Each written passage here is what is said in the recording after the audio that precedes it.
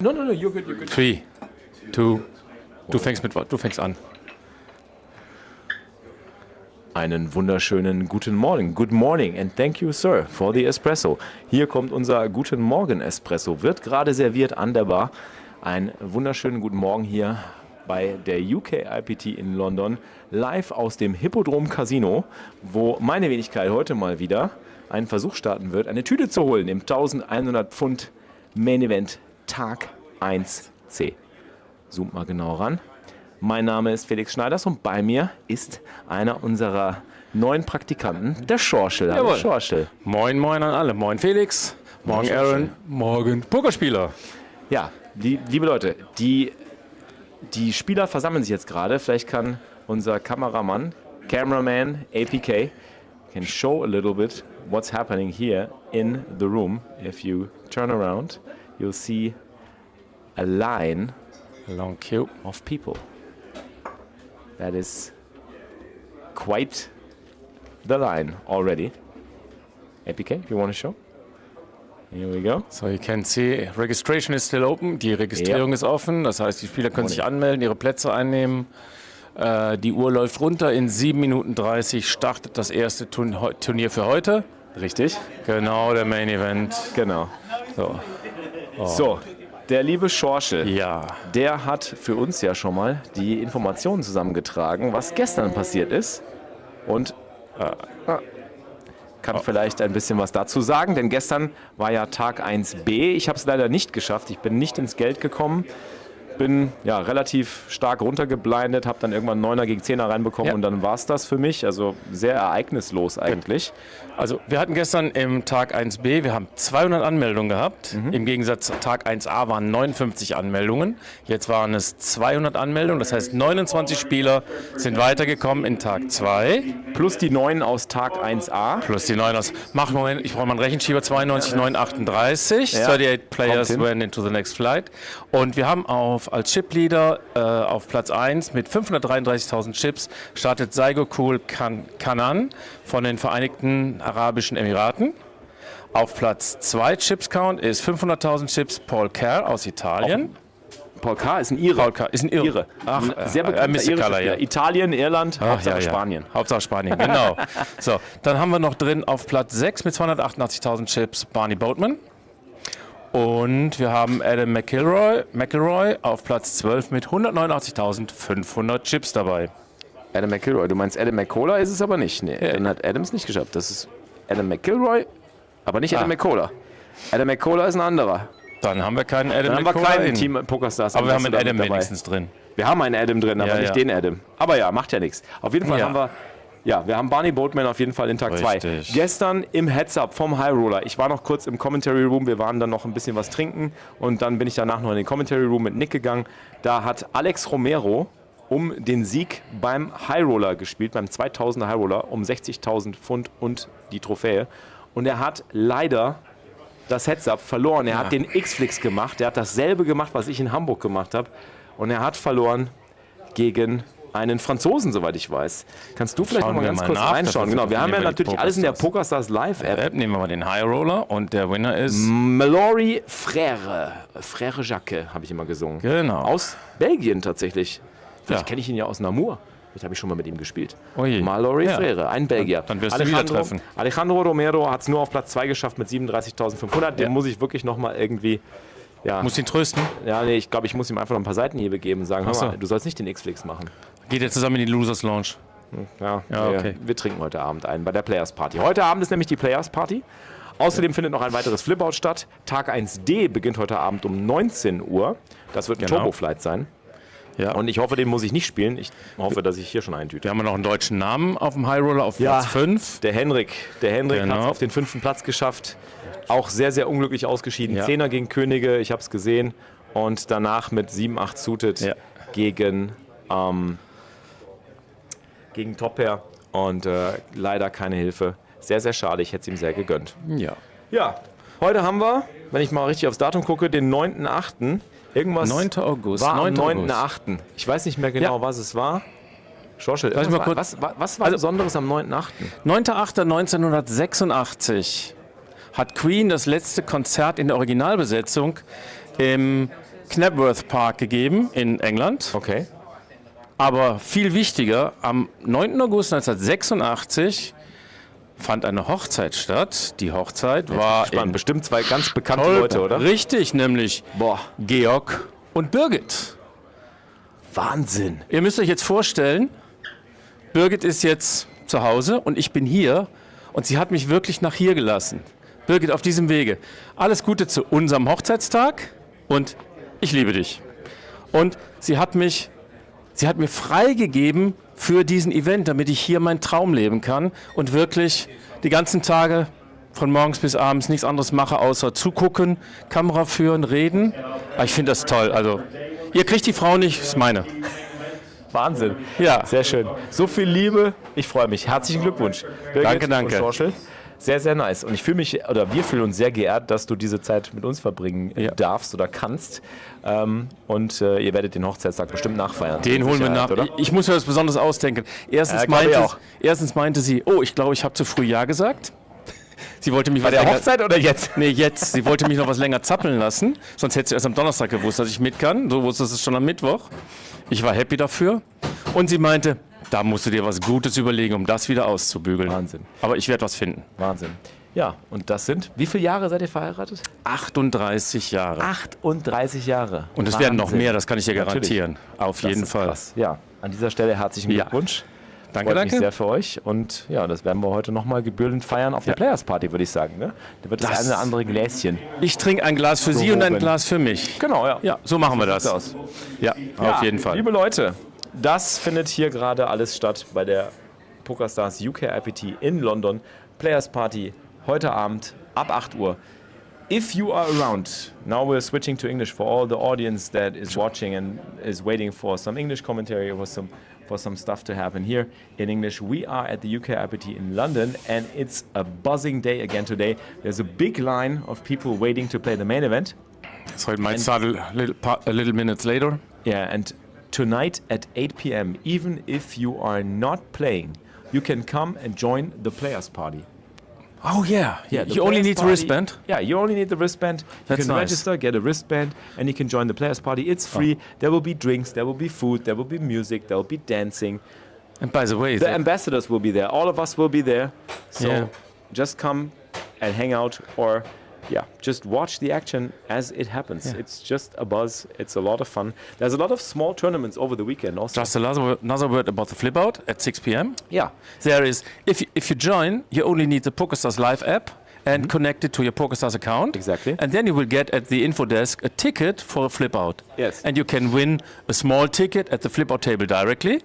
And you can win at the end, at the final flip out table, you can win a very big package. So it will be fun. Big tournament package. A big tournament package for sure. So join here at 6. Register before 6 p.m. Go to the level where it's announced at 6 p.m. and play the flip out. Lots of stuff happening. So come over. There's plenty of time. This is the weekend only starting Friday, Saturday, Sunday. We're going to be here. We're going to be streaming. We're going to be hanging out. Come and say hi. It's going to be fun. So. Okay. Und wir begeben uns jetzt mal so langsam zum Tisch. 10 seconds left. Ich nehme jetzt erstmal den Espresso. Ich gebe jetzt erstmal unserem Kameramann seinen Espresso. Den hat er sich verdient. Hier, you earned it. Espresso for I pick up your APK bottle and then it's and fine. Espresso for myself. And I'm gonna... Cheers. Cheers. Cheers. No, it's your bottle. Cheers. Let's go. Ja, wir gehen rein ins Main Event, Leute. Mein Tisch, da sitzen 2 Leute. 3 Leute? 3 Leute. Ich komme dazu. Ja, Karten werden vorbereitet. Wir werden euch im Laufe des Turniers updaten, wer an interessanten Leuten teilnimmt. Im Moment sehe ich Neil Farrell. Okay, dann schnappe ich mir jetzt hier meine Wasserflasche und dann geht's rein in den Grind. Also, okay, let's go. Das Mikro an dich. Handkeulen. So, da ist der Robby, hier bin ich. Robby hat sich jetzt einfach mal ins Bild mit reingeschlichen, weil er Lust hatte. Aber gleich kommt noch IPK mit dazu. Wir sind hier live im Hippodrome und berichten von der UKIPT 2024. So ist es. Natürlich, die Stadt ist, klar, ist London. Ja. Und wir sind hier unten im Live-Raum. Ich glaube, es war London, ne? In, wie heißt es nochmal? Jimmy's Room haben wir. Nee, wir sind hier in Jimmy's Room, aber unten. Lolas Casino. Lola rennt, kennt ihr doch. Lolas Casino. Da unten ist der Pokerfloor, genau, wo die Turniere hier stattfinden. Wie geht's euch, Leute? Habt ihr Bock auf einen schönen Turniertag mit Felix zusammen am Tisch? Wir starten direkt in die Action. Heute gibt es den Fokus nur auf Poker-Action. Let's go. Ich weiß jetzt nicht, wir müssen... Hey, how you doing, man? I didn't even see you there. Long time it's been. Almost a year. Felix gerade noch mal ein bisschen lauter unterwegs hier in der ganzen Geschichte. Aber das stellen wir natürlich erstmal ein bisschen runter. Ja, Blinds starten wir 100 mit einer 100er Big Blind Ante. Das heißt, alle Blinds sind gleich. Und wir starten mit 300 Big Blinds. Robbe, hast du Bock? Ich habe auf jeden Fall Bock. Ich gucke gerade mal noch, ob unser Community-Member Henrik vielleicht ein Ticket sogar geholt hat. Der hat nämlich gestern Abend noch das Satellite gespielt. Ich versuche es hier gerade mal zu finden in der PokerStars Live-App. So wie ich das aber sehe, hat das, glaube ich, nicht geklappt. Aber der wird das Main-Event bestimmt auch so mitnehmen. Ja, in 10 Sekunden geht's los. Könnten längere 10 Sekunden werden, weil die Uhr gerade noch gestoppt ist. Und dann gibt's gleich... wir schalten mal ganz kurz hier das Layout weg, sonst sieht das ein bisschen Mist aus. Dann gibt's gleich... Wir sind 55 Spieler, ich habe gar nicht so schlecht geschätzt. Auf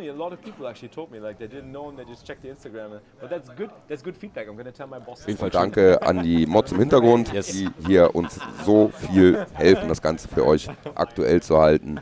Das Overlay, zack, zack, zack. Und jetzt können wir es auch wieder einblenden und auch uns wieder einblenden. Der Robbe kann noch ein Stück zu mir an die Seite kommen hier. Da kommt der Schorschel APK an der Kamera. So war es nämlich nicht. APK löst mich ab, ja. Und Robbe übergibt an Schorschel. Yes. Ich wollte auch noch mal kurz ein Hallo sagen and a warm welcome to the English-speaking audience too. Have fun today. We hope you join us now or you join us later. Share the link with your friends and family. See you later, guys.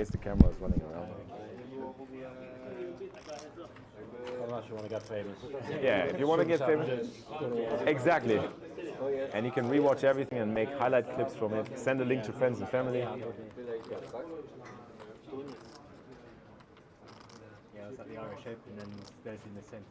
Yes. Attention players in the UKIPT main event. Our first blind level in today's flight is going to be small blind 100, big blind and anti 100. The button has been drawn to seat number 2. We'd like to wish all players the very best of success. Dealers, if you have 3 players or more, begin the deal, please. Have fun, everybody. Thank you. Los geht's. Here comes the music. Ja, Robbe hat sich ganz schnell verändert vom Aussehen her und ist zum Schorschel mutiert. Ja, gerade noch auf dem Shopfloor. Es ist wie so ein Pokémon, das sich weiterentwickelt. Von Glumanda zu Glurak. Okay. Was waren die Eigenschaften von Glurak? Ja, der war einfach größer. Der war einfach größer. Okay. Ich habe auch mehr Masse entgegenzusetzen, das kann ich euch sagen. Also ich lasse mich nicht so einfach umrennen, ne? Ja. So, gerade noch am Shopfloor, jetzt hier oben. Und direkt geht's los mit dem 400er Open Race aus dem Small Blind. Jawohl. Mit dem Open Race aus dem Small Blind war also Blind Battle und der Small Blind nimmt den Pot auf dem Flop mit. Direkt zur Action. Ja, wie geht's euch? Habt ihr Zeit mitgebracht? Was denkt ihr, wie viele Chips Felix heute einbackt für Tag 2? Was ist so euer Tipp dafür? Also wir haben ja gehört, 533.000 waren das Maximum aus Flight 1B. Ja, und in welchem Level haben sie gestoppt? Oh, in welchem Level? Du stellst Fragen. Ja, ne? Das ist genial. Advanced Questionnaire. Nope. You win. Cash out.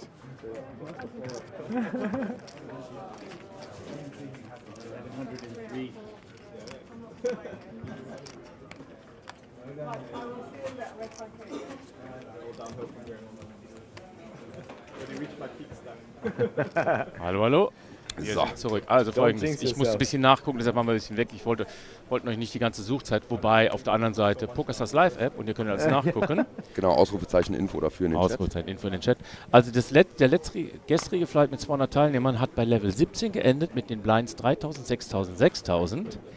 Aber dadurch, dass der Flight 1A am Sonntag oder am Sonntag in Level 14 gestoppt hat, fangen Sie im Tag 2 mit dem kleinsten Level aus allen Tag 1 an. Das heißt, Sie starten mit Level 1500, 3000, 3000. Das heißt, die Leute aus dem Flight 1b, die lachen sich einen ab mit 500.000 Chips bei Blinds von 3000. Ja, und das Krasse an der ganzen Geschichte ist ja, dass du quasi, wenn du jetzt einen Startstack in Tag 2 rettest, hast du immer noch 10 Big Blinds. Richtig, also das ist Wahnsinn. Also eigentlich, wer nicht nach hier kommt, um das zu spielen, sofern er die Bankroll hat, wir wollen hier keinen ermuntern, Geld aus dem Fenster zu verfeuern. Also, wenn du die Bankroll hast und Spaß hast, mal so ein Turnier zu spielen und gerade um die Ecke bist, du kannst heute noch, lass mich mal nachschauen, 10 Level in Tag 1c einsteigen, also Re-Enter-Phase ist bis zum Level 10, 40 Minuten Level. Ich glaube, oben steht sogar die Uhrzeit dafür.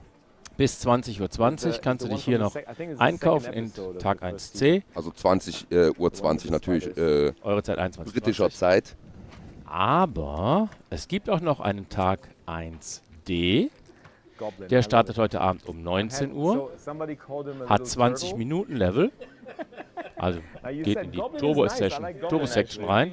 Da kannst du dich noch bis fast 11 Uhr, also 12 Uhr Standard European Time und 11 Uhr Greenwich Time, kannst du dich noch einkaufen. Und wenn du Spaß dran hast, die Bankroll hast und es noch schaffst, nach hier zu kommen, ich würde es tun. Und by the way, ich muss jetzt noch einmal ganz kurz hier auf die Combox umschalten.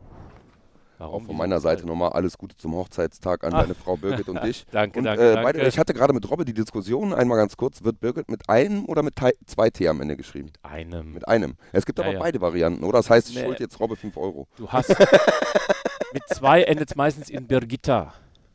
Ja, also alles Gute zum Hochzeitstag. Ja, danke, und danke. Ganz viel weiteres Glück in eurem zukünftigen weiteren Zusammenleben. Bei so einer Frau, das kann doch nur gut weitergehen. Alle mal Glückwunsch und Ehre in den Chat für die beiden. Die sind schon so lange ein Traumpärchen. 38 Jahre. Da können und es werden noch mehr. Da gucken andere neidisch drauf zurück, glaub mal. Ja, wunderbar. Kalbes, heute ist nicht der letzte Tag 1. Heute Abend kommt nochmal ein Tag 1D. Aber am heutigen Tage finden die letzten Tage 1 statt. Da hast du völlig recht. Ganz genau, morgen dann Tag 2. Ja. Genau. Morgen 14 Uhr oder 12 Uhr war es. Ich schau mal nach.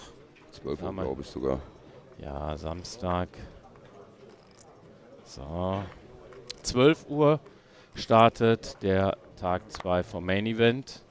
Wir werden den natürlich streamen, weil Felix wird natürlich baggen today. Ja, klar. Der wird sich eine Düde holen. Felix nimmt auch eine Hand mit.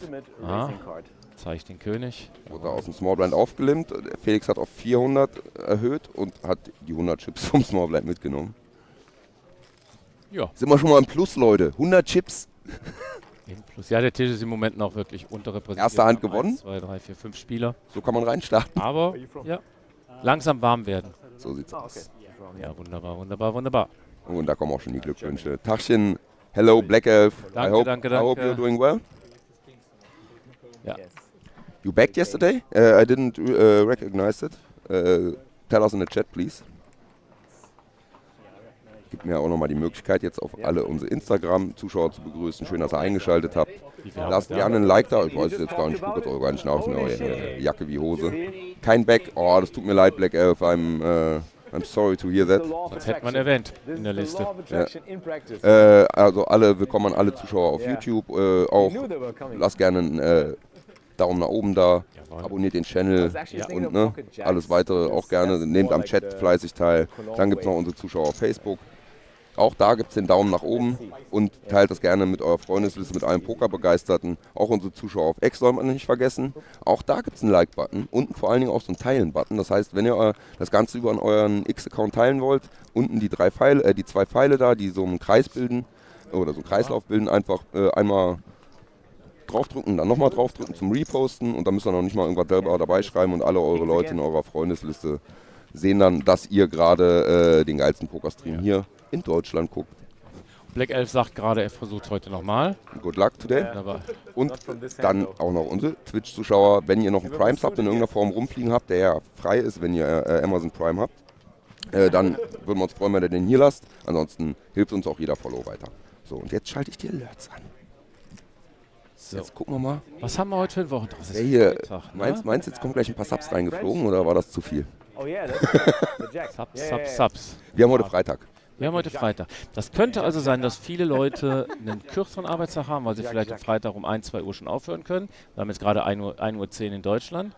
Das heißt, Leute, wenn ihr jetzt entweder guckt ihr nebenbei auf dem Handy an der Arbeit mit einem verstohlenen Knöpfchen im Ohr, damit der Chef nicht alles mitkriegt. Ja, so dann habt ihr Podcast-Style. Ja, aber sobald ihr nach Hause kommt, ich wette, ihr macht direkt den Stream an, entweder auf dem Fernseher im Wohnzimmer oder, Ja, im oder auf dem Arbeitszimmer. Handy beim Kochen.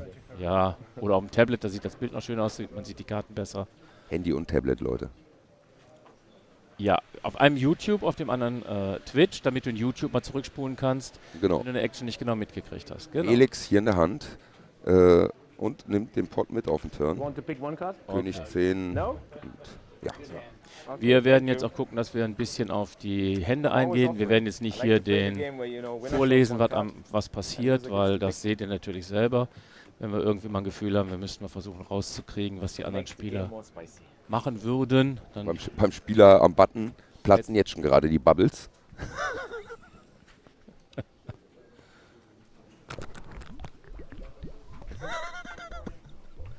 also ich kann euch eins sagen, ihr merkt immer, ob das Bild da ist oder nicht. Wenn McFly in der Booth ist, werden die Knöpfe fleißig genutzt. Open Race vom Button in Felix Big Blind. Ja, hast du recht. Und liegt aber auch daran, irgendwie kennt er die Buttons schon alle in- und auswendig. Ich glaube, der träumt nachts von den Buttons. Wir, die Neuen, ja, wir sind noch nicht ganz so firm. Und Wir wissen, dass es sie gibt, aber Felix mit der 3-Bet auf 1,5 und zeigt Kings, Jacks, Kings. wow. Wieder 400 Chips mitgenommen. Hätten gern mehr sein können mit den Kings, aber gerade die großen Paare in der Anfangsphase sind immer ein bisschen tricky, Ja. weil man die Leute ein bisschen schlechter aus den, es sind halt so viele Big Blinds Es unterwegs. ist zu deep und die Leute spielen, aber die Leute spielen nicht deep. Sonst würde man ein paar mehr Chips generieren können. Hier können wir jetzt mal üben. Also er hat Kings gezeigt. Spamt doch mal ein paar Kings-Emotes. Ja, wir haben das Aber Emote Kings? der Kings, ja klar. Natürlich. Spamt doch einfach mal ein Wir haben paar sogar Mal. Kroko Kings. Hey, ich will die Koko-Krings sehen. Koko Kings. Kings. Mein Gott, der wenn ich zu schnell Günther spreche. Krings, der Politiker. Er krokot durch die Gegend. Und He got the kriegste sich nicht mehr ein. He got the Coconuts. Okay, so. Jetzt versuche ich wieder ernsthaft. Wir gucken uns hier ein Board an ohne Felix. Und zwar sind involviert 3 Spieler, wenn ich es richtig erkannt habe. Ja, 3 Spieler in der Hand. Einmal der Ein Cut-Off, Paired der Hijack und der Button. Button verabschiedet sich, nachdem der Cut-Off da anspielt. Und der nimmt den Pot mit auf dem Zahlenboard. Wobei, warum? Also die Spieler sind mit dem Flop. Der Flop ist eigentlich sehr nichtssagend. Ja, aber man muss ja jetzt nicht halt direkt am Anfang voll aufs Gaspedal drücken, sondern erstmal gucken, dass man den Flow aufgreift. Und ich kann das durchaus nachvollziehen, wenn man da jetzt nicht direkt mit Overcards dann auf dem Multiway-Pot dann nochmal einen Turn peelt. Ja, wie war die Bet? Ja, 600 war ein Drittel Pot-Size. ja, okay. 600 dritte Pots. Open Race, Aber so ein Spieler direktes OTP. Give-Up. Okay. Felix schmeißt weg am Button. Sind gerade zu 5 am Tisch. Da gibt es eine 3-Bet vom Big Blind auf 1300. Ich weiß nicht, wie hoch die Bet war vom Gegner. Wahrscheinlich 300. Ach so, ja, der Small Blind ist, der vorne ist noch nicht drin. So. Gibt den Call. Wir sind in den ersten größeren Pot. Der hat sich auch gedacht, das geht mir hier zu langsam. Ich muss was schneller aufbauen oder re-entern. Erneut Zahlen 6, 2, 3. Zweimal Pick, einmal Karo. Ja. Und unser Freund auf Seat Nummer 1 Ich Conti-Bette das doch gerne. behält die Action in der Hand. Es könnte sein, dass wir das erste Mal einen Overcard-Peel sehen. Der da einfach mal floatet. Wieder floaten, Heini. Nein. Der Spieler auf Seat 1 ist übrigens Ja, das ein ist ein Race. Engländer. Habao Chung Lee. 3500. Auf Seat Nummer 3 haben wir Noah Novik, ein Amerikaner. Da platzen die Bubbles schon fleißig. Short hint at our camera guy, maybe another angle at the next time to not show the phone. But it's difficult for us. I know this. Turn bringt die 9. Wenn du jetzt hier trotzdem noch einen Overpair hältst, Ist das eigentlich eine gute Karte? Beide Spieler checken. Action Freeze dann damit ein bisschen ein. Und 10 auf dem River. Immer noch kein Bild zu sehen hier auf dem Board.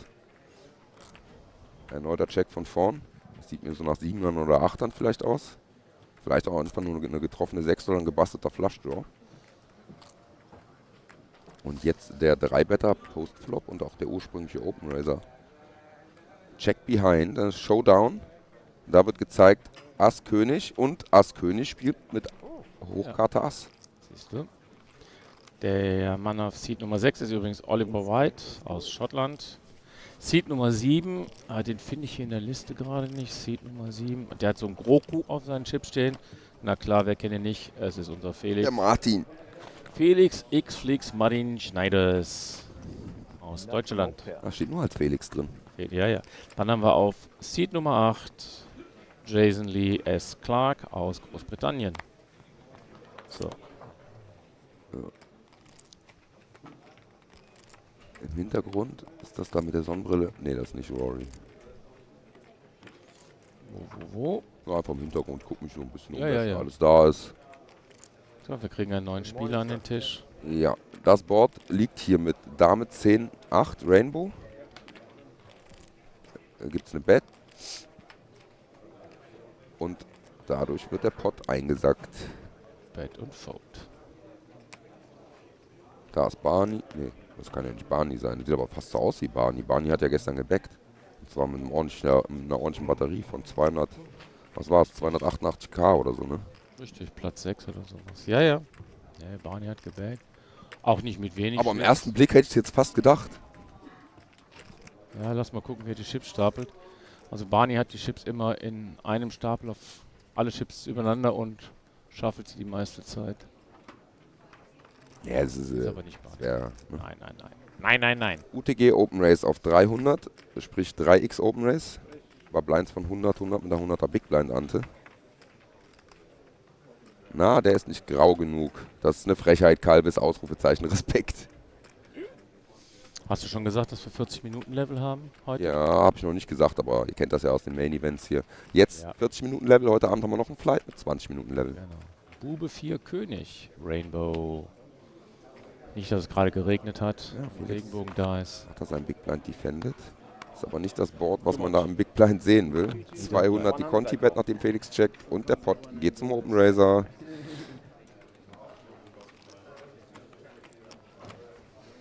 Karten schnell waschen, schönes Bild da. Die Dealer, die immer einen Top-Job machen, guckt euch mal jetzt an, wie schnell der Mann die Karten mischt und wie schnell er die auch gleich austeilt. Heute rein? Könnt ihr mal mitzählen, wenn er anfängt, die Karten auszuteilen, wie viele Sekunden er gleich braucht. 2, 3, 4. Da ist der Eve, der gestern leider nicht baggen konnte. Den hat es auf Platz 74 oder so oder 75 rausgehauen aus dem Turnier. Im Hintergrund sehen wir auch noch einen Robbe, der gerade noch kurz in der Kommentatorenkabine spontan Platz genommen hat. Auf Seed Nummer 4 hat uns beehrt Jack Allen McDermott aus Großbritannien. Er hat nicht genug vom George Clooney-Look. Das ist cool formuliert. Das ist sehr nett formuliert, Kalbes. Vom Görge Clooney Look. Okay.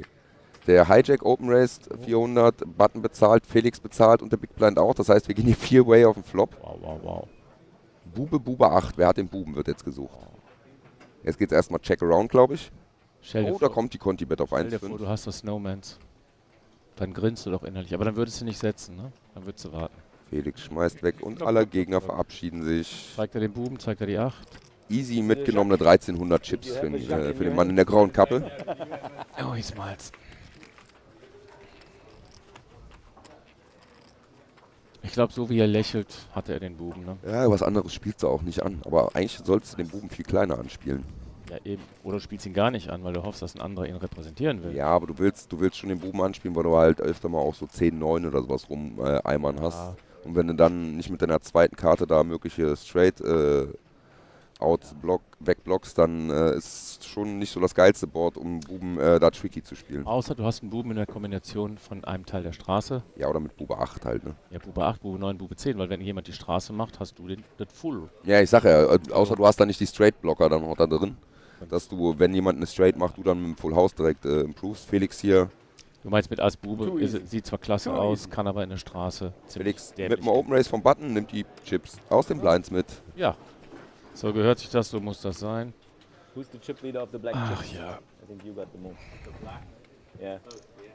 So, übrigens, danke, dass du ein paar Chips in die Boost mitgebracht hast. Ja, ne, kann man nochmal ein bisschen rumspielen. Ja, dann kann man so ein bisschen schaffen, weil es ist doch langweilig, den ganzen Tag einfach nur rumzusitzen. Ja. Und bezüglich Chips, da gibt es, glaube ich, einen kleinen Hinweis. Da haben wir unsere Partner. Fangen wir oben bei Raise Your Edge an, wenn ihr irgendwas in Richtung Poker Knowledge erweitern wollt. Die Kurse von ihm sind einfach nur klasse. Ausrufezeichen Pokerbeast und RY, Ausrufezeichen RYE für die Discount. Wir haben natürlich auch einen deutschen Kurs mit Felix, heißt Pokerbeast und Ben zusammen. Genau. Kannst du nochmal einblenden bitte, dann gehen wir auf die Position Nummer 2 ein. Power Poker hilft uns, unterstützt uns ein bisschen mit. Und so wie ich es gestern übrigens versprochen habe. Es gibt Chips, Chips, Chips. Genau, so wie ich es gestern versprochen habe, gibt es auch heute eine Cap, die wir verlosen werden. Mit einem Power Poker Patch drauf, so eine schwarzen Mesh Cap. Oh, das ist natürlich meine, aber das ist die andere. Hier ist noch, das ist nicht dabei. Ja, da weiß ich jetzt nicht. Aber das ist die Cap, die es zu verlosen gibt. Nur halt, ich habe sie jetzt nochmal nebenan liegen. Moin, Virgin. Rubber Patch drauf, schwarze Cap. Einer von euch wird die heute schnappen. Okay. Genauso. Okay. Bleibt natürlich dran und sagt allen Leuten Bescheid. Es gibt heute auch noch 2,5% vom Bobby zu verlosen. Weil er hat sich gestern nämlich das Main Event Package für Barcelona geschnappt, Leute. Ja, wir müssen aber, damit wir die Werbepartner nicht nachteilig machen, gibst du mir nochmal bitte die Werbeleiste. Partnerleiste, bitte. Ja, ausnahmsweise. Schau mal da, unten ist much better, also wenn du dich irgendwo einkaufen willst, wenn du Geld mit dir tragen willst, ohne es in bar mitzunehmen. Hol dir much better, damit kannst du kontaktlos bezahlen. Ganz genau. Und Felix zeigt hier die. Ah, okay. Und nimmt den nächsten Pot mit. War in der Werbepartnerleiste noch jemand, dieses Grind on Tour, war das auch in der Leiste, oder? Ne, siehst du ja so. Das ist auf dem Hemd des Dealers. Aber wenn ihr Grind on Tour unterstützen wollt, Ausrufezeichen. Ausrufezeichen. Sub, Ausrufezeichen Prime, Ausrufezeichen Merch auch. Gönnt euch einfach unsere Produkte und die Produkte von unseren Partnern. Oder lasst gerne einen Sub und ein Like und ein Abo da und was weiß ich was noch, ein Follow auch. Ja. Also alles, was hier reinkommt an Subs, an Sponsoring und sonst was, das geht nicht in Felix seine private Tasche als Gewinn oder sowas. Das reinvestiert Felix in das Equipment, in die Ausrüstung und ins Team. Und ins Team. Ich darf das erste Mal mitmachen und diesmal gab es einen neuen Gimbal zum Testen. Ich habe noch nie mit dem Gimbal gearbeitet. Ich durfte den alten bedienen und habe danach den neuen bedienen dürfen. Ach ja, Felix braucht noch ein paar Euro, damit er auch den zweiten erneuern kann. Kann man die alten Gimbal als Spares nehmen und läuft mit 2 Super Gimbals darüber. Oder wir machen mal so eine richtige Action. Wir klemmen Gimbal an Gimbal und machen da rein ein Telefon, um dann zu gucken, wie so ein Doppelgimbal arbeiten würde. Taschen übrigens an Virgin und an Dewe. Ich hoffe, euch geht's gut und ihr habt Spaß hier. Ich finde, dass er die Emotes ausblendet, Dewe. Das ist natürlich nice. Ja, Emotes. So. Wir hatten wieder... Ups! Ha. Entschuldigung, das stimmte gar nicht. Was hast du gemacht? Bist du mit dem Knöchel dran gekommen? Ich war mit Effekte und irgendwo dran und war zu nah dran, ja. Jetzt war das denn? Natürlich war es noch kein GG. Oder verlieren wir jetzt einen Spieler wegen dem Flush? Nein, du wirst es nicht jinxen. Es sieht auch nicht so aus, also so viele Chips. Oh, warte mal ganz kurz. Ganz kurz, ganz lang. Ja. What happens? Kriegst du eine Regie? Ja, wir müssen mal ganz kurz den Ton fixen hier. Ah.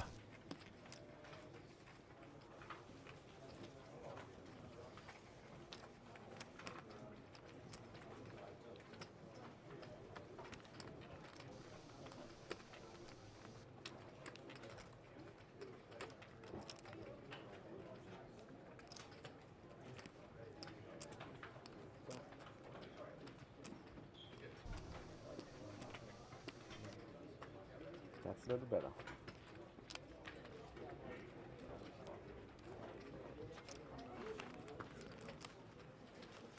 I'm thinking about raising. No? No? Think about it, why he's value better. Okay. No, he's calling for getting a read. Yeah.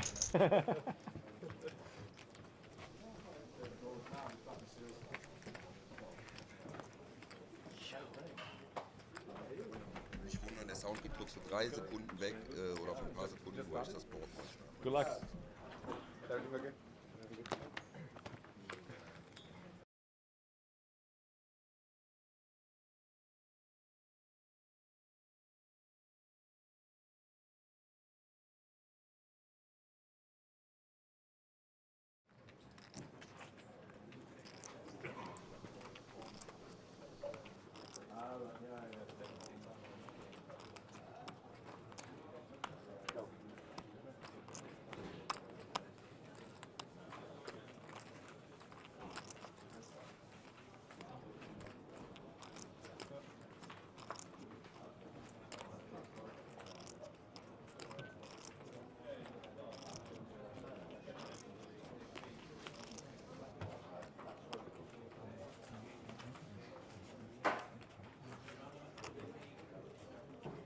WPT used to hold that 10,000 in Berlin, right? WPT? They used to have like a 10,000 buy-in in Berlin. Yeah? Must have been a long time ago. Yeah, it was like about 5 years ago, maybe more. Yeah, there hasn't been a big tournament going on in Berlin for a long That's time. a good casino, Yeah. though. It is, and they're actually looking at doing it again. But some things are not working out at the moment, so it has to take some time. The last PokerStars event was in Hamburg only.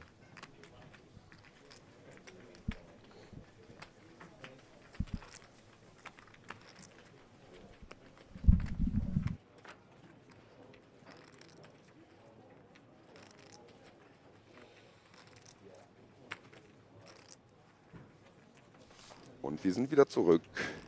Achso, wir waren die ganze Zeit zu sehen. Ja. Nein, wir waren nicht zu sehen. Ach, du hast uns zurückgedrückt. Nee, du hast schon rausgedrückt. Gestern nur 5. Platz im Bounty-Turnier gemacht, Batman. Super, super, super. Das ist schön. Glückwunsch, Batman. Wie viel Bounties kassiert? In Namur war das, ne? Ja, in Namur. Tag, Leute. Tag, no risk, no fun. Das ist sein Motto. Ja, aber eigentlich ist das no risk, no fun, ne? It's no risk, no fun. Nofun. No risk, no fun. 125 Ocken Bounties, nice. Was war der Buy-in? Ja. 20, 30, 40? Nein, wahrscheinlich nicht. 100, 110? Ja, wenn das so 110 oder irgendwie so hat. Ja, ist doch geil. Korupski grüßt mich und einen schönen Tag noch. Wir grüßen dich, Korupski. Schön, dass du uns hoffentlich auch grüßt innerlich. Ja, grüßt die. 335 Preis, 160 Buy-in. Ja, wunderbar, dann war das doch ein netter Abend. Sehr schön, sehr schön. Ist doch vernünftig gelaufen. Wir gucken uns den Flop an mit Felix. Ass 2 Ass oder Ass Ass 2. Felix hat dann Big Blind defended und der UTG Open Raiser, der ursprüngliche, der Pre-Flop Open Raiser, nimmt den Pot mit der Conti Bet. Yeah, I think Paris is gonna be a regular venue now for next year as well. Everybody was very happy this year. Planned by the year before, it was a bit massive, big crowds, and Yeah.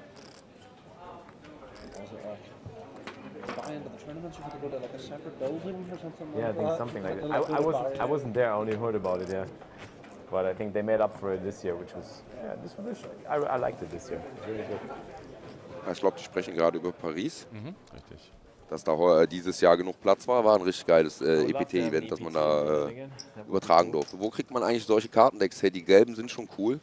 Das sind Spezialanfertigungen einfach für PokerStars von Fournier, die das Ganze nur für PokerStars auch produzieren. Ja. Diese Karten.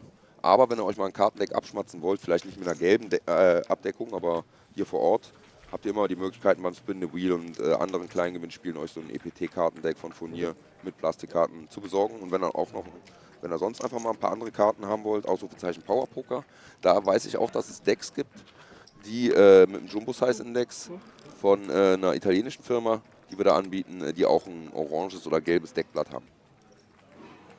Jawohl. Also, Mahlzeit Deutscher. Mahlzeit. Mit Ausrufezeichen Power Poker gibt es natürlich auch noch 5% Rabatt da drauf. If there are any English-speaking people listening to us, watching the stream, if you have any questions, please shout them out. We will answer them in English as well. Und Felix mit der 3-Bet, nachdem da 400 geopen-raced wurde. And also, you will have later on more English commentary in the booth. So Aaron will take over in level 3. come into the booth and then talk to you in his native language. War wohl 1-4 die 3-Bet von Felix. Und der Gegner bezahlt. Felix in Position, guckt sich den Flop an vom Bube 4-8, zweimal Pick. Die 4 in Karo. Jawohl, jawohl, jawohl. Wird zu Felix gecheckt, der setzt klein an auf 900. Der Gegner bezahlt schnell. Turn kommt die Dame in Karo. Jetzt liegen da 2 Flush-Draws und schon eine halbe Straße. Und der Gegner hat ja auch genug Zeit zum Überlegen, dass das schnell ist, relativ schnell, weil er kann ja die Überlegungszeit von Felix mitnutzen, wenn er nicht nur versucht, Read aufzunehmen. Oder Tells mitzubekommen. So.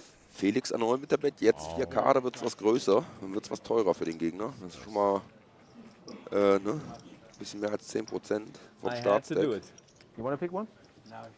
Still no? You wanna pick one I now? know exactly where I am. I was good on the flop and pre-flop, and I was bad on the turn.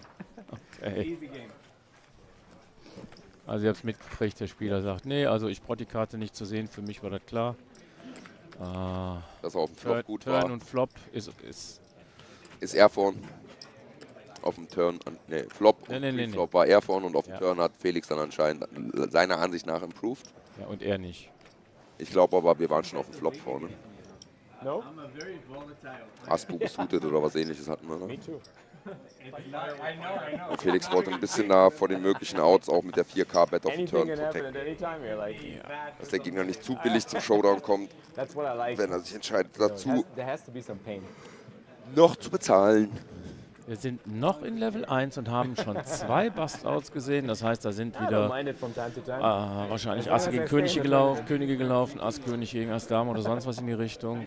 Wobei Das kann eigentlich sein. seltener sein sollte, aber 2 Spieler raus im ersten Level, ja, das ist Pokern. Shit happens. Jo, Der verdoppelt was hat. happens? Und der verdoppelt hat, der freut sich ein bisschen. Ja, das sind wahrscheinlich irgendwelche Setups gewesen.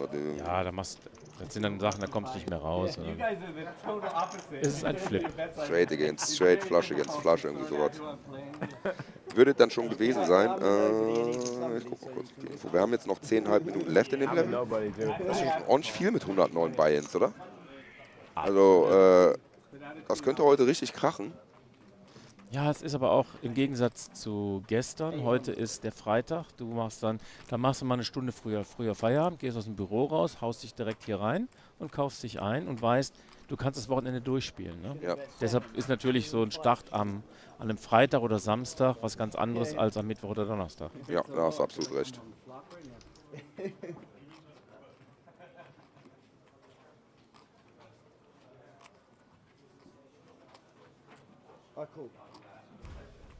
So, wir probieren jetzt mal die Action statt. Ich sitze auf dem Klo, ich gehe aufs Klo. Oh je, McFly haut mich gerade aus der Ferne. Der geht mal gerade gucken, ob er irgendwo seinen Bio-Break komplettieren kann. So, es passiert ja nicht viel. Wir sehen, der Dealer mischt die Karten. Auch das geht nach vorgegebener Prozedur. Das heißt, er kann sich nicht einfach überlegen, was will ich machen. Die kriegen die Anweisung, welche Schritte sie beim Mischen zu nehmen haben. So. Der Dealer teilt die Karten aus. Ich glaube, ich erzähle jetzt nicht, dass jeder Spieler 2 Karten bekommt. Die sogenannten Hole Cards. Nein, erzähle ich jetzt nicht, ich bin jetzt still. Also, so tief gehen wir nicht ins Detail, außer ihr habt eine Frage. Spraggy ist in Day 1B gebastelt. Der ist also auch nicht drin. Ich weiß auch nicht, ob er vielleicht heute nochmal startet.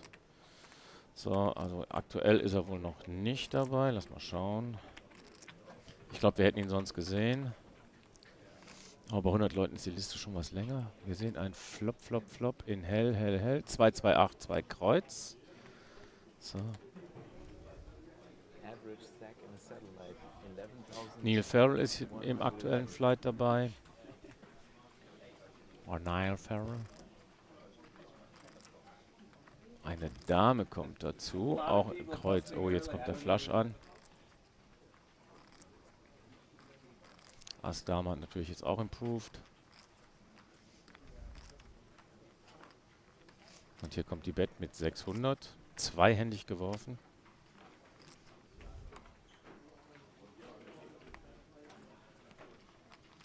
Und wir sehen ein River mit Herz König. Das heißt, das Rennen geht weiter. Es geht Check, Check.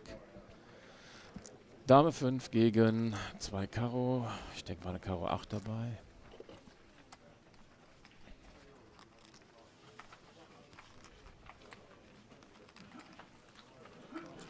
Wen haben wir denn noch?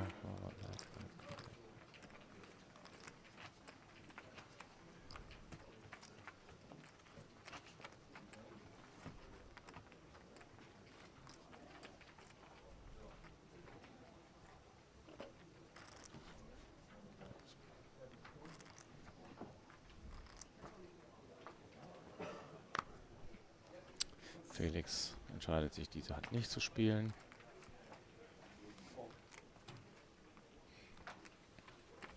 Also Spraggy ist noch nicht im Flight. Ich weiß auch nicht, ob er ihn spielen will. Vielleicht ist ihm noch zu früh. Wie gesagt, Late Registration ist bis heute Abend um 20 nach 8 Lokalzeit, also 20 nach 9 in Deutschland. Also von daher hat er noch genügend Zeit reinzukommen. Wir haben mittlerweile 111 Leute am Start. 3 Busts haben wir mittlerweile. Entweder sind es Re-Enter, die dazugekommen sind, dass die 3 Leute wieder reingekommen sind. Oder es sind neue Leute. Auf jeden Fall für 30 Minuten Startzeit, 35 Minuten, 111 Leute ist schon echt gut.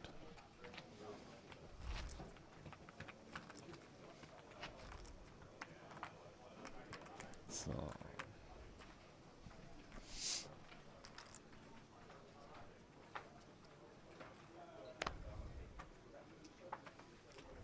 Gucken wir nach, ob noch ein neuer Name dazugekommen ist an Tisch 7. Jack Allen McDermott auf 4. Gattis Leisans auf Seat Nummer 5. Jawohl, da ist er. Family Pot. In der Hand. Family Pot.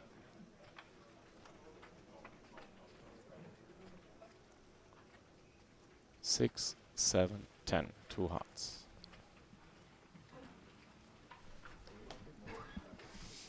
Da kommt die Bet 400. Fold, Fold. Small Blind. Big. That's yours. Okay, Felix auch nicht dabei. You got it. Und unser Freund aus Amerika, der vorhin ein paar Chips abgegeben hat zu Felix, holt sich wieder ein bisschen was zurück.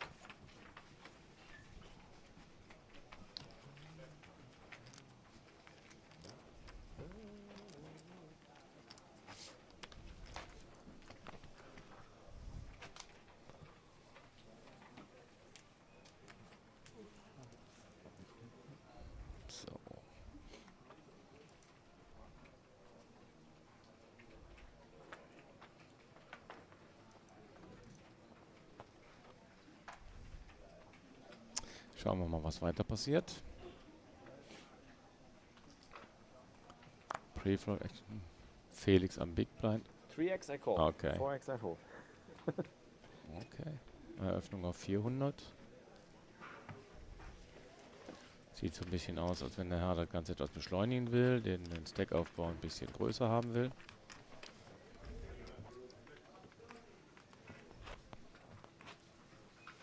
Brinkmaster, hallo, hallo, hallo. Einen wunderschönen guten Tag. Und wieder einer, der weiß, dass wir Emojis auf dem Channel haben. Leute, wenn ihr Emojis mögt, spammt doch einfach mal ein paar Emojis rein. Von mir aus ein Tag, Leute. Von mir aus Krokus, irgendwas. Macht Bewegung im Chat. Lasst uns ein Follow da, wenn ihr noch nicht habt. Lasst uns einen Prime-Sub da, wenn ihr habt. Und wenn ihr ganz viel Bock habt, lasst uns einen Sub da, Sub-Stufe 1, Sub-Stufe 2 oder Stufe 3.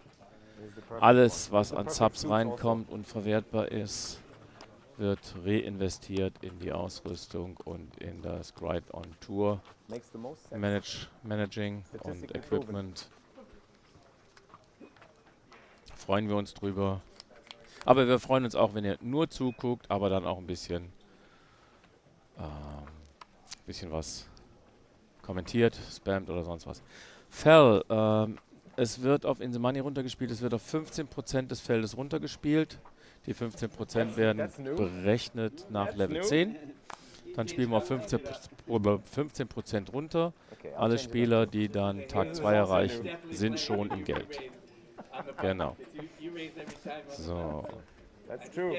Ich muss noch mal kurz. I have to do it on the button, Unterliegen. right? Is what the book says. Hey, I got a lot of folds for Lynn, That's true. so you should keep that in mind. That I is checked to that the, is actually true. to the reason. I wasn't expecting just one fall. Wunderbar, wunderbar. Interne Frage geklärt. Genau, wunderbar. Ich bin auch wieder zurück. Habe jetzt noch die Möglichkeit, die Hand von Felix hier mit zu kommentieren, der gerade 1300 vom Oh, here we go. Button spielt, bekommt Race auf 3,5. Und er sagt, oh, here we go. Das kam sehr schnell. Wie war der Tonfall? Wo ist die Maus? Hier, Sorry. aus die Maus. Sehr leise. Sind wir oh, ich habe das Nicht wir, nicht wir. Der Tischsound. Okay, da kommt der Call. Wir bezahlen, was schon Stärke bei uns sagt. Okay, maybe we could zoom from another angle. Knüppel, da ist er wieder. Moin, moin, Sieht moin. mir aus, als würde da nur eine Straße zur Karte fehlen, eine 7 oder sowas. Wo sind die Aale? So. Gibt erneut eine Bet vom Gegner und jetzt muss Felix überlegen. Da gerade noch Pi mal Daumen ungefähr Starting-Stack vor sich stehen. There is the house of rising sun. Okay, ich höre wieder auf zu singen. Dann fliege ich hier raus.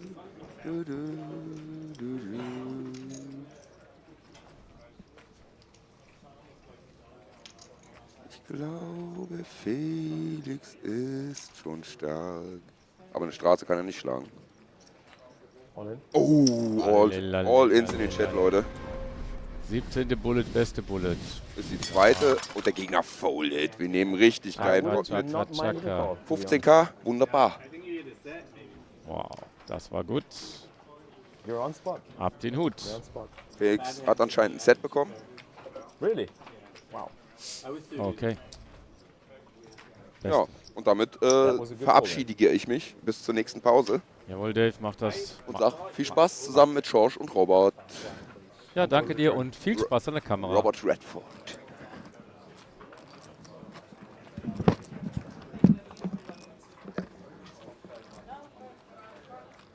Board was getting a little bit too scary. So, ich kommentiere. Ich bleibe weiter in der Kommentatorenbox. Der. As it turns out, I didn't have it straight. Das ist jetzt das erste Mal, dass ich mit Rob That's what I was hoping zusammen. for. Aber das machen wir gleich. Would have been Warte, sad warte. if you had it straight. Du bist der da. I had to have 7-9. It's not, Yes. 7-9 of hearts. Okay. It's possible. not like this.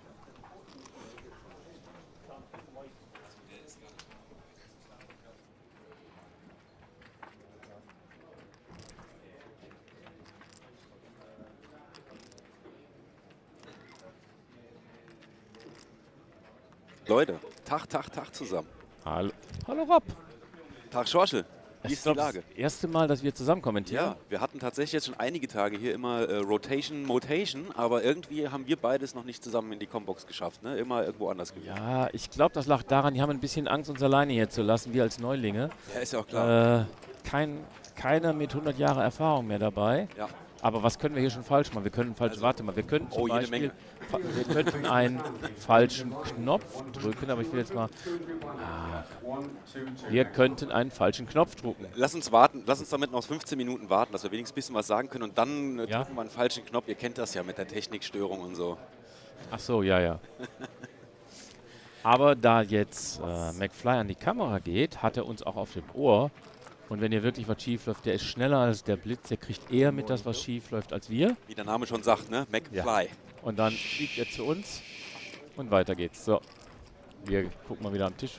Wir sind mittlerweile auf 7 Leute angewachsen. 2, 4, 6, 7, jawohl. Genau, Blinds sind immer noch bei 100, Big Blind Ante auch 100, immer Nee, noch das ist Level falsch, 1. das kann ja gar nicht Nee, sein. stimmt, jetzt müsste eigentlich gerade das Level gewechselt haben, richtig. Weil Level warum kann 2. es nicht sein? Weil du zu mir gekommen Richtig, Level bist. 2, Ja, also ja. 100, 200 und 200 Big Blind Das ist Ante. der Robbe und der Schorschel.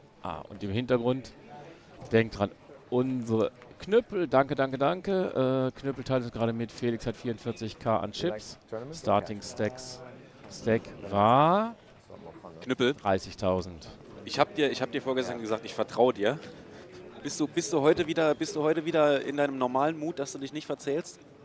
Hat Knüppel, nein, das kann nicht Er sein. hat sich tatsächlich vorgestern um Nein. 5000 Chips verzählt. Ich konnte es nicht glauben. Nein, der hat sich nicht verzählt, der hat getestet, ob du aufpasst. Ja. Das kann natürlich sein, ja. Oder die KI hatte einen kleinen Umweg genommen. KI ist die Knüppelintelligenz. Ah. Jawohl, er sitzt jetzt näher am Pult und kann die Knöpfe drücken. Wunderbar. Knöpfe drücken macht Bock. Ja. Push the buttons. Das ist, glaube ich, der richtige Grund. Er hat sich nicht verzählt, er hat sich nur verschrieben. Und das glaube ich auch, weil Knüppel hat, also Immer wenn jeder behaupten, ne? immer wenn ich die Streams gucke, ne?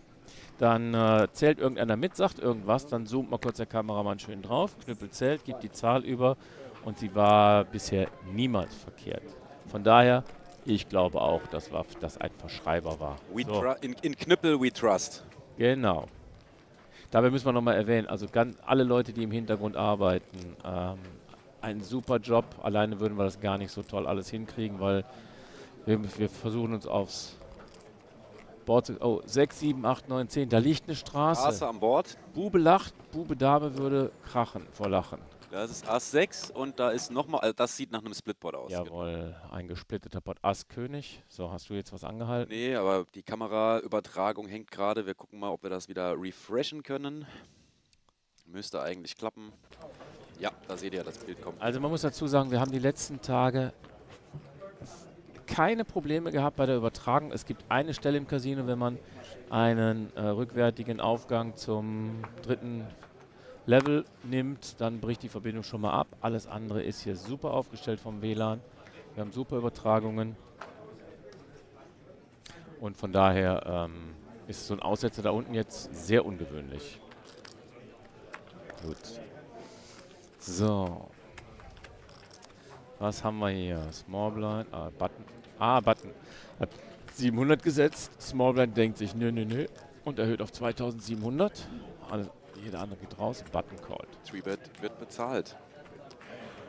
Heads up auf den Flop. Mal gucken, was der Razor tut, ob er weiter setzt. 2, 4 Dame. 2 Kreuz. So, Conti-Bet kommt.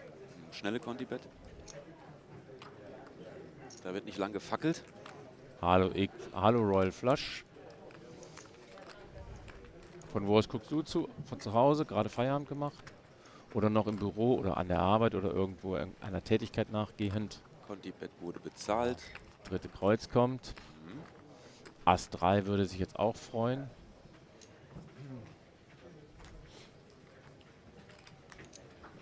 Die Bet 3000, auch eine kleine Bet auf der Pot 2 gesehen. So, und der callt schon wieder. Und ein Ass in Karo. Ändert das jetzt irgendwas? Hallo Aldinho. Schneller Check vom ursprünglichen Aggressor. Sie ist sowieso sehr schnell gespielt, die Hand. Und Check am River. Was kommt? Es werden wohl auch bei beiden nicht die Nuts sein. Könige gegen... Kings again. Ja, Pocket Kings gegen getroffene Dame am Flop. Die Dame wurde gezeigt, jawohl. Das Ass macht beiden Angst am River, deswegen passiert da nichts mehr. Tja, das ist immer dasselbe. Hast du Könige auf der Hand, siehst du immer ein Ass an der Wand. So Leute, wie geht's euch? Sagt mal, wie sieht's aus? Chat ist schon ein bisschen aktiv, das freut uns. Tag Aldinho. Falls ihr gerade erst eingeschaltet habt und nicht wisst, was machen wir hier eigentlich? Wir berichten euch hier live von der UKIPT 2024, der PokerStars UKIPT in London im Hippodrome Casino. Und heute, wie ihr oben sehen könnt, Tag 1C vom 1100er Main Event, 1100 Pfund Buy-In. Es gibt noch einen letzten Flight. Heute Abend ein Turbo oder fast Hyper-Turbo. Sagen wir Turbo. Sagen wir eher Turbo, genau. 20 Minuten Level nachher. Okay, I check. Okay, also gerade gecheckt. Knüppel hört zu, was ich sage, nämlich Ass an der Wand macht nichts. Auf dem Table darf es nicht sein, hast du völlig recht. Well, wait for the flop. Das heißt, ich weiß schon mal, Knüppel hört zu. Ob die anderen zuhören, man weiß es nicht. Oder die sagen sich einfach, lass den Schorschel seinen Blödsinn erzählen, da reden wir gar nicht drauf. Guckst du von der Arbeit, bist du am Rohre verlegen oder bist du zu Hause?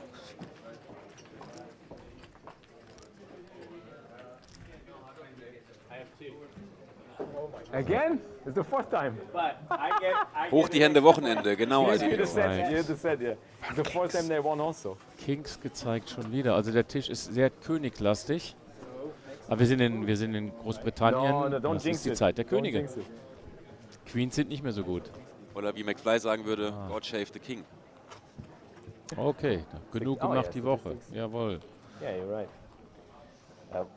Kann man auch zu Hause machen. Kann man auch zu Hause machen, hast du recht. Racelord natürlich, unser Kanal ist 18 plus, von daher macht das kein Problem. Und ja. Yeah, that's true. That's true. Na, wir sind im Small Blind. Spielen wir Hand? Oh, da wird überlegt. Ruhe, wir spielen Hand. Okay.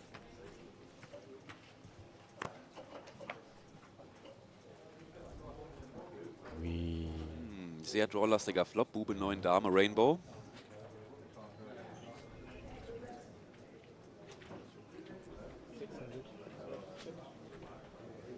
Ja, ob der Felix jetzt hier 18 suited aufgefüllt hat, das wäre natürlich top. Ich glaube, Racelord und Knüppel können hier keine Fachgespräche über Rohrverlegungen führen. Sie benutzen unterschiedliche Werkzeuge dafür, vermute ich mal. So. Haut mal was raus im Stream. Was? Show one. Und was hat er gesagt? That's a spicy one. 10 of spades. Aha, 10 war da. 10 Wer war- weiß, vielleicht war es wirklich 18. Oder König 10? Oder König 10? Was würdest du eher spielen? 18 oder König 10? Beides. Also ich gehe mal von Suited Beides aus. gern auffüllen. Ne? Wenn jetzt kein Raceway kommt, kann man das ja beides zu dritt gut spielen. Vor allen Dingen, er war am Small Blind. Ja, hat aufgefüllt, also von daher kann man mit beiden Händen auffüllen. Gerade jetzt bei denen, wenn es noch so deep ist, sich da gerne einen Flop angucken. Gerne auch Multiway, ne? Weil wenn es reinkommt gegen mehrere Gegner, kriegst du natürlich vielleicht mehr Auszahlung als im Heads-Up. Wie viele Karten, wie viele Kombinationen fallen ungefähr raus beim Small Blind, wenn ein Normal Race kommt, das ist zum Verteidigen? Smallblind ist ja nicht die beste Position an Pre-Flop, ne? Du bist Ja, halt out of aber position. deine Range ist am größten, ne? Ja. Wenn du nicht 2, 3, 4, 5 Big Blinds nachzahlen musst, aber wenn du mit einem Big Blind nachzahlen hinkommst, ist deine Range, denke ich mal, sehr offen. Ja. Glückwunsch zum Ticket. So nach dem Motto, Flopche gucken. Ne, ich meine, du hast das Ticket gewonnen, oder? Nee, der geht heute in Satellite. Ach so. Ich dachte, du hast gesagt, der hat ein Ticket gewonnen. Wir sehen hier, Das geht hier nicht. Okay, wir machen jetzt den Table Talk aus. ja, das ist übrigens Marlon. Hier, Power Poker Shop im Chat auch bei Twitch. Das ist der Gründer hier von Power Poker. Wir blenden es mal kurz ein. Gehört auch zu unseren Sponsoren. Power Poker macht alles Mögliche an Poker-Equipment für Home Games. Chips zum Beispiel. Chips, All-In-Buttons, sowas zum Beispiel hier. Kartendecks. But you said he's playing the satellite. Okay. Nein, Aber nicht zu vergessen, für Poker Knowledge, Raise Your Edge Ah, okay. oder um sich bei Turnieren einzukaufen oder damit kontaktlos zu bezahlen, mal später. Oh, nice. Ich denke, wir werden immer alle 3 auf einmal. Hier wird keiner bevorzugt oder benachteiligt. Alle drei, die wir dabei haben, unterstützen uns, den Kanal, damit wir das, was wir hier machen, machen können. Yes. Und ja, wir kriegen auch hier ein paar Chats dabei und die meisten gehen auch davon aus, dass er König 10 hatte. Was auch so mein Guess wäre. King 10, ja. Auch nur Column. Hallo allerseits. Hallo Mad X. Das wäre die gefloppte Straße gewesen. Ja, natürlich. Das wäre schon krass, ne? 18 natürlich auch, aber halt die schlechtere. Deswegen dachte ich erstmal 18. Das ist, wir wissen es halt nicht. we actually have. Und, Wir können nur spekulieren. beides ist möglich. So. That was in the small Oder auch letters alles like at the andere, bottom ne? somewhere. 9, 10 wäre da auch drin gewesen. Oder 8, 9. Aber er hat ja die 10 gezeigt. Nein, die 10 war schon drin. Also 8, 9 war nicht möglich. Wir haben da so einen kleinen Beweis, den Videobeweis. Man muss sagen, im Moment die Stimmung am Tisch ganz nett, ein bisschen ausgelassen. Table Talk mit mehreren Leuten. Von daher ist das schon ganz. Fühlt sich Felix definitiv wohl am Tisch. So, jetzt hätte er auch wieder gerne die 10, aber ist nicht in der Hand. Wir sind hier four-handed und es geht aber sehr schnell. Check, check, check. Ja. Auch wieder ein sehr straighty Board. 7, 8, 9 Bube. Ass am River. Ass Dame gezeigt. Und hier Treffer Ass am River ist gut. Keiner die Straße. Jawohl, da fällt mir jetzt auch kein Reim zu ein. Zeigst das Ass du in der Mitte. Mehr sage ich nicht. Zuckt bei deiner Frau die linke. Nein. Sorry.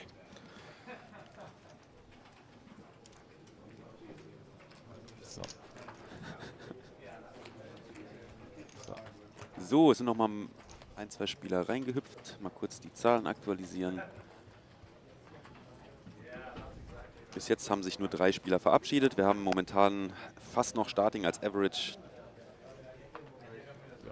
Preispool beim Main Event inzwischen angestiegen auf 376.000 Pfund insgesamt, wird aber noch mehr werden. Schau doch mal, wir haben jetzt heute Tag 1C. 1A hatte 59 Starter, Tag 1B hatte 200 Starter, eine glatte Nummer. Und jetzt haben wir nochmal 132 dazu. Da wird noch einiges dazukommen bis heute Abend um 8 Uhr. Und wir haben heute Abend um 19 Uhr nochmal den Tag 1C. Ich denke, da werden auch noch so einige Leute mal schnell reinhüpfen. Vielleicht hier unsere PokerStars Ambassadors, dass die sagen, komm, wir machen nochmal den 1C für das Main Event Tag 2. Die sich noch nicht qualifiziert haben, so wie Barney. Und von daher gehe ich mal davon aus, dieser Flight hier wird wahrscheinlich auch seine 200 Leute erreichen. Ob er mehr wird, weiß ich nicht, aber es ist Freitag. Die Leute könnten Bock haben, jetzt zum Wochenende das Ganze zu ballern. Und wie gesagt, den 1C nochmal, wenn du da nochmal 100 Leute hast, dann hätten wir 200, 400, 500, dann sind wir bei 580 Leute.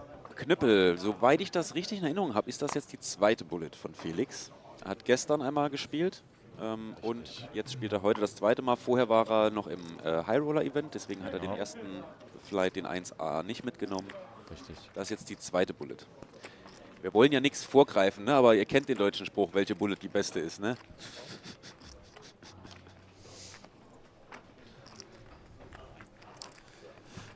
Ja, schon, Rosi, das wäre natürlich absolut das, was wir uns wünschen. Er macht hier er tütet hier ein, er holt sich sein Beutelchen und dann geht's ab in Tag 2 und dann haben wir auch für Tag 2 wunderbare Ziele. Wir werden dann den Felix, oder wir werden auf jeden Fall Tag 2 den Felix am Final Table zeigen. Nee, der Doc Sock weiß, was ich meine. Die 17. Bullet ist die beste. So sieht es nämlich aus. Ja, nein, es ist nicht die dritte, es ist wirklich die zweite Bullet. 1A haben wir geskippt, 1B hat er nur eine Bullet gefeuert. Als er rausgeflogen ist, meinte er, ich fühl's heute nicht und ist dann nicht wieder reingegangen. Und deshalb ist heute die zweite Bullet. Boing. Momentan sieht das Feld auch noch nicht sehr Ambassador-lastig aus. Ein paar haben schon gebaggt. Die anderen sind vielleicht noch beim Frühstück und hüpfen nochmal später rein. Ist ja eine langsame Struktur. Habe auch schon ein, zwei Leute getroffen und mit denen gequatscht. Zum Beispiel unser Community-Member Henrik, den wir gestern noch begleitet haben bis zum Final Table im 2200 Pfund High Roller. Hat dort den 5. Platz gemacht für 15.000. Und möchte dann auch nachher nochmal hier rein, aber sagte auch, ach, erste Pause. Also ich glaube, das ist nach Level 8. Erste Pause ist nicht nach Level 8. Bist du sicher? Ich dachte, das hätte ich in der App so gelesen, in der PokerStars Live. Erste Pause ist nach Level 3. Ah, dann ist das die Dinner Break. Ja, okay. Dann ist die Dinner Break 45 Minuten nach Level 8. Dann habe ich das verwechselt. Ja, das wird gegen 18 Uhr sein. Aber das wird nicht die erste Pause sein, garantiert nicht. Nein. Und während der Dinner Break gibt es das Flip-Out wieder. Das heißt, die Leute können, die Leute, die hier sind, ihre PokerStars Live-App mit dem PokerStars Account verbinden, kriegen ein Ticket dafür, ein Ticket pro Event und machen dann ein Flip-Out, Pineapple Style und dann bekommt jeder, der am 9-Handed Flip-Out Table den ersten macht, kriegt erstmal ein kleines Turnierticket und von allen Flip-Out-Tischen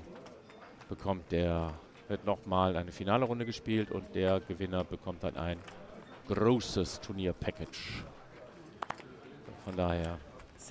Und das könnt ihr abschmatzen, ohne dass ihr was dafür bezahlen müsst. Ihr müsst kein Turnier spielen, ihr müsst nur hier vor Ort sein und die Sachen verknüpft haben, dann kriegt ihr das Ticket und könnt ihr reingehen. Übrigens, im Gegensatz auch zu Deutschland, Eintritt hier im Casino ist frei. Also brauchst du nur deinen Ausweis dabei zu haben, kriegst eine Players Card und kannst dich registrieren und alles machen. Kriegst 10%.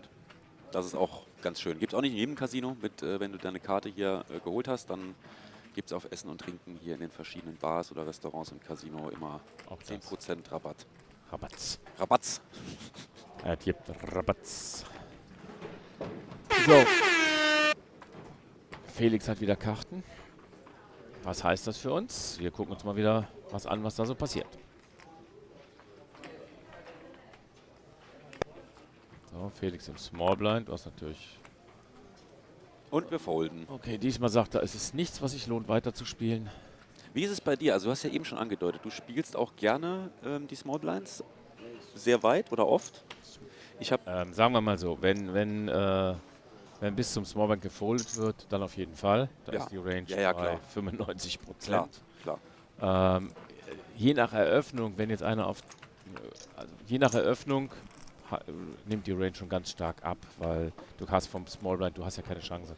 Du hast einfach eine schlechte Position dann. Du kannst keinen Druck ausüben, dann musst du schon eine gut spielbare Karte haben, da hast du völlig recht. Oder musst von vornherein entscheiden, egal was passiert, ich spiele die Hand und ich check Raise. Und dann gucke ich, was der Gegner macht. Ne? Das wäre noch eine Möglichkeit, wenn man schon spielt, dann diese Position als Trap vielleicht oder als Re-Raise-Position zu nutzen. Wir haben 2 Asse, oh, da kommt der Fold. Ja, wobei das immer schwierig ist, weil wenn du länger am Tisch spielst, dein Timing dann richtig hinzukriegen, also das musst du schon üben, da den Check-Raise richtig zu spielen. Weil wenn du ein paar geübte Spieler dran hast, die sehen dir das quasi an der Nasenspitze. Also mir sieht man es manchmal an der Nasenspitze an, das ist mein Problem. Deshalb bin ich da dann auch etwas tighter. Und das mit dem Check-Raise überlege ich mir auch manchmal und dann guckst du den Gegner an und der guckt dich so selbstsicher an, dass du dir denkst, scheiße, was machst du jetzt? Wenn du jetzt Check-Raise machst, der setzt dich all in und dann sparst du dir die Chips lieber. Aber auch das ist wiederum, ich kann recht haben, ich kann auch falsch liegen. Ne? Vielleicht will er mich auch nur einschüchtern, indem er mich so anguckt und würde bei einem Check-Raise. Im Moment sind wir noch mit 200, sind wir noch relativ deep, wir haben noch 150 Big Blinds. Von daher kann man das mal probieren, aber man darf es nicht übertreiben. Wenn du Am besten ist es natürlich, wenn du einen dicken Stack hast aus dem Small Blind und kannst schon Pressure machen, ist vielleicht nicht mehr allzu weit bis zur Bubble, Soft Bubble. Dann kann man so Spielchen vielleicht öfter mal machen, wenn man den Stack dafür hat. Als Shorty sollte man es vielleicht dann nur mit einer guten Hand oder mit einem Top-Pair-Treffer oder so dann versuchen, diesen Move zu machen. Also als Shorty bist du am Smallblind relativ gefährdet. Da sollte man nicht zu viel Harakiri spielen, weil viele glauben dir die Sachen auch nicht. Hier kommt das 4. Kreuz an Bord, aber direkt wieder Check. Ich dachte gerade, es wäre das 5. Kreuz, aber nein. Okay. Er sagt, ich habe ein Kreuz. Und nicht zu klein, weil der Junge, der Platz Seed 1, der gecheckt hat, entweder hat er ein klitzekleines Kreuz oder gar kein Kreuz. Das ist so. Jetzt überlegt er. Ja, vor allem überlegt er wahrscheinlich, weil der Gegner, also er hat sehr schnell gecheckt und der Gegner hat auch sehr schnell dann gesetzt direkt. Also normalerweise haben wir auch die letzten Tage, selbst in den ersten Levels, wo die Blinds noch nicht so hoch sind, jetzt doch auch oft ein bisschen längere Tanks gesehen, ein bisschen überlegteres Spiel. Hier wird bis jetzt gefühlt schon recht schnell gespielt am Tisch. Was glaubst du, hat er ein kleines Kreuz oder eher Two-Pair oder König getroffen oder König Dame, King Queen? Also ohne zumindest ein kleines Kreuz kann man da schlecht callen, glaube ich, ja. So, wir sehen nichts, wir sehen gar weil das Licht so krass ist. Hier ist kein Kreuz, das war ein Bluff. 6, 9. Und hier ist auch kein King Kreuz. 9. Wow. King getroffen. Das ist ein Ich glaube, Call mit Eiern. Das war der Timing-Tell, hat ihn letzten Endes zum Callen gebracht. Ich glaube nämlich, dass selbst ein mittelstarkes oder stärkeres Kreuz hätte ein bisschen länger überlegt, welches Sizing. Richtig. Wie viel er noch kriegen kann. Selbst das Kreuz Ass hätte länger überlegt. Aber das ist eine Vermutung. Ja, das ist eine Vermutung, klar. Aber wir würden es so interpretieren. Ne? Ja. Aber er hat auf jeden Fall ein bisschen überlegt. Also ich kenne Spieler, so aus Home-Game-Runden natürlich, ja, Spieler ist relativ. Also ich kenne Leute, die... Also Fische meinst du? Ja, genau. Goldfische sind mir am liebsten. Also ich weiß, dass viele Leute bei einem Race auf einem flush-lastigen Board alles wegwerfen, was kein Kreuz hat. Die überlegen das gar nicht, auch nicht mit King High. Aber du merkst schon, dass das Niveau hier natürlich ein gutes Niveau ist, weil mit King High nochmal zu überlegen, hat er das Kreuz oder nicht. Ja, das musste er erstmal hinkriegen. Auch Henrik, unser Community-Member, mit dem ich hier schon öfter mal gequatscht habe die Tage, sagte auch, ist ihm schon aufgefallen, auch in dem High Roller, er fand das Feld sehr stark. Also er hat auch schon Erfahrung mit 1, 2 EPT-Stops und sagte, teilweise fand er das Feld bei den EPTs, wo er war, softer als hier. Muss aber auch sagen, England ist auch, oder UK generell, ist auch einfach, die Pokerkultur ist schon groß. Du meinst, ist auch ein spielfreudiges Land? Ja, ich glaube auch, dass die Briten generell auch gerne Poker-Study machen und viele gute Spieler haben.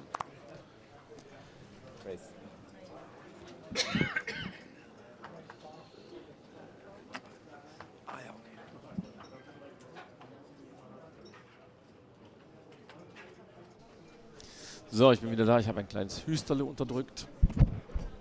So. Von daher, ich mach mal kurz die Combo-Box aus.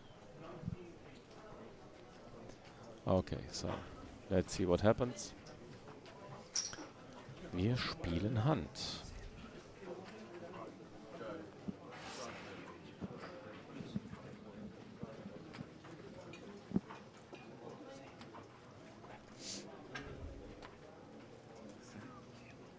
Da haben wir jetzt ein bisschen die Action verpasst. Ja, das ist Felix, wir spielen Handgesicht.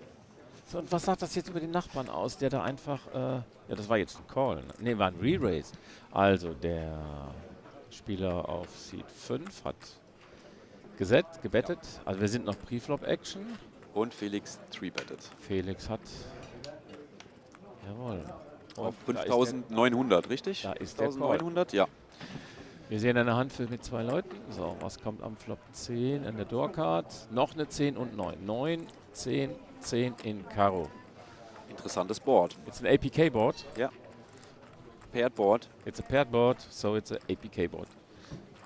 Wir müssen das noch in die Pokersprache aufnehmen lassen, dass ein Paired Board ein APK Board ist. Goes into the poker lexicon. Guys, if you're Come on, you're here and speak English, please don't hesitate to ask questions in English too.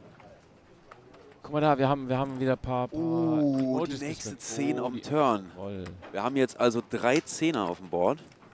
So, was hat Felix jetzt? Wenn Also er die Neuner hat, die Stars jetzt, aber gut, ja, er hat einen Re-Raise angesetzt. Also er 3-bettet da auf jeden Fall gute Paare. Er 3-bettet da, würde ich sagen, auch viele Broadway-Cards.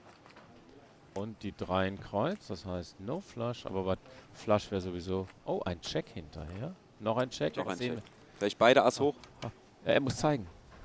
Ace King bei Felix. Ass Gegen König Ass gegen König, ja, Ass Splitpot. Everybody loves a Top Pot. Top Pot. Jawohl. Das üben wir nochmal. Okay. Auf 3. Ja. I'm not gonna go for you. If you flat. Everyone loves the Chop Pot. So. Und jetzt werden wir für den Nicht-Pulitzer-Preis vorgeschlagen. Ja. Wir Für gehen jetzt auf den, ja, Ja. genau. Deutschlands Thinking about turn. super Summer. Lassen wir lieber. Ja. So. Mhm. Kann man so machen, ja. Nach dem Check vom Gegner wäre das auf jeden Fall, also gerade weil der Gegner Felix hier auch viele Paare geben muss durch die 3-Bet, wäre es eine gute Option gewesen, hier am River nochmal ein Bet rauszuhauen, das glaube ich auch. Vor allem, weil das Board so viele Boats, so viele volle Häuser erlaubt. Ja, aber wenn der Gegner trappt, weil er genau möchte, dass du nochmal einen Race raus tust. Sie haben beide Angst vor. Also jeder denkt, okay, vielleicht hat der andere das Paar auf der Hand und ich kann hier nichts mehr. Ich kann hier nichts mehr. Ne? Paar Zweier, Paar Dreier. Jedes Pärchen ist auf einmal der Winner, weil die 10 gibt es ihm gar nicht. Ja, oder Ass 9 zum Beispiel hätte Full House gehabt, Ass 3 macht auf dem River Full House. Weil wenn du von vorne ansetzt, kriegst du sowieso keinen Call. Also musst du eigentlich die Action weitergeben und darauf hoffen, dass der andere dich bluffen möchte. Also das ist so ein bisschen Bett am River. Ich hätte selber auch nicht gespielt. Dr. Renz, Tachchen. Was, wo? Was geht, Dr. Renz? Wunderbar. Und Michel. Wunderbar. Moin. Jawohl. Grüß dich. Schön, dass ihr alle da seid. Moin. Auch bei YouTube. Herzlich willkommen an die Community. Wir haben jetzt schon einige Viewer auch bei YouTube. Auch X wie jeden Tag überrascht uns wieder mit vielen Klicks, vielen Views sehen wir hier. Grüße gehen raus an alle Kanäle. Auch bei Insta sind wir live. Kommt gerne mal rein, fragt eure Fragen. As I said, if you're watching and you're English speaking, as we are streaming the UKIPT, we expect some English audience here. Don't hesitate to ask questions. We try to answer them as good as we can. But the main focus for the start of the stream, as Felix is a German streamer, is to stream in English. Later, APK is coming into the booth and we'll switch to English for a level or two. Ja, Karl, der Check am Turn. Okay, der Spieler, der nur gecallt hat gecheckt. Felix hat auch gecheckt, weil er wollte sich nicht treppen lassen. Vielleicht war das zu vorsichtig. Ich denke, beide Spielweisen sind okay. Ob der andere weggeschmissen hätte, vielleicht auch nicht, weil man hätte Felix eine 9 repräsentieren müssen, dann einen Pair repräsentieren müssen, ja. Aber ich sehe es so wie ihr. Ja, das wäre auf jeden Fall ein guter Spot gewesen, um nochmal einen Bluff am River rauszuhauen. Was glaubst du, 50-50 für Check against Bet oder eher... Ich glaube, also wenn er den Pot von vornherein mit der Tree-Bet so aggressiv spielt, würde ich sagen, nach einem Check, natürlich kann es eine Trap sein, aber das kann halt immer sein, aber da er die Betting-Lead hatte und von Anfang an Stärke gezeigt hat, glaube ich tatsächlich, dass hier sowas wie 70-30 vielleicht oder so, also ich glaube schon, dass ein Bet in vielen Fällen den Pot geholt hätte. Aber natürlich hat man beim Gegner, wenn er den Tree-Bet callt, kann der natürlich auch. Ja, Ass 9 suited macht direkt Full House am Turn, die 9 am Flop. Glaubst du, dass es vielleicht auch einen kleinen Einfluss hatte, dass er gestern und auch im High Roller die eine oder andere Hand etwas verblufft hatte? Wer weiß. Dass er jetzt etwas Möglich, vorsichtiger geworden ist, Das sind so viele Dinge. den Stack nicht überzustrapazieren, sondern lieber langsam aufbauen. Kann gut sein. Wir sind ja auch noch früh. Er möchte jetzt vielleicht auch in den frühen Level nicht unnötig viel Risiko eingehen, nicht unnötig viel bluffen. Welcome to the table, sir. Er hat zumindest ja auch keine Chips verloren. Chop-Pot ist Chop-Pot. Ich meine, ich wollte gerade sagen, wenn er nachher in die Boost kommt, aber er kommt nicht in die Boost, weil er macht ja... Er wird hier durchziehen und eintippen. Das ist natürlich, das ist safe. Also das ist gebucht. Aber merkt euch die Hand und wenn ihr wollt und er ist irgendwann mal wieder im Commentary dabei, dann fragt ihn einfach zu dieser Hand. Er würde euch gerne, also Felix hat die sowieso immer noch im Hinterkopf. Du brauchst nur sagen, dass 10, 9, 10 Board. Ich glaube, dann weiß er schon, was da los war. So. Dann schauen wir doch mal. Ja genau, Speed. Hätte Fahrradkette. Aber wie gesagt, Poker gibt es verschiedene Möglichkeiten, eine Hand zu spielen. Manchmal sind die Values, die du rausholen kannst, nur leicht unterschiedlich von den Prozenten her. Von daher gibt es viele mögliche Spielweisen. Und er ist wieder dran. Der Button zeigt Stärke und ein Raise. Und er kriegt er einen Call. Man of Straw, final table is on Sunday, day 2. Let me check once again. So, Saturday. No, final table is on Saturday. Main event starts within the money on day 2 and will go till the end. You play, can I see your yellows? You play 30? No, I'm so sorry. Felix fragt nach dem Stack des I will Gegners. update you later. Man of Straw. Das heißt, er ist doch sehr interessiert. Den Button, schöne Position. So we have day 2 on Saturday and day 3 on Sunday of the main event. So it's a 3 days event. Hier kommt Action. Und da ist der Call. Action Board, Fragezeichen. Man of Straw. Ein Ass immerhin. I will give you some details after this hand. Also ein Board, was sehr trocken ist. Keine Draws, aber Ass hoch und 2 kleinere Karten. Rainbow. Und die Bet geht weiter von unserem Kollegen, der vorhin den Danke für den Sub. Call mit King. Auch du bist jetzt ein Teil des Marius! Hey, danke, Liebe danke, geht raus, danke. Liebe geht raus. Danke dir. Und ein Call von Felix. Karo 7, es geht weiter. Karo 7 bringt einige Draws jetzt rein. 7, 8. Karo Draw.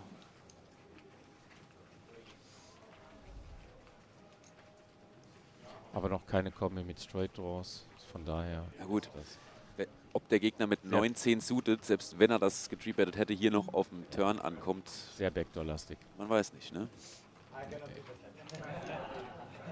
Aber wie gesagt, this guy was capable to play also, to call with not having the flush against the possible flush.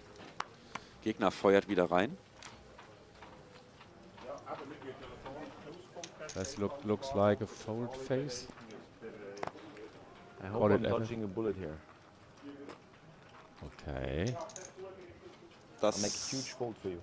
He makes a huge Could have gone in pre-flop. Kings. Another one. Wow. The Kings. Wow. Wow. Fifth one. Das heißt, er gibt is dem not Gegner winning. das Ass, He aber said der it Gegner before, the zeigt fifth one nicht. is not winning. Ja, der Gegner hat ihm einfach zu stark aufgespielt. Bet. Um das Ass zu repräsentieren. Und dann musst du irgendwann mit Kings entscheiden. Bleibst du dran. Felix hat sich bedankt. Kann sein, dass der Gegner ihm gesagt hatte, ja, hatte ich das Ass, aber er hat die Karten nicht gezeigt, also kann er erzählen, was er will. Hello So. and welcome. Man of Straw. Hätten auch die Zehner sein können. Here are some hints how to get the names which are in the field. So you can load the PokerStars Live app, and for this event all the players are maintained in the live app.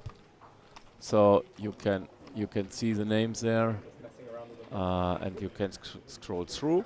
You were So wide. are you interested in some special names? Otherwise I Tom? will only No? give the names which are For the in best the Shit. from the ambassadors. Sucks. But at the moment we see happens. no one from the PokerStars ambassadors playing. Yeah, up to now in the field, Yeah, I was like down half at kings the are tournament blocking floor things, so you and possibly don't looked really around, have too and many up to four-bet now, bluffing hands that don't connect with the there board. isn't. No, I couldn't see any ambassador up No. to now. But it's early stage. I think plan, they're it worked. coming in maybe later. Had a long Yeah. night. The board helped As a you. no-name, Niall Farrell is in the game.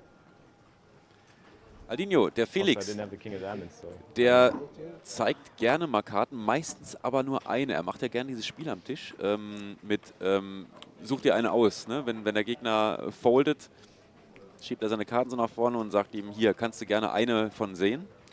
Und er sagt, das macht sowohl, lockert die Atmosphäre am Tisch ein bisschen auf, dieses Game, als auch ist es halt ein funny way, um ein bisschen mehr Informationen zu bekommen. Ne? Also je nachdem, wie der Gegner dann reagiert auf die Karte, was er vielleicht erzählt. Wir können da nichts mehr zeigen gerade. Warum? Willst du das im Hintergrund sehen? Ah, okay. Just a discussion between the camera guy and Felix that he's sitting in front of the wall where all these Olympics are shown, and maybe there are some funny stuff at the moment which should not be on the camera.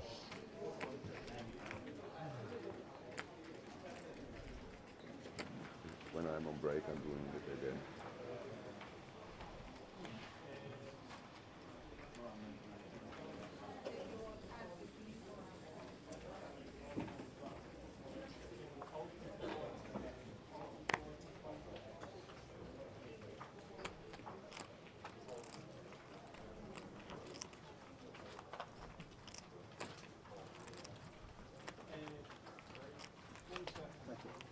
There you are.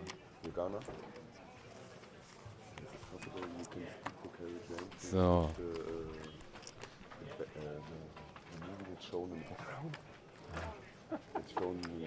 Felix in recht früher Position gleich bei der nächsten Hand. okay. Müsste UTG 2 sein. Yeah, So we can show I the stream think like we are this. some stuff from the Ukraine too. Then we're gonna get banned on Twitch. 4 minutes left. Ja, Guys, in 4 Minuten haben wir den nächsten Level. Das heißt, ich werde euch dann verlassen. Rob bleibt euch erhalten. Und, Ich bleibe noch ein Level bei euch, genau. ja, und dann kommt der Aaron zu uns, Doing all right. also in die Boost zu euch. Und es geht weiter mit englischem Kommentar oder Deutsch-Englisch gemischt. Aber wie wir das so meistens machen, in dem Moment, wo Aaron mit anfängt mit seinem Englisch, springen wir auch sehr schnell auf das Englische ein. Ich habe es gestern mal versucht, Englisch und Deutsch parallel zu machen. Klingt manchmal lustig, ist aber so. Hat auch funktioniert. Und von daher, Wir sehen ein Blind Battle jetzt. okay. Small Blind hat gelimpt, Big Blind checkt. Oh, okay. Wait, you from here? Fläppchen ist Bube 6-5. Regenbogen. Rainbow Board, check. Queen of Spades on the turn. Wunderbar. Check again. Und jetzt die 8 und Herz 8 am River. Alles wird durchgecheckt. Ass hoch gut. Ass hoch gut, der andere hat König in die Kamera gezeigt, aber nicht zum Feld. Ist manchmal etwas unfair, weil normalerweise heißt es Show One, Show All. Also War zeigt- sehr zeigt langsam ein Spieler gespielt was. vom Small Blind in dem Fall. Ja, war ja auch nur Ass hoch. Kein Risiko. Nein. Nee, Ass hoch hatte Big Blind. Ass hoch hatte Big Blind, Small Blind hatte König gezeigt, weggeworfen. Ja. Ich sag mal, er hätte mit einem Race, Preflop und einem Bet am Board, glaube ich, hätte Ass hoch da schon rausbekommen. Aber das ist immer das. Ich glaube, hätte Fahrrad. Man weiß es nie, ne? Ja. Aber so, Weil das ist das, was man sich so als Zuschauer dann oft denkt, ne? Als wenn man selber spielt, warum racest du nicht? ja, aber das ist dann ein Bluff oder ein Value Bluff, man weiß es nicht. Ich meine jetzt vorm Flop, also ne, wenn alle vor dir wegwerfen, Button foldet, dann ist eigentlich, sagst du selber ja auch, ne, dann racest du 90% vom Small Blind. Nee, Small Blind limp ich sehr oft. Small Blind, ich lasse mich im Big Blind seltener rausdrücken. Okay, ich habe dich vorhin so verstanden, dass du sagst, wenn du Blind gegen Blind alleine bist, dass du aus dem Small Blind... Nee, ich spiele aus dem Small Blind eine sehr hohe Range, aber Small Blind kann durchaus auch mal limpen. Weil, ich meine, wenn du limpst, läufst du auf die Gefahr, dass der Big Blind dir mal schnell was um die Ohren knallt. Einfach 2, 3 dazu. Das heißt, du musst ein bisschen wechseln zwischen Limpen und auf 2 BB, 2,5 BB zu gehen oder 3 BB sogar. Oder auch mal 3,5, ne? Oder, ja genau, Small Blind gegen Big Blind, um mal zu sagen, ich habe was. Aber du musst auch damit rechnen, dass du Gegenwehr bekommst und dann solltest du das nicht mit zu schlimmen Händen machen. Weil das kostet einfach immer sehr viel. Aber das ist ja auch das Schöne beim Pokern. Es gibt so viele verschiedene Stile auch, obwohl viele Leute auch halt die ähnlichen Kurse nehmen, wenn man Study macht oder ähnliche Infos aufnehmen. Trotzdem gibt es so viele unterschiedliche Charaktere, so viele unterschiedliche Spielweisen. Manche Leute sind eher sehr defensiv und vorsichtig, viele Turnierspieler auch. Andere sagen, ist mir egal, ich hau hier einfach die Raises raus und mache hier den aktiven Part am Tisch. Kommt immer auf den Charakter an, auf was einem eher liegt, wo man sich wohlfühlt. Und das Schöne am Live-Spiel ist ja auch, du holst dir diese Kommunikation, diese Tells, die Spieler abgeben. Das ist eigentlich das Interessante beim Live-Spiel. Ne? Spieler auf Seed 1 hier, by the way, gefällt mir sehr gut von seiner... Also der macht mir momentan so... Also der macht einen sehr aktiven Eindruck, hat jetzt schon viele Hände gespielt und setzt halt eher, als dass er callt oder defensiv spielt, was grundsätzlich beim Pokern ja erstmal gut ist. Aggression mostly wins. Genau. Ich probiere nochmal eins aus. Hao Bao Lang Li oder wie er hieß. Den Namen kann ich mir ja aus der PokerStars Live App holen. Knüppel, danke für das Update. Wo haben wir denn den Mobs? So, Player Name. So. Das war der Player Name. Wie lange haben wir denn noch? Ja, wir sind tatsächlich jetzt gleich bei Level 3 in einer knappen Minute. Wir updaten nochmal die Zahlen. Inzwischen sind wir bei 157 Entries angekommen. Davon sind noch 150 im Rennen. Blinds gehen jetzt gleich hoch in 10 Sekunden. Dann spielen wir Level 3, 100, 300 mit einem 300er Big Blind Ante.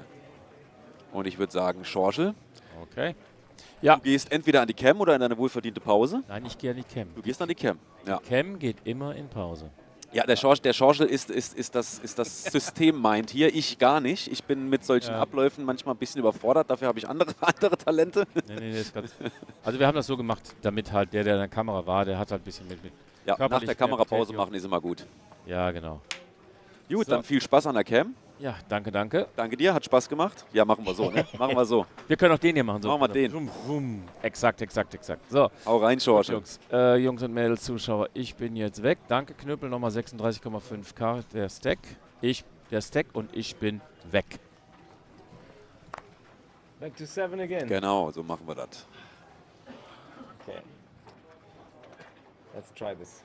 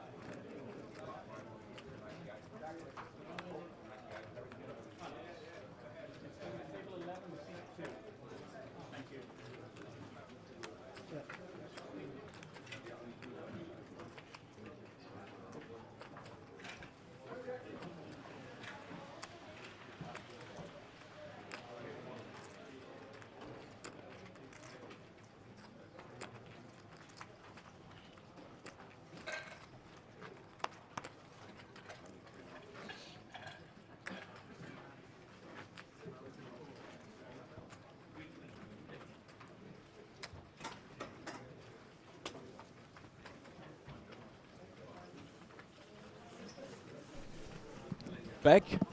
We are back. Welcome back, everyone. This is APK. I'm APK. And I'm Rob, or right. Sepalution as the Twitch community knows me. That's right. I'll be here for the next 2 levels of the blinds.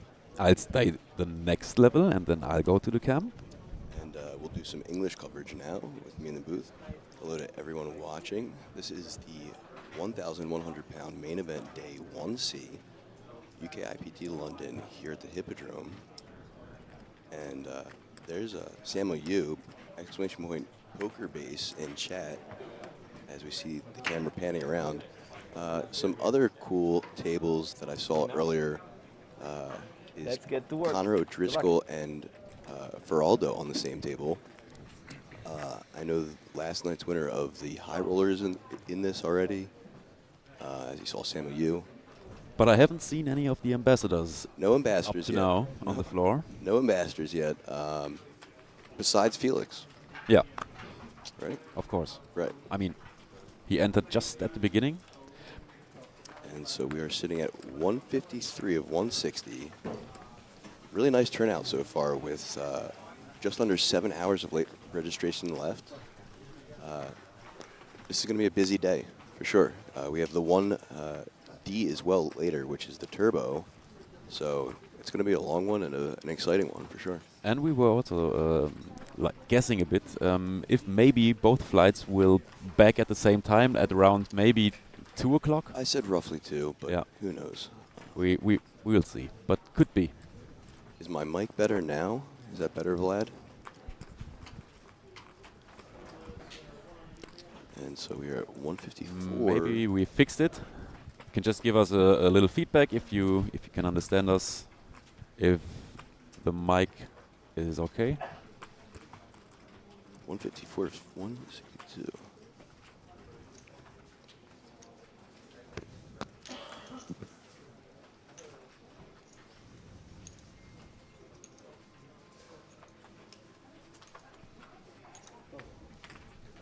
Is that better?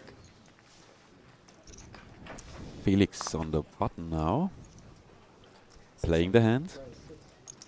Raising to 600, he said. Yep, an announcement of 600. I'll get some click change. raise.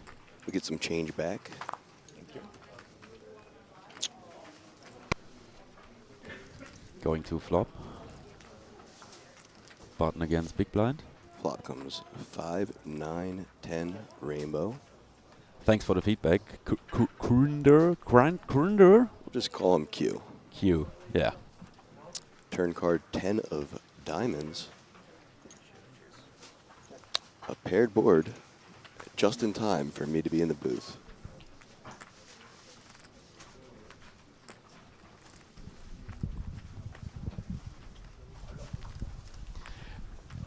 We just spoke about that before, Rounders. Do you want my explanation to be in English or in German? Danke für den Sub. Thank you for that show. Auch du bist jetzt Sean ein Teil des Aruzi. Imperiums. With a great name. Oh mais c'est pas de problème. Rounders Mod. Moi je viens de la frontière franco-allemande, je viens de Saarbrück, mais si tu as une question en français, on peut aussi répondre en français.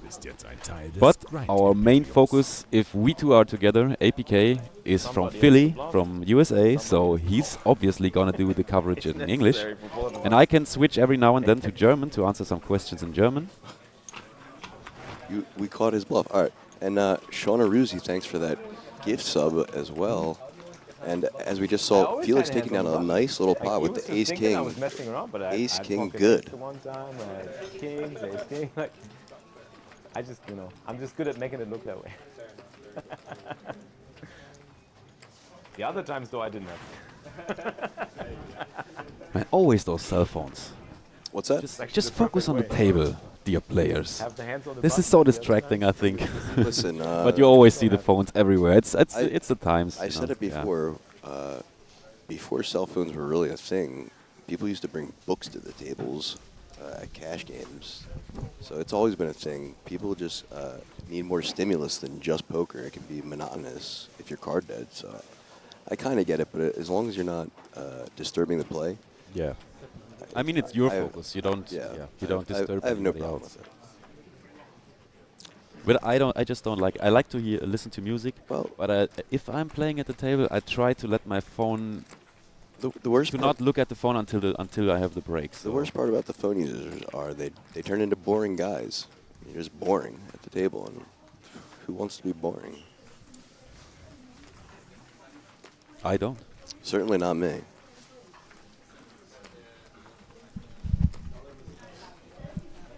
McFly is having his break. His well-earned break. As we see Neil waving to us. Hello, Neil. Yeah, so that far table in the corner is where Connor O'Driscoll and Feraldo are at. And then I'm not exactly sure where the winner of last night's high roller is, but he's in the building as well. Mallory Freer. Congratulations to him taking down a nice score of over 50K. Nice. And congratulations again to our team community or community member Henrik, taking Final down fifth table. place Boom. with I think around 15K. Solid cash. Just one bullet. One and done. Respect for that. Kudos, sir.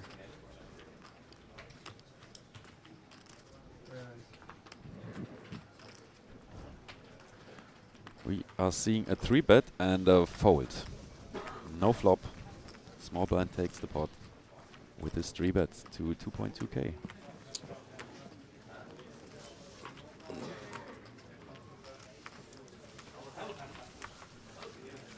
Take a look and see what our entries are at. 156 out of 166. We're seeing a quick look to the Olympics monitor.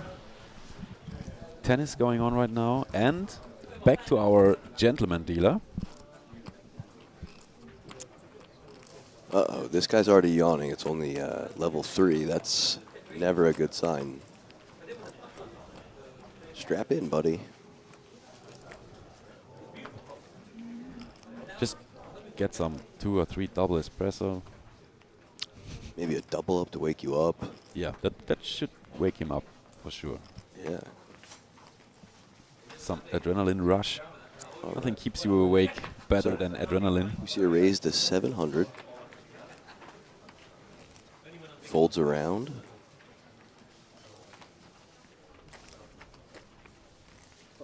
Action on our big blind, who chooses to defend.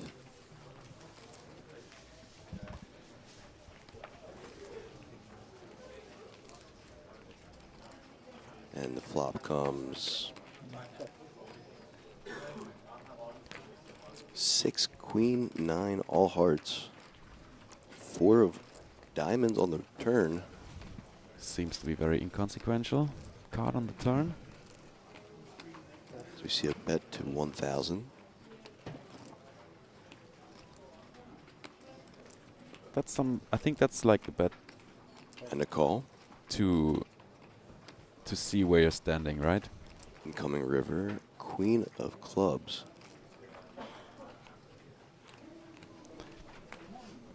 A lot of options now.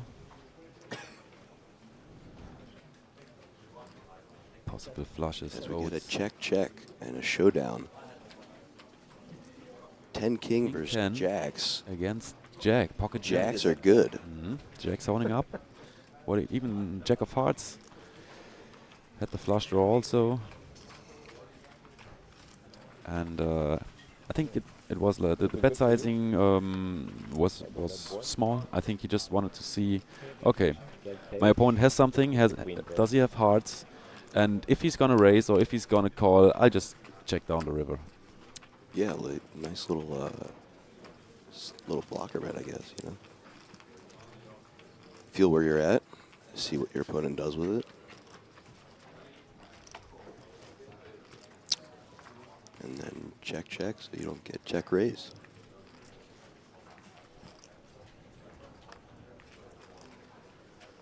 Mike is better. Perfect. Glad to hear the mic is better. And we had like, did we see the sub gift? Yeah, yeah. Yeah, I think perfect. That's Sean Aruzzi with the deuce. thanks again for the gifted sub to Sean. And welcome Aldinho and the Wraith Lord in the community. All right, going to a flop now. 4-10 deuce rainbow.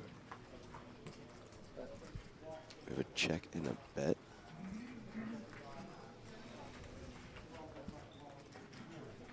And a raise to 3,600.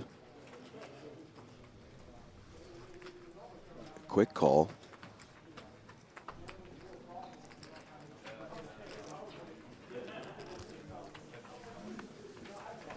Turn is an ace of diamonds.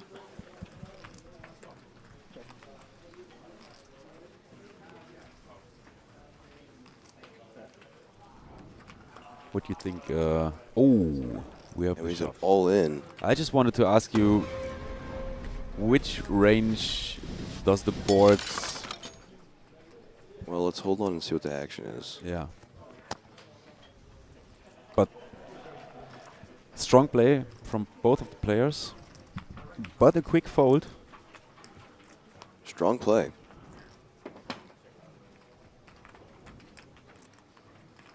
Nice pot there. Yeah.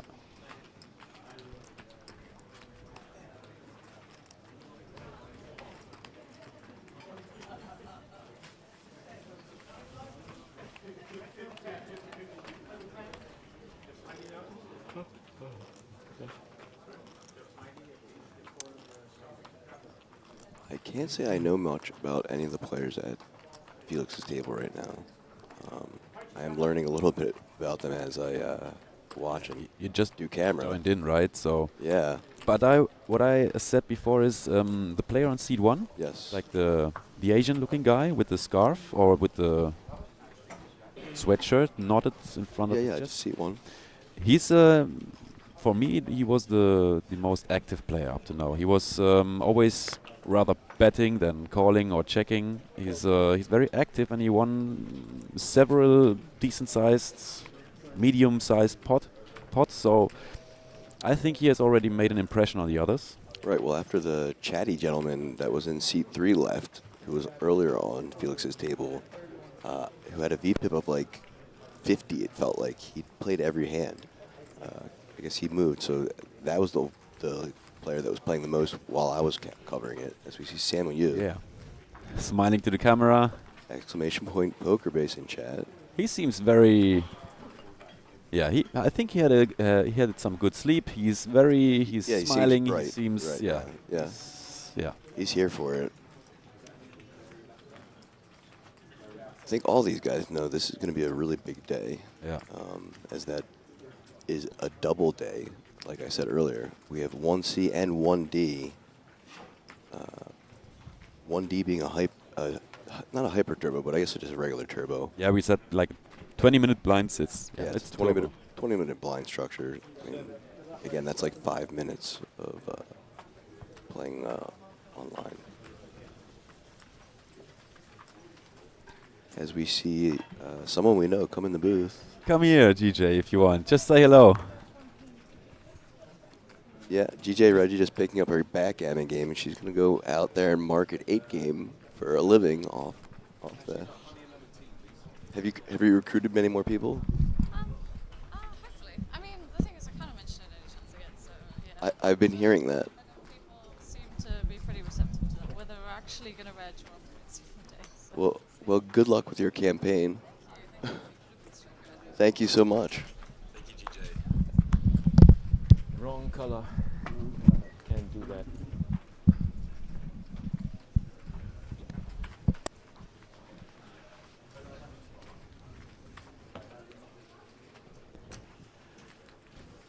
Have you seen her? Have you seen her not smiling once? Never.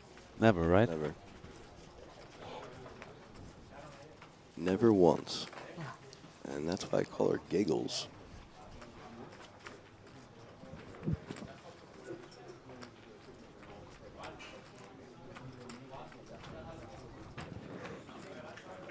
play mostly cash or trying some Vegas? Cash. Mixed game, really. There's a big mixed game action over there. Speaking of mixed games, this gentleman's saying he's been playing cash mixed games in Vegas. What are the odds? Must have been GJ.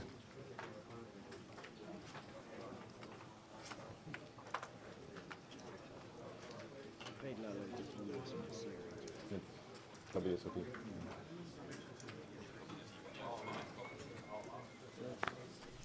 Liebe Community, wenn ihr auch mal mitkommt, auf jedem Stop haben wir diese Grind-on-Tour-Chips mit dabei. Und wenn ihr zur Community gehört, dann schnappt ihr euch davon auch einen als zum Andenken. Als Card Protector oder whatever. Just keep them, collect them. New design, each stop. Just come and play here and you'll get some presents. Also, our friend from Power Poker, the founder, is here. We'll be playing the event today. He just arrived yesterday for the weekend. Marlon. We're gonna see him later, I guess. Met him as well yesterday. Nice guy. All right. So now Felix on the button. As usual, Grogu goes out on top. And you just saw the other sponsors too, like Raise Your Edge, the poker coaching course from the German GOAT Ben CB, and much better, the online paying app. Don't have conversion fees, can use it everywhere. Okay. Felix on the button raises to 600. Small blind defends. And heads up to a flop. Big blind folded, right? Yep, heads up to a flop. So. 4, king, 7, rainbow, check. From the big blind. And a bet of 500 from Felix. Small bet on a small pot. Pretty quick call. Turn 8 of spades. Action goes check. Still very dry, that board. Getting a bit more interesting now with the 8. Check, check. 9 of spades on the river.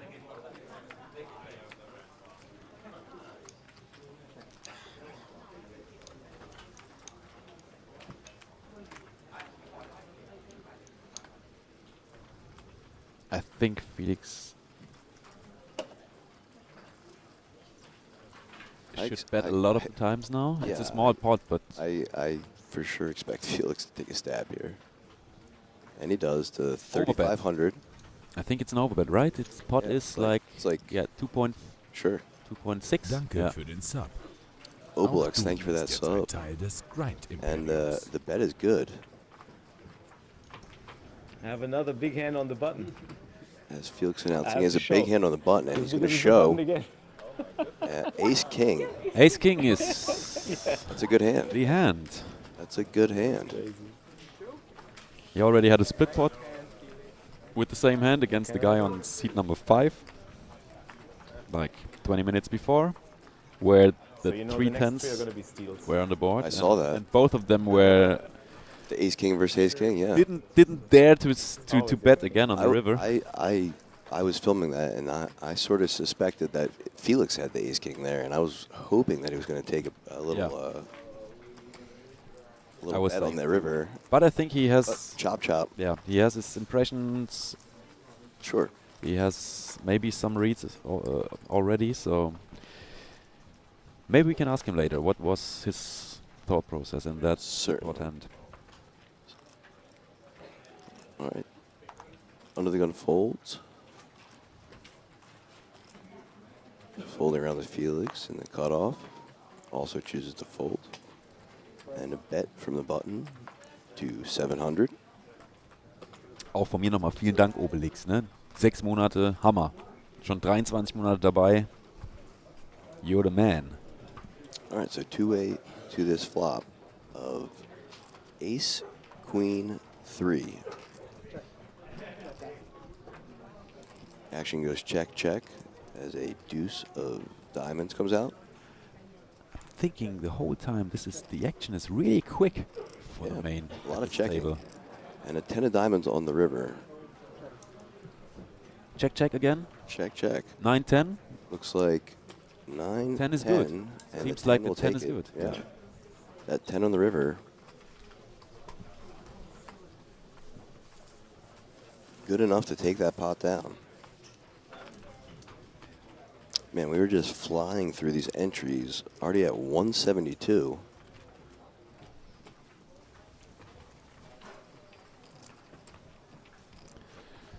$12 players already left the field. And this is a single re-entry per flight structured tournament. It would just take too long until the bag if there were more if more entries re-entries were allowed. For sure. And we see Felix's stack.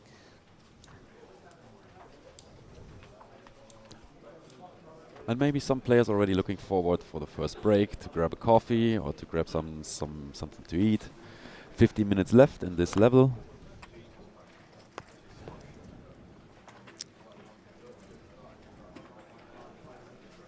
As we see a raise from the button here, from our active player on seed 1. Yeah, so 15 minutes and then we'll have a 25-minute break. Flop comes 5, King, 10, Rainbow.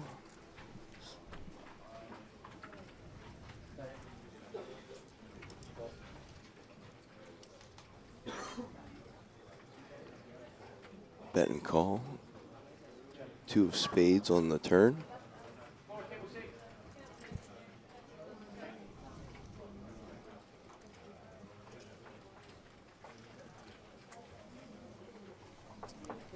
Just looked on the app. And looks like that 3-10 takes down the pot.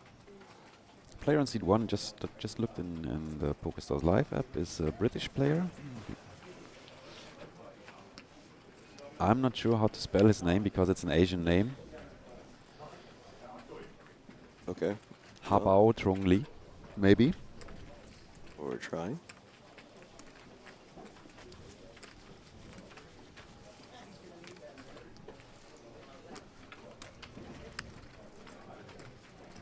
As you said, numbers are rising quickly. Rapidly. I think this flight will break the numbers. Oh, I've been saying that from the beginning for sure that this day is going to have like, I don't know. This flight like will 400 total entries from both flights or something. Probably have the crazy. most entries of all flights. I don't know if maybe the turbo flight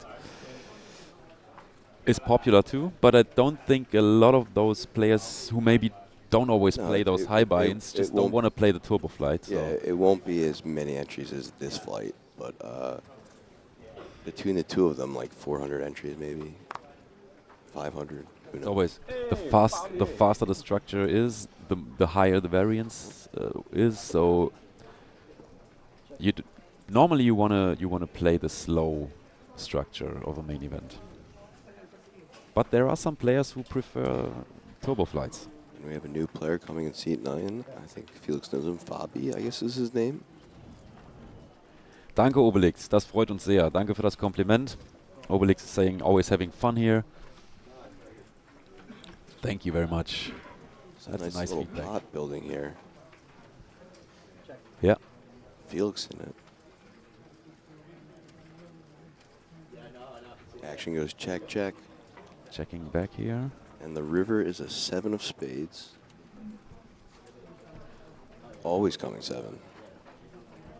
Doesn't really change the board very much. I think Felix is the pre-flop and flop aggressor, so I think he's going to take another stab at this as well. Maybe he's sitting on a queen. Just thinking about that bet size, and he goes with 3,500. And hoping the opponent... Oh no, the king was on the flop, right? So maybe he's sitting on a king, and the opponent too. Maybe with the kicker not that good, or as we see, a call, I believe. Yes? No, that's a raise, No, right? it's a call. It's 5. No, it's 5. Oh, there's a It says 5,000 chip under. 5,000 That is a there. raise, you're right. It's 9.4. 9.4. Yeah. Action back to Felix. Around 3x the bet. And Felix having...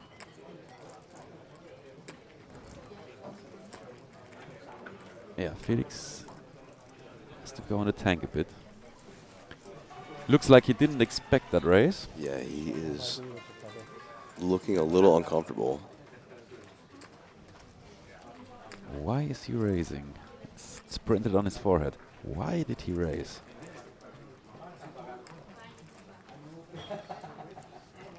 What could he raise here? Are there some sets in the big blind? Maybe like pocket 7s, pocket 5s? Defended slowly.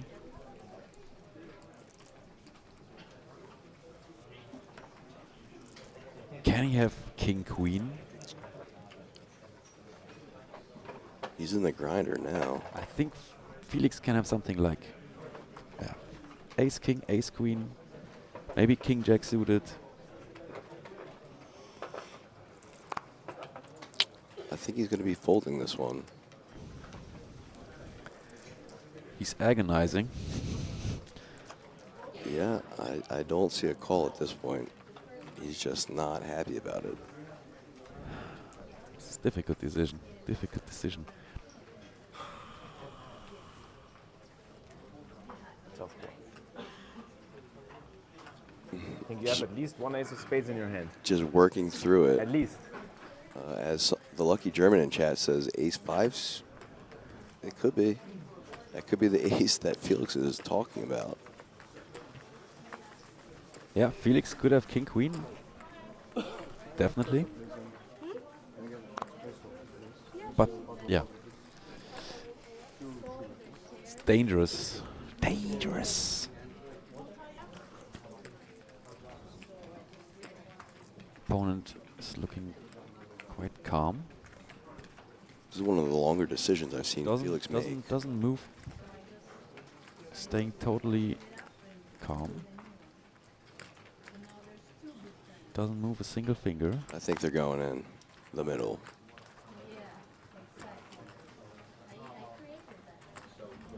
I think Felix is going through the hand now for the second or third time. At least. Really thinking about which combos making sense.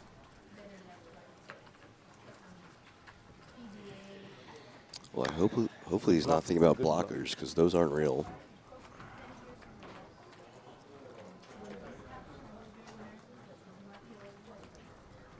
I think he's going to make the tough laydown, guys. Seems so. Seems so. Yeah. Trying to get some information out of him, but he just doesn't. Stonewalled. Yeah. Just doesn't show. Doesn't give anything away. Malcolm. Yep. Yeah. Show the ace of spades. Felix asking for the ace of spades, and the gentleman just shrugs it off, not getting the look at the cards. Nice bet.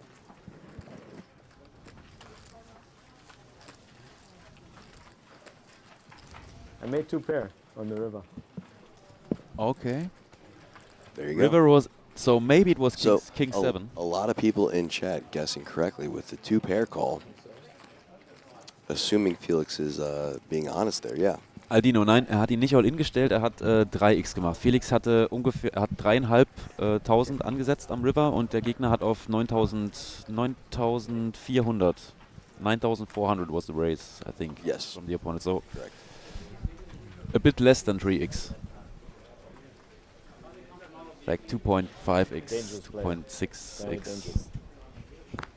It really looked like a value raise.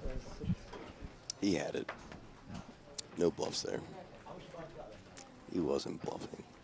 I don't think he was bluffing either. How much time we left in this level? We have... This gentleman in seat 9's name is Fabi, correct? Fabio. Fabio Peluso, there you go. I knew I heard Felix say his name. So he's our newest player at the table. As we see a raise, a re-raise, and a call.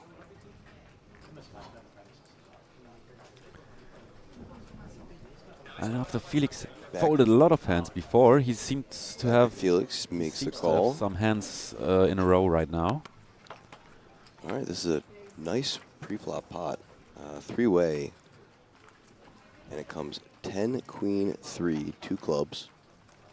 Action on Felix, who checks. Knüppel ist auch der Meinung, dass es ein guter Bluff war gerade. Kann sein. Kann sein. Fabio.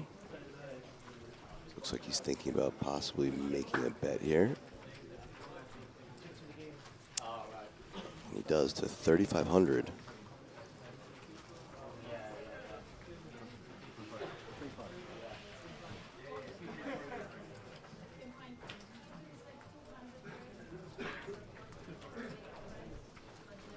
So this is our 3-bet flatter pre-flop.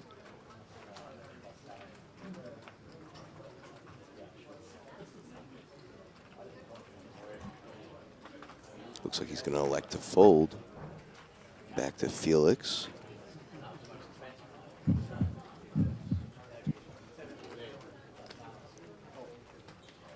Makes the call.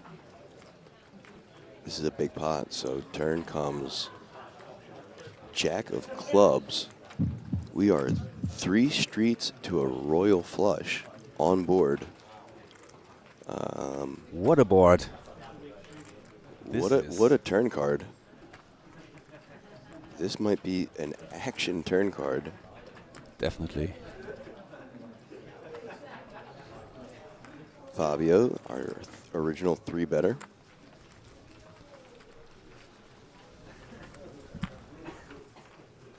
Q and Knüppel are on the same side, share the same opinion in the chat.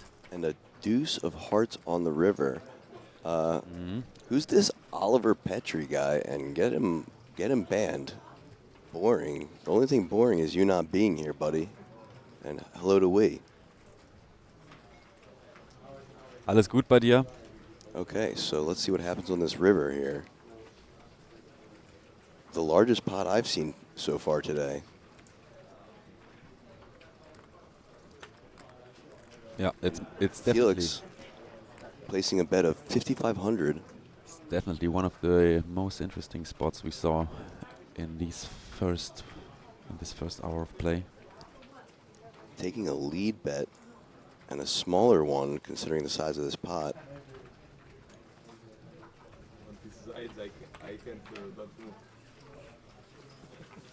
And he calls.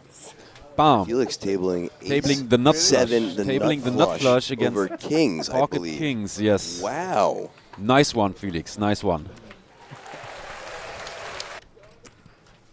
Good for you. Finally. What finally, a nice pot. Finally, that is Felix taking down a huge pot. That is massive. Nut flush, cracking kings, and getting all the value. Love that. Warren saying so much better in English. Well, thank you first. That's very nice feedback for us. But remember, our core community is German. Felix is from Cologne, from Germany, German poker player. So we still have to supply our German community with answers in German or some switches to German every now and then. Yeah, guys. Just remember that. If you enjoy the English segments, make sure to let us know so we can keep bringing you to other stops in English as well. But we will still try to keep our German community updated as good as possible. All right. So Felix under the gun folds. Now Felix can relax. I think he had some tension now, but the first good pot you win always gives you this feeling of now I'm at ease at the table. Yeah, now I can relax a bit. I mean, he's won a couple small ones, so he's been on the board. But yeah, that big one is for sure a momentum builder. Definitely. Just look at him. His like I think the lower part of his face, a much his better mouth is like more smiling than like a background smile. For sure, a much better body posture. Yeah. And, Just it's amazing. It's just one situation, one pot can change your feelings in the right direction or in the wrong direction. Sure. That's poker. You just have it's a very big part of poker, especially in live poker, is your self-control, your how you manage your feelings at the table. Composure. And your composure. All right, so Fabio placing a 3-bet and gets it through, shows the 3 of clubs. And Scar in chat asking, why does every seat have that glass barcode thing? So those are the players' tickets, and you bring them with you so that way they can keep track of the players and what seats they're at. So no when confusion. When you bust, then they scan the barcode and say the player has busted, so it updates the live system. That's it. It's not glass. I think it's just it's like plastic. Paper. That's what he was talking about. Yeah, paper wrapped in plastic. Correct. It's not it's not fixed on the table. They just take their cards with them. Right. When they change tables. So we have just about a minute and a half left of this 3rd blind level. Then we're going to take a little break. Players will take a break as well. I'll come back in the booth to do another blind level after that.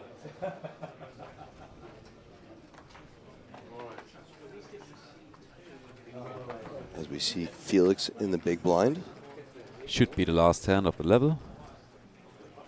1 or 2 more, yeah. Yeah. I would whoa. I know what you're going to do there, McFly. I think we might get 2 here, so let's not blow our load early, sir.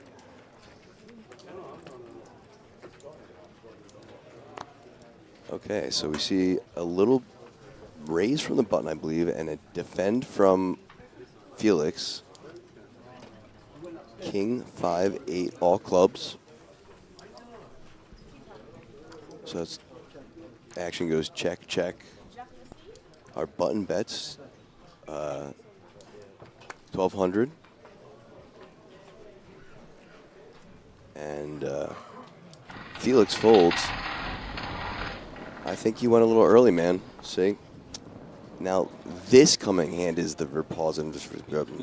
Yeah, we're just before the last hand. So, liebe Leute, it's the Vorpausen-Inszenierung. Now it is, yeah. Too early. You both too early. This is the hand. But we all know how to come too early, right? So. Dealers on the completion of this hand. Please see your players in a 25-minute break. It's a 25-minute break. So you just have a chance to see it a second time. This nice stuff like our back office. Yeah, so now Dennis, this Wolfie, thanks. The last hand before our break, and usually it's pretty quick. So here we go, full fold. Yeah, everyone wants to go to the toilet, getting a drink. This man's got a hand. The last one is always nope. the best one. As Felix is saying it, yeah. Everyone's going to break except for this guy. He's betting 700 as Felix might not be going to break real quick either. It looks like he might be defending his small blind, possibly. He does. Back to Fabio, who is already in the mix. Small blind is big blind. Felix can't 3-way to the flop. You know, he has to play the last hand before the break. 2s, 5, 3, 2 hearts. 1,000 from the cutoff and a fold. And quick folds. And that'll be the last hand. Snowmen are shown. Nom nom nom. All right, girls, guys. And guys, we're going to be going on a break. I'm APK. This is Rob. Rob will be hopping over to the camera work. This is the 2024 UKIPT London from the Hippodrome 1,100-pound main event, flight 1C. We'll be back in about 25 minutes. See you later. See you later. Check this out. Check this out. Check this out. Check this out.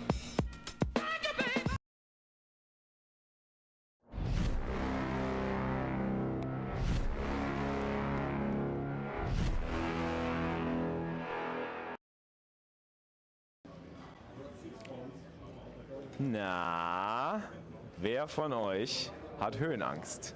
Ganz ehrlich, Hand aufs Herz. Ich kenne einen, der Höhenangst hat, ein bisschen zumindest. Den bringe ich hier schon in eine unkomfortable Situation. Der Robbe ist bei mir. Moin Robbe. Tagchen. Machst mit mir heute mal Intro. So sieht's aus. Sehr cool, ich freue mich. Ich mich auch. Ja, herzlich willkommen Zuschauer. Schön, dass ihr wieder eingeschaltet habt hier zu unserem Livestream von der UKIPT London im Hippodrome Casino. Good morning. Bonjour. What's your strategy going into this day 2 with this massive stack? What's my strategy? I got 4.5 lines. I'm going to try and double up quick. Oh, there's Hendrik. Hendrik! Moin Hendrik. Ja, Hendrik, genau, interview du doch mal Hendrik. Wie sieht's aus? Was hast du vor für heute? Wie ist die Same Taktik? table? Die Taktik ist erste Stunde chillen, wach werden. Ja?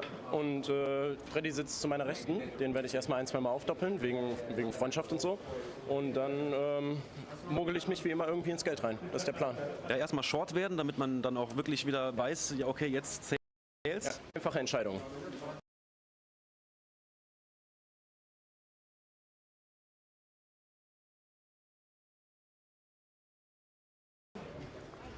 What's your strategy going into day 2 today? Win some all-ins. Wow, that's amazing insight. Yes, I it might is. copy you. Yes, that's a good strategy. idea, huh? That's the one. Oh, you got the best dealer to do so. Yes. Alex is going to take care of you, I think. I'm pretty sure. So you got 45K? Yes. If you want. In a dream. In a very real dream. And you got way more than so. That's all that matters. That's what That's all I care about. Best of luck. Hattest du Spaß? Schöne Zeit gehabt? Oder bist du noch da? Felix spielt eine Hand. Alright, let's go. War bestimmt nur Eisdealer. Felix defendet im Big Blind. Ass 2-7 Rainbow. Beide Spieler checken. Check, Team check. Pros against each other. Da ist die 6 in Kreuz.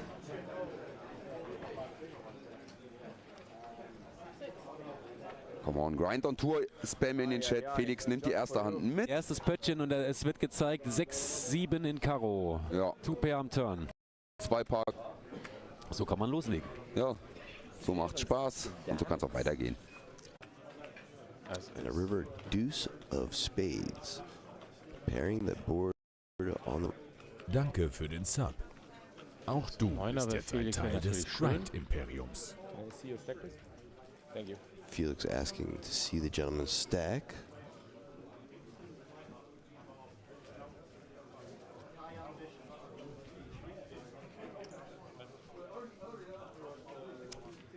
Und das ist ein Single Re-Entry per Flight. Das heißt, er kann sich noch einmal einkaufen, wenn er möchte. All right. Felix, nice pot there. Nur bei uns vor Ort bei Grind Live oder an ausgesuchte Freunde des Streams. Die aber in der Nähe vom Stream-Team sind. Ja, wir haben hier ein All-In.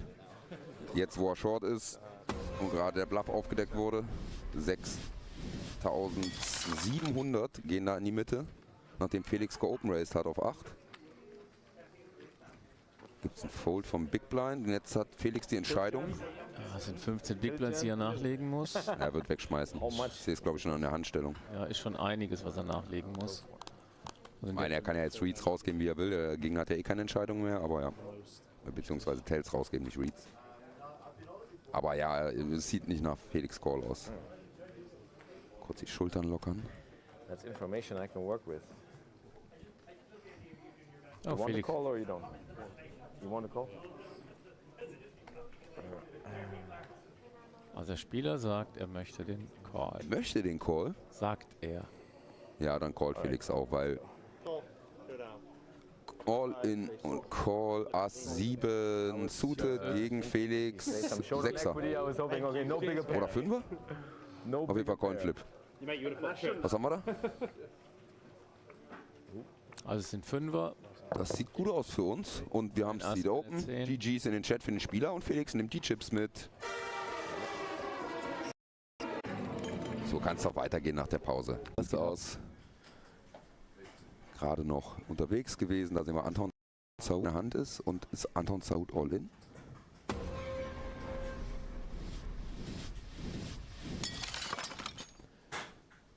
All-In auf dem Board von König 10, Bube 4-2. Straight möglich und der Gegner überlegt jetzt und guckt und denkt sich, hat er da Ass Dame? Aber Dreieck liegt nicht bei ihm, ne? Aber hat er noch einen Chip dahinter vielleicht? Es kann sein, dass er sich noch einen Chip dahinter gelassen hat. Möglicherweise, ne? Mhm. Aber es ist quasi All-In. Da sind ja keine Chips mehr wirklich hinter der Hand. Ja, es ist ein Virtual All-In, wie man gerne sagt. Ich glaube aber, manchmal wird vielleicht auch ein bisschen viel reininterpretiert. Man will auch manchmal einfach, wenn man so lange wartet, checkt man den Gegner auch einfach mal ab. Ja, bekommt jetzt endlich gezeigt.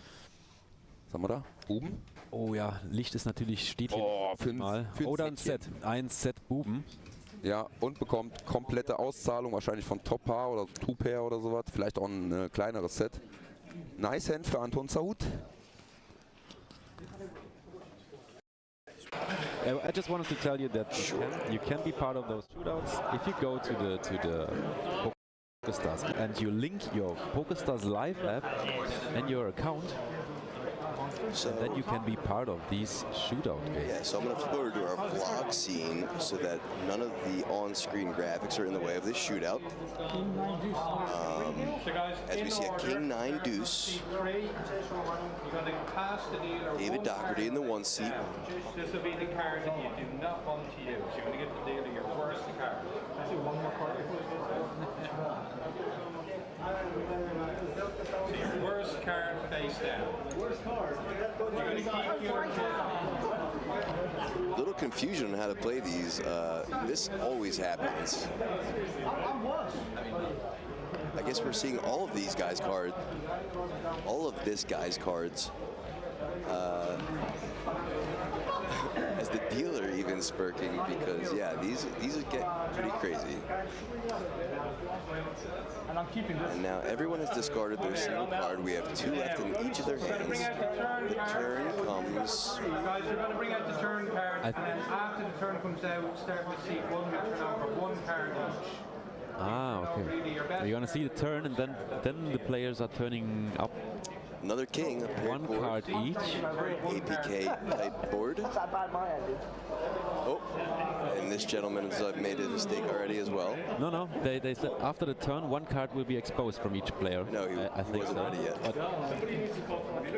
It's a crazy way to have the showdown, but it's something new. Show the king and just kill everyone's head. Yeah, ripped off. Sir, your cards are dead, sir. And the river comes. Oh, hello. A 10 of clubs. No flushes out there. Doherty with the club exposed. Okay, guys, turn them over. What do we got? Ace 9. There. Hit the 9. Pocket 3s. Pocket 7s. 7s. No sets here until now. 6, 10, ace 3. And I think the pair of 10s. A pocket queens down there, isn't it? The button should be pocket queens, right? Yes. Pocket queens are good.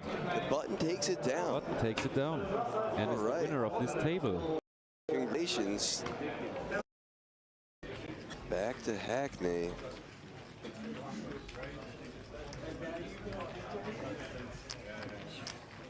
Chat zu Hause, was ist bei euch los? Was macht ihr gerade? Ihr guckt zu, aber ihr wisst nicht, was ihr schreiben sollt. Haut einfach mal ein paar Emojis raus, damit wir sehen, dass ihr alle noch dabei seid. Vielleicht kriegen wir eine Interaktion hin zusammen.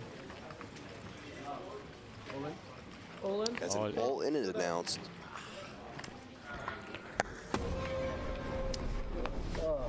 And a call.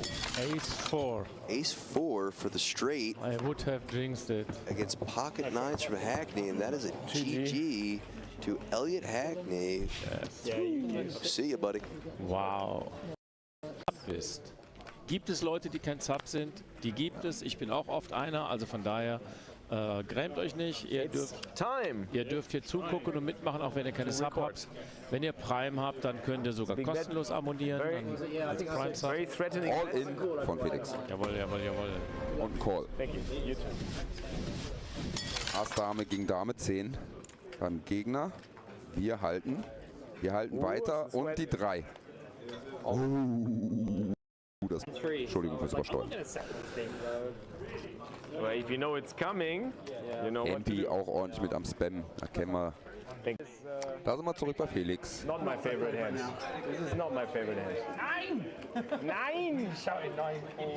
Vielleicht kann George mal gucken, ob das Mikrofon richtig drin steckt. Wir haben hier 9er gegen 10er und wir scheiden aus. Nein! Okay, now I can go and enjoy my Und ich glaube, wir werden dann eher morgen eine Bullet spielen, als jetzt noch ein Re-Entry nehmen, aber das wird Felix selbstständig entscheiden.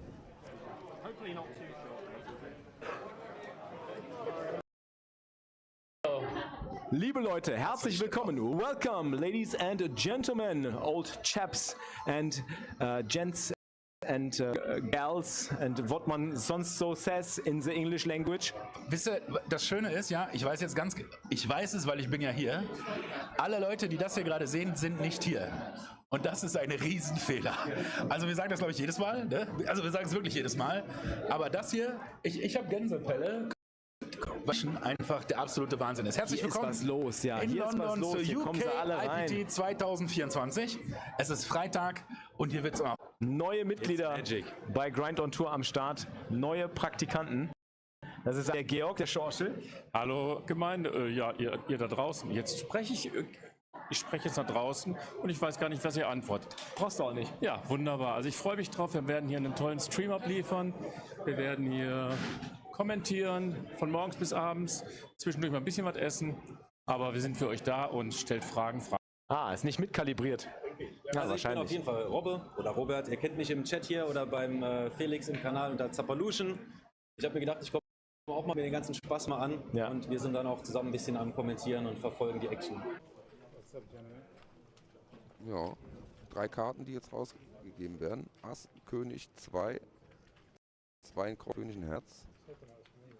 So, UTG hat geopend. Was limpen die Leute da? Broadway-Karten, Pockets. Es gibt schon 2 Checks und direkt alle gecheckt. 7 auf den Turn. Das ist zu früh dafür vielleicht. Und der König auf dem River. Orblein tut so, als wäre er interessiert zu setzen, aber macht nichts. Felix jetzt. Taui. Schnell gefoldet. Und Queens gezeigt. Ja, nachdem er da Preflop auch erhöht hat. Ladies in den Chat. Herzlich willkommen zum 330 Pfund Mystery Super Bounty Mega Event aus dem wir gerade gelernt haben.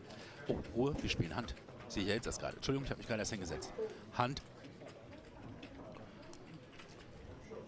Gegen den Button. Button gegen Big Blind. Wir sind im Big Blind.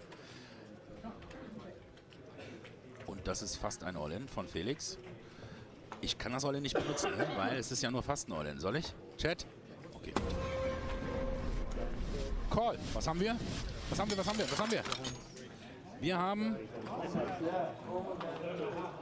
einen König und eine 9. Wir haben eine 9. Nice playing. Wir haben jemanden gebastelt. Es gibt aber noch keine Bounties. Scheiße. Awesome. So muss es sein.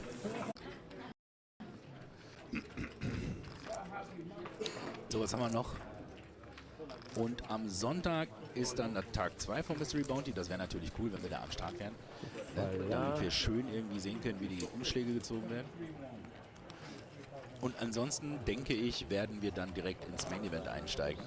Das startet um 13 Uhr und gibt 40 Minuten Blinds. Also auf jeden Fall. GG, man. Oh, das war übrigens...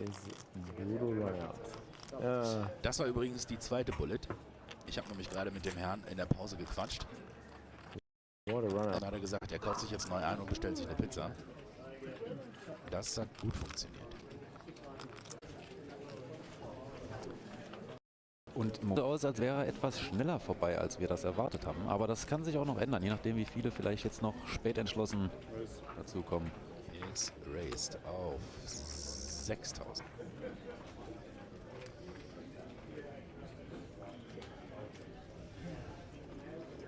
Da war ein Race auf 2, ja. Felix raced auf 6, das wird ein Call. Ich glaube, wir sind zu zweit. Ja, wir sind Heads Up in einem 3-Bet-Pot.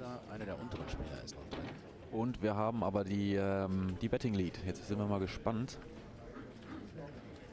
dieser Flop sollte, falls kein Set gefloppt worden ist, eigentlich beiden nicht so passen, denke ich mal gerade eben. Aber wenn, dann wahrscheinlich eher Felix. Ich habe nur die Farben gesehen eben. 294. 294, ja, das sieht erstmal nicht so toll aus für beide. Würde man erstmal schätzen, ja. Man geht irgendwie vielleicht von Pockets, vielleicht von 2 hohen Karten aus bei beiden. Bei Race, Re-Race, Call. Wenn auf den Re-Race kein Jam kommt, wird er jetzt wahrscheinlich keine Asse und keine Könige und keine Damen haben. Ein Karo, aber die 4. Aber er kann sie natürlich auch tricky spielen. Sollte also, möglich ist alles. In Felix Range liegen so eine 4 in der Position. Ja, Ass 4 wäre natürlich auch Jetzt was geht's schön. rein. Oh, Ruhe.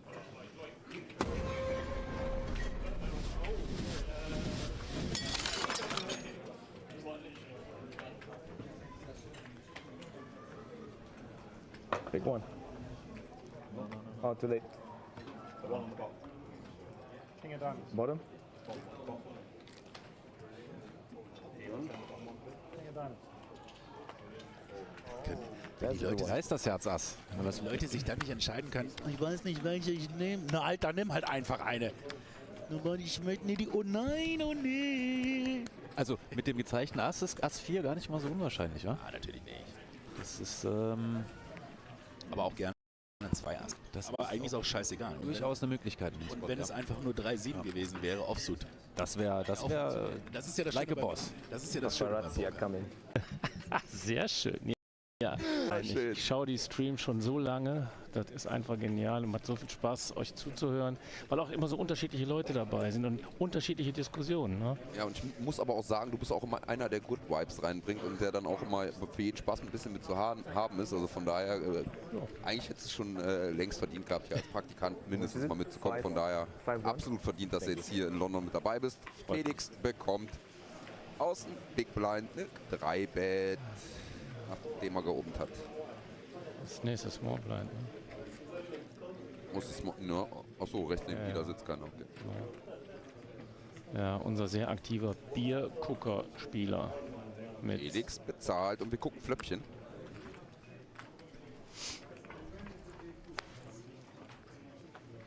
Jetzt bin ich mal gespannt. Flop kommt runter. 9-3-8.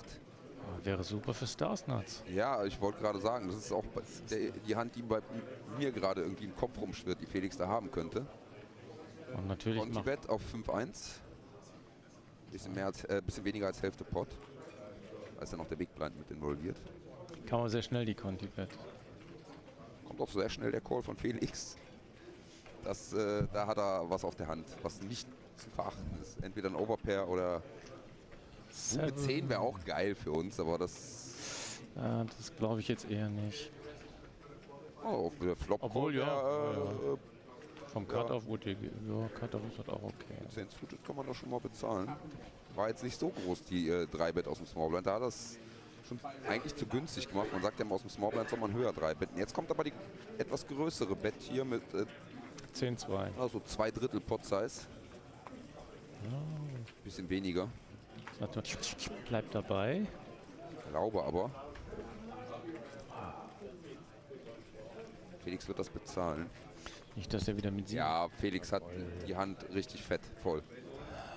Jawohl, weil es ist kein Flush möglich. Die 5 macht jetzt die One-Card-Straight mit der 6. Mit den 6. Angenehm. Ja, ich meinte. Und da kommt der Check. Check vom Gegner und das wird Felix behind checken, weil eine 6 liegt dann nicht in unserer Range drin, jetzt, so wie wir es gespielt haben. Wenn dann Bube 10, dann jammt das. Bei Bube 10. Ja, okay. Also, aber alles andere ist ein Check. Wenn er jetzt selber eine 10 hält, kann er natürlich auch einen Jam-Bluff auspacken, weil er viele Bube 10 blockt. Also er kann jetzt, so wie der Gegner das gespielt hat, theoretisch die Schwäche ausnutzen und jammen. Ist dann allerdings auch immer an der Gefahr, dass der Gegner da selber mit Bube 10 sitzt und genau auf den Jam wartet. Ja, das ist das Risiko, wenn er dann... Aber, Value Bet. Tatsächlich kein All-In. Ich war schon bereit hier. Oh, 10, 14, 13, 5. 13, kleine Bet, klein. Und Mr. Bierpong überlegt wieder. Warum Mr. Bierpong? Ja, weil er Bier trinkt beim Spielen.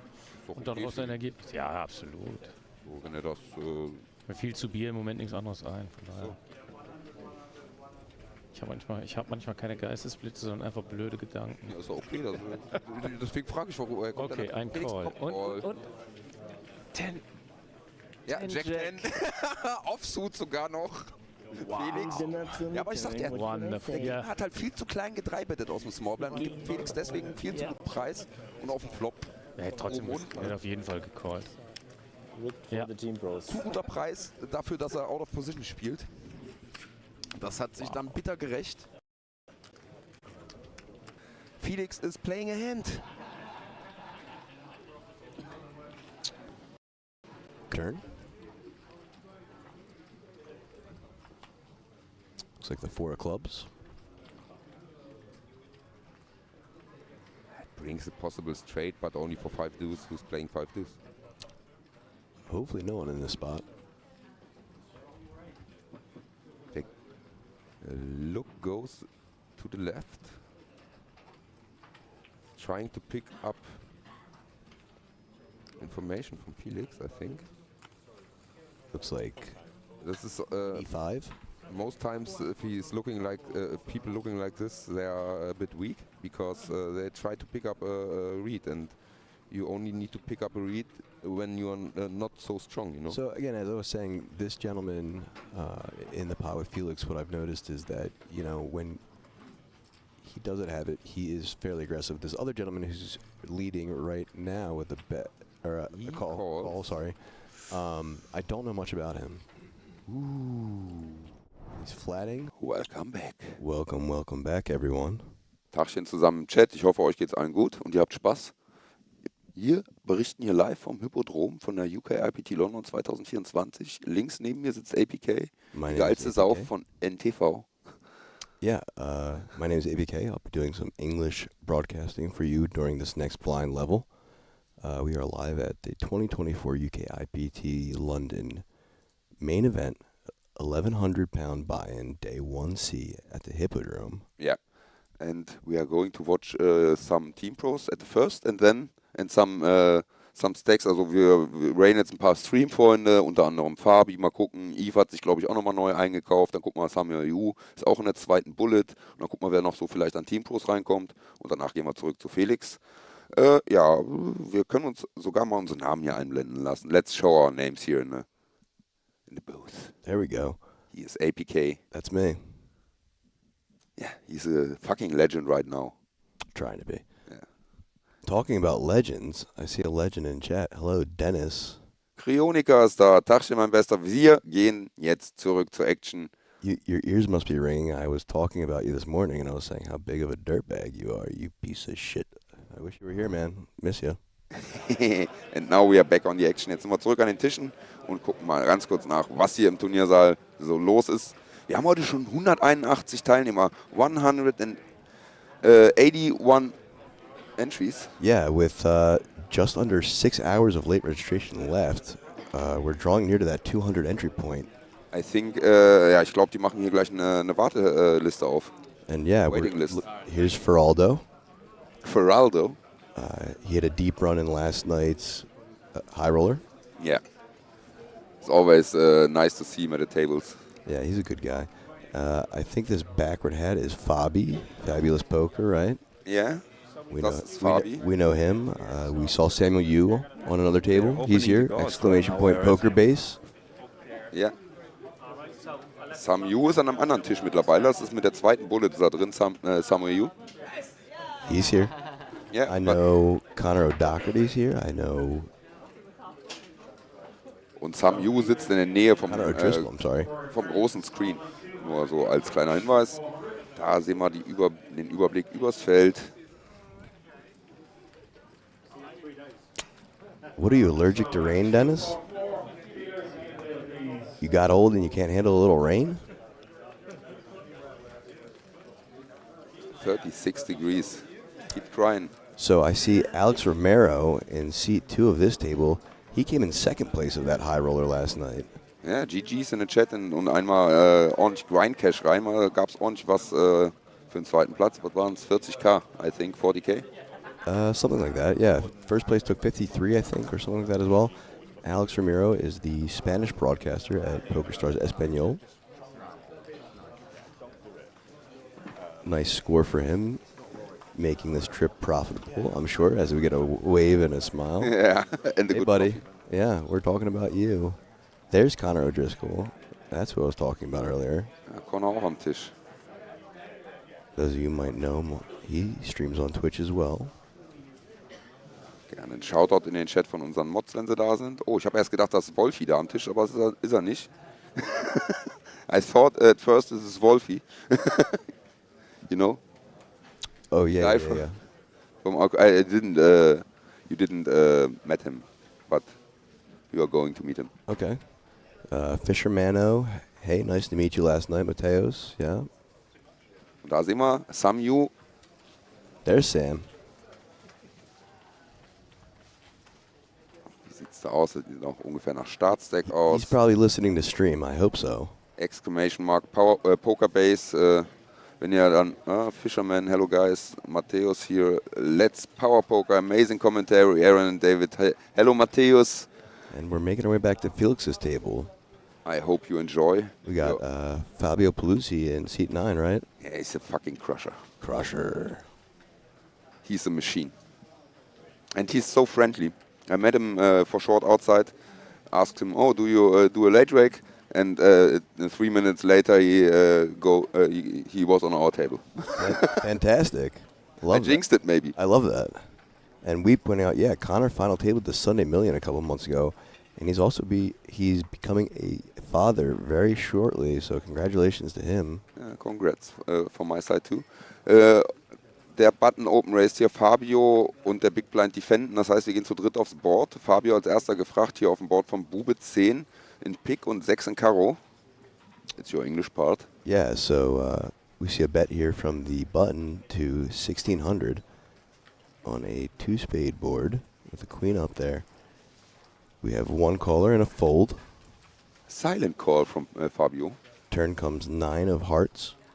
Das bringt ein paar Straßen rein. As he announced the raise to 4,000. Fabio looks interested. It's a really wet board. And I know Fabio, he's able to flat already if he's traded there with a hand of 8-7 suited or something. And so he does to choose to flat and Queen of Hearts on the river. That's not a good card for 8-7 suited. Bringing the straight in for sure. Mal gucken, ob er jetzt den Step auf dem River nimmt und versucht sich den Pot zu holen. Also vom Stack her hätte er den. He's got the right stack to go all in on this board. Is it Lorenzo Paluzzi? No, he's Fabio Peluzzi. Yeah. Peluso, sorry. So this is Fabio, not Lorenzo. I can show it to you.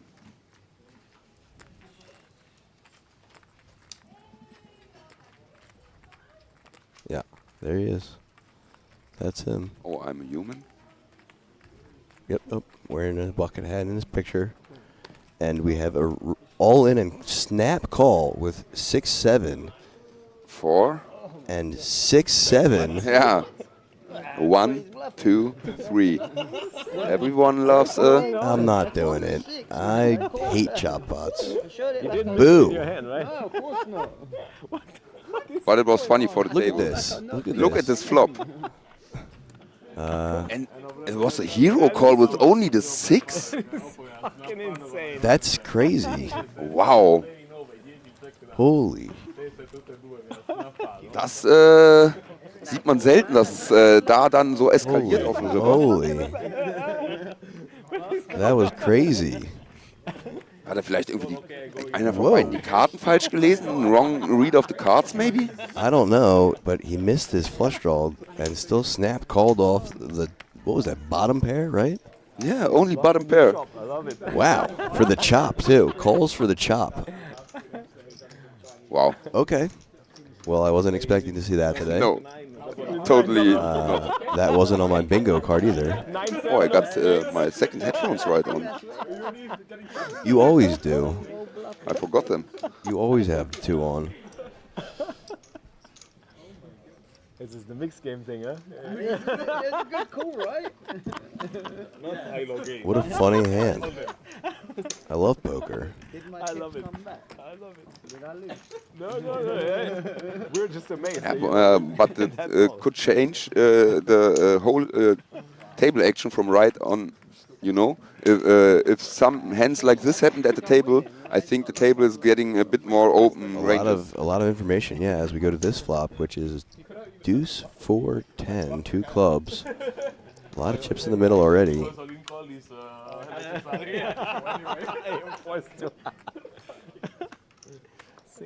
As we see a raise to 1,800, which is good enough to take that pot down. It is. It's going to make the highlights for sure, 100%. Yeah, Felix, you're right. It will be a highlight.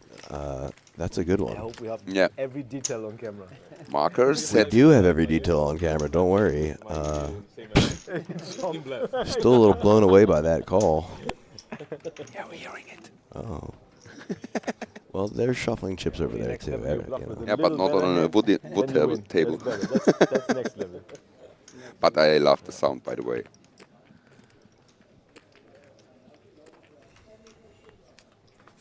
That was a fun one.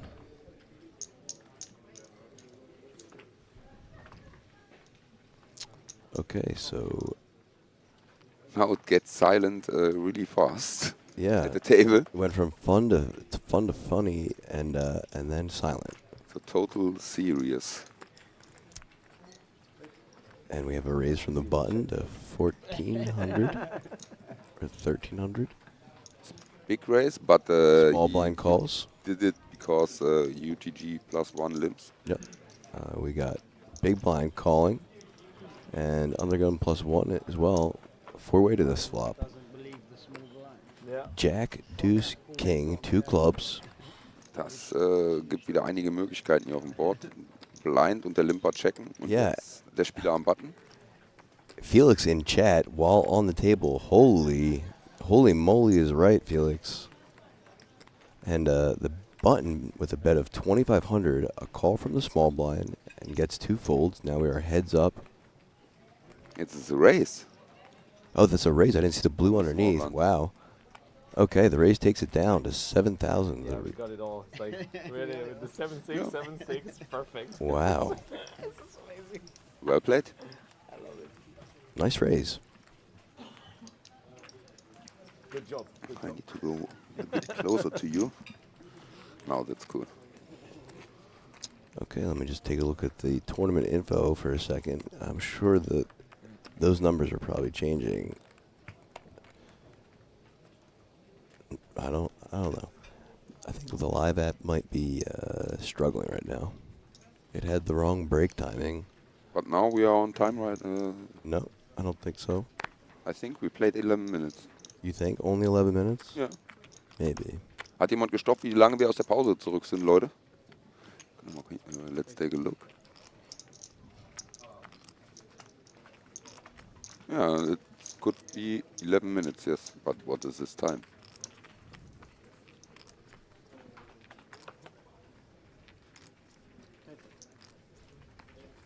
Ja.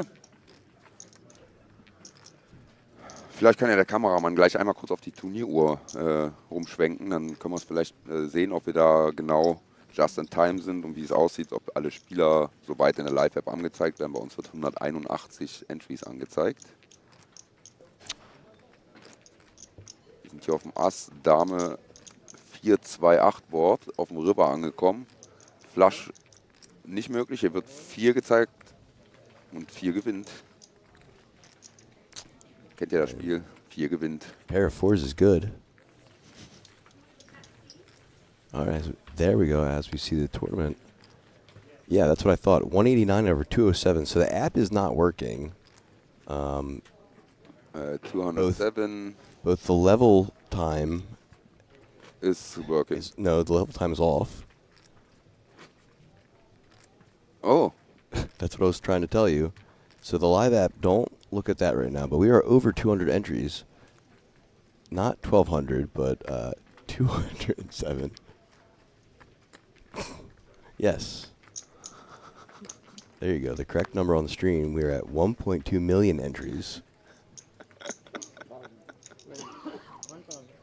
No, 207 entries, 181 left. Just about 30 minutes left in this blind level. That's the correct information. Now that's the correct information. There we go. Wir haben Level Number 4. Wir sind in Level Nummer 4. 200, 400 mit einer 400er Big Blind Ante. Und wir sehen hier wieder Action, aber ohne Felix. Alright, so we go to this flop, which is a Jack 4 Queen, 2 Spades. 3 Spieler involviert. Check, check. Check. And a King of Diamonds, bringing in the double flush draw. Board becomes the weather. Our mixed game master with a bet. Oh, we have 4 people in the pot. Yeah, 4-way. There's a lot of chips in there already. As we see a raise to 6,500. Surprise, surprise. This gentleman likes the re-raises. And gets called. The river of 5 of hearts. It's a brick, I think. It's a bricky river, yeah. And we see a large bet from this gentleman who loves mixed games. Back to C2. And he looks not happy. No, he's aber bezahlt, he's going for the call. Or the raise, sorry. All effectively all in. And that's good.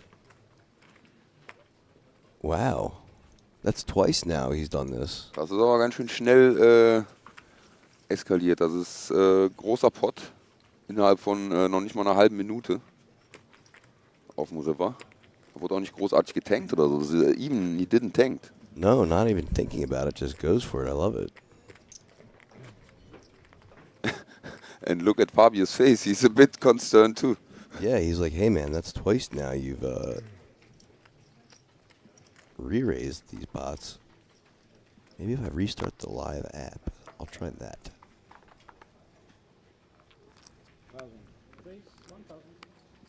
So we hear a raise to 1,000 being announced. Nope, that didn't work either. Okay, and the button chooses to get in the mix.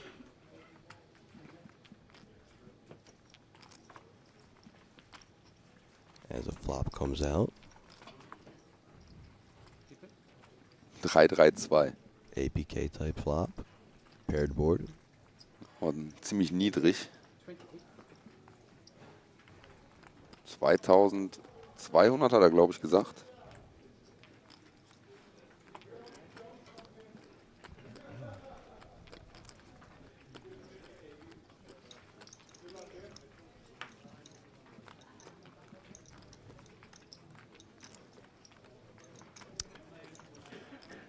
And that bet is good. Yeah, it's enough to get a pot down.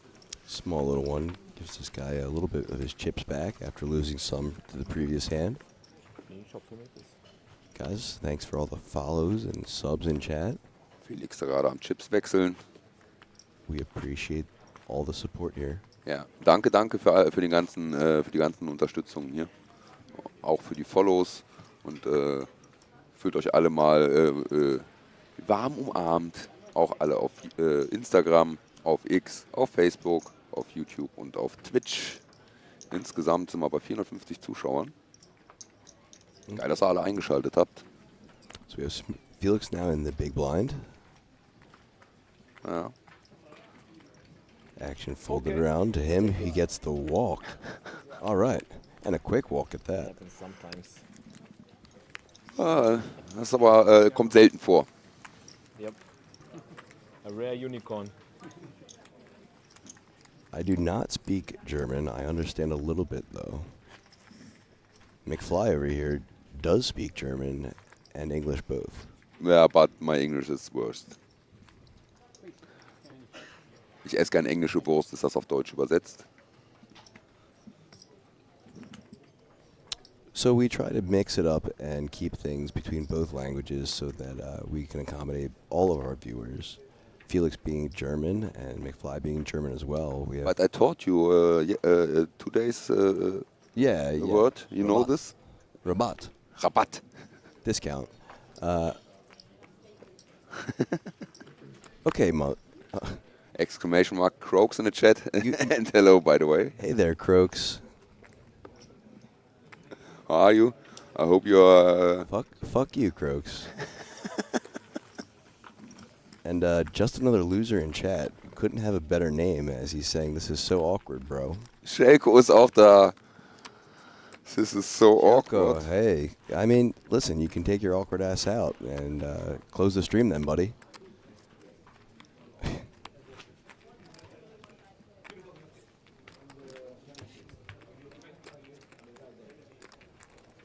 But maybe we can get on a third language. I think we could probably manage that. Let's get an Italian guy here between us. I'm sure there's some polyglots floating around the casino right now.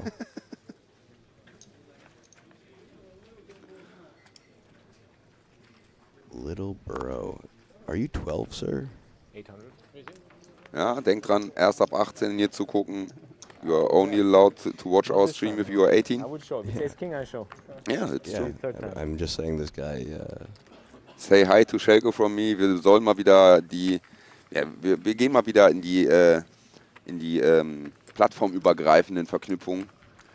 Shelko, der Kryoniker grüßt dich ganz lieb. Thank you, Andy. And someone asking how long I've been playing poker for. Since I was 8. It's Shelko. It's a YouTube legend of us. Shelko. When was the beginning? I was 8. So that would have been 1997. But you played only for fun? Sure. Mostly candy and pennies. Yeah, that's fun. It's like, das ist wie wir mit Murmeln gespielt haben. With the little... Yeah.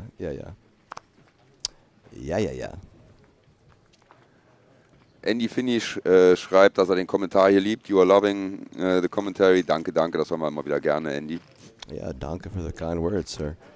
Yeah, you know German. A little bit, yeah. Board gucken wir uns hier an, 953. Ziemlich monoton das Ganze. So, as we see this pot, I'm going to do the best I can to this. So, I played majority live because Black Friday happened before I was really old enough to play online. So I grew up watching my cousin play online and played live poker myself up until recently. I live in Pennsylvania where there's the PokerStars PA app. I play on there sometimes, but yeah, I'm mostly a live player. That's my background, live play. Da sehen wir einmal Felix aus der Nahansicht und auch seinen Stack. Knüppel, gerne mal die Stack-Size in den Chat schreiben. Mit deinem Röntgenblick. So, jetzt hast du ihn gesehen? He switched his cap. Yes. And now the good run is maybe activated.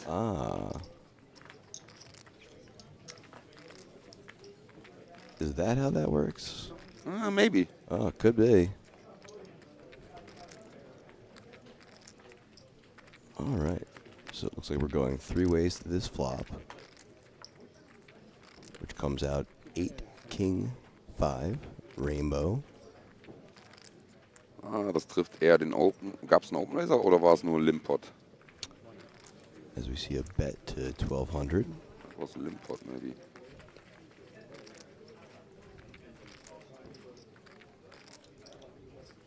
And a fold, that bet is good enough to take it down. A little more background on me, Željko. So the grind crew picked me up actually at Lex Live not that long ago, just over a month ago. Yeah, Bird bound in on a light outside, and we take him with us. Yeah. So I also, besides doing this, I work for Giraffe Ganger 7, Bert Stevens. So. And my cousin's been a professional poker player for over 25 years as well. So, yeah, I've been around poker for a long time, considering my age. What's the biggest thing your cousin won? His largest win or the biggest? Like the most... I mean, so Biggest amount of money. I think that was his second place finish in a World Series of Poker side event. It wasn't the main, and it was, I think it was like, I forget. Maybe. But he was able to get a bracelet for this. No, so again, he said, yeah, it was a bracelet event, right?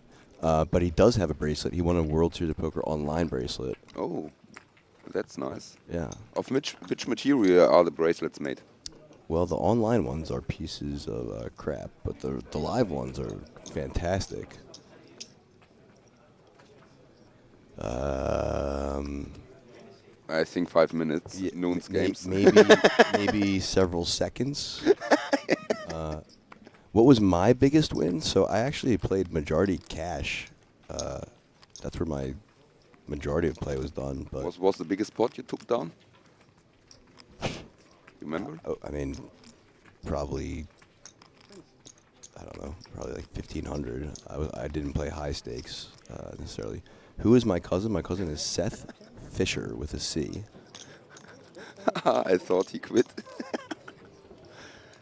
Hier sehen wir die gefloppte Straße, die den Pot mitnimmt.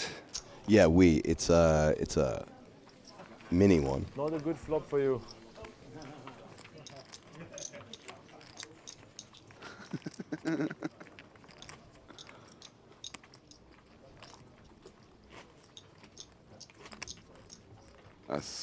Ich habe ihn ja in Barcelona auch dann gefilmt am Tisch und immer wenn ich mit der Kamera weggeschwenkt bin, hat er dann seine Zigaretten genommen und dann immer so ein bisschen so Spaß gemacht, zum Beispiel mal die Zigarette. Und dann immer, wenn ich wieder zurück bin, hat er versucht komplett seriös auszusehen. Also ich möchte nur mal zeigen, how he did it with his cigarette at the tables at Barcelona like this.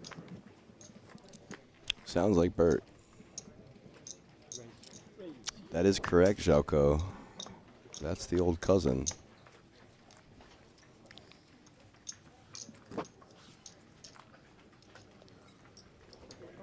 Felix geht kurz die Flasche auffüllen. For anyone who's like super in the know for poker, my cousin actually lost that heads-up bracelet event to Dario Manieri, who was a pretty famous pro at the time. A Roma fan with a big scarf on. Yeah, the Italian gentleman who always wears the scarf, correct. He lost it in a gross fashion too. I mean, I can tell you guys about it later, but it was sick. Storch in chat, I see a giraffe smash. Yeah. Storch knows who I am. Whoa, Željko. Željko, du Wahnsinniger. Thank you so much for that donation. 60 Ocken hast du wieder rausgeknödelt. Wow, thank you so much. Danke, sir. danke und danke. Und ja, Croaks, ich weiß gar nicht, was ich mir dazu sagen soll. Du haust uns hier so viel Donations raus und unterstützt uns so viel. Yeah, Dario Manieri, a total degen. No, I loved his playing style. It was good to watch, good for poker, I think. I hate that guy. He beat my cousin heads up. Yeah, but you know. Yeah. Wir gucken hier runter auf dem Board von 7, 3, 5, 2, 10. Jetzt wäre doch mal so ein Texas Dolly angebracht, oder? Texas Dolly, like a hand. 10 deuce. Never lose. Rest in peace, Dolly. Doyle the Goat. Und da wird auch angespielt auf 3.800. Yeah, a little over half pot. Or just around half pot. Something like this. And he grabs the chips. To our button, who finds a call, and we see a tabled deuce, 5 of deuce, clubs. 2 pair. That's good enough to take this pot down. 2 pair, nachdem er da mit Pair gefloppt hat und auf dem Turn dann zum 2 pair improved hat. Ja, ich glaube, weil er so schnell gecallt hat, war übrigens eine 10. Also im Nachhinein, um das Ganze zu analysieren. Nur am einfachsten. Und Tagchen auch an Dennis. Ich hoffe, dir geht's gut. Once again, I just want to thank Željko for that really kind donation. Unfassbar. It's unbelievable. It's so nice from him. Yeah, much love, brother. And thanks for asking those questions about me. I like engaging with the chat. Vielleicht können wir jetzt nochmal auf die Turniere umschwenken, damit wir die Nummern nochmal ein bisschen aktualisieren können. Yeah, if we could get a camera shot of that tournament board. See, I understand a little German.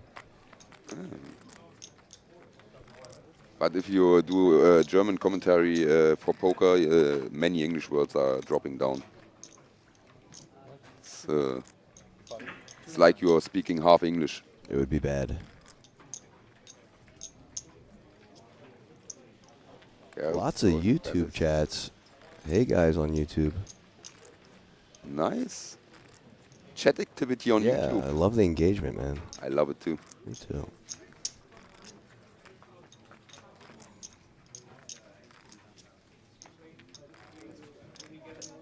Yeah, talking about my cousin. Yep. That's the guy. Also Robert, nach der Hand bitte einmal nochmal auf die Turniere umschwenken, aber ich denke, das hast du eh schon gehört. Gucken hier Flop an, Buben 9-5, Fabio Peluso in der Hand gegen Spieler auf Position 1. Turn is a 3 of hearts. Verändert nicht wirklich was. Robert hat uns verstanden, wunderbar. Ja, der River bringt da Kreuz Flush an. Just bring up my cousin to show McFly over here. See what you're looking at. Oh. Here you go. This is the. Are you human? I am human. At the third times. At times, yeah. So there's my cousin. Oh, cool. Where is he living? I will not mention where he lives, but at his home, I think. Yeah, at his home, correct, with his lovely wife. Okay, also wir aktualisieren die Zahlen. 216 Entries, davon nur noch 197 drin und wir sind bei 200, 400 weiter. 216. Wow. 100. Fantastisch. 7. 12 and a half minutes left to go in this blind level. Wow. This is just flying. McFlying. McFlying. Yeah.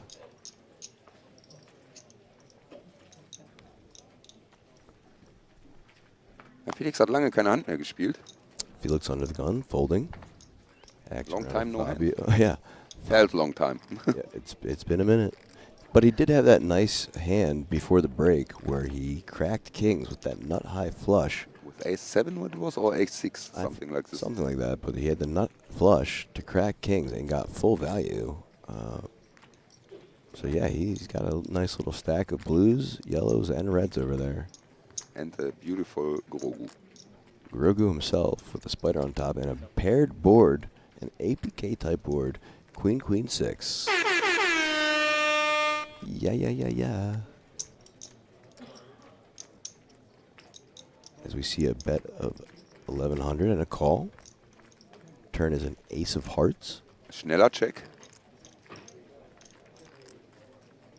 Small blind checks. Was a really fast check. Action to our re-raised gentleman from earlier, who bets out for 2,300. And an insta-call. Bisschen klein, denke ich. Going to a river. 3 of spades. Und die 3. Check, check. And ace-king looks like it's going to take it down for 2 pair with the king kicker. Ja, und der andere Spieler hat verdeckt weggeworfen. Pot geht zum Spieler am Smallblind, der jetzt am Button ist. Habe ich übrigens I remember him from other stops. I saw him at some other stops too. Maybe in Roswardorf he was, or at another stop.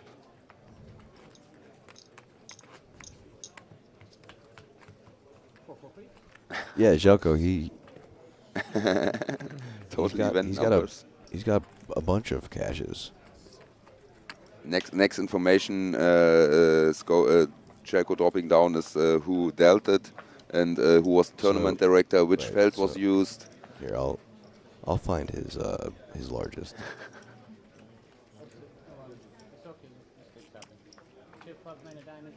Pretty tight fold.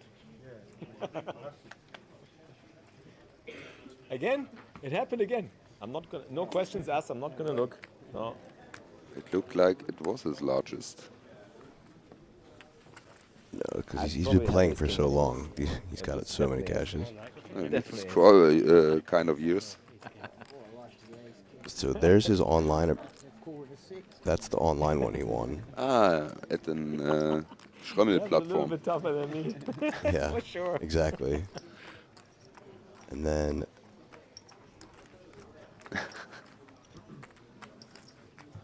Easy Buster, APK, Mods und Chat. Eine schöne junge Happy Weekend at all. Tagchen Lars, ich hoffe dir geht's gut. And so here you go. There's his largest live cash. So it was the 2500 No Limit Hold'em 39th edition, 2008. He came second for $330,000. That's my cousin's largest, I believe. Nice. That's the one he lost to Dario. 18.01.24. Ach so, ja, das war wahrscheinlich noch ein relativ nahes Ergebnis, was er jetzt gerade mitgenommen hat. And so we're blind first blind right now. Mit Felix in der Hand. King, Queen, 5, Rainbow. Beide Spieler checken schnell. Die sind aber zu dritt. Middle position lead for 1,000. Fold from Felix. And a fold from the big blind. Gets it through. Ja, und das Board hat auch eher den Open Raiser getroffen als die Blind Defender. And yeah, hello, Easy Buster. I've been seeing your name in chat almost every stream. Yeah, he won a ticket for the Wolf Millionaire on our channel, and very cool. And he cashed there and got a deep run. It was cool to watch. Very nice. And he's with us from the first grind live on. Cool. Love to hear that. And before this time too in the chat, you know, but this was the first time we met him personally. Very cool. Yeah, our community is really, really, really cool. Every person of the community I love. Željko just listing out all of my cousin's caches. Okay. Ja, ein bisschen YouTube-Chat anheizen, ist doch super. Und ein paar Infos reinknallen, Željko, da freuen wir uns. Mach das ruhig weiter, ist alles easy. Alright, looks like this is going to be a multi-way pot with a raise in it. Željko ist auch Mitglied der 3 Fragezeichen, zuständig für Recherchen und Archiv. Also, du musst nicht sorry sagen, ist alles gut, Željko, das meine ich ernst gerade. Du kannst ruhig weiter die Infos da reinposten. I'm okay with it. Yeah, it's fine. You don't have to be sorry. No, they are shown down at the internet. It's yeah, it's not private information. You It's can public. do it. Don't be shy. I'm not. You don't have to be sorry. I just think it's funny. Yeah, I love it too.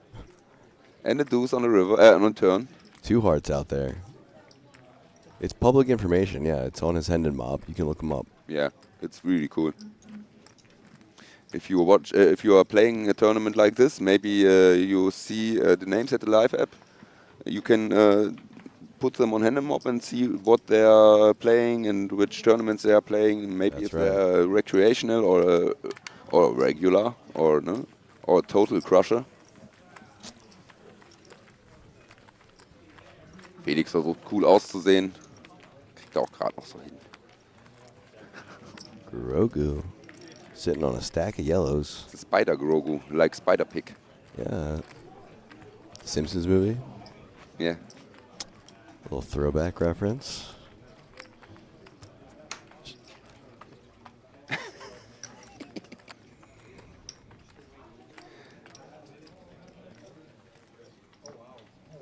So. Alright, so folding around the table to our middle position, who raises to 700. Felix with a fold. Ja, ich glaube, wir haben noch 4 Minuten jetzt in der Blindstufe verbleibend. Back to our big blind, who chooses to defend. 2-way to a flop. Incoming deuce, 8, 3, 2 hearts, 1 diamond.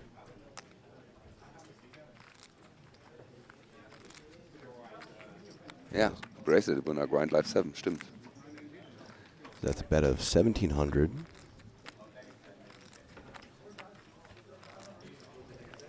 Oh, ein schneller Call. And a call. Fast Call. Turn comes deuce of diamonds, bringing in the double flush board and a paired board. The APK special.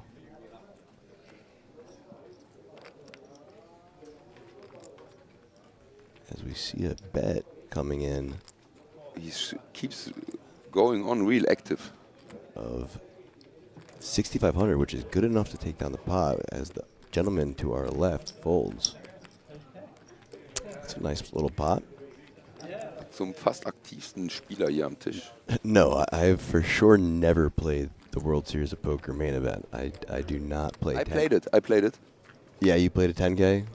No, yeah. I played it on the PlayStation. On the video game, yes. Yeah, World Series of Poker. Yeah. 2008 was the edition. You and Scotty Wynn in. That's right, baby. It's all over.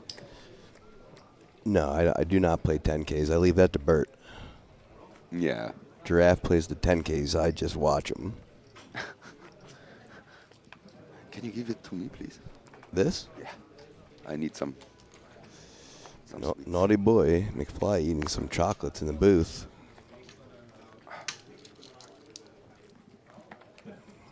I got the nuts. That's right. Individually wrapped nuts. Man, I just can't keep a hold of any of these chips today. I know. I like the bigger ones though.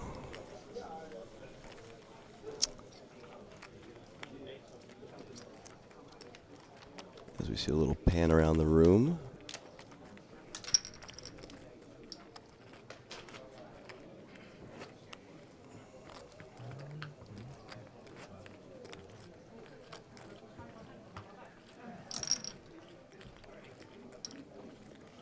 I think I hear a voice I recognize, but I'm not entirely sure. Uh-oh. Im Hintergrund gab es da wohl einen Suckout. Something happened in the background. Und ein Seal Open. Das sieht gar nicht gut aus. Which voice you remembered? It sounded like Raksha maybe, but Sammy Yu in the background there. Something must have happened on that far table. Yeah, but now you can't show it anymore. It's easy for us because we stick at Felix table. And if some other stuff is happening, maybe the players should do an Instagram story of it. Yeah, maybe so. Yeah, that's a good way to show our poker. Okay, so we go to this flop. The check from our big blind. A raise from the button, and that takes it down. Jelko asking if we've played any tournaments while we're here in London. I have not. We've been working every day, pretty much 12-hour days. So, no time for that. Maybe on Sunday, I might ask Felix if I can play one of the knockouts, if it's cool with him. We'll have to see. That is my birthday, so it'll be a real disappointment if I don't use some birthday luck while I'm here. Ja, easy, genau, du hast an einem Geburtstag das Ticket gewonnen für Wolf Millionär, yes. Took it, won his, it was giveaway by us. Very cool, though. And he's a bracelet winner at Grind Life 7. Good. Congratulations. We did our own bracelets. I love that. That are the real good bracelets. Yeah, probably better than the World Series of Poker online bracelets. Doesn't take much to do that. He doesn't need to defend it. He gets swoops on his big blind. I get some donations also. He's getting whoops on his big blind. I'm in the perfect corner here. I wonder if the Stars app is working yet. Let's take a look.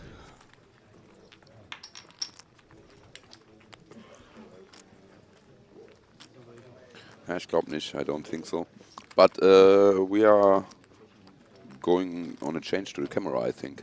Yeah, it's still 181. So after this hand, if the cameraman could pan up to the board, we have an all-in from the far end as King-Queen is tabled. 4 nuts against 9-10. Ugly setup for the player. Jelko, I will try to come to future grind events, especially if I'm still working with these guys. I'll be a part of the community. I think they'll definitely want me to come so some of you guys can meet me. I would think that's probably in the works, so we'll see. Blinds have just been announced to go up, so I'm going to step out of the booth. You'll be joined by Schorschel, and I will take over cams. See you guys at my next comm duty in just about 2 hours. Ja, Ehren in Chat für APK. Honor in the Chat. Thanks.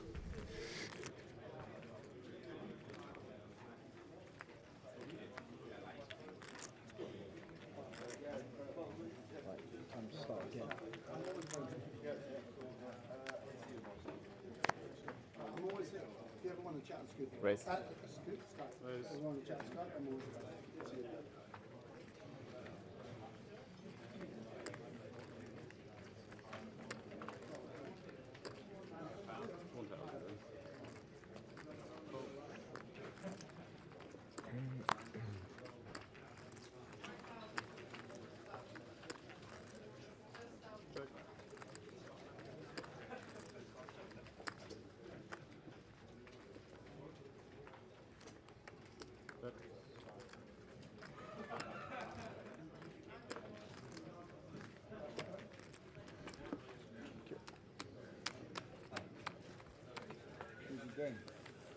That's how it works with Ace King.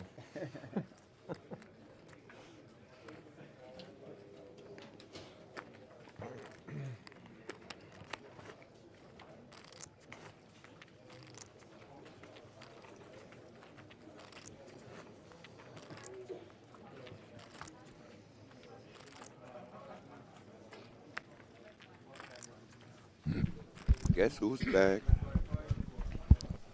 Back again. Hallo, hallo, hallo. Hi, guten Tag, auf Wiedersehen. Nein, nicht auf Wiedersehen. Oh, wurde noch gar nicht abgeändert hier. Was ist das denn? Was denn? Nein, ich habe nichts. Ja, wenn das da nicht geändert ist, dann bin ich auch nicht hier, ne? Nö. Guck mal, was ich für ein schönes Tuch gekriegt habe. Oh. Ja, ich müsste mir das übers Gesicht ziehen, aber man sieht mich nicht mehr. Aber das Ganze hilft mir ein bisschen, diese schöne, frische Luft aus der Klimaanlage ein bisschen abzuwehren, weil es zieht dann im Nacken und dann tut es doch ein bisschen weh. Ja, hast die Taktik von mir implementiert, die ich seit Roswardorf zwischendurch anwende, wenn ich mal ein bisschen so ein Kratzen im Hals habe. Das kratzt nicht im Hals, von daher...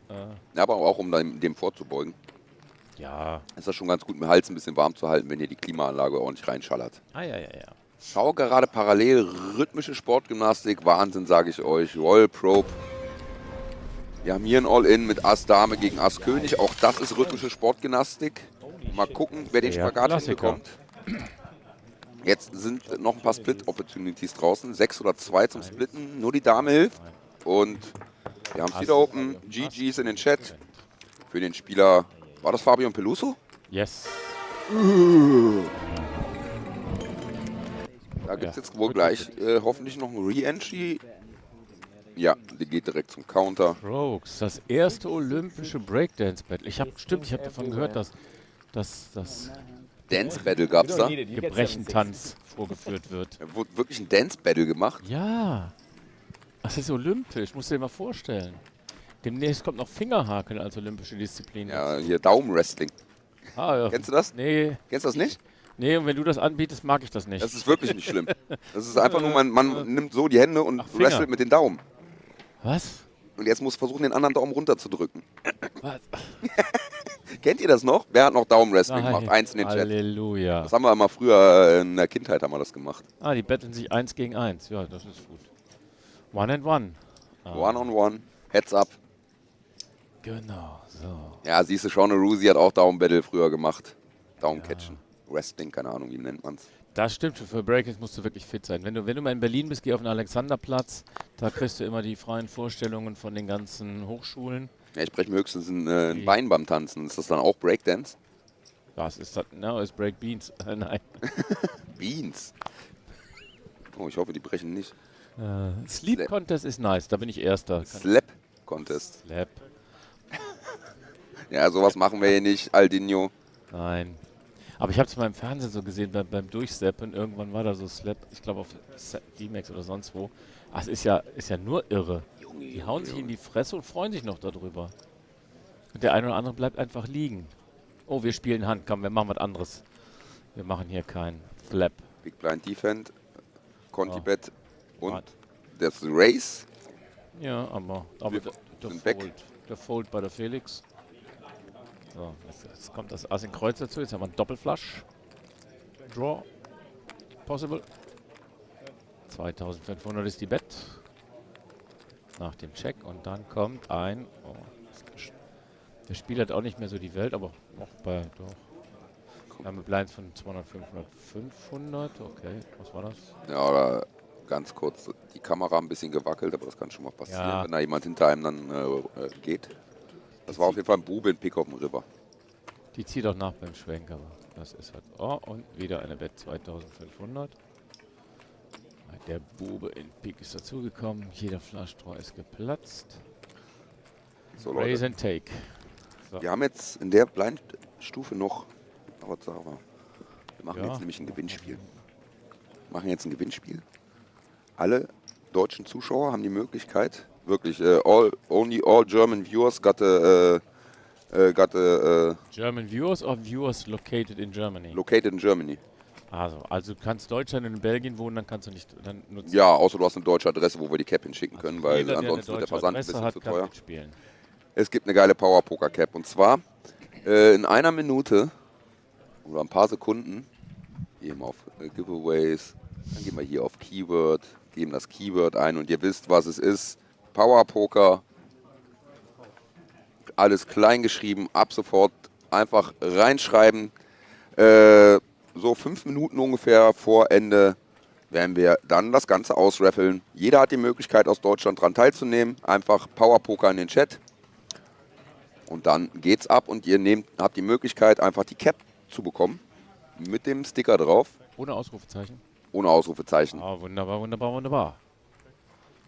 Wissen die denn überhaupt, was das heißt, Power Poker? Ja, das ist unser Sponsor. Und zwar gibt es da schöne Pokerchips. Da gibt es Pokerkoffer, da gibt es alles Mögliche rund um Poker. Dealer-Button, Cut-Cards glaube ich nicht. Aber dafür gibt es Plugs und alles Mögliche. Einmal jetzt unter unseren Kommentatorenköpfen hier. Kann man da übrigens auch mit Much Better bezahlen? Da kannst du auch mit Much Better bezahlen. Much Better ist eine Bezahlkarte, eine Debitkarte, du lädst sie auf und dann kannst du überall damit bezahlen, kontaktlos. Du kannst ja so einen Keyfob dazu kaufen. Bei Grind 7 gab es die dann umsonst, wenn du dich mit Much Better eingekauft hattest. Wichtig ist, es gilt nur der Twitch-Chat, Leute. Ne? Das ist ganz wichtig. Nur, dass ihr euch dran haltet. Kommt bei uns kurz auf Twitch, wenn ihr gerade bei YouTube guckt. Und schreibt da kurz Power Poker klein in den Chat, alles zusammengeschrieben. Und dann nehmt ihr am Gewinnspiel teil und 5 Minuten bevor das Blind-Level hier endet, raffeln wir dann die Cap aus. Und dann meldet ihr euch dann einfach bei einem unserer Moderatoren oder auch bei mir und schreibt uns die Adresse kurz und dann schicken wir euch das zu.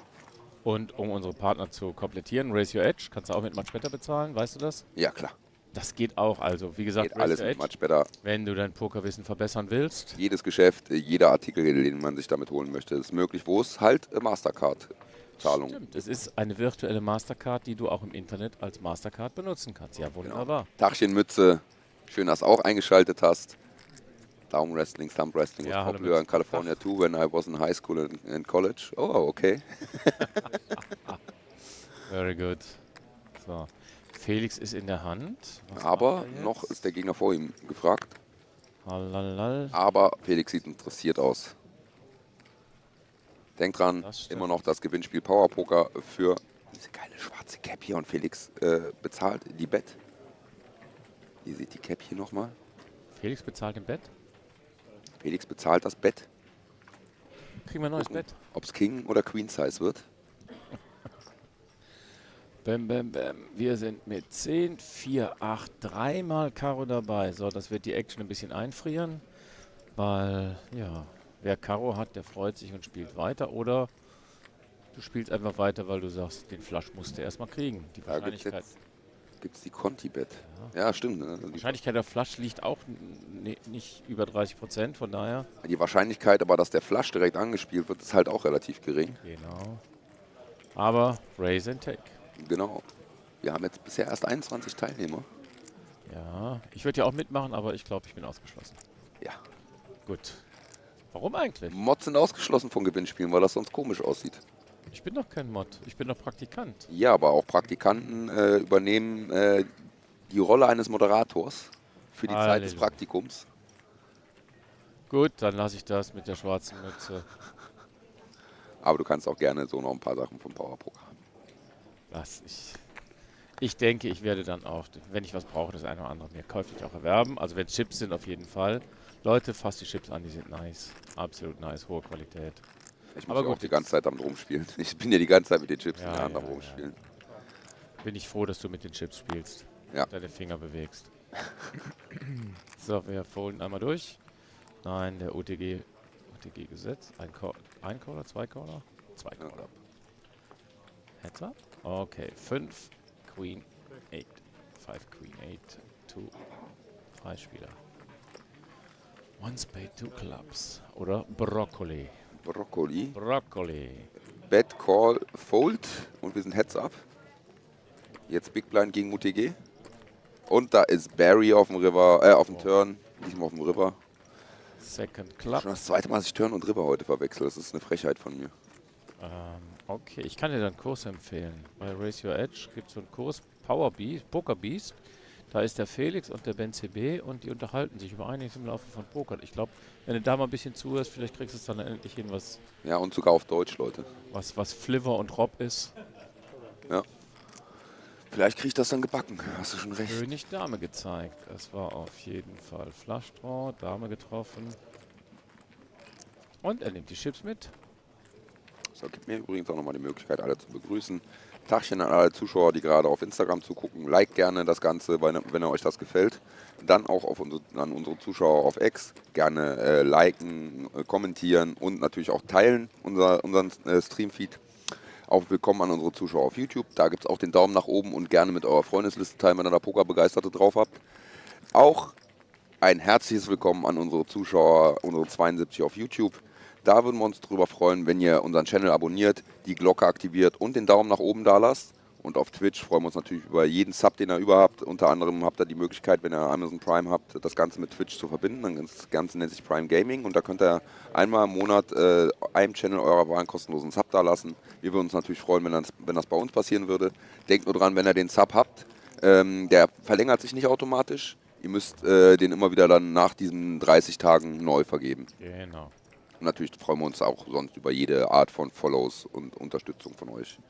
Und dafür, dass wir hier 15:23 Uhr haben, in 16:23 Uhr bei euch zu Hause, finde ich die Anzahl der Viewer schon sehr schön. 518?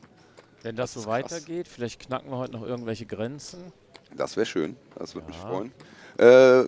One small hint at the APK, between the next hand and this hand, maybe you could show us the tournament clock. Oh yeah, because the app is not updating. Yeah, like today it's a bit tricky for the app. Oh, we can manage that. I think the app, die App hat sich auch einfach mal eine Auszeit verdient. Ist die ganze Zeit schwer am Arbeiten gewesen. Ne? Was ist mit Room? Warren Bennett. Sie hat das quasi abgearbeitet? Ja. Die App. Es wurde abgearbeitet. Ja. Aber die Uhr funktioniert zumindest noch. Haben wir noch 24,5 Minuten auf der Uhr. Okay. Da wird gesetzt. Und jetzt der Spieler am Small Blind, im Tank. Selko. Meetup Poker mit Fabi Kalenko und Q-Poker in Asch. Sehr schön. Na dann viel Spaß da. Rock die Bude. So, wir sind mittlerweile bei 232 davon 198 Anmeldungen. verbleiben. Jawohl. 232. Thank you, APK. Everything is fine now. One more. Yeah. Wonderful. Meinst du, wir knacken noch die 300 heute? Obwohl das wird... Das könnte tricky werden, weil wir haben ja auch irgendwann Ende Late Track. Aber wir haben noch eine ganze Zeit. Und ich meine, wir sind jetzt gerade mal in Level 5. Das heißt, es gibt nochmal die gleiche Zeit als Late Track Zeit obendrauf. Ja. Plus die Dinner Break und die normale Pause nach Level 10. Sehr schön. Von 15 oder 20 Minuten. Aber 250 kriegen wir mindestens hin. Was ich denke auch, dass wir heute knapp an der 300 vielleicht kratzen könnten. Das könnte durchaus passieren. Was laufen ja auch noch Satellites. Es laufen noch Satellites und wir haben nachher noch um 19 Uhr den Flight 1D. Ein Turbo-Flight mit 20 Minuten Leveln. Ja, und da wird auch nochmal, werden sich auch nochmal ein paar, die 1C nicht baggen konnten oder die Blind-Level nicht überdauern konnten. Ich glaube auch, dass wenn er nochmal einen Anlauf in 1D nehmen. Ich glaube, dass viele von den PokerStars, Ambassadors eher nochmal den Turbo machen als diesen langen Level. Ja, das kann ich mir auch gut vorstellen, dass da dann nochmal die Prominenz anwesend sein wird. Also wenn ihr noch die Möglichkeit habt, kommt vorbei. Es lohnt sich auf jeden Fall. Da gibt es eine Menge PokerStars, Pros und Ambassadors, die ihr hier treffen könnt. Unter anderem Felix, dann Spraggy, Lex ist nicht mehr da, aber ihr habt noch Male, ihr habt noch Adam McCullough, ihr habt noch Sam, ihr habt noch Rory, ihr habt noch Nick Walsh, DJ Reggie. Wen habe ich noch vergessen? Tja, jetzt müssen wir den Zettel haben. Nein, aber ja, also, ne? Und ihr könnt noch, wenn ihr es heute noch schafft, um 20 Uhr ist die Players Party. Und vielleicht trefft er sogar zwischendurch mal James Hartigan, wenn er mal eine Pause aus der Commentary Booth macht. Commentary Booth? Ich glaube, die kommentieren heute auf Englisch. Was wollen die denn kommentieren, was wir nicht tun? Sag's mir einfach nicht. Feature Table. Es interessiert mich gar nicht, was die machen. Ja, ist doch alles okay. Was machen die denn heute? Gehören zur Familie. Aber das Kommentieren wird ja erst... Noch haben wir nichts am Feature Table, ist das richtig? Ja, müssen wir mal gucken. Da. Ich könnte mal nachgucken. Meinst du, ein Tisch von diesem Main Flight 1C wäre am Feature? Wir gucken mal ganz kurz nach. Also man muss dazu sagen, auf dem Feature Table, der steht auf der 3. Etage. Wir sind quasi im Keller, also Lower Ground. Und auf der 3. Etage haben sie ein Feature Table, RFID Table aufgebaut. In einem Raum. Das heißt, wenn die da mit viel Wechseln arbeiten müssten, muss der Spieler, der an den Feature Table muss, 4 Etagen hochlaufen. So sieht's aus. Also von daher, ich glaube nicht, dass die das aktuell... Dafür ist der Qualifier, glaube ich, oder nicht der Qualifier, der Main Event 1C hier aktuell nicht so interessant für den Feature Table.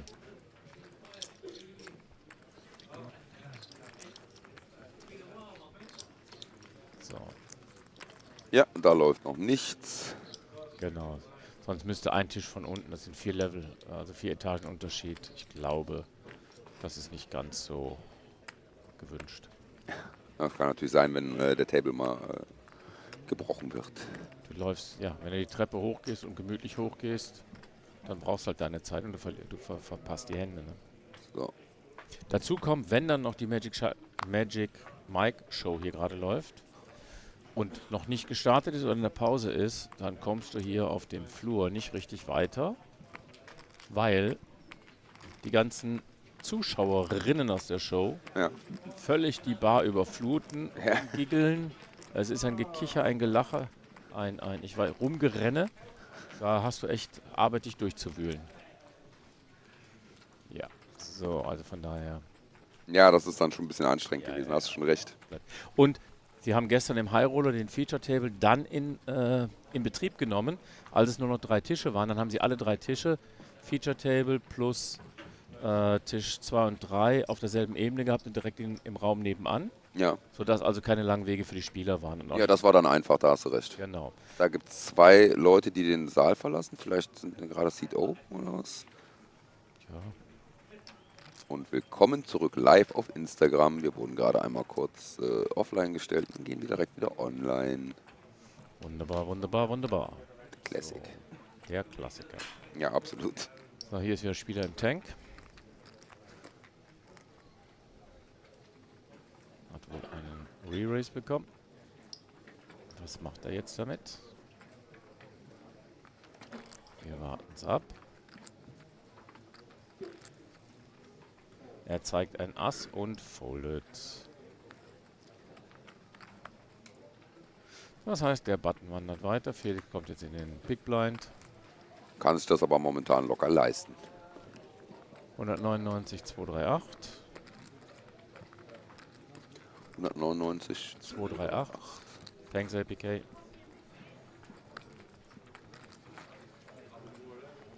Irgendwie ist die Stimmung im Moment am Tisch etwas ruhiger, stimmt das? Ja, ist ein bisschen ruhiger. Willkommen zurück auch auf Twitter. Welcome back on our Twitter channel. Okay.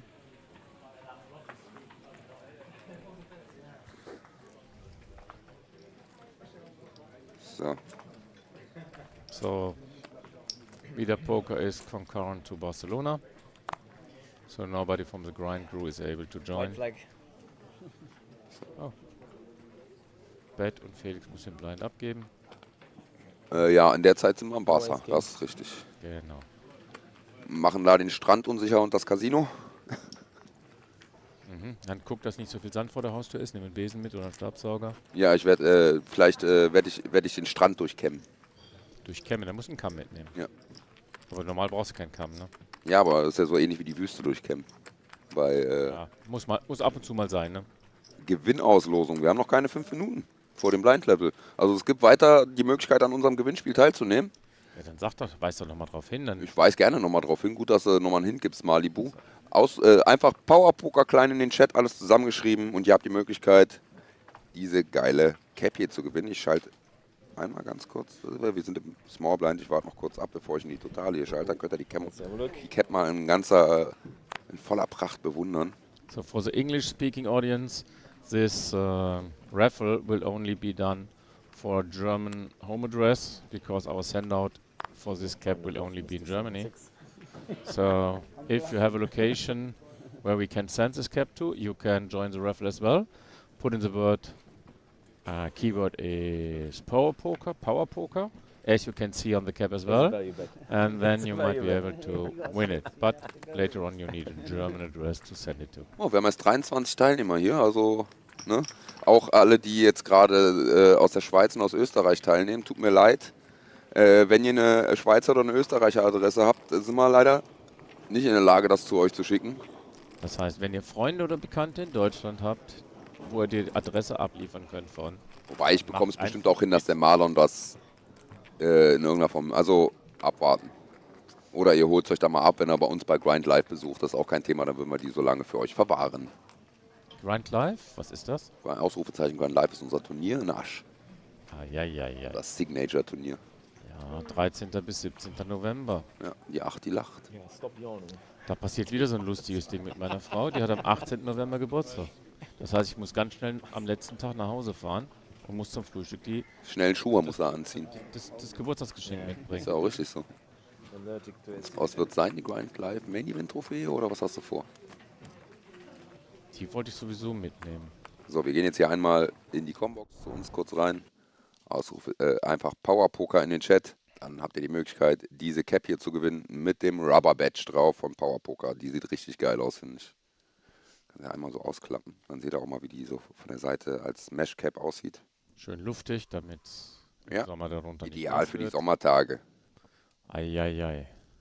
Wieso ist man nicht in der Lage, nach Österreich und Schweiz zu schicken? Weil dahin... Ich würde dich gerne mal bitten, ein Paket zu mir zu schicken, weil du weißt genau, wie hoch die Versandkosten dafür sind, mein Freund, oder? Aber danke schön trotzdem für die Nachfrage. Would be a good spot, no? Ja, genau, die Berge liegen dazwischen. So, wir spielen Hand. Ja, wir spielen Hand, haben zum Glück rechtzeitig zurückgeschaltet und sind jetzt noch bei, wie viele Minuten left in der Blind? Bei 14. Das heißt, ihr habt noch 9 Minuten Zeit, um daran teilzunehmen und dann raffeln wir das Ganze hier bei uns aus. Wir haben auch schon 29 Teilnehmer, von daher. Und wir haben 8 und 9 und Dame. 2 Karo, einmal Broccoli. Bird or Right. Okay, unser schwer lesbarer Spieler auf der 4 lässt es sich nicht nehmen zu setzen. Die Entscheidung für Felix ist nicht so einfach wie in manchen anderen Spots. Er überlegt schon ein bisschen. Aber ist das ein Re-Raise? Das ist eine 6500. Die Bet war 1500 und er setzt 6500 dagegen. Das ist eine größere Ansage. Was macht unser Spieler auf der 4? Jetzt greift zu den Chips, called. Okay. Er braucht nur einen Chip dazu tun, ist also eine kleinere Aktion für ihn. Mit was callt er da? Mit zweimal Karo vielleicht? Also mit zweimal Karo callt er auf jeden Fall. Er callt auch mit King Queen. Ja. Can I see your stack, please? Queen Jack, Thanks. wahrscheinlich auch noch. Also jede Queen callt auch noch. Und du hast noch die Möglichkeit Straßendraw. Das heißt, es sind einige Optionen, die er hat. Aber womit hat er geöffnet? Er wird ja nicht mit 7 Bube geöffnet haben oder sowas. Also von daher würde ich ihm die Range ein bisschen geben. Ja, König Dame lastig. König, ich denke Bube Dame, aber das wäre dann suited, das wäre dann nicht der Flush Draw. Ja, Felix setzt erneut, nachdem der Gegner checkt. Und jetzt wird es nochmal grob werden. Und zwar 9,5K sind das. Er will sich das nicht nehmen lassen. Das ist gerade ein Drittel Startstack in einer Bett. Von der Taktik her, ja, wir sind in Level 5. Bis Level 10 kann man sich einmal zurück einkaufen. Genau. Shelko schreibt einen 9er. Und er kriegt den Call. 9er wäre natürlich... Das ist ein fetter Pot, der da gerade in der Mitte Very nice. Warum denkt man bei Felix immer Lass an uns den 9er? einfach mitnehmen. Das ist eine Kackkarte für uns auf dem River. Der Flush. Außer wir haben den Nut-Flush-Draw selber so Ich denke, also durchgedrückt. der Spieler checkt wieder. Ich denke, Felix wird wahrscheinlich Backcheck, weil er sich nicht trappen lassen möchte. Außer er hat irgendwelche Nuts. Wie Außer wir haben selber den Flush. Ja, mit dem Ass. Dann wird er setzen, wird aber wahrscheinlich dann keinen Call bekommen. Also von daher, wenn du jetzt die Karten wissen willst, die der Gegner hatte, musst du schon checken, ansonsten wirst du sie wahrscheinlich nicht sehen. Shelko wenn du nicht den die 9er bei Felix. Ja, die 9er wären schön, aber ja. Der Flush Draw. Ja, aber die 9er würden auch Sinn ergeben, weil du dann den Flop raisen musst auch, wenn der Gegner da ansetzt. Damit er sich nicht zu günstig auf den Draw setzen kann. Ja, wer sagt die 9er für Felix? Ja. Ich sage ja, aber dann ja. ist das Race auch von Felix sinnvoll, wenn er die 9er da so spielt. Auf jeden Fall. Weil die Straße race nicht. Nut Flush Draw race noch öfter ab und zu mal. Easy Buster, genau, Power Poker in den Chat, um am Gewinnspiel teilzunehmen. Es kommt Check behind. gesehen, ein Ass haben wir schon gesehen. Und ja, der Gegner hatte einen Nut Flush Blocker und Felix zeigt Ass Bube suited. War das ein gepairtes Board? Ah, der Gegner hatte Ass Bube suited. Wir sind dem Ganzen ausgewichen. Gut, dass Felix da nicht nochmal versucht hat, Value zu holen auf dem River. Das ist das, was ich sage. Je nachdem, was du für eine Hand hast, wenn du nicht die Nut-Hand hast, dann checkst du besser hinterher. Das war allerdings ein fetter Pot, den wir da abgeben mussten. Ja.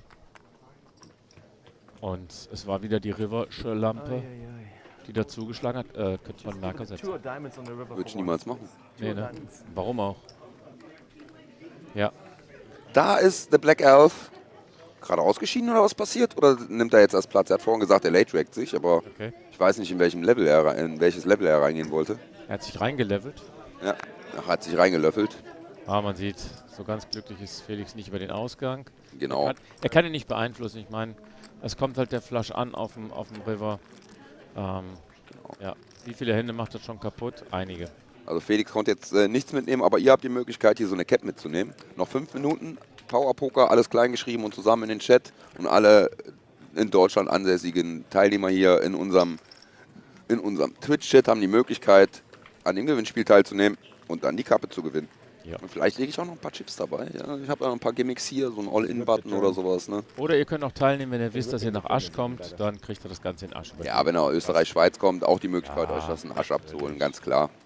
Absolut. Oder wenn wir hier mit Grind on Tour unterwegs sind, dann würde ich auch die Cap für euch mit also wenn jemand aus Barcelona mitmachen will, dem würdest du das in Barcelona... Ja, oder wenn ein Österreicher nach Barcelona kommt, um da zu spielen. Okay, und was ist, wenn Barcelona nach Österreich fährt? Das wird schwer, weil in Österreich haben wir nicht so viele Pokerstars-Turniere. Nicht? Noch nicht. Musst du nach Liechtenstein fahren, fährst dann vorbei? Ja, fährst du an Österreich vorbei? Nee, da fährst du einfach durch die Schweiz und das Wort. Ja. Ja gut, dann. Fabi, bist du noch Mod bei uns? Du kannst nichts gewinnen. Aber der reale Fabi, da ist er wieder. Es gibt hier so eine geile Meshcap mit dem Rubber Badge vom Power Poker zu gewinnen. Ja. Power Poker habe ich gesagt, Power Poker meine ich. Power Poker. Power Poker. Hast du gesehen, was Felix hatte? Sah mir nach Two-Pair oder sowas aus. Besser, ich schaue nicht mehr zu. Immer wenn ich einschalte, Katastrophe für ihn. Ja, das wirkt nur so, King Kong. Ich versuche das mal auf YouTube, versuche ich mal den Rücklauf zu machen und dann mal schnell reinzugucken. Oh, dreimal die 4, ein König. Felix ist zwar nicht in der Hand, aber das heißt ja nichts. Wir können ja trotzdem weiter kommentieren. Rüber, bringt die 5.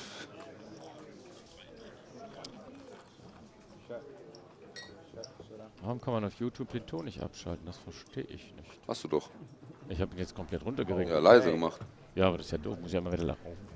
Auf, runter, rauf, runter. So, mal zurück. Aber bestimmt kannst du den hier oben abschalten vielleicht. Nee. Gibt keinen Button für. Bei Einstellung. Achso.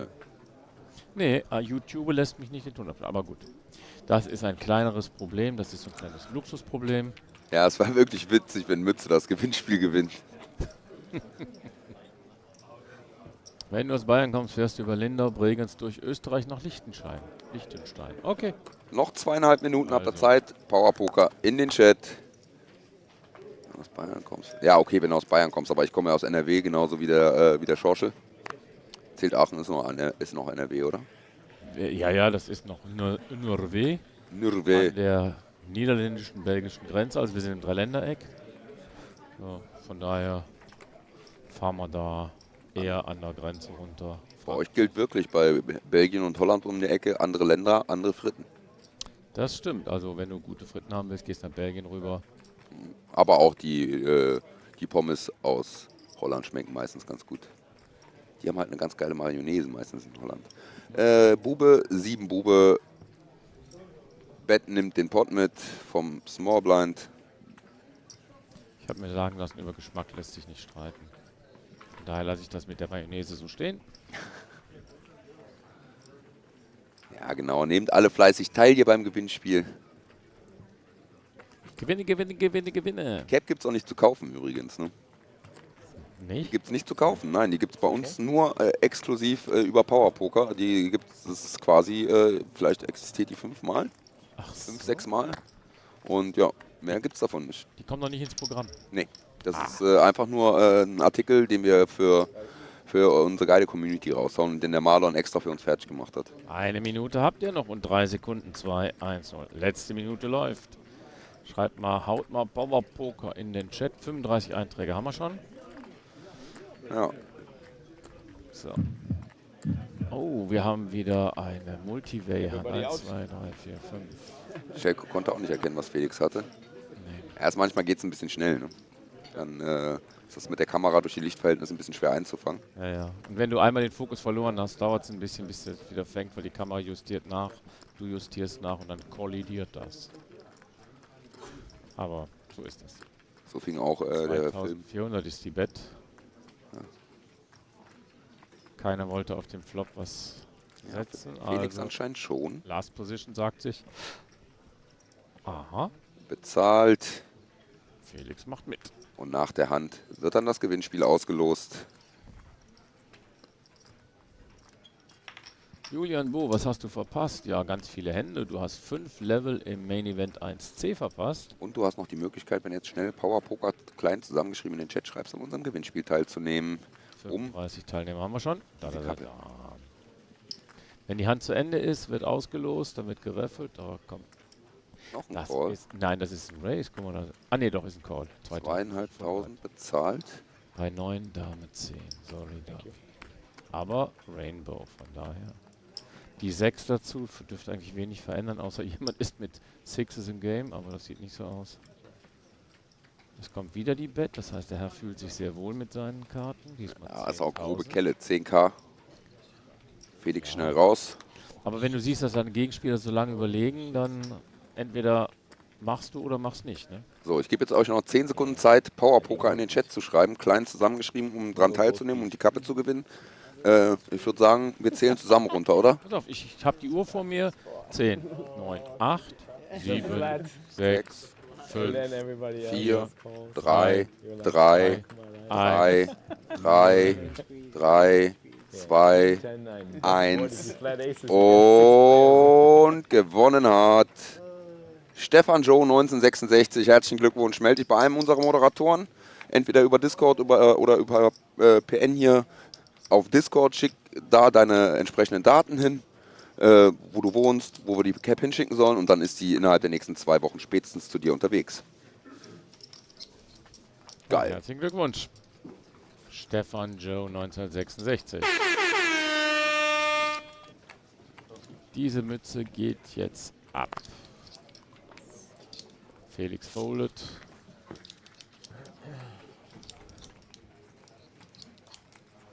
Was muss er machen? Sich per PM melden? Genau, und da einfach Vor- und Nachnamen und Adresse.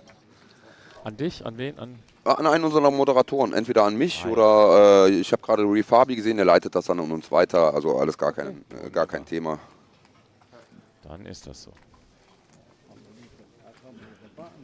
Wir haben jetzt in diesem Level noch 3 Minuten verbleibend, 2 Minuten 45.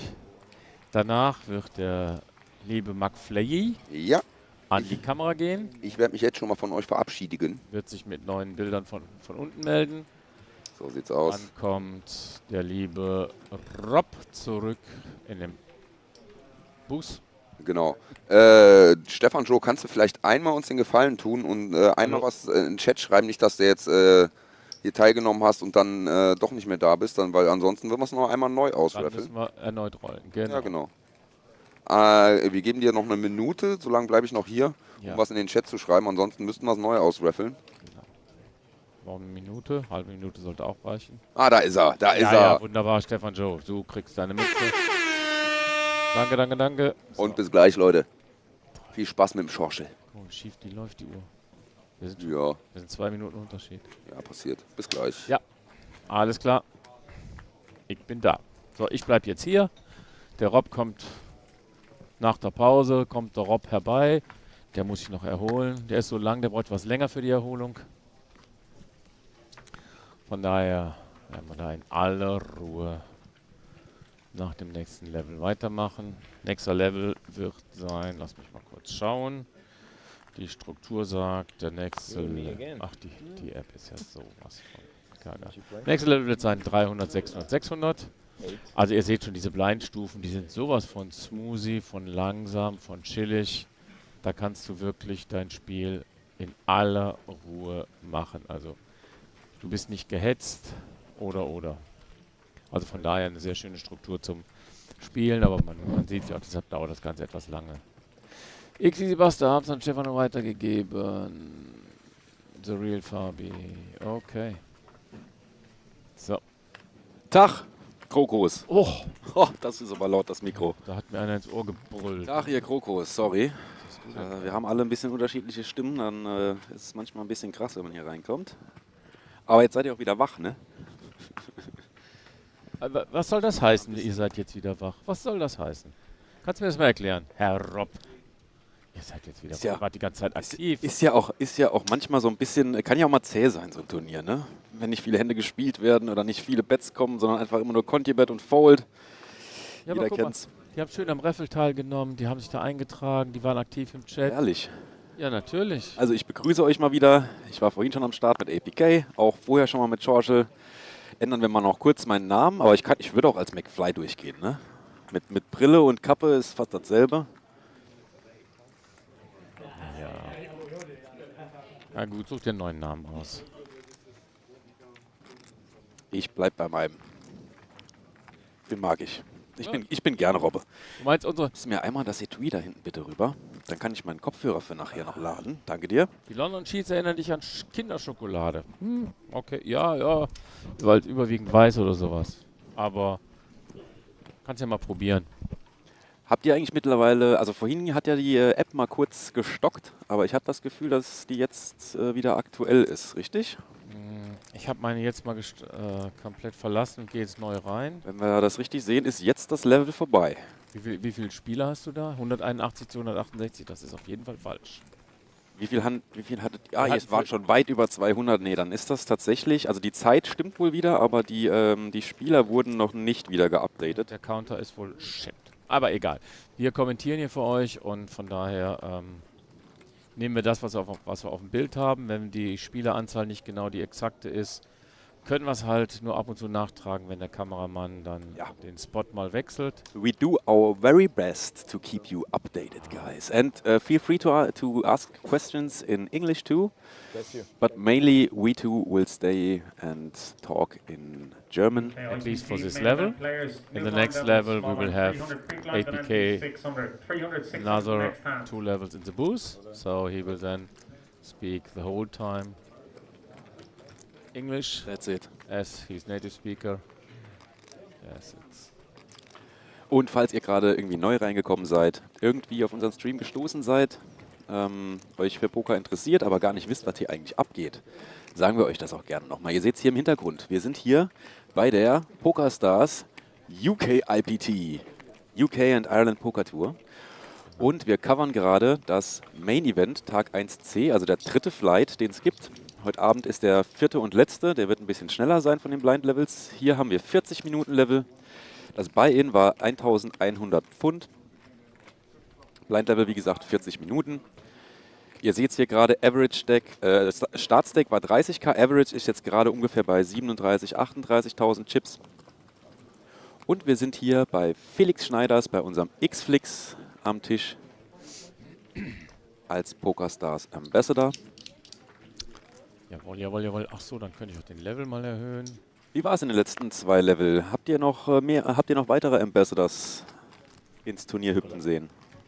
Wir haben keine weiteren Ambassadors reinkommen sehen, aber wir haben auch nicht so stark darauf geachtet. Wir haben den Tisch im Fokus gehabt. Alejandro Romero war vorhin, glaube ich, mal drin noch. Ne?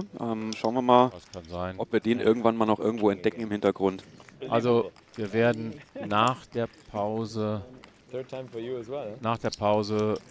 gehen wir immer mal kurz durch den Saal und gucken uns die anderen Ambassador-Chipstände an. Aber dann gehen wir sofort wieder an Felix seinen Tisch zurück. Yep. So, wir haben ein All-In gehabt und das verpasst. Ass König gegen und wir verlieren den Spieler auf der 7. Eieiei, sagt Felix. Wer hat das wieder gewonnen? War das unser Freund auf der 1? Jawohl, der sammelt die Chips ein. Okidoki.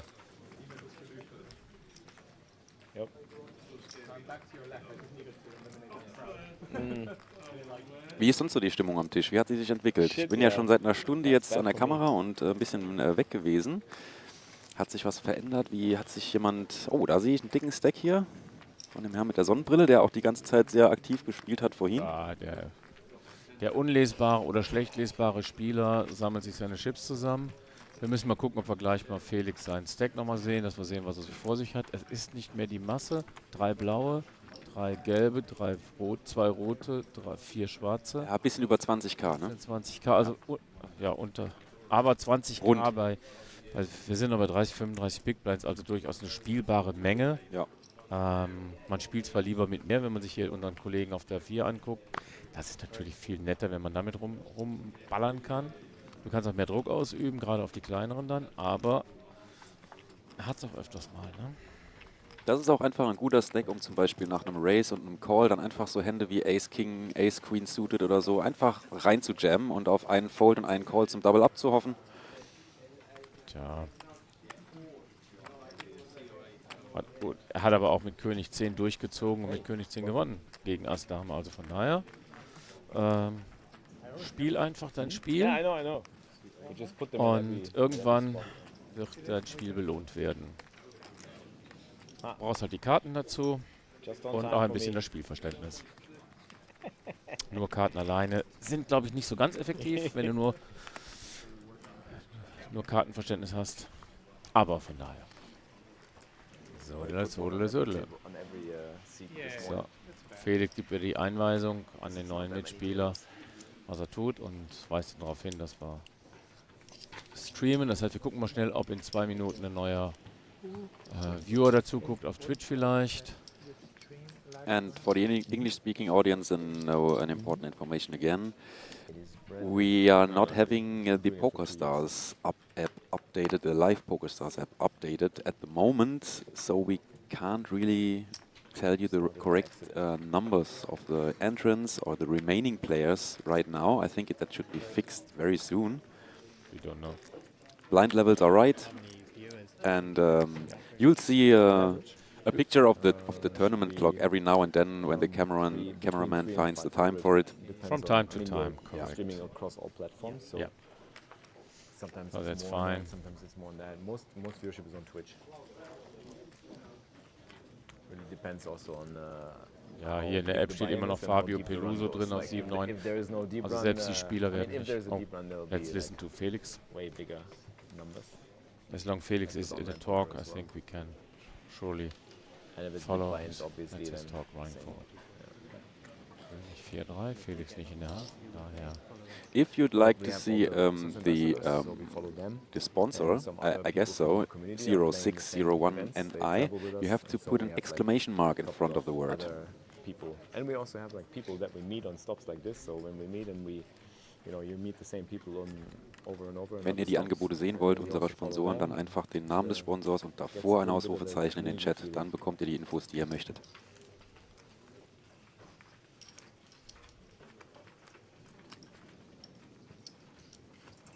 You get like some people say, I don't want to be. Sometimes, yeah.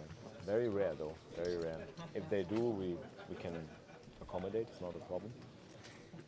But for PokerStars events, once you register, you already sign that you're okay with being shown in media and TV and pictures and. Ja, er erklärt gerade dem Mitspieler, er meint, wenn ich so gerne wird er nicht gezeigt werden, aber er sagt ihm eindeutig, wenn du hier an dem Event teilnimmst, da schreibst du mit deiner Teilnahme, dass du deine Bildrechte für das Event abgibst. Trotzdem, wenn wir irgendeinen haben, der mit dem Floorman, der freundlich auf uns zukommt oder mit dem Floorman spricht, dann versuchen wir, viele Aktionen zu vermeiden. Aber wenn du zum Beispiel neben Felix sitzt, dann haben wir keine Chance, irgendetwas zu vermeiden, weil wir sind hier, um Felix und sein Spiel zu zeigen. Und von daher... Genau. Na, der neue Spieler ist auch direkt in der Hand. Spielt direkt die erste Hand, glaube ich, die er am Tisch bekommt. Wir sehen hier 5, 3. Ich bin mir nicht ganz sicher beim Flop, ob es 2 Fünfen oder ein 5 und eine 3 war. Nein, 3, 6, 3. 2 Dreier am Flop. Ein König in Pik am Turn und eine Karo 4 am River.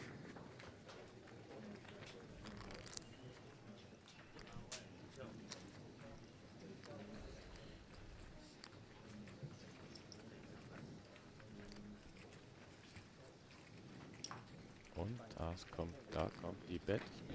5500, ja, ist schon fast 10 Big Blind Bet und der Pot ist auch nicht so groß, also ja, könnte eine Pot Bet sein. Mal etwas hochgestapelt. Keine easy Entscheidung für den Spieler, das heißt, er wird wahrscheinlich einen Treffer haben, aber keinen großen. Er foldet die Hand. Yep. Oder er hat noch nicht mal, er hat nur Ace High vielleicht gehabt. Ja. Wie ist das so bei dir, wenn du neu an den Tisch kommst? Bist du eher mal so ein paar Orbits zurückhalten, guckst dir die Leute an oder versuchst du direkt durch Spielen herauszufinden, wie sie so ticken? Was ist da so dein Ansatz am neuen Tisch? Ich spiele eigentlich die Hände, also ich nehme jetzt keine Rücksicht darauf, ob ich neu bin oder nicht. Wenn die Hände da sind, sind sie da. Das heißt, wenn ich 7-2 als erste Hand kriege, ist sie weg. Wenn ich Ass als erste Hand kriege, geht sie in den Krieg. Also das macht keinen Unterschied. Spieler beobachten musst du halt dann während des ganzen Spiels, ne? Aber die Hand hat Vorrang. Die Range verändert sich im Laufe der Zeit, wenn du merkst, wo so die Stärken und Schwächen von den Gegenspielern sind. Wenn du merkst, dass einer bei einer 3-Bet immer wieder schneller wegläuft, dann riskierst du mal andere Handranges dagegen. Natürlich nicht mit Grütze, zumindest nicht, wenn ich zeigen muss. Aber, also, ob am Anfang oder nicht, du lernst die Leute halt erst später kennen, so richtig. Ne? Das dauert. Und hier kommt ein 3-Bet und er bekommt den Fold vom Ursprungs-Razor auf Platz 1. Sehr typisch. 3-Bet nach einem Call von der Bet. Auch da ist typisch, wieder den Squeeze auszupacken, weil der Caller ist normalerweise nicht ganz so stark. Der Caller callt aber auch hier. Ja, der Spieler selber, dem würde ich also nichts unterstellen von wegen, also dem unterstelle ich auch Trap zu setzen, Slow zu spielen und. 3, 5, 6 auf dem Board, zweimal Peak. Sehr connected das Board. Und der Spieler auf der 3, der spielt auch seine Hände weiter. Der geht nicht einfach nur weg, weil einer was setzt, sondern sagt, bopp, die hat trotzdem Potenzial. Bet und Call, Check, Bet und Call. Wir sehen den Turn. 3, 4, 5, 6. So, wir haben jetzt Open-Ender, Flush Draw und es geht schnelles Check, Check und die Kreuzdame am River. Die Brokkoli-Dame auf dem River. Was passiert jetzt? Brokkoli! Der schwer lesbare Spieler greift zu seinen Chips und setzt. 3500. 6 Big Blinds, also nicht ganz so viel, aber Spieler am Button, ja. Also zum Bezahlen hätte das, aber man sollte, glaube ich, nur bezahlen. Wenn Er sieht jetzt gerade schon sehr angespannt aus. Man sieht auch ein bisschen am Hals die Ader pochen. Relativ schnell, was häufig für eine sehr gute Hand spricht, muss aber auch nicht sein. Ja, in dem Moment foldet er, also scheinbar nicht. Was zum Beispiel, wenn er 10 oder Buben gehabt hat und da kommt die Dame und die macht mir das Spiel kaputt. Ne? Das kann auch sein. Oder vielleicht hat er auch 7er, 8er, 9er gehabt, irgendwas, was da nicht bei war. Ne? Das ist eine Hand, wo du sagst, oh shit, jetzt angesetzt. Aber schmeißt man das dann immer weg? Ich sag mal so, ich meine, der Spieler auf der 4, auf der 3, der weiß schon, was er tut. Also definitiv. Von daher, ja. Er weiß auf jeden Fall, wie man Türmchen baut, wie man sieht. Er ist auf der 4, so, ja. Richtiger Türmchenbauer. Was jetzt für die Gegner auch nicht unbedingt easy ist, denn normalerweise sollte man vielleicht darauf achten auch die Floormen zwischenzeitlich drauf, dass man seine Stacks entweder in 10er oder in 20er Stapeln sortiert, damit es einfach für die Gegner übersichtlicher ist und schneller zu erfassen ist, wie viele Chips man spielt. Ist eine Geschichte von Fairness, aber manche Menschen bauen auch einfach gern Türmchen, kann ich auch verstehen. Weißt du, und wenn du jetzt unbedingt wissen willst, was er hat, ich sag mal so, die Situation, die jetzt am Tisch ist, halt ziemlich offen. Die ganzen Small Stacks, die wissen, dass er sie covert. Und dann ist, ganz ehrlich gesagt, dann ist noch nicht mal wichtig zu wissen, wie viel ich gecovert werde. Wir haben das letzte Mal an einem Ass 10 Ass. Letztes Mal an einem Tisch haben wir gesehen, dass der kleinere Stack den größeren nach dem Count gefragt hat. Ist dann auch sehr lustig. Der größere war all in gegangen und der kleinere, es war deutlich zu sehen, dass er weniger hat, aber nach dem Count gefragt. Manchmal will man sich damit auch einfach ein bisschen Zeit kaufen. Braucht man nicht. Auch mal die Reaktion mal auschecken. Ja, aber Zeit kaufen brauchst du nicht, weil wir haben 40-Minuten-Level und es ist sehr selten, also ich habe in den Main-Events nur ein- oder zweimal in den drei verschiedenen Events einen Time-Ruf gehört. Was ich meine damit ist halt, dass es irgendwie weniger lange aussieht, wenn du tankst, wenn der Dealer beim Gegner erstmal die Chips zählt und dabei noch nachdenkst, wirkt es oft ein bisschen weniger nach lang überlegen, als wenn du die ganze Zeit einfach nur da sitzt. So, das kann ja sein. Upsala. Mögen manche vielleicht manchmal so nutzen. Also wir haben da schreckliches Board, wir haben gepairtes Board, wir haben Flush Draw, wir haben Straßendraw. Und da siehst du auch Raise and Re-Raise. Oder war das ein Check? Aber wir sehen, die Calling Chips kommen raus. Also Check, Raise. Und das muss geshowdownt werden. Und der Spieler, der gesetzt hat, schmeißt sofort weg. Eiskalter Bluff. Ja, bei dem Board ist... Na, was hast du? Nö, zeige ich nicht. Ja, ist eigentlich schade, weil normalerweise... Ja, ist halt so, er kann wegschmeißen, er kann macken. Dann braucht der Gegenspieler auch nicht zu Vielleicht zeigen. ist es möglich, dass wir nochmal einen kurzen Blick auf die Turnierclock bekommen, damit wir vielleicht die Numbers nochmal updaten können für die Zuschauer. Wenn die Hand vielleicht vorbei ist oder wenn gerade ein bisschen Zeit ist, können wir das vielleicht gleich nochmal tun. The numbers, looking for the numbers. The Germans looking for the numbers. Aber jetzt warten wir erstmal ab, ob in der Hand was passiert. Ich kann dir sagen, den Dealer in Level 1, den wir hatten, der war so langsam, da konnte ich den kompletten Saalrundblick machen, bevor er mit Anmischen und Geben überhaupt angefangen hat.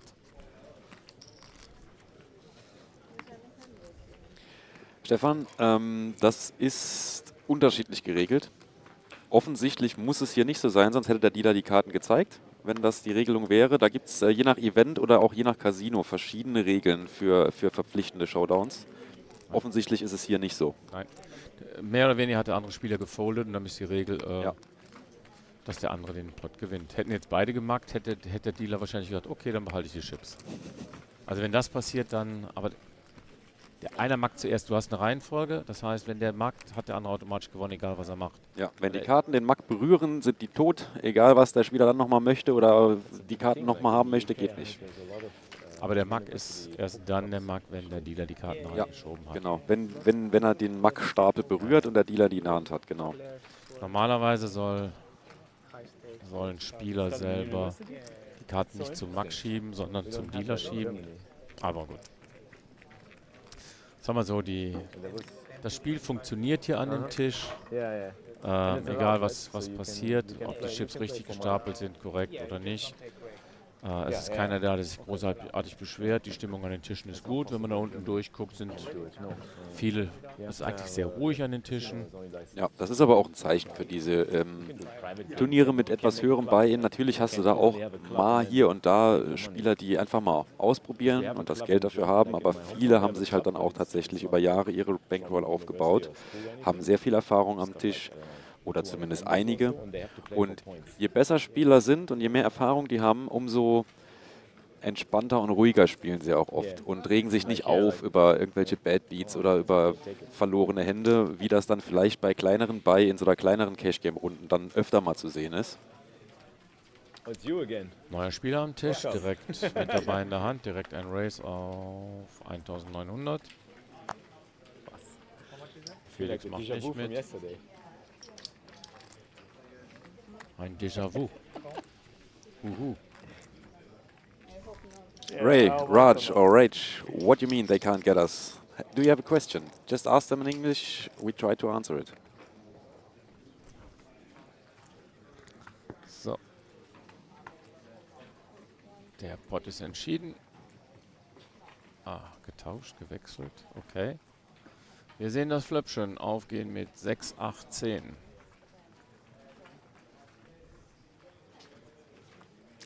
5, 6, 7 Poker. Welchen Platz hat Henrik im High Roller gemacht? Den 5. Platz hat er gestern belegt für 15.000. Final Table war gestern ausgespielt worden. Und unser Ambassador Alejandro Romero hat den 2. Platz gemacht, richtig? Ich meine, wir hatten es vorhin erwähnt, ich gucke noch mal kurz nach. Ja, guck. Der war auf jeden Fall im Heads-Up. Müssen wir mal schauen. Stefan Joe 1966, was ist passiert? Wir sollen die Kappe neu verlosen. Warte mal, wir haben 195 zu 254. Okay, 254 Entries insgesamt. Das heißt, seit dem letzten Update nur noch Spieler dazugekommen, aber nicht weniger geworden. Auch das ist schön.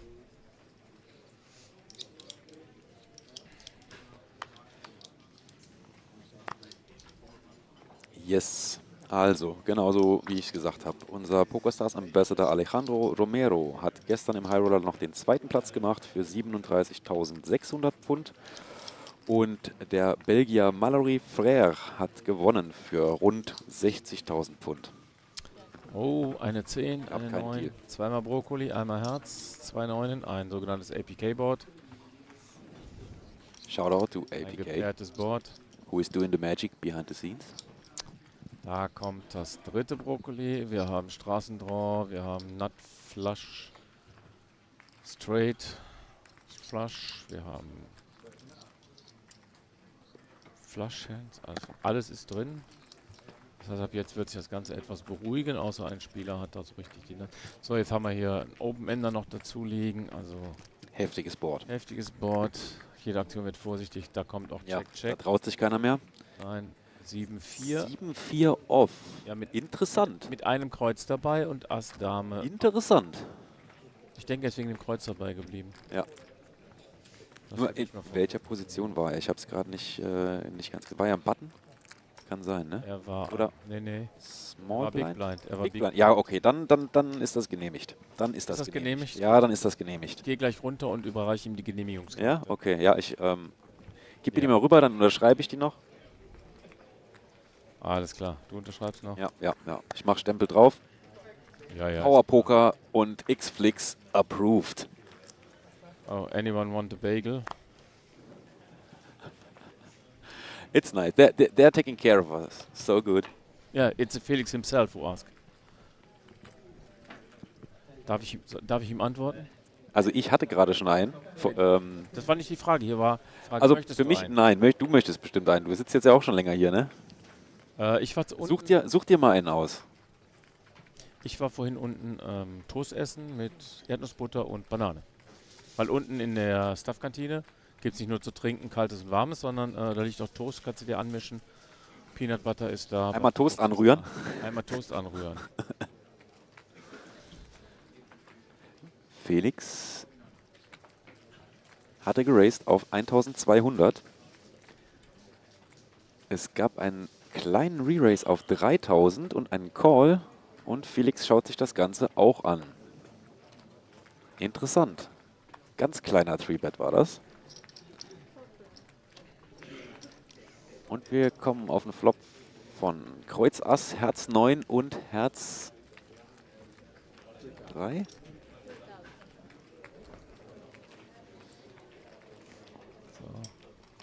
Jetzt müsste ich Felix anrufen und ihn fragen, was er mit dem Bagel soll. Dann hätten wir es am Video. Ja, mal gucken. Vielleicht ordern wir nachher einfach zusammen. Oder einer von uns. Der in Pause ist von uns, kann es auch holen gehen. Und es gab eine Bet vom Button und schnelle Folds. Also ja, doch nicht so aufregend die Hand. Ich dachte, da geht es vielleicht ein bisschen mehr zur Sache wegen dieses kleinen 3-Bet-Sizings, wohinter sich ja manchmal auch doch sehr starke Hände verstecken können. Aber es wurde durchgecheckt, angespielt und Felix und der andere Spieler angespielt und abgewunken. Wecken wir doch mal die Zuhörer auf. Was geht ab bei euch? Meldet euch mal im Chat. Spamt mal ein paar Emotes rein. Haut eure Fragen in den Chat. Egal ob auf Englisch oder auf Deutsch. You're very welcome to ask questions in English, in German, maybe also in Swahili or something, but not sure if we can answer that. Ja. Just try it. Kiswahili. We do our very best. So, Felix liest jetzt gerade.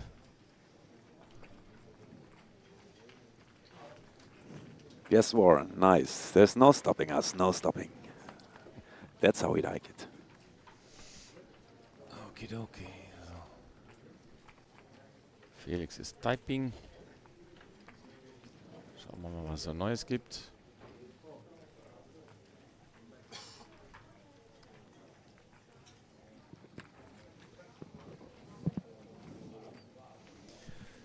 Södel. So. Black Shadow hat die Emotes entdeckt. So muss das sein. Weiter, weiter, weiter. How many bojooms before play finishes?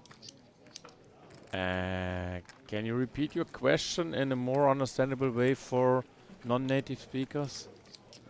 Bajoom. What could that be? Let's play a guessing game. I think Bajoom is maybe... There might be some typos on that. Before play finishes. Not this one, right? No. Is this a Bajoom? Before play finishes. Or maybe is...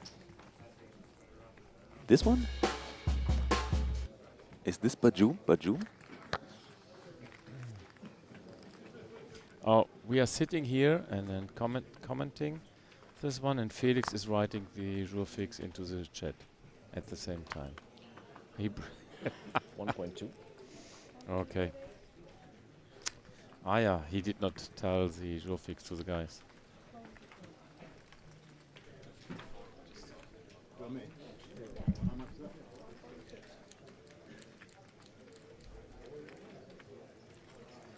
Mach mal. So, 15 Minuten noch in diesem Level.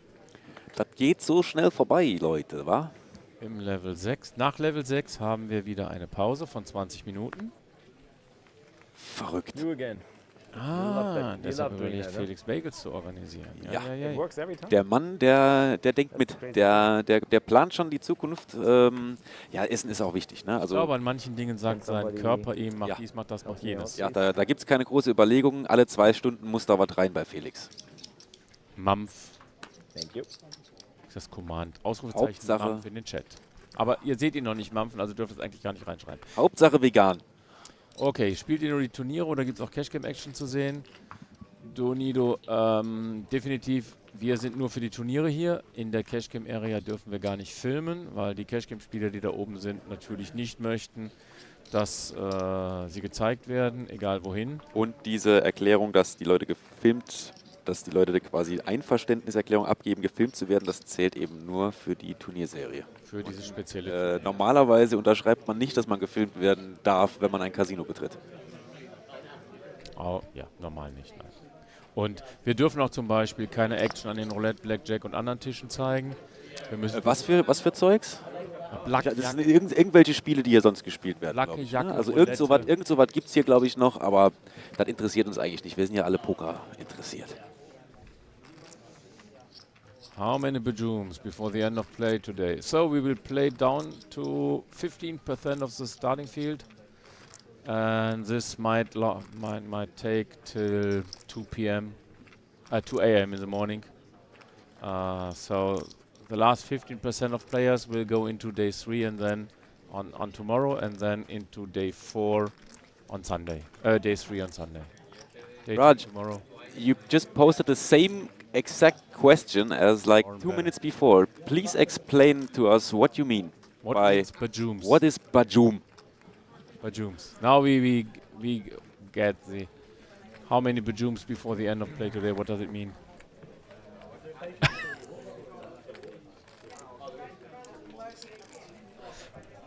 We asked our expert for English what bajooms mean. So he's also a little bit okay, Raj. Not on the spot. So, okay, I think even APK doesn't understand what you mean, and he's an English native speaker. So but I think we got it. He wants, from my opinion, okay. He wants to know how long we will play today.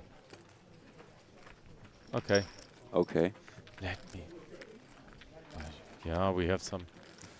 Maybe we can use. Bless you. Ja, Gesundheit am Tisch, sagt man so schön, ne?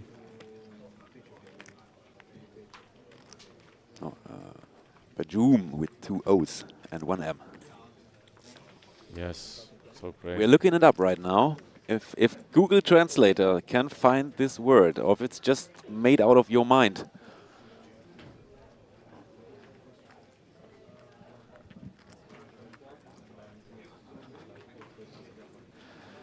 I mean, I like the word. I like the way it sounds funny. Bajoom. So, like ka-ching. Maybe I shouldn't say it too often if it means something politically incorrect. Ka-ching. Nope, nothing.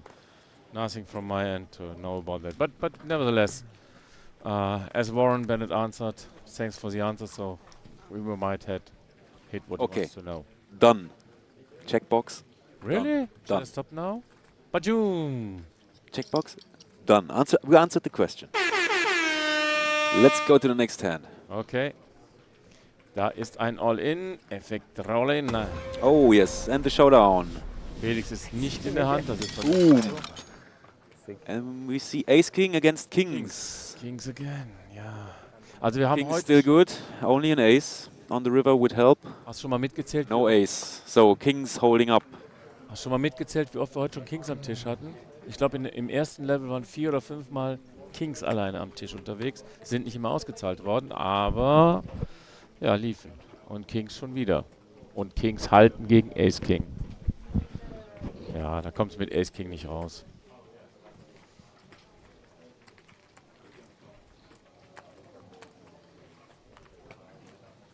Ja, Ace King. Haben wir das Spiel jetzt verloren oder hat er noch ein paar Chips übrig gehabt? Ich meine, er hat sich verdoppelt hier. Er wurde verdoppelt von dem unlesbaren Spieler mit der Sonnenbrille auf Platz 4. Okay. Ja, gut. Für den war das Portokasse.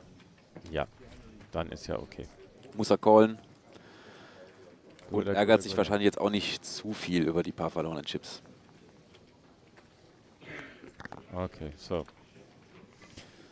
Felix, ach, ist egal. Okay. Ja. Essen ist sehr wichtig, aber das werden wir hier mal unter uns klären und in die nächste Hand reingehen. Bajoom Felix, okay. Alles klar. I think each time there's an O more in it. Like at the end of this level, it will be Bajoom. Okay. Whatever. If there are other questions, as you can see, we try our best. So if you didn't see a question coming in and did not answer, please repeat it. I copied It your might go too fast off the window. Trying hard, but failing though.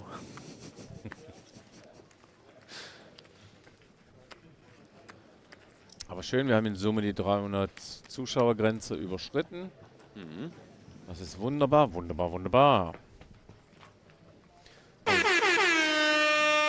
You're awesome, guys. Just stay tuned, stay with us. So, wir haben 199, 262. Wo ist meine Maus geblieben? Wer hat mir meine Maus geklaut? Wer hat mir die Maus geklaut? 199, 262. Oh, yes. Was hast du gerade bewegt? Nimm das mal da weg. Ich habe einen... Okay. So, wen höre ich jetzt, wen höre ich nicht? Alles klar, lass mal weiter gucken. To the camera guy, zum Kameramann, eventuell das Mikro beim Felix mal austauschen. Es kommt immer so ein Knirschen rein. Ja, wir haben ein leichtes Störgeräusch im Hintergrund, aber nicht schlimm. Wird sich bestimmt gleich wieder regeln. So, wir haben einen 5, 9, Bube 7, 2 Karo, ein Herz. So. Restart Soundboard. Okay. Wir verabschieden uns mal kurz. Der Ton wird mal kurz verschwinden. Wir müssen mal kurz was neu starten. Thank you. Restart Soundboard. Start Sound.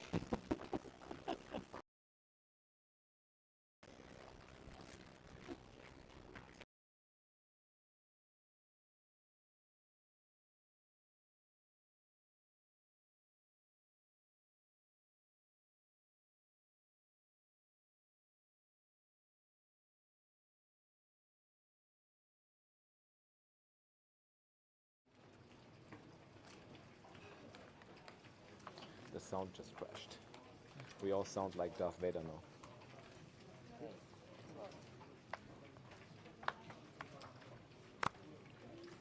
Old.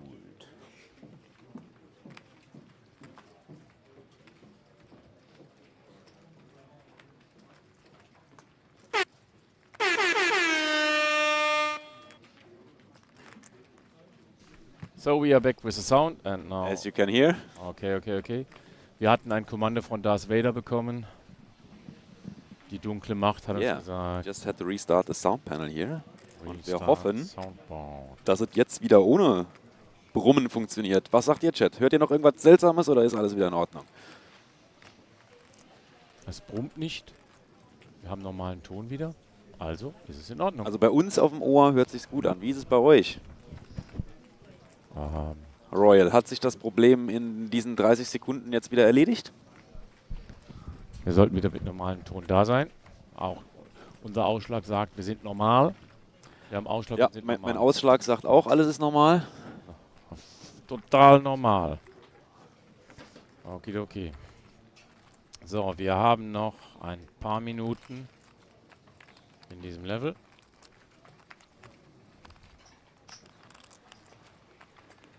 Ja, wir haben noch ein leichtes Rauschen, aber das werden wir jetzt für die letzten paar Minuten einfach so stehen lassen. Wie lange sind wir noch auf dem Level? Hast du es gerade offen? Nein? Okay, ich mache die Live-App selber auf. Ass 10 wird gezeigt. Und was haben wir dagegen? Wir haben 19 dagegen und wir haben auf dem Board eine 10. Das heißt, Ass 10 haut 19 aufs Näschen. Haben wir ein bisschen den Kommentar verpasst, aber ich hoffe, wir sind nicht allzu schlimm. So, wir sind noch, nach meiner Uhr, 4 Minuten 30 in diesem Level. Und nach diesen 4 Minuten werden wir in eine kleine Pause gehen. Ich glaube 15 Minuten oder 20 Minuten wahrscheinlich. Weil es ist noch nicht die Dinner Break, so wie ich das sehe. Dinner Break sollte erst in 1,5 Stunden sein, ungefähr um 18 Uhr. Also wird es wahrscheinlich eine kürzere Pause sein. As you heard us maybe or understood. If you Next break, 20 minutes. If you speak some German or if you understand some German, we are going to a short break in like 3 to 4 minutes. Don't kaputt, so wenig Cultures Commentary. Ja, da könntest du recht haben, Coach. It's not the dinner break yet. It's a short break. The dinner break will be at around 8 p.m. Jawohl, jawohl, jawohl. So, ihr habt Ausschlag. Ja, wir hatten ein bisschen Ausschlag, aber den haben wir wieder weggemacht. Ruhe. Wir spielen Hand. Jawohl. Kojik hat wieder Zeit zuzugucken. Hallihallo, hallöle. Ja, wir spielten Hand, heißt es, ne? Ein Classical Race und Fold to a 3-Bet. Okay, 5 Minuten noch left, 199 zu 264. Wahrscheinlich ungefähr 3-4 Minuten. Alles. Bisschen Delay haben wir von der Kamera zu uns hier. Alles rigged. Inzwischen der Average bei 40.000 ungefähr. Okay. Die Zahlen hast du gerade nochmal gecheckt, glaube ich. Die sind gerade perfekt gedatet worden. Super. Das heißt, es sah so aus, einer ist raus, aber hat sich direkt wieder eingekauft. Von daher machen wir so weiter. Das heißt, ich werde jetzt auch die PokerStars Live-App mal. Und was geht ab bei euch, Leute? Habt ihr heute Abend noch was vor? Macht ihr euch was Schönes zu essen, um nachher ganz gemütlich den späten Teil der Session hier zu verfolgen? Ich wollte gerade sagen, habt ihr noch was vor? Natürlich haben sie was vor, den Stream zu Ende zu gucken. Und zwar so lange, bis auf 15% runtergespielt ist und Felix seine Tüte hat. Das wollen wir doch hoffen, ne? Weil alles andere ist ein No-Go. No go, don't go. That's correct. No delay. We don't show whole cards. I want you to for the stay. industry, they will have an RFID table upstairs. Ich singe jetzt nicht. For another channel. Nein, Don't be scared. I don't start singing that song. I won't start singing. Wir haben es heute Morgen schon mal probiert. Die Viewerzahlen sind explodiert nach unten gegangen. Das ist quasi alles in die Luft gegangen. Keiner ist hier geblieben. Von daher lassen wir das jetzt lieber. So, Felix wieder im Tank und wir spielen Hand. Wunderbar. Was haben wir da? Min-Race, UTG. Also UTG. Starke Range, kleine Range. Spricht schon mal für keine Funny Range. Genau. Oder er hat die Dynamik am Tisch erkannt und sagt, nö, das funktioniert. Nein, das funktioniert natürlich nicht. Der Big Blind bleibt dabei. Wir sehen den Flop. 6 König, 4 Rainbow. So, wer ist jetzt besser bedient? Wenn Felix Ass König hat, natürlich in seiner Range drin. König Dame auch drin. Da der König in der Range beim Big Blind nicht unbedingt drin sein muss, kann er anspielen und einfach repräsentieren, dass er getroffen hat. Na klar, also wenn der Gegner da nicht irgendwie ein starkes Pocket hat oder irgendwie irgendein Two-Pair trifft oder sowas, muss er eigentlich immer folden, weil der König so oft in Felix UTG-Range ist. Wenn du mit Pair getroffen hättest, würdest du dann bleiben? Als Felix Gegner würde ich da einmal callen, glaube ich, und mir den Turn anschauen, ob sich meine Hand verbessert oder nicht und dann aber spätestens auf den Turn mich verabschieden, glaube ich. Das heißt, wir glauben beide, dass der Big Blind nichts getroffen hat. Ja. Hat sich gedacht, ein Blind dazu, kann man mal machen. Also wenn da sonst keiner dabei ist, ist das eigentlich, zumindest mit jeder Suited Hand und Mandatory Defend, würde ich sagen. Ja, wahrscheinlich. Ich meine, beide sind so Sachen wie 8-3 off, 9-3 off oder so folden da. Ja, wahrscheinlich. So, es geht weiter. Felix ist im Big Blind. Und Small Blind hat erhöht. Big Blind bleibt dabei. Haben wir 2 oder 3 Spieler, weiß ich noch nicht. Es kommt ein Flöpsche. 5, 7, 7, 2 Karo. Dann wollen wir mal gucken, was daraus jetzt wird. Es kommt eine weitere Karte. Wir sind 3 Spieler. Herr Kojik, don't kaputt, so wenig Cultures Commentary. Ja. Ja, irgendwo muss man ja auch merken, dass ihr nicht dabei seid, ne? Also ich meine, ich wohne zwar auch in Köln, aber ich bin kein ursprünglicher Kölner. Ich bin eher der Saarländer, der Heinz Becker. Warum zoomt unser Freund nicht drauf? Er mag nicht zoomen. Zoom kaputt. Aha. King Queen gegen 9-4 und gegen, nicht gesehen. Ah, da war auch eine 4 dabei. Wir hatten jetzt die Chips gekriegt. Felix hat die Chips bekommen. 58 Sekunden noch. Also die Uhr, selbst die Uhr da unten spinnt, ne? 266 Ja, das ist nicht so Entries wichtig, aber und 199 Spieler. Es waren noch vorhin noch über 4 Minuten auf der Uhr. Wie gesagt, wir haben ein bisschen Delay bis von der Kamera bis zu hier. Das heißt, es waren eben wahrscheinlich auch nur noch 3-4 Minuten, schätze ich mal. Ja, 4 Minuten, aber jetzt ist es nur keine Minute. Ja, die Zeit geht schnell vorbei hier in der Booth, ne? Ich komme mir vor wie Zeitreisender. Das heißt, wir haben unsere Vorpauseninszenierung. Da. Break Installation. Let's have a nice Vorpauseninszenierung, guys. You know what that means? Small Last blind. hand before break. Und Felix sagt, nee, das machen wir mal. Big Blind verzieht sich und wir haben 2 Spieler in der Hand. Alle anderen stehen schon auf und laufen weg. Bube König 9. Gut. Ein Regenbogen. Aber sehr connected. Spiel auf der 3. Well coordinated board. Die Pik 3 dabei. So. Auf die haben sie alle gewartet. Absoluter Rainbow Check. Auf die Pik 3 hat jeder gewartet, glaube ich. Jetzt geht's los. I'm too hungry. Felix sagt, nee, ich verabschiede mich, ich bin zu hungrig. Liebe Leute, lasst euch sagen, nach der Pause könnt ihr fragen. Dieses Mal geht es nicht mehr weiter. Wir bringen euch die Pauseninszenierung heiter. Ach, du bist so ein Reimemonster, ne? Gehen wir auf Pause, bitte. Ja, machen wir gerne. Effekt. Du bist hier besser mit der Technik als ich. Gar nicht. So, wait. Kann auch sein, dass die nur da dran ist. Wir sind jetzt hier neu und müssen uns jetzt hier durchkämpfen. So. Dann nehmen wir mal die Maus da. Was haben wir hier? Action Cam. Stream Countdown, vertikales Sehen. Wir muten jetzt mal, ihr kriegt gleich einen Pausenstream. Yes. See you later, guys. After 15 minutes break. What's getting bigger?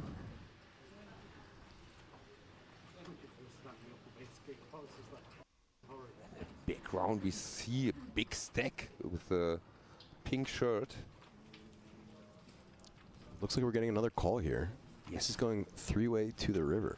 Wow. It's more than a start stack in the middle right now. There's a 2 of hearts. This is not a beautiful card, only if you got maybe pocket 5s or something. Ace 5 suited, but yeah, it's not a good card for. We get a check. Anyone, I think. Check and check. Check. 3-ways check. It's not a good card for anyone. There is. We have Ace King versus Ace King. Probably losing to him. And it looks like it's going to be a 2-way chop. You know. We're not singing it. We're not singing it. Maybe rapping. Rapping it? One loves the chop. And a King of Diamonds on the river. It's only Queen Jack is improving, but I don't see. I don't see that being right calling or Conti betting anything on the flop. I certainly think that King is going to lead to some action here, though. And yeah, as we see a bet here from Felix. Yeah, the 1BB bet, we know it. He got it. We love min bets. 1BB. I know when he's doing this. I love min bets, especially out of position. Min bets out of position, super love it. Can't wait to talk to him about this later. He's looking so uncomfortable.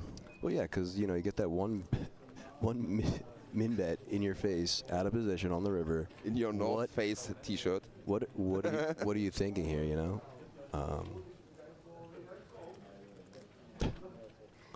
This guy has no idea what to think.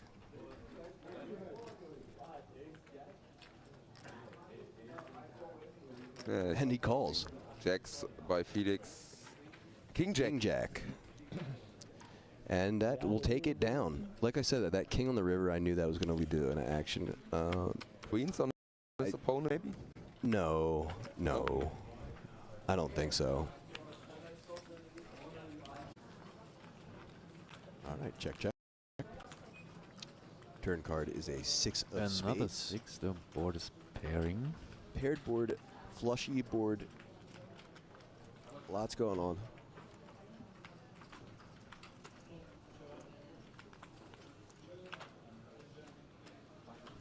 Felix looks very concentrated. Locked in, as they say. Bet of 3,500.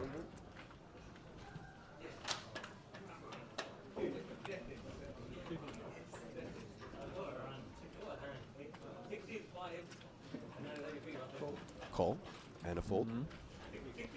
2-8 to the river. That's right. See you players. And we see a river. River is a 2 of no club. Diamonds, so essentially a brick. Check. Yeah. And we go check, check. Queen 8 for our gentleman in the close, who mucks it to Felix's Ace King, continuing to carry that momentum forward. Love that. Good check on value. Yeah. Why you don't have to risk anything on the river. Sure.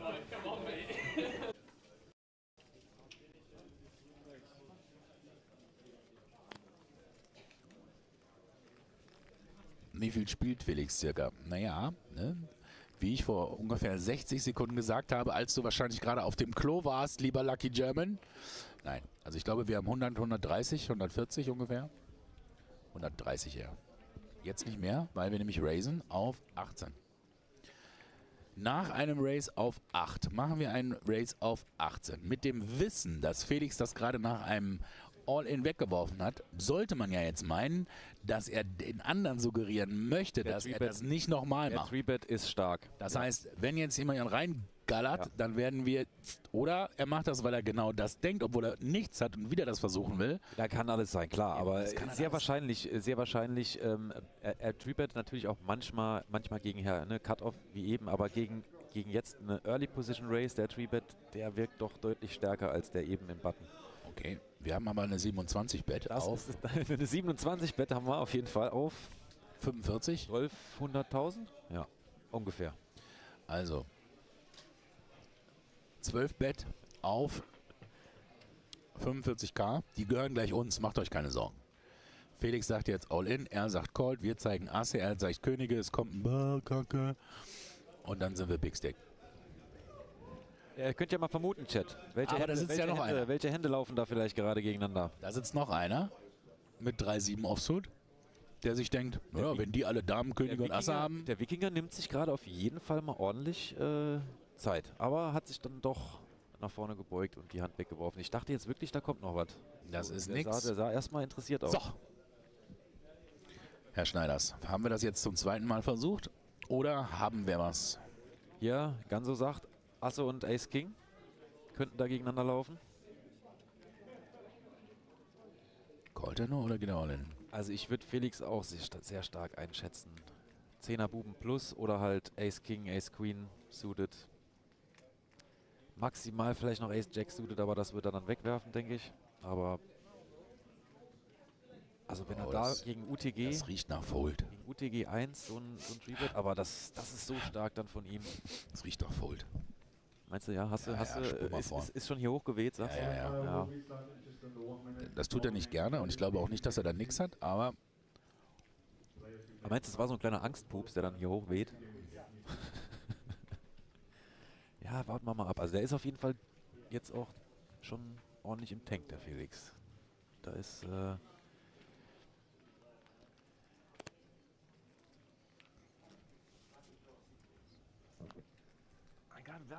Jetzt haben wir ihn tatsächlich mitten in einem Spot, der für ihn...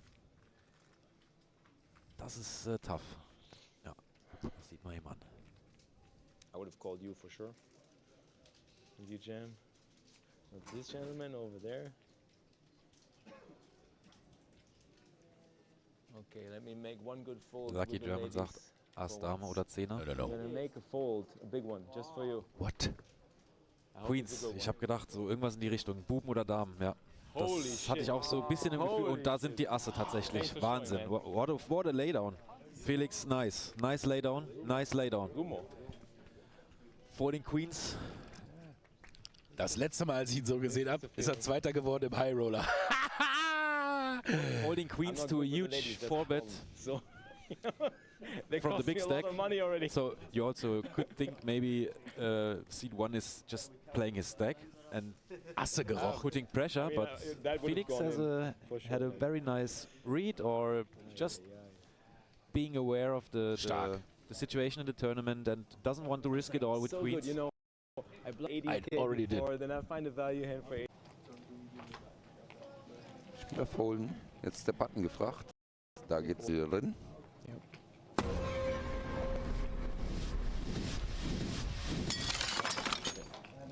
Ja, ich würde da den einen Big Blind Trick machen und mir noch einen. All-in und Call, Leute.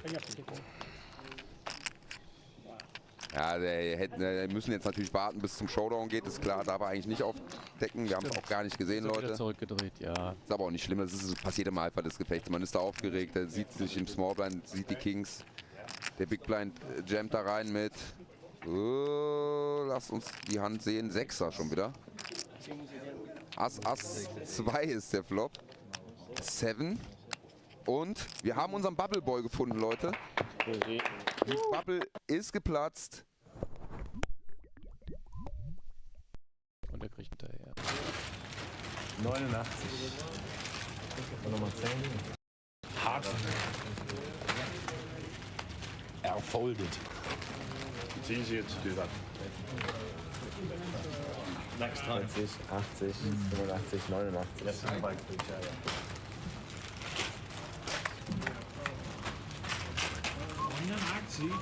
Yeah, guys.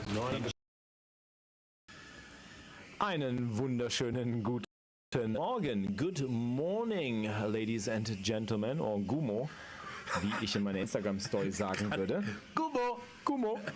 Herzlich willkommen zu Tag 3 hier bei der UKIPT, der UK and Ireland Poker Tour von PokerStars hier im Hippodrome Casino in London am Leicester Square. Mein Name Felix X-Fix Schneiders und bei mir ist wie immer Oliver Petri. Gut, dass wir nicht in Deutschland sind, ne? Dann hätte Leicester Square eine ganz andere Bedeutung.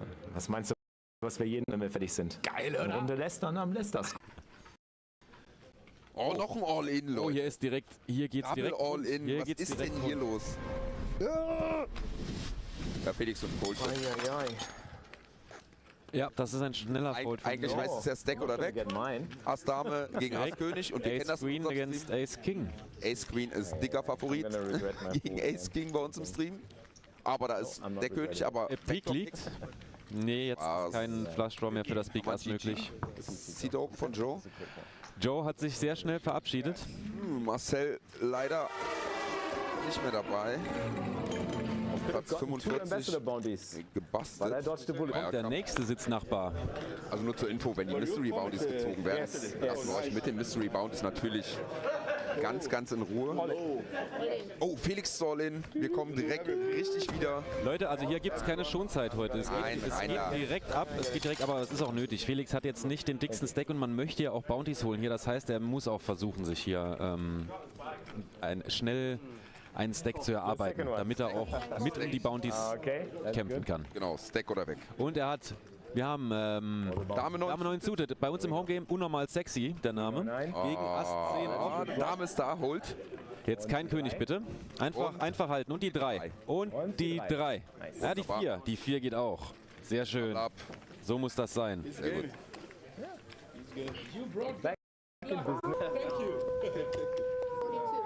Schön, Felix. So wollen wir das sehen. Da kommt der Fold. Hat der Stack gecallt? Ja, es gab schon Call. Ja. Zehner gegen Aces. Oh ja, da sind die Asse. He had to do it. Einmal Asse in den Chat. Ja, Zehner gehen halt rein. Ne? Oh, da ist aber die 10. Herz Ass dabei? Ja. Sehr schwitziger Flop, sagt Felix auch. Ja, aber Zehner mit einem Full-Kläuschen. Sind dem Sensenmann, dem Pokersensenmann gerade nochmal so von der Klinge gesprungen, ne? Unser Jean Deep-Double kann sich hier halten.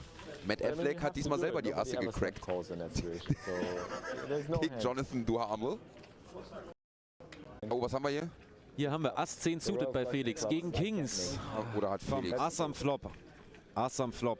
Wer hat denn die Kings? Und die 8.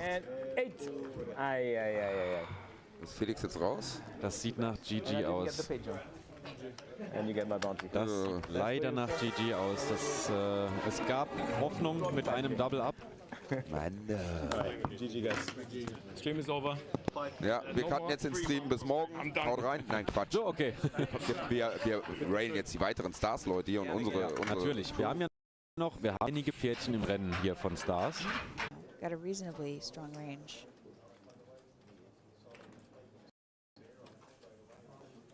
He's thinking about it. He's Yeah, he going makes for the call. it. Three-way all-in, guys. Here we go. It's ace 10. Ace 10 versus 9s versus ace 5.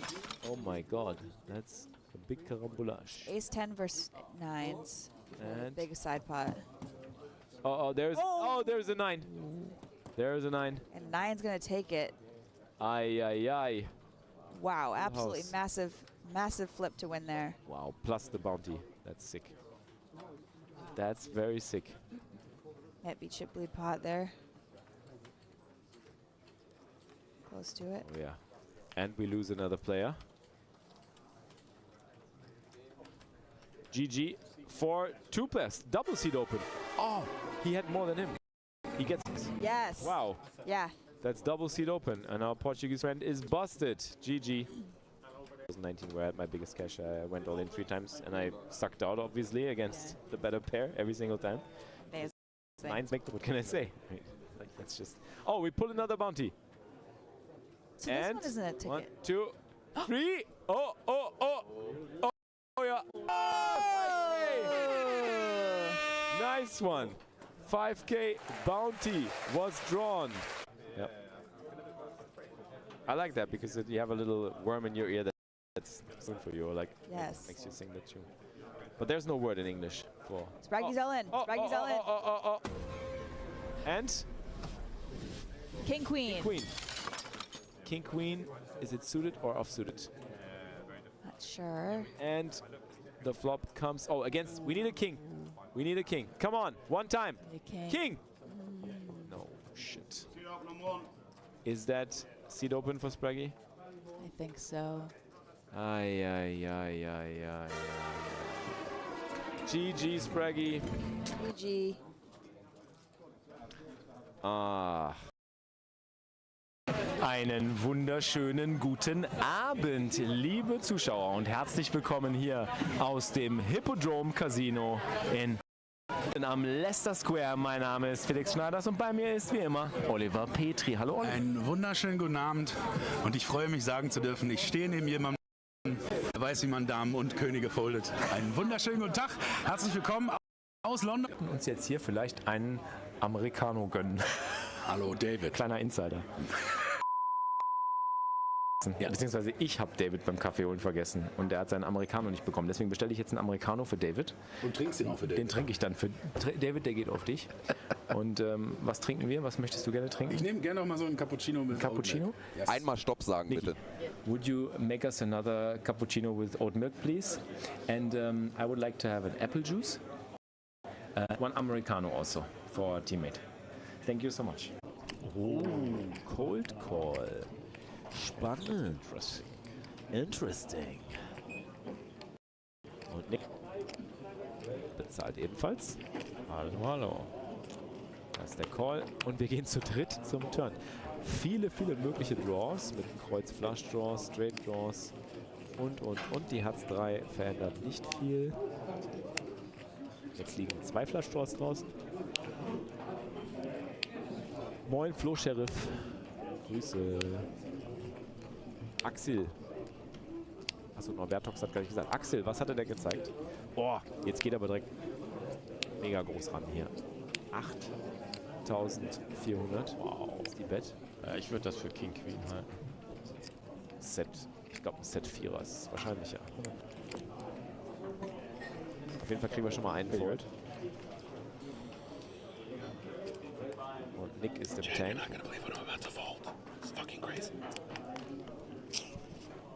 Oh, und Nick foldet Asse. Nick foldet Asse. Aber ich glaube, das ist ein guter Fold. Ja, ich denke auch. Ein guter Fold. Set 2er. Set 2er oder King Queen. Er will nicht. Er hat die ganze Zeit so stark gespielt. Also, eben um Flop zu sehen. So, weiter geht's. Wieder eine Hand mit Spraggy. Am Button.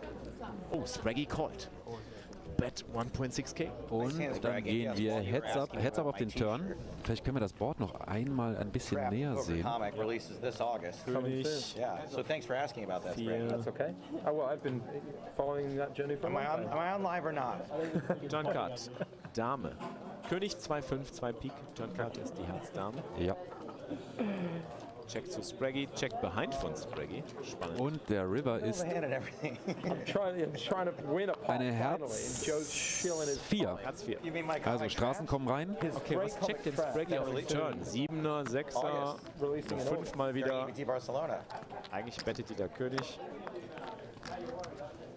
Ich meine auch 10er vielleicht. Wäre sick, wäre richtig gut, wenn Spraggy jetzt hier noch eine Value-Bet mit 7ern oder 8ern findet. Oh, all in. Da ist der Schaff. Das heißt, vielleicht...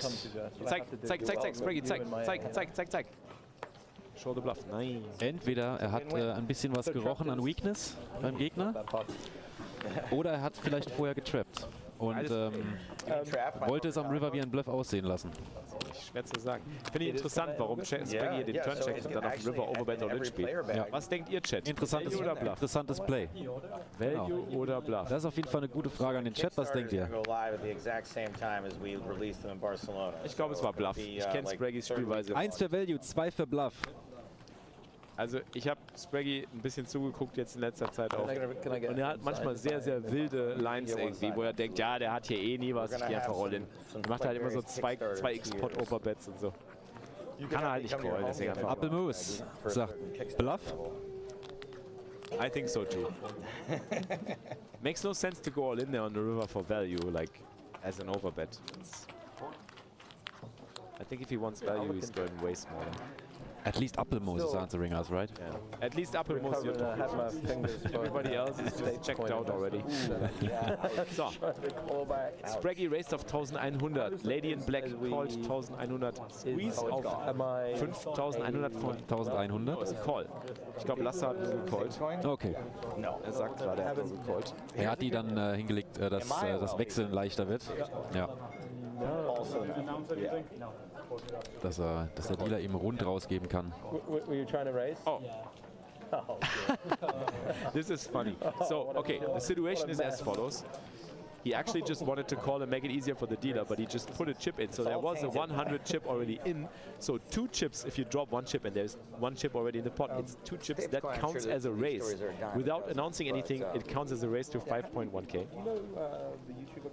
And now they're making fun of him. Like, do you actually want to raise? And he said yes. Of course. That's pretty funny. Okay, prepare to get fucked, Wisdom. How quickly it can change the dynamics. Who's the other one that we think that turned right way now? Sometimes it's just the small things. If you all in from Wisdom. Oh, this is gonna be funny. I love it. I love this hand already. I love all in and call. What are we gonna see? She wants a pardon. It's king. It's ace king. Holy shit! Is that an angle from Wisdom? Was that an angle? Holy shit, he's flipping. There is a king in the window. King, jack, 7, 2 clubs, turn card another 7, and the river is a deuce. He wins the flip. Oh my god. Yeah, that's crazy. Was that an angle from Wisdom? Do you want your $100 back? No, this is gonna be a question. Here's what I'm approaching you at a level of morality. And you look at it financially. Here's what. Lord 3-Bet. Ein 3-Bet aus dem Button. 3600. Mit unbewegtem Gesicht.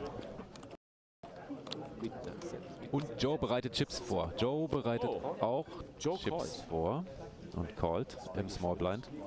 Spraggy verabschiedet sich hier schnell. Okay, was für Hände hat... Und der Initial Raiser schiebt den Rest rein. Das sind ungefähr 23, das sind 23,5. Auch die Profis verdrücken sich mal. Hier, die letzten, 23,5 gehen hier rein. Ups. Und unser 3-Better am Button überlegt jetzt, was er hier im Sandwich macht. Guck mal, der Blick auf Joe, der Ausdruck von Joes Gesicht ist schon wieder priceless. Er guckt schon wieder so erwischt. So, was mache ich jetzt? All-in? Oh, wir haben schon wieder ein All-In. Und Joe sitzt da mit Buben. Ich wette, er hat Buben. 100 Pro. Fold. Der Blick. I made that full a lot quicker than most people would, but... Und, was haben wir? Wir haben Ass König Off Dame gegen Ass Dame Off. Oh, dreimal Pik, Ass Pik. Oh, und? River Cut. Oh, ist eine Blank. Flush kommt nicht rein. Böser Suckout. Ass König hoch. Und noch ein Double Up. Das ist ja schon wieder so ein Board. Das macht keinen Spaß, wenn du da mit dem Overpair sitzt. 9, 10, ja, 7, 8. Wer jetzt da? Oh, er sagt auch, ich hab was. 6500. Ist auf jeden Fall 6500 wert. Das aber Wistan. Wistan aber mit einem schnellen Call. Wistan hat die Hände voll. Wistan hat die Kralle voll. Da lege ich mich gerade fest. Das ist natürlich keine gute Karte, wenn er die Kralle vorher schon voll hatte. Mit der Kreuz 8. Ein Check von Wistan. Beide checken. So, einer musste erst rumdrehen. Ich habe gerade eine 3 gesehen beim Gegner. Das dürfen wir noch nicht verraten. Ja, doch, klar dürfen wir das verraten. Ist ja schon vorbei, die Hand. Ass 10 hatte Nut Flush Draw gefloppt gestern. Und dann einfach die 10 hinten raus. So wie es sich für einen Pro gehört. Aber du siehst, Seed Nummer 5 hat mit der 3 weitergespielt. Ja. So nach dem Motto, ich habe schon einen Treffer. Ist ins Turnier gesprungen, ist ja nur wie möglich. Ja. Wistan Open Race 3600, dreifachen Big Blind. Gab Limps, da haben wir ein All-In gegen Wistans Open, nachdem davor von Joe gelimpt wurde.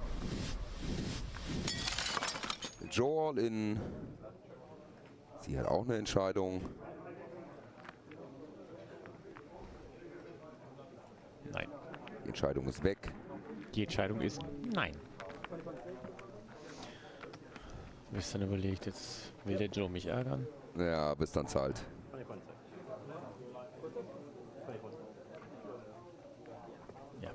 Ja, Showdown. Mal gucken, was wir hier jetzt bei beiden finden. Wir haben hier Kings bei Joe und Ace Jack bei Wistan. Ace Jack Offsuit. Ja, vorhin hat sich Joe doch beschwert, dass er Kings hatte und 8 ein Business gekriegt hat. Und jetzt keine Hilfe für Ass Bube. Joe doppelt auf. Gegen seinen lieben Freund, den Wistan. Ja. Das sind, glaube ich, Chips, die dann immer besonders gut schmecken. Yeah, welcome to a real game, kid. He's saying that, not me. Welcome back, guys, live from the UKIPT 2024. Back to the main event, 1.1k pounds buy-in, day 1C. Live from the Hippodrome. Live from the Hippodrome Casino. I'll be doing the English commentating here with Rob as we are getting back to Felix's table. So just give us 1 second. Here we go. Here we go. Back live at the UKIPT 2024. So covering Felix play. Just shy of 275 entries with 202 left in the field. Really nice number so far. We have exactly 3 hours and 41 minutes left of late registration. As Felix bites into a bagel, hopefully going to give him some energy he needs to carry out the rest of this tournament play. As his goal is to bag today. We're looking for bags. And as we have some rotation in the booth, I'll introduce us to you. This is APK from Philly, USA, and I'm Robber, also known as Zapalution in the Twitch community. So it seems like the Stars app is back up and running, so if you guys at home are using that to follow, it was experiencing a little bit of technical difficulties, but it is back and running with the correct totals for this tournament. We have 32 minutes left in this blind, level 7. 202 of 275 now.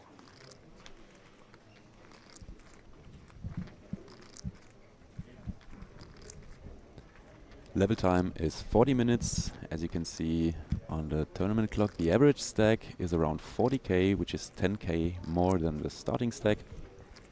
So you had an open-ender, what did you say? You had 6-4 suited? Oh yeah, I just had top pair open. And you'll have the pleasure on the flop, or? to get some English coverage for the next level, at least. The next 2 levels, yeah. But feel free to ask questions in other languages, especially German. Ich werde versuchen, alle deutschen Fragen, die ihr stellt, zu beantworten. Gerne weiter auch auf Deutsch chatten. Und auch gerne ein paar Emotes spammen. Zeigt mal, ob ihr noch wach seid. Chat, was geht ab? Spam some Emotes. Show us if you're there, if you're awake. Give us some action here.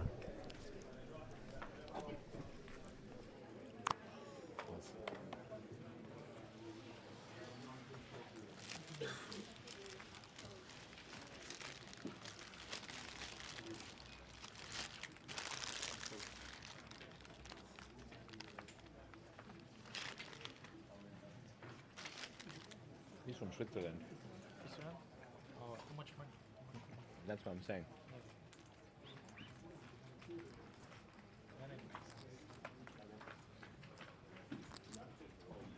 He can afford to make the call.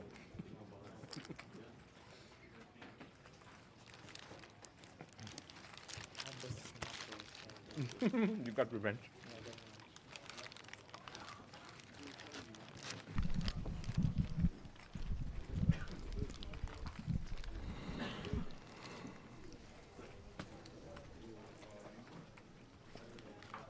We were updated on certain things here in the back. Thank you for that, dear mods. Chat, send some love for the back office here.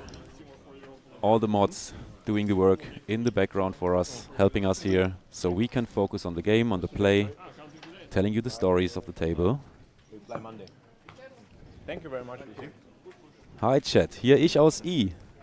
Welcome. And thanks for the feedback. We appreciate that. No Bajoom update on break. Sorry about that, Warren Buffett, Bennett, whatever your name is. I think Warren Buffett would have, he's got a lot of Bajooms. I think so. All right, so Felix on the big blind.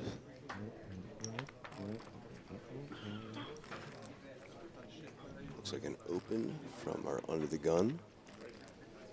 2x open. Fast folds. Felix deciding if he wants to defend or not. Chooses not to, and that raise gets through. Yeah.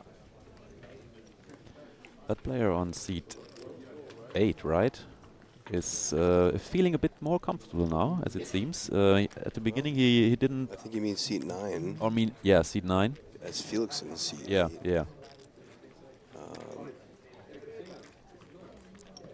At the beginning, he was a bit uncomfortable with the camera,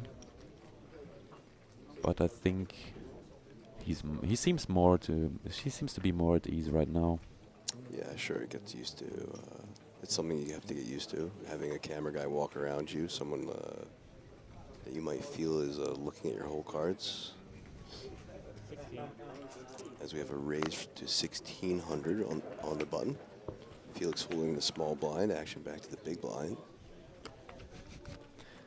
And He-Man is giving advice to Felix to collect the blue chips instead of the black ones. You're right, man. Call from our big blind. Flop comes Jack, 9, Jack, paired board. APK board. That's right.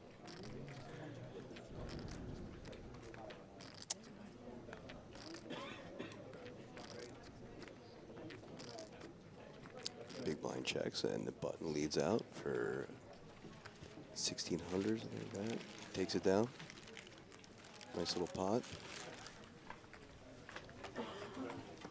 Felix now on the button. Bringing Grogu out to play.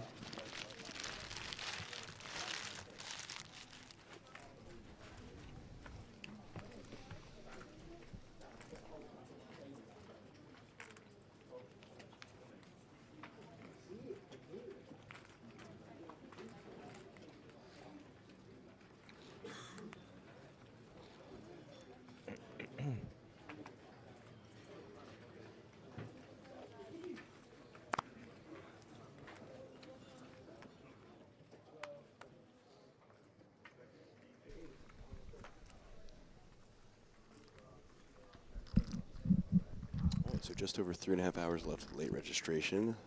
281 entrants.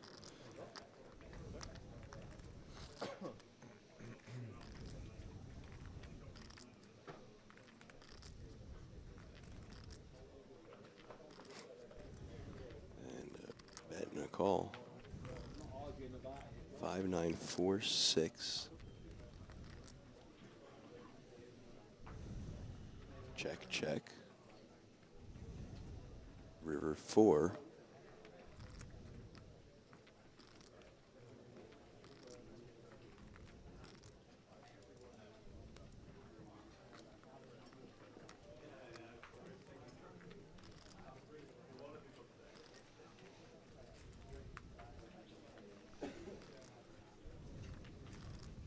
And that takes it down.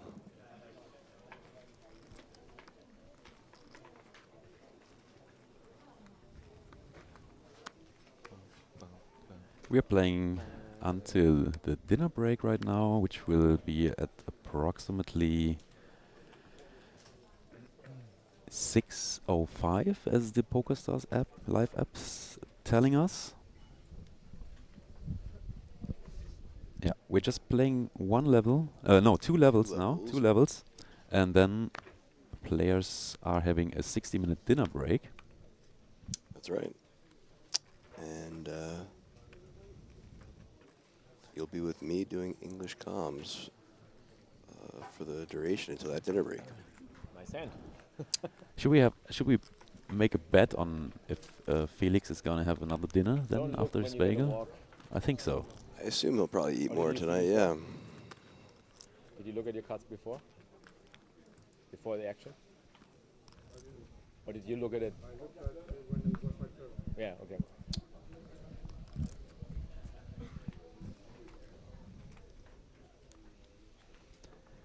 And player on seat number 1 is also looking happy, relaxed. He was building up his stack, as player on seat number 4 was. Both seem to be strong players, knowing what they're doing. All in. Okay, so we have an all-in. We have a shot. Felix. Felix putting in the rest of his chips. No ace king anywhere? 11, 12k. And takes it down. Around 12k. Yeah, getting a little short there, Felix. 15 no BBs. defense this time.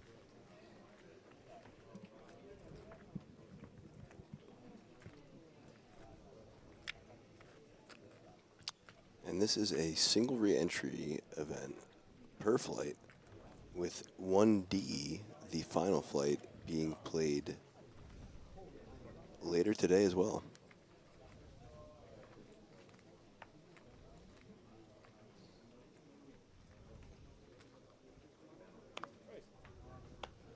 All right, so we have a raise to 1600.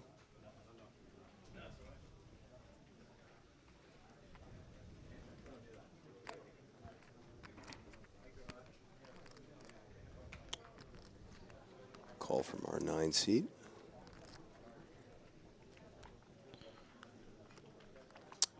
Another call from our small blind. And big blind choosing to play as well. Multi-way pot coming in as we go to a flop of 9, king, 3, 2 spades.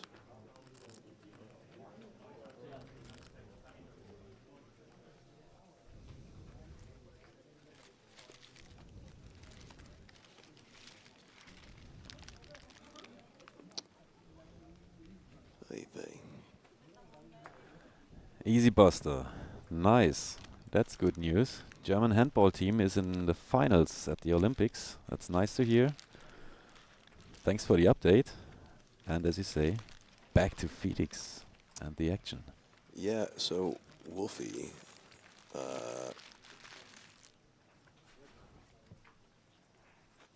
that is correct, or is that Wol?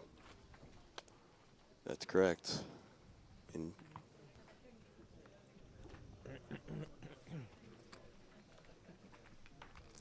Don't ask us. Yep, not our department, man.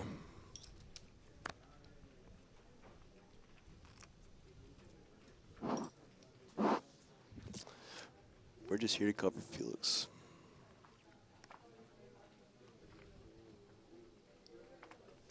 It's around to the small blind. Who's limping in? What can I say, Vol? I'm a smart guy. All right, so we have a 7, 8, 9 flop.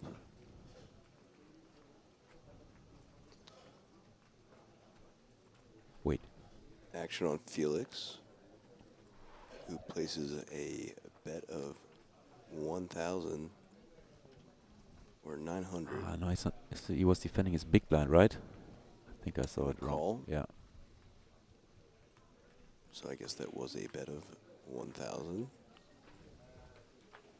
Turn comes King of Hearts. I think the phone here is like the button is hiding under the phone of the player on seat number 3. Felix announcing a raise of 2.2K. Rickdolf, nice to see you in chat again. And a call. Going to a river. 5 of hearts. That's 3 hearts on board now. And action goes check. Back to Felix. Straights and flushes possible.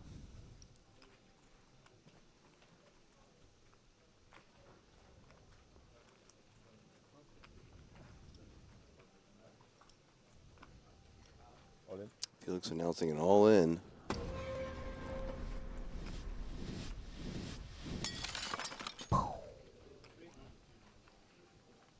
And a fold. Nice pot for Felix. Very important pot.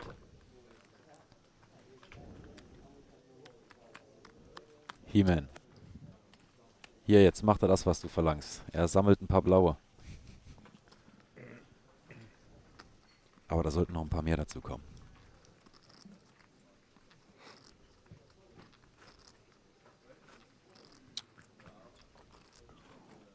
McFly finally got some time to watch a bit of his own stream now.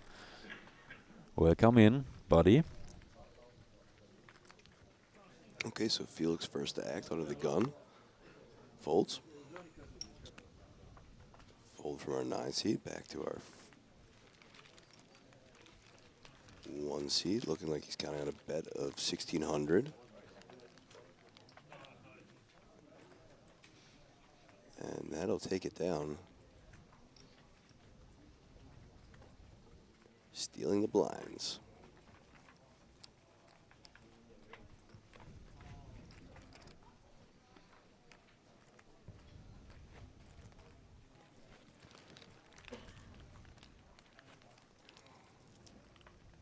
At the moment, we've cracked the 500,000 pound mark with the prize pool. Over $500,000, nice. Around 520 pounds right now. Very cool. Laying there to be distributed between all the players in the money at day 2. Yeah, so you can see the on-screen graphics above us, and in the corner is displaying the field size, the blind levels, and what tournament we're covering. 2 of 1 out of a 282. And as you see in the next level, we are having a 1K big blind and a 1K big blind ante, so starting stack would still be playable with a 30K starting stack. But blinds are continuing to raise in a direction where you don't want to lose a big hand if you're not the biggest stack.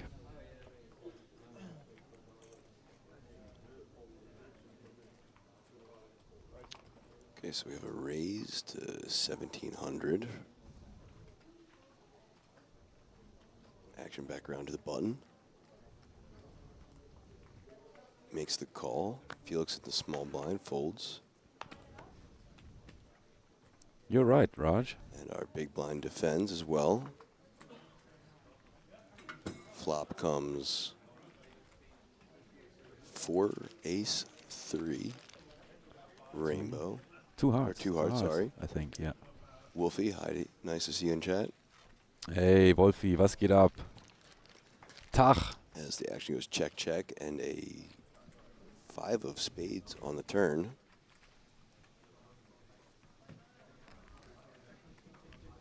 Big blind checks. Option over to our button.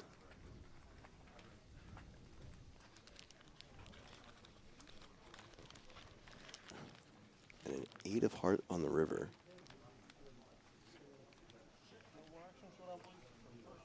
Going to showdown. That is King Queen for the win. Yeah, quick check, check. King high. King taking high, it down. good.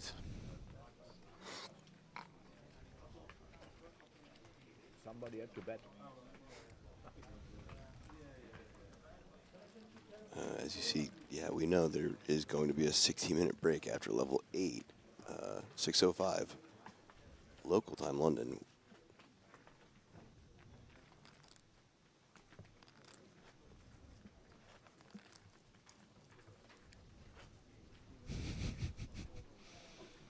Okay. All right.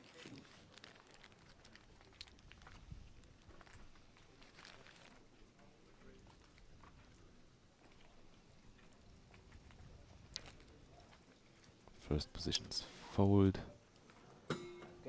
So on middle position, 1600 2x raise. Folds around to Felix on the button, who folds as well. Doesn't want to play. Small blind out of the mix. Big blind in the mix. Flop comes King, King 10. Another APK board.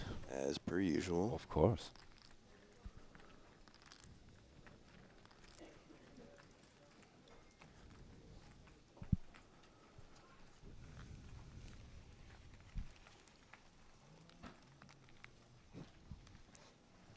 Updated the numbers again. And the river comes 3 of hearts. Seems to be pretty inconsequential. Pretty bricky to me. Yeah, Felix. And again, check, check. 8, 10. Of hearts. And the 10 will do. So, yeah, Felix is still on his first bullet of this flight, correct?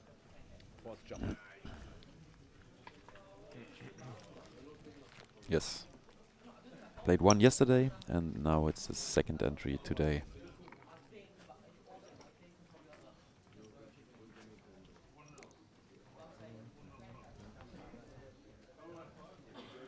Sitting at about 18K. Starting stack's 30K. Average stack right now right around 43K.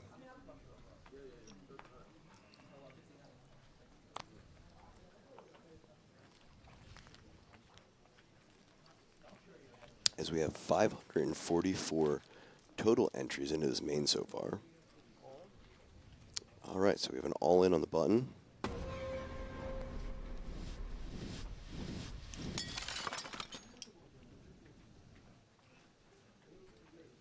Chips immer weg vom Körper, denkt er sich.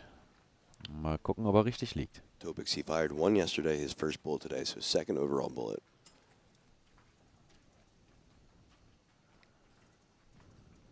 Small blind choosing to get out. And we have a call from our under-the-gun player. We're going to a flop. It is ace queen off versus ace king suited. Ace king way ahead, looking for a queen now. Queen and queen alone. And doesn't improve. That is a GG, I believe, as the ace king takes it down. Yep.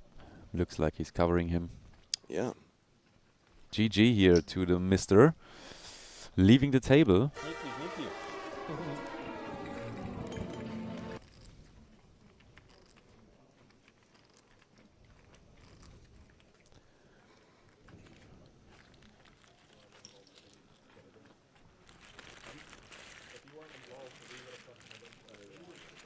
What do you have? As we look around the room, quite full. Offsuit.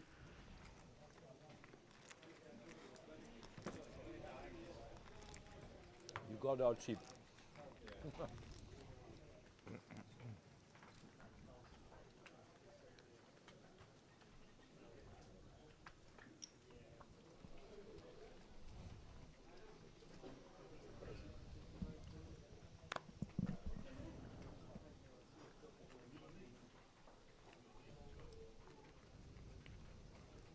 Felix thinking about entering this pot. He does.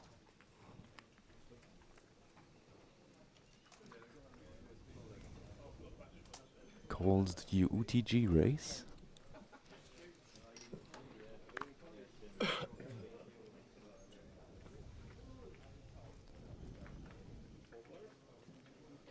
And we see a flop. 8, 9, jack. Very coordinated board. Four-way action. Blinds check. Initial raiser is Conti betting 2.5k. Quick call from Felix. Thank you. Heads up to the turn. Deuce of clubs.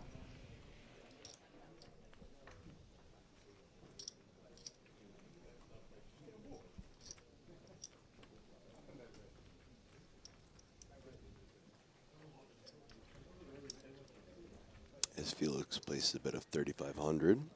Initial raiser doesn't continue Back with to his our 4 seat. aggression. See how he reacts on the turn. Looks like he's going to make a raise to 20,000. Back in Felix's face for his tournament life, I believe. That's 6 or 7x. Yeah, he's basically big just raise. saying, I'm just putting you all in. I just don't want to see a river, or I want to win. I want you to go in the pot right now with all of your chips. And Or just and a a fold call. here would leave Felix pretty short. Yeah.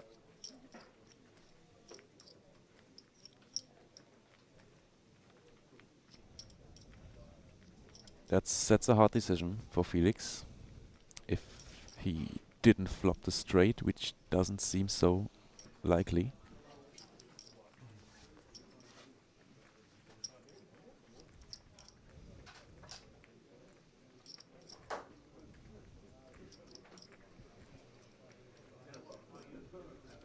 Felix in the tank. Yeah, really with a tough decision here. Again, like I said, that would effectively leave him with 10,400 or 500 behind. Seems to be a really tough spot here.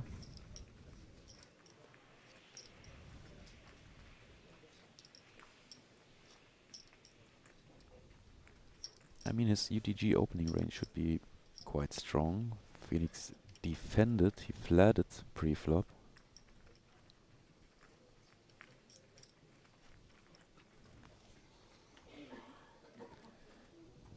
Ace jack off would have made top pair on the flop. I don't know. I feel like you got it against me every single time. Then again, I'm thinking like you can't have it every single time. Felix Last time trying you to had get it. some information. But as we saw this player before, he won't give away too much information. And Felix does lay it down. Makes a tough lay down there. Again. And leaves himself with Fold it just back. around 12 big blinds. Yeah, how did you know?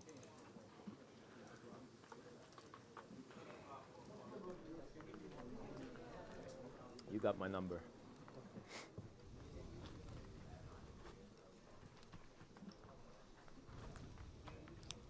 Oh, I got away cheap.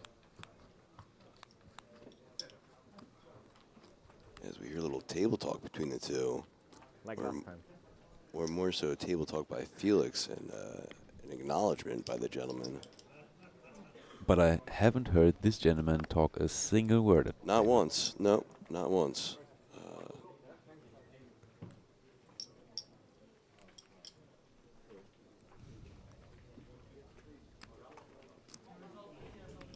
raised to 1600. Action on the small blind, who defends. Big blind in mix, or out of the mix, sorry.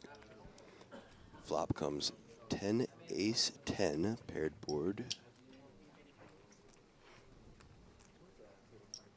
Check, check goes the action. 5 of hearts on the turn.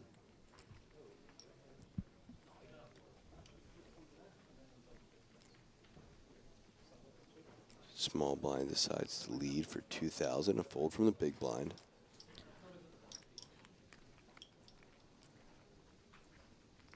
And a call. Looking like a value bet. Going to the river, which is a 4 of hearts. We have running hearts on board.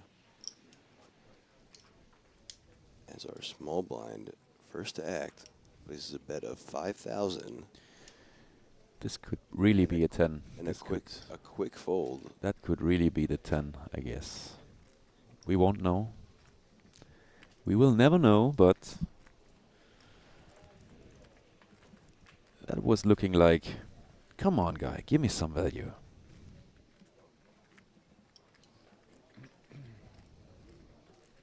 I was hoping maybe for the opponent to hold the ace, to get some value from an ace maybe.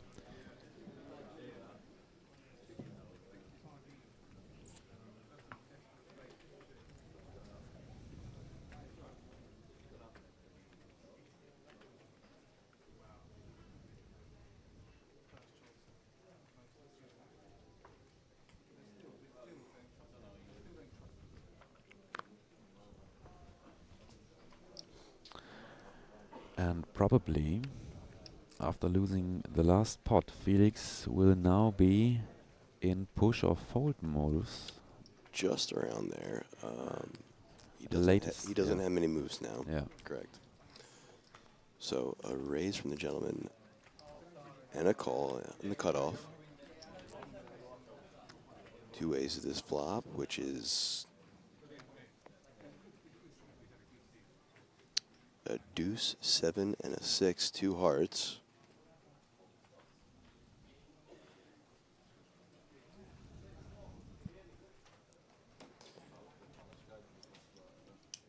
We see a bet of 2,000 and a call. Turn comes another 6 of spades. And it goes check, check rather quickly for a jack of clubs on the river.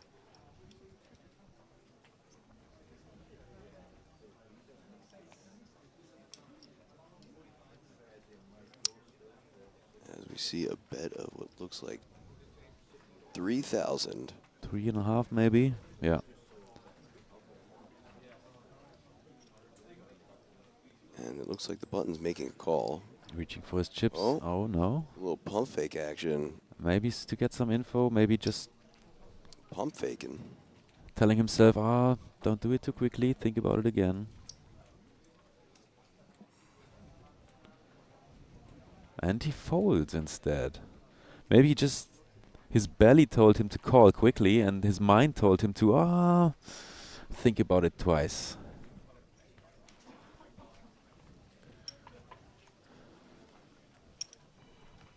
Interesting. That really looked like as if he would snap first, but yeah. Then he got away from it.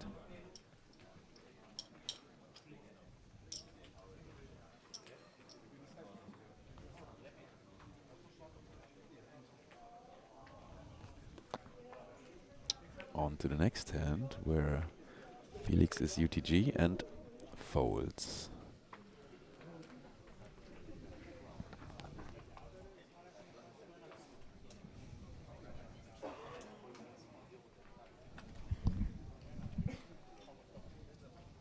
All right, so just under a minute and a half left of this blind level. We'll do one more blind level after this and then go to a dinner break. That dinner break will be a full hour long, and then we'll be back to bring you the rest of this coverage. Thank you.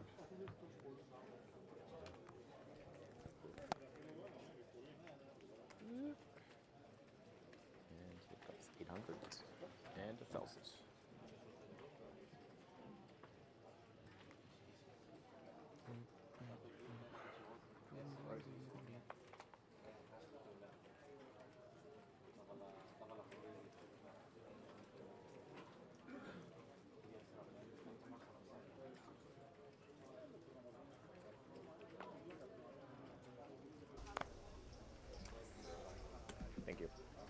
think, yeah. Okay. So what we're going to do is I'm actually going to take over for this last level. You'll be stuck with just me as we are trying to set up some pretty fun things for the rest of the stream, potentially doing some cards up coverage, but we're going to still be working on that, and it's not for sure, so just hang with us. But I'll be your lone commentator for this last blind level, as the blinds are now up to level 8. And this will again be our last blind level before we go to dinner break, roughly around 6:05 local time for an hour.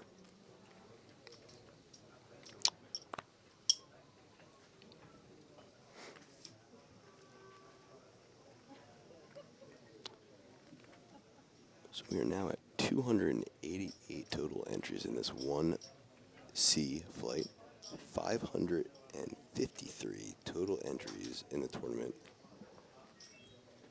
No trap Getting this close time. to that 300 mark.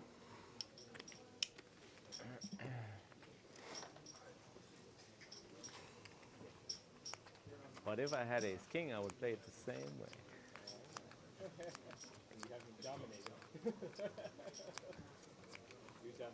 As we get a nice little shot of Grogu on the button, No ace king this time. which means that Felix himself is on the button as well.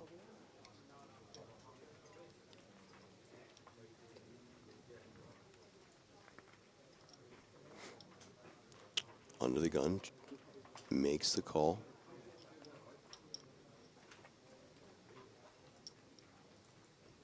Folding to the cutoff, who calls as well. Felix on the button, chooses to fold.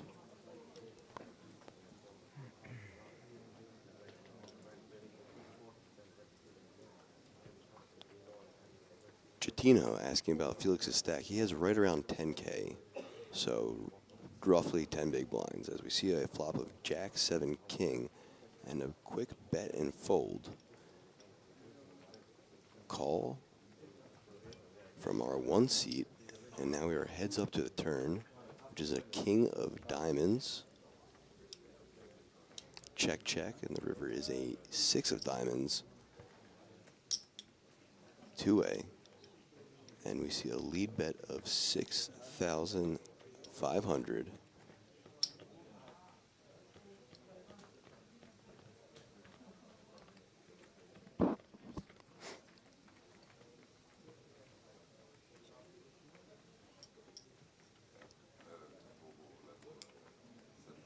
And a fold. So our 1 seat takes that pot down. And I'm sure you'll see as we pan around, Felix, like I was saying, sitting on roughly around 10 big blinds. Starting stack, 30K. Thank you. Hey, welcome. As we get a new dealer.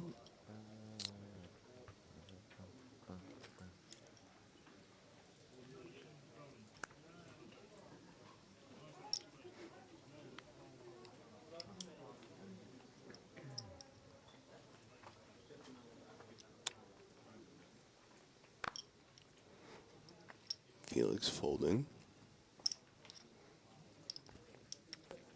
Raise from our button to 2,000.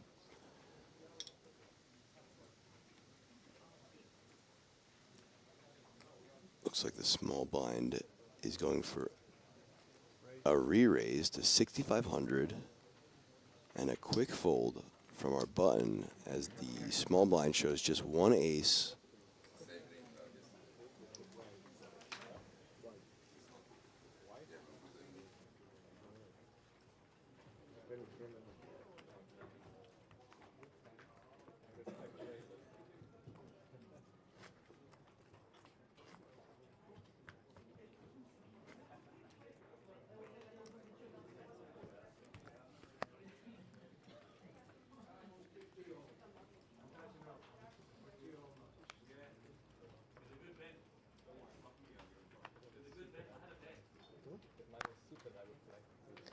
Hit the muck.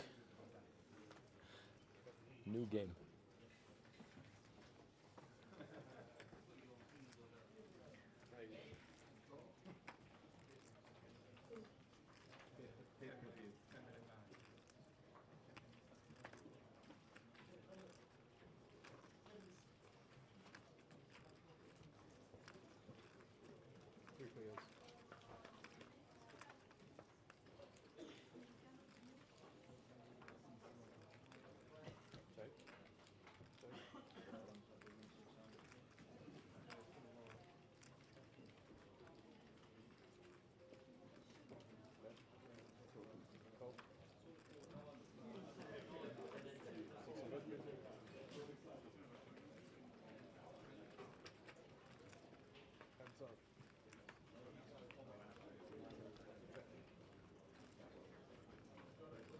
All right, so unfortunately it seems like we are not going to be doing any of the broadcasting of the Cards Up coverage, at least today, as we're still working on trying to get that feed so we could pub it through our channel as well and do commentating from our crew.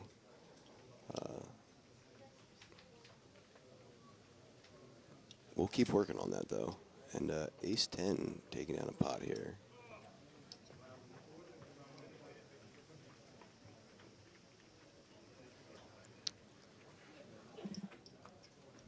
Okay, so I guess I am being joined by a commentator. Looks like McFly's in the booth.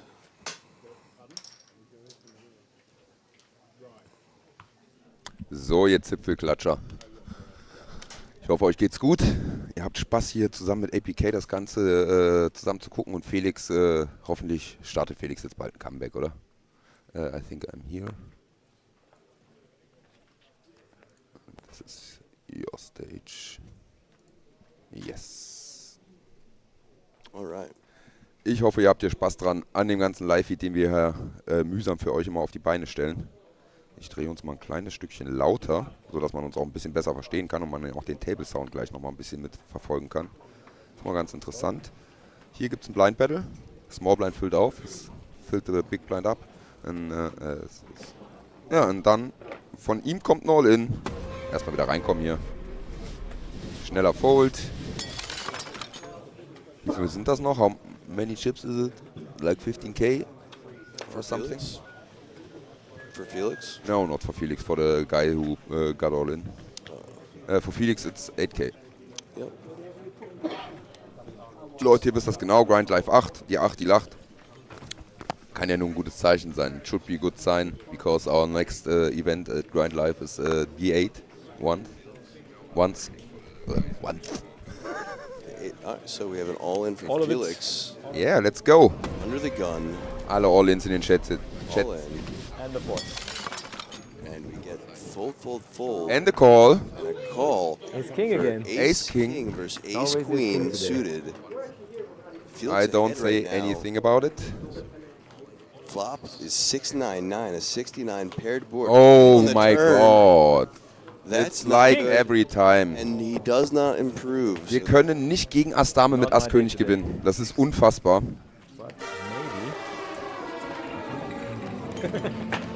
gross. Seed Open für Felix. As GG's in den Chat. Felix busting his first bullet of his day 1C. I do believe that he told us he probably won't fire another one, but will enter the 1D instead, which is the turbo. I think it's a better way to do it. Yeah, so I do not think Felix will be firing a second bullet here. Ja, Wolfi, you jinxed it. Which means that we might be taking a short break from stream until he jumps into that that 1D, which starts around I think 7 o'clock. This is the way we do it. I think 1D starts at 7 o'clock. If we stick to the plan, then yes. Let me take a short look at it. I have the event schedule right here. Yeah, it starts at 7 o'clock. So bear with us as we might find some information as Felix walks up to the booth. Worst case scenario, we will take a short break until 1D starts at 7, at which point we will pick back coverage of this UKIPT 1100 main event, day 1C and D today. So sieht's aus. Neben mir ist APK. Der geilste amerikanische Kommentator, den ich persönlich kenne. Ja. Der zweitgeilste. Ist Joe Canadian or American? Stapes? Stapes. He is American. He's American. Then you are the second best. Oh, well, thank you. That's very kind of you. I won't tell Ali Shahad and Nick Schulman. They're pretty good too. Nick Schulman is good. He was at FT WSOP. Hier sehen wir Freddy. You know this guy, look at Freddy, our new friend. 21-year-old pro. Felix, was denkst du? Yeah, Wolfie, there is dinner break. Ja, aber wir gehen jetzt einfach mal durch die Gegend und suchen uns einfach mal jemanden, dem wir das Mikro geben. Schauen wir mal, ob Spraggy das Mikro haben will. Oh, Spraggy is in the field. Yeah. Spraggy, you want the microphone? Do I want the microphone? I can have the microphone. Hello? You get the microphone. You win the microphone. That's it. What happens now? I'm live. You want it here? All right, so we are going to finish this level out. I guess we'll be joining Spraggy. Da ist er wieder, unser Deutschlehrer Spraggy, German teacher. Whose channel is live right now and not even covering the guy playing. Yeah, funnily enough. We are covering him. That's right, we're covering him. Everyone from Spraggy's chat, feel free to join us. Yeah, feel free to hop over and see the man himself as we're going to feature his table. And especially, maybe you could do, if you are able to do it on multi-Twitch. Yeah, all of it makes so much sense to me. Afraid of Grogu. Ja, Spraggy ist auch ein bisschen shorter, hat hier noch so um die 20 Bigs. 20 Big Blinds like. There we go, there's a Spraggy elf dance in chat. Storch, how's it going, man? Nice. Hi, welcome Storch. Storch in Germany we say. Storch. It's you know what a storch is. I do. Yeah, I think it's the national animal of Poland. They bring the babies. Yeah. Hey, Ali. With the Olli hat uns geredet. Ehrenmann mit 53 Leuten, du. Welcome, Ali. Danke, danke. Ich hoffe, ihr hattet einen geilen Stream. Habt ihr Olympia wieder geguckt? Ich hoffe, der Elf und dir geht's gut. Thanks for the raid. Welcome all the raiders. My name is APK. This is McFly. We are covering the 1,100-pound main event day 1C here at the Hippodrome, UKIPT London 2024. As Felix has just busted X-Flix himself. But we are going to keep doing the rest of this blind level, which is another 27 minutes, and feature Spraggy's table. That's right, actually Spraggy. Ja, heute sind wir beim Spragmaster himself. Hurra, der Anti-Railer ist da. Und Olli, wir sind mal wieder mit Ass-König gegen Ass-Dame ausgeschieden, Preflop All-In. Wie sollte es auch anders sein? Keks W. 5000 werden gesetzt oder 4? Already announced, I think 4. What's that? The bet. Yeah, I think he said 4. Und kriegt einen Fold. And gets it through. Ja, entweder wir gehen in 1D oder wir gehen in 1D. Die zwei Möglichkeiten bestehen. What's that? If we don't go to 1D, we are going to 1D. Well, we're going to find out right now as Felix has just entered the room with the look of disgust on his face. I'd probably be feeling the same way if I lost Ace King. I only laughed about his face, not about the bust. Ugh, so unfortunate. C'est la vie, as they say. Da sehen wir mal noch Fabi. Not here, they don't say it, but I think they say that in France. Schräg hinter Spraggy. Kurz vor der Bar, der Tisch.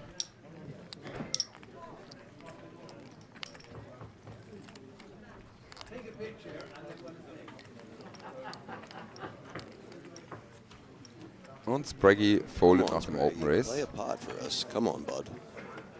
Ah, he's not the stack. Ja, er hat nicht den Stack zum Defenden. He's not got the stack to defend it. Listen, we have to demand a lot from this guy because A 1 hour break now? he's doing a terrible job entertaining us. opposed to the advertised As good as 40 to Felix 45 does. minute break? Yeah. Yeah, he needs Just to play always more on his hands. phone.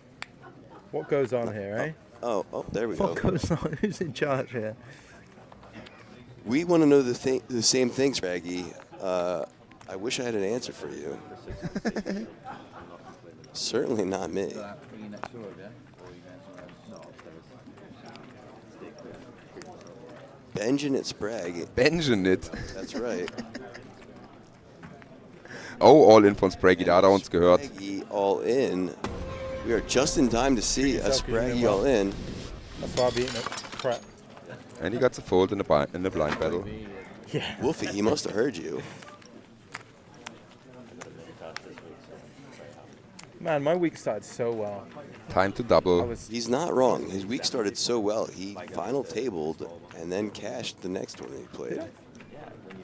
Yeah, but it was the 220 pounds tournament, I think. That's right, and it was all downhill from When I got ace-4. It was all downhill from there. I came 6th in the 200 thing. As he's talking about it now. I should have won it. You But need some coaching from Hyde the Pain I Harrod. won over 3 streets with 10 high. When I was second in chips and... Oh, Moment. But then I... Dieser Moment, wenn es cringe wird. Bust in the 1K yesterday, I bust. Yeah. I think I only bust once yesterday. Yeah. Just get luckier than I had been getting yesterday. There we go, Spraggy. Give us some table talk, man.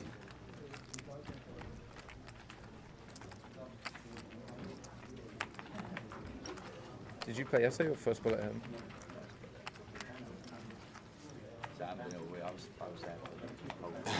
Oh, and right, yeah. Ja, jetzt liegt da ein halber Flasch und eine Straße auf dem Board mit der 4 in Pick auf dem Turn. Wolfie write it already in the chat, Felix. Can't do it, yeah. They still have the Goliath is a big one, right? Yeah, so that was... But that's what What? 1.8. Yeah, that's one of those gifs or memes that you can hear How much is the just buy-in? by seeing it. £200. 160 into the prize. And how many runners did it get? You got Pocket 11,000 threes. Yeah, it's I've enough. never been, and I will ask. Do you know what I've got to say? What's going on? Everyone looking over towards our camera guy.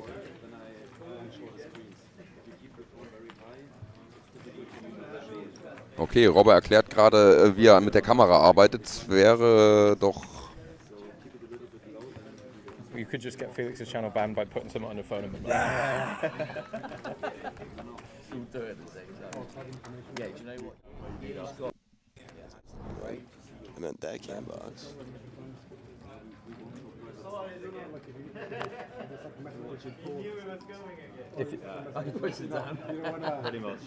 That's why these boys had the warning over here, because you know they're up to no good.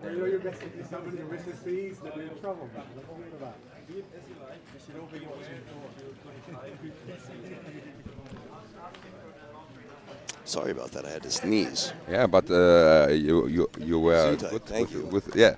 Thank you. Gesundheit. Yeah, as the Germans say, right? Yeah, no one's in hiding, are they? All right, Spraggy now in the cutoff. Not playing a hand besides his shove. The board comes down with a jack, a 6-4, 2 diamonds, jack of clubs. Deuce diamonds, not the deuce of diamonds to be confused with, but 2 diamonds. 2 diamonds. Not the 2 of diamonds, but 2 diamonds. 2 diamonds, yes. That's right. Maybe I spoke a bit. No, I'm making a joke. You didn't speak. I'm just making a joke. And what, like 180 yesterday, 186 yesterday. As we see a bet of And then 2,000, 80 on the first just flight, under 60 half something on the first flight pot. last Sunday. Queen of hearts So it must on be the at like turn. 600 something now. In fact, if I look at the Great PokerStars live app, it will tell me. Action goes check from the 9 seat. Just a great app. Our 1 seat reaching They for a don't need- they stack, don't- they don't need me to tell you how great 4,500, this app is. They're paying me and to say that how great is this app a is. good enough bet to get the pot. This one I do for free. Oh, many yellow chips in there. It's a nice little pot. Yeah, it's Listen, good every for the every stage. pot counts. We accept them all. Small, medium, large. It was the pot more than 1/3 of the start stack. Da ist Henrik, gestern noch einen 5. gemacht im High Roller. Hey, that guy just cashed the high roller. Yeah, he looks really comfortable right now. I would be too if I just made 15k euro. Yeah. And he's such a nice guy. He really is. Hey. What a Hey, what a come on. gem. All right, so I'm just looking at the Stars Live app. McFly, guess what? Yeah. We are officially over 300 entries. Oh, that's really, really good numbers today. It's fantastic. Really, really good. Even if you got only like 20 tables in a row here in downstairs at the Hippodrome, and we are 182 left. Yeah, so 182 of 301 with 2 hours and 48 minutes of late reg left. 20 minutes to play in this blind level before our dinner break. The biggest field right now. Yeah, this is the biggest field for sure of any of the flights or tournaments held so far. Yes. The last was the Ambassador, and I think that was a 2... Oh, we can look at it at the app. I think the Ambassador pulled in 280 something as well. All right, take a look. But yeah, 302. Ambassador meetup was at Tuesday. 265 entries there were. Yeah, I thought it was in 200s, right. So yeah, let's go, 1C. As you can see, there's even an empty table. And if you want to come to the venue, you are able to play even 1C or day 1D. 1D starting at 7 p.m. To get into the second day of the main event here. Yeah, everyone looking for a bag as day 1D, which starts, like I said, at 7 p.m. tonight, will be a turbo structure of this same tournament. So it'll be the last flight, same tournament, but with a turbo structure.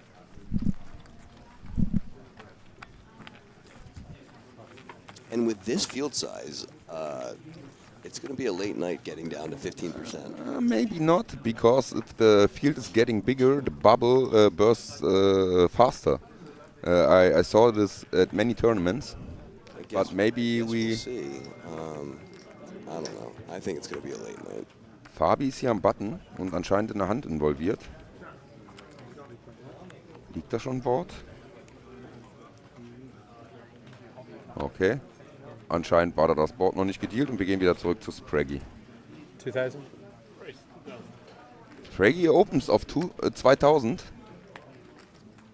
I think there's an open to 2. He just doesn't have the correct chips. He's going to get some change back. I think he got a strong hand here. Yeah, no, but I'm saying I think it was a 2,000 bet. He just doesn't have 2,000. He just has blues, so yeah. I think he's going to get some change back, yeah, as we see. Button bezahlt. So, raise and call. Flop comes 8, 7, queen, 2 clubs. Spraggy als erster nach dem Flop. An der Action. Spraggy first to act. Lays out a bet of 3,500 and a snap fold. Easy chips. As Spraggy takes down an easy little pot. Not a big one, but at his stack size, he needs every chip he can get. Yeah, for his stack size, it was a good put. Correct.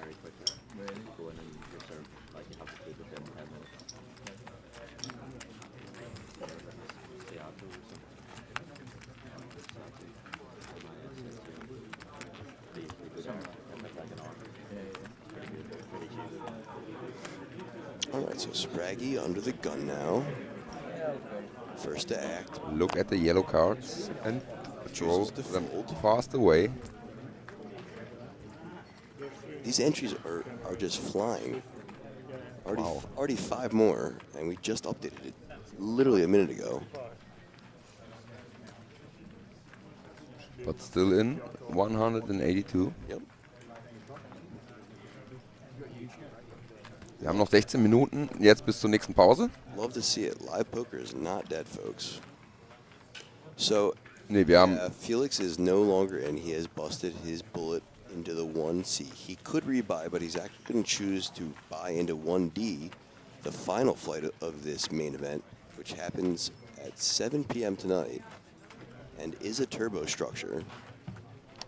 Und die Dinner Break, die wir jetzt in knapp 16 Minuten haben, wird 60 Minuten lang sein. So Spraggy now on the big blind.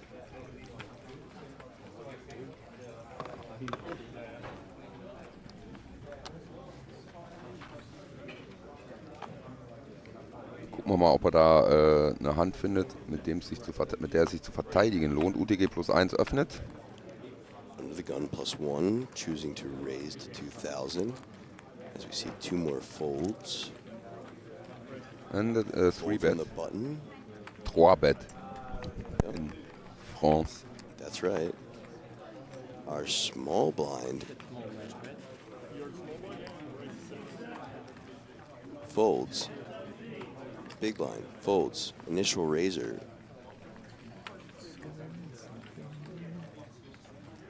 Finds a fold as well, and that 3-bet gets through. Yeah, nice. With a 3-bet, the action. Maybe it was a bit too much, Relax. a bit too big. The 3-bet. Take it easy. Spraggy instructing his table to take it easy. Yeah, every time he wants to get it easy in. I Yeah. think. Take it easy.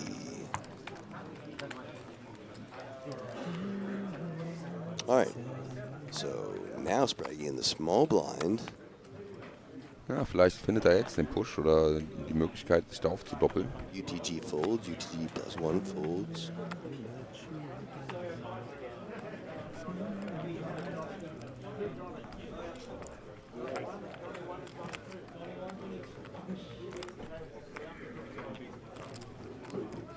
Action on the button now as we have it raised to 2,000.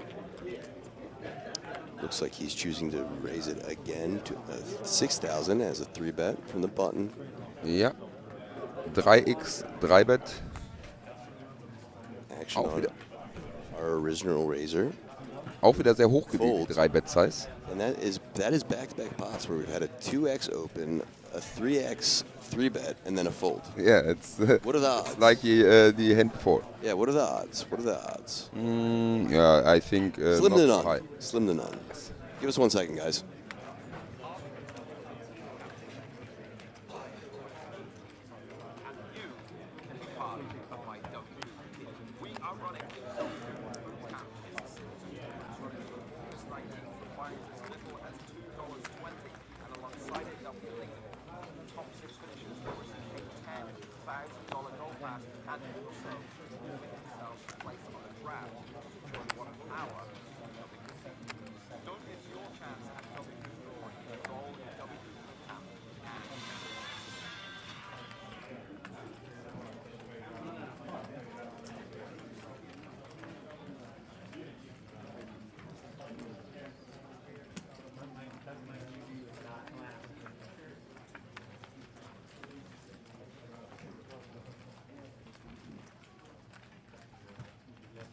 All right, surprise, surprise, everyone. Hey, Leute, was geht ab? What's McFly up? turned into X-Flix. Yes. Magic. McFly. Macflix. McFlix? Macflix. Yeah, hybrid. Yes. So tell us about your day 1C experience. Erstmal danke für den Raid an Olli, ne? Olli hat geradet. Geil, Dankeschön. So yeah, my day actually started out really well. Like I was chipped up nicely at like 45k. I made one big fold with kings where I should have probably called down. I already tried to review that hand a little bit. I'm gonna study it a little bit more because it's very interesting. It's like a cold 4-bet pot, 150 big blinds deep, which you don't get very often. So that's like a unique situation. But yeah, I chipped up nicely, and then I had that set of 8s, and that like, yeah, took half of my stack away because the guy rivered a flush on me. And I was thinking about thin value betting on the river, even though the diamond came. He played it well. He just, called, had a gut shot, had a nut flush draw, couldn't fold. So he called down, and I was close to actually value betting like 2/3 of my stack on the river, not going all in, non all in. Yeah, we could hear you say that to the table. Yeah. I was this close to value betting. Yeah.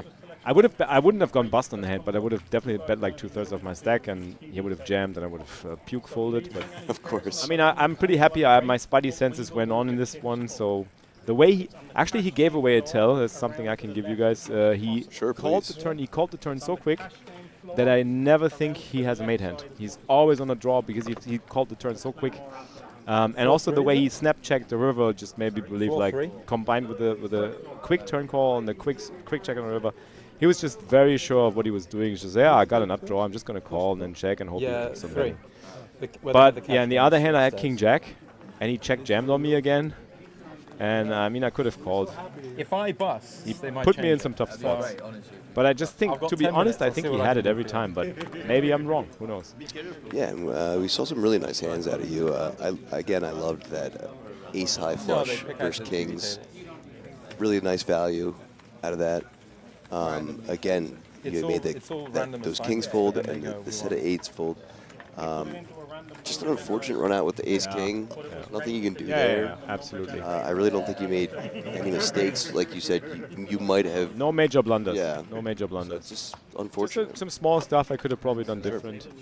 But all in all, just not much I could do with the cards I was dealt. So Just one of those days. Yeah, I was happy. After dinner, So yeah. I actually thought things went really well until that pocket eights end. I agree.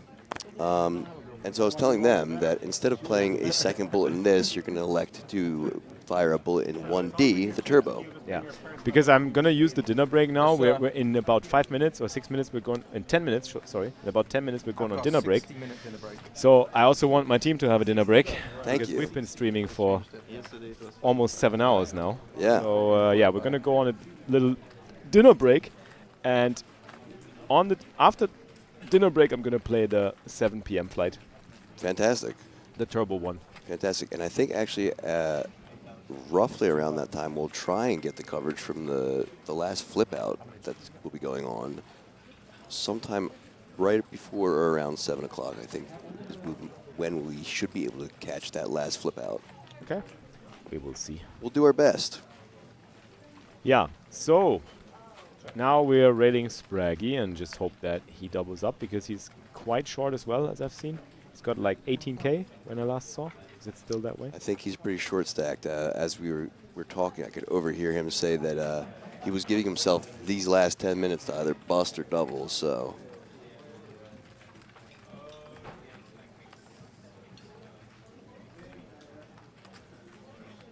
Hello, Grimson. I am busto, unfortunately. Not much I can do.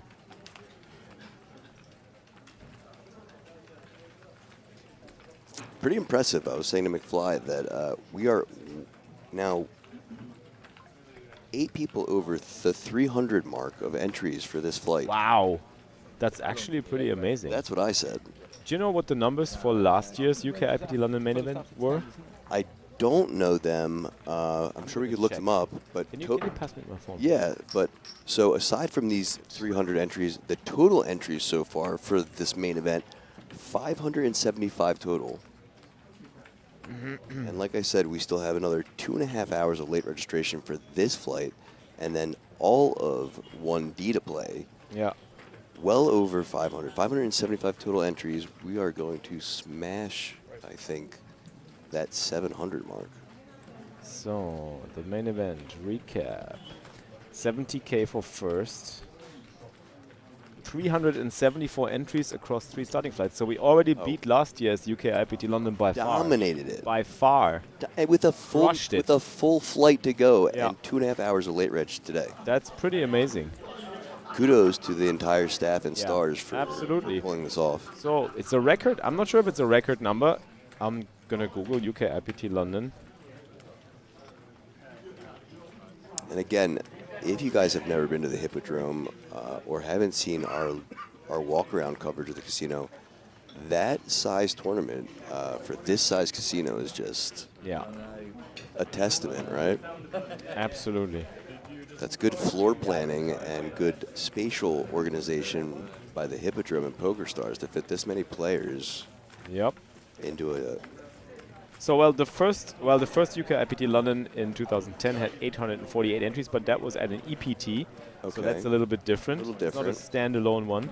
Sure. Let's check the next one. That was again at an EPT, so that also doesn't count.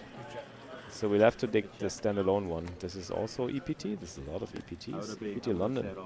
UKIPT London, 343 in 2013.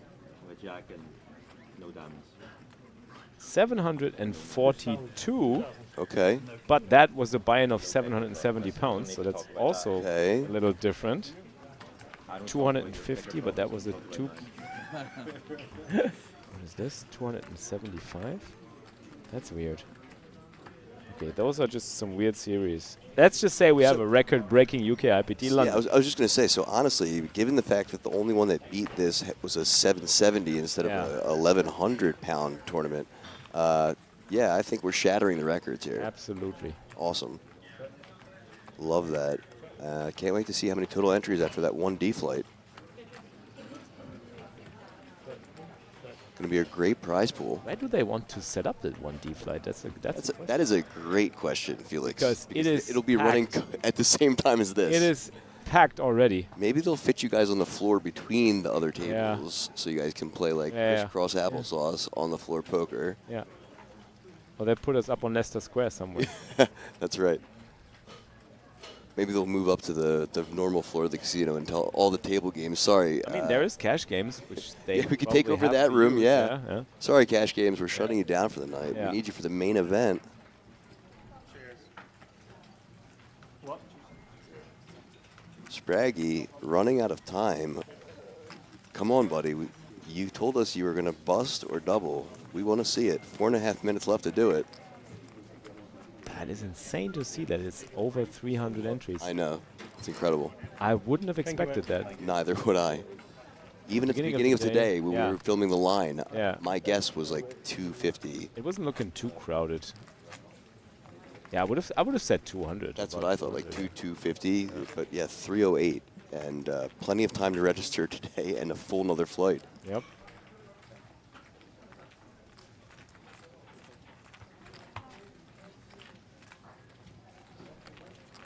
That guy's stack is like super in the middle of the table. Yep. He's lucky that these tables don't have the actual rings. Yeah. Because he'd be all in right now, I think. True. Yeah. Some people really stack their chips in an awkward way at these events. Forward, and you're like, all right, what? Oh, has he just knocked it all over? Just knocked it karma. over. He doesn't care. That's karma. He doesn't care. Yeah, that's what you get, man. So we have a raise to 2,000. Fold from the cutoff. Gentleman in the small blind chooses to defend. Big blind says no, no. Going two ways to this flop.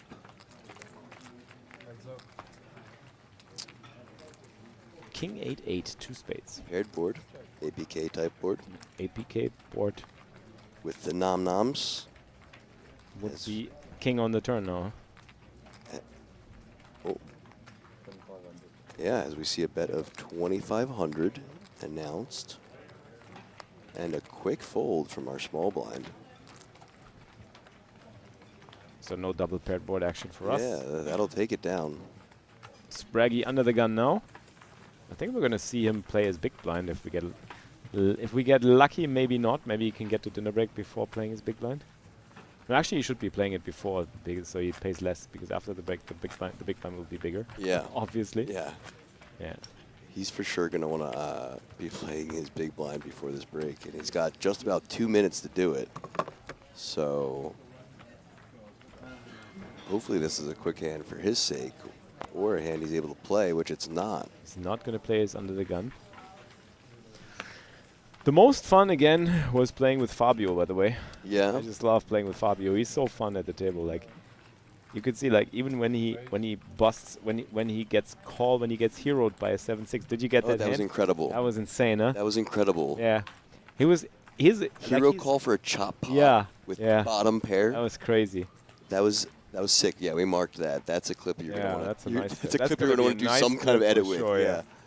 That was unbelievable. Yeah. I know he had that flush draw with his 7-6, but the snap call is what got me. Yeah, the snap call with the 7-6. How? I don't know. I don't understand. Great content there. I just like how well Fabio always takes things like so easy. He's like, he laughs it off. He's just like, yeah, nice call, good call. Even if he busts, like when he's getting a suck out, he's just always in a good mood. Like he does seem like he's always. It's that bucket hat too. It's he's so likable. And when he's in a hand, he's really fucking intimidating. That's also like that is to me the most amazing. Somebody can be like nice when they're not in a hand, but intimidating, like super intimidating when they're in a hand. That's funny. Yeah. It's a nice balance, right? Yeah, and but when you see most people do that, it feels forced. It doesn't feel natural. Sure, yeah. But for him, it feels like a natural thing. Like he's got these natural states. Like it's like, okay, poker mode off, And there's no like flipping switches. No emotions attached to that, you know. Yeah, I really liked the interactions between you and him. And again, we talked on break. I said I was telling you I liked the interactions with the gentleman from Connecticut who's VPing at 70%. Yeah. He wanted to play every hand with you. He was like, "Oh, we're live? Yeah, okay. I want to play every hand and get that." I mean, I just looked like I was messing around on the button, but I actually just had good hands every single time. You showed the kings the one hand. You're like, "I have the kings this time." Yeah. So Spraggy does get to see some big blind play. for Spraggy. Oh, he defends. So we're gonna have a Vorpausen-Inszenierung, ladies and gentlemen. Here comes the Vorpausen-Inszenierung. Come on, Spraggy. Ace, King, 3. 2 hearts. Come on, Spraggy. Please double up. No!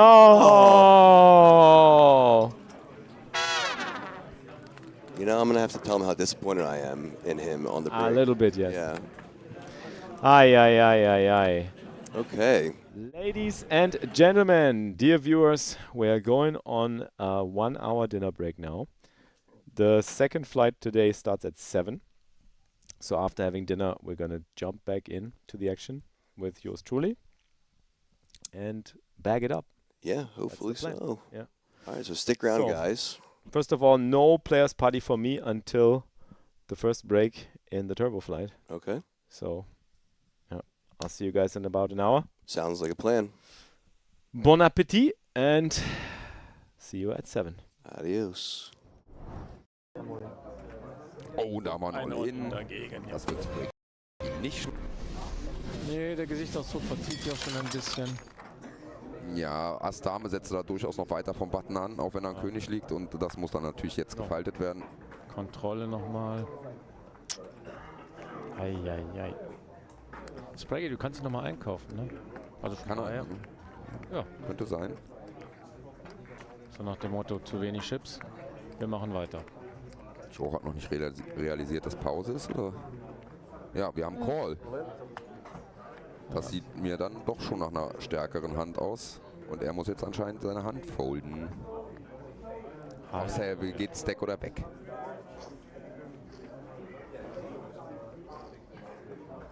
Ja, nochmal spannend hier. Das ist ein Pöttchen, das schmeckt, wenn es gewinnt. Das ist korrekt. Wenn nicht, schmeckt das nicht so.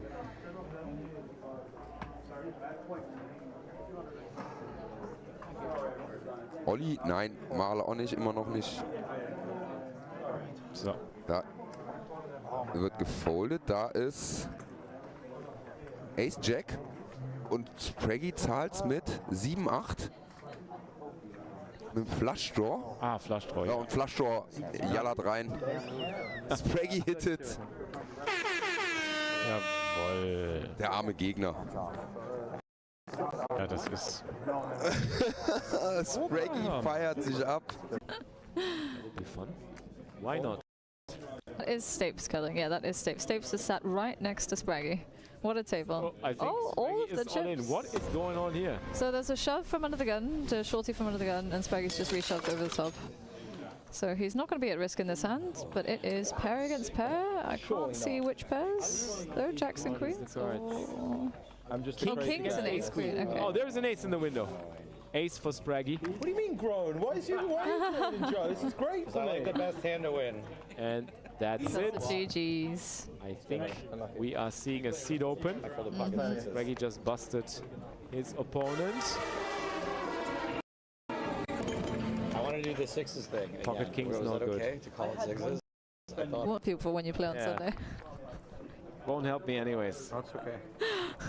When we get to it, I'm just going to get bored again and just going to stand up and bye. Stand up, try to go all in, and they're like, Yeah. it's fixed limits. Fix it. Exactly. Felix just like shoves all his chips in the middle. Yeah. It's like, sorry, Oh, I'm that's going all in. okay. Bet max bet. Like on the slots. Ooh, here comes another call. Yeah, I'm answering it like it's a test. Well, I feel like I'm being tested by GJ constantly, so I just want to be correct because I'm German. If you put a German to the test, the German will try to answer as precisely as possible. So King of Diamonds on the river. How's it like in split pot game? Ooh, big old bet from Whiston. Pretty much most of his stack there. He's gone for a 25. I think it's 25k bet. He's left himself like 8k behind. Is that a call? Looks like Jack 10. That's an all-in. Oh, is that? I can't tell if he raised to put him all in. Oh, he's just bet. He's bet enough to put Whiston all in. Okay, that's interesting. I'm not sure. It almost looked like he didn't mean to do that though. The way he was like shrugging off to the dealer. So Whiston has ace queen for queen, 2-pair, ace queen. The set of kings. That's Ouch. GG's. Ouch. No fucking way, Whiston. What happened there, man? Yeah, had top 2 on the turn. And unfortunately. What the? And this is an open shove from under the gun, looks like. Yep. Very helpfully trying to throw. Oh, and then Nick's got all in as well. Okay. Oh, yeah. Nick is all in. Right, we got action. Joe looks very reluctantly. He does not look like he wants to fold at all. He's like side-eyeing everyone at the table. All right, we've got pocket nines again against whatever Nick has that I cannot Nick pulls out his phone. Of course. Nines Oh, ace king suited. Spades. There's a 9 in the door and an ace. Turn card, a 10. That doesn't help. Aye, Nick. Tough one, Nick. Aye. Big flip, important flip. Yeah, this is going to be quite a lot of Nick stack. Not nice. On the very 10 same of hearts. machine. He's like the thing I was trying to hit the top of this machine. Molly is all in, I think. That was like a total. And he got. She's all in. Yeah, and I think He's still trying to hit. I think he called a bunch of bonus pins, so he goes, but I'm sick of sitting here. King queen So against. Stabes, if you want the machine, you can have Ace it. king? Is it ace king? Ace 3. Oh, ace on the river. Oh, let's go, Molly. Ace on the river for Molly. Oh. Big one, really big one for her there. That's how you play ace 3. Great 3 bet. Buy drinks. Oh, nice. Oh, bless her. She almost looks like she's like, oh, I'm sorry. Oh. And after Final we word return, for this level is this. Never give up, never surrender, believe in yourself. Never for a second think that you aren't you're just dues. And reach for the stars, because if you miss, you'll still be in the atmosphere, and rocket into orbit whenever you can feel positive and believe in yourself. And also, don't stop believing, and brush your teeth. Thanks. Thanks. Awesome. Right, the best speech. Clap, clap. Thank you, Stapes, for those wonderful wise words. Very insightful, very motivating. Always listen to Uncle Daddy Stapes. Yes.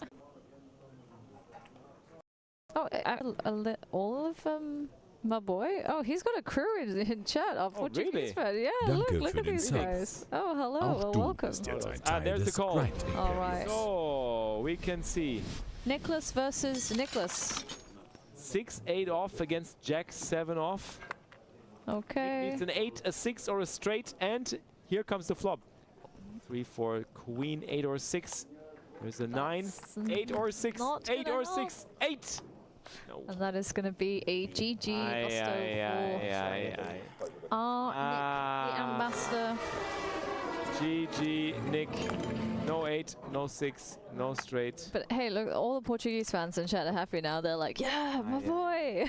Yeah, you busted an ambassador. Yeah. Okay, that means we are on the Stone Cold Bubble, everybody. Here we go. Here comes our Stone Cold Bubble coverage. Okay. To our table. So, we're going to see the cards. Flip them over, boys. That's pocket 10s. Pocket kings. Pocket kings. And yeah, it is 10s are at risk as well, so we're going to need a lot of help in this one. So he needs a 10 and a 10 only. There's a king. That's not going to work. I think that's it. We have... Yeah, GG. The bubble has burst, as we can see. He didn't want to be on camera. Look at this, GJ.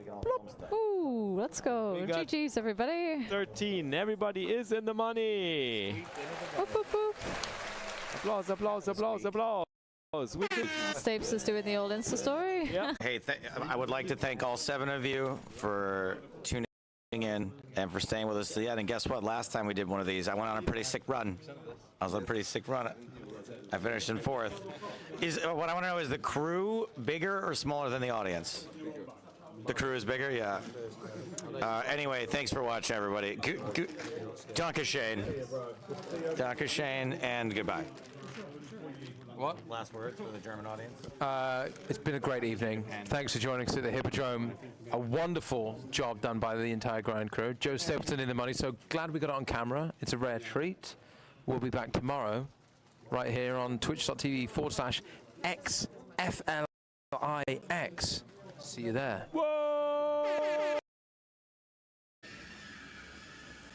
Einen wunderschönen guten Morgen. Good morning, ladies and gentlemen, or Gumo, wie ich in meiner Instagram-Story sagen würde. Gumo, Gumo. Herzlich willkommen zu Tag 3 hier bei der UKIPT, der UK and Ireland Poker Tour von PokerStars hier im Hippodrome Casino in London am Leicester Square. Mein Name Felix X-Fix Schneiders und bei mir ist wie immer Oliver Petri. Gut, dass wir nicht in Deutschland sind, ne? Dann hätte Leicester Square eine ganz andere Bedeutung. Was meinst du, was wir jeden, wenn wir fertig sind? Geil, oder? Eine Runde Leicester am Leicester Square. Oh, noch ein All-In, Leute. Oh, hier ist direkt, hier geht's Double direkt. All-In. Hier Was geht's ist direkt denn hier los? Ja, Felix und Cold. Ja, das ist ein schneller Fold. Eigentlich heißt es ja Stack oder weg. Ass Dame gegen Ass König und wir kennen das Queen against Ace King. Ace Queen ist dicker Favorit gegen Ace King bei uns im Stream. Aber da ist der König, aber Peak liegt. Nee, jetzt ist kein Flush Draw mehr für das Big Ass möglich. Seed Open von Joe. Joe hat sich sehr schnell verabschiedet. Marcel leider nicht mehr dabei. Auf Platz 45 gebastelt. Und der nächste Sitznachbar. Also nur zur Info, wenn die Mystery Bounties gezogen werden, lassen wir euch mit den Mystery Bounties natürlich ganz in Ruhe. Oh, Felix ist All-In. Wir kommen direkt richtig wieder. Leute, also hier gibt es keine Schonzeit heute. Es geht direkt ab. Es geht direkt, aber es ist auch nötig. Felix hat jetzt nicht den dicksten Stack und man möchte ja auch Bounties holen hier. Das heißt, er muss auch versuchen, sich hier schnell einen Stack zu erarbeiten, damit er auch mit um die Bounties kämpfen kann. Genau, Stack oder weg. Und wir haben Dame 9 suited. Bei uns im Homegame unnormal sexy, der Name. Gegen Ass 10 auf. Dame ist da, holt. Jetzt kein König, bitte. Einfach halten. Und die 3. Und die 3. Ja, die 4. Die 4 geht auch. Sehr schön. So muss das sein. Sehr gut.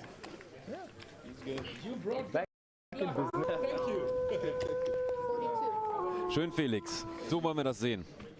Da kommt der Fold. Hat der Stack gecallt? Ja, es gab schon Call. Ja. Zehner gegen Aces. Oh ja, da sind die Asse. Einmal Asse in den Chat. Ja, Zehner gehen halt rein. Ne? Oh, da ist aber die 10. Herz Ass dabei? Ja. Sehr schwitziger Flop, sagt Felix auch. Ja, aber Zehner mit einem Full-Kläuschen. Sind dem Sensenmann, dem Pokersensenmann gerade noch mal so von der Klinge gesprungen, ne? Unser Jean-Deep-Double kann sich hier halten. Matt Affleck hat diesmal selber die Asse gecrackt. Kick Jonathan Duhamel. Oh, was haben wir hier? Hier haben wir Ass 10 suited bei Felix gegen Kings. Oder hat Felix? Ass am Flop. Ass am Flop. Ja, wer hat denn die Kings? Und die 8. Ist Felix jetzt raus? Das sieht nach GG aus. Das sieht leider nach GG aus. Es gab Hoffnung mit einem Double-Up. Mann. GG, guys. Stream is over. Ja, wir cutten jetzt den Stream bis morgen. Haut rein. Nein, Quatsch. So, okay. Wir raiden jetzt die weiteren Stars, Leute, hier und unsere natürlich. Wir haben ja noch, wir haben die Pferdchen im Rennen hier von Stars. Got a reasonably strong range.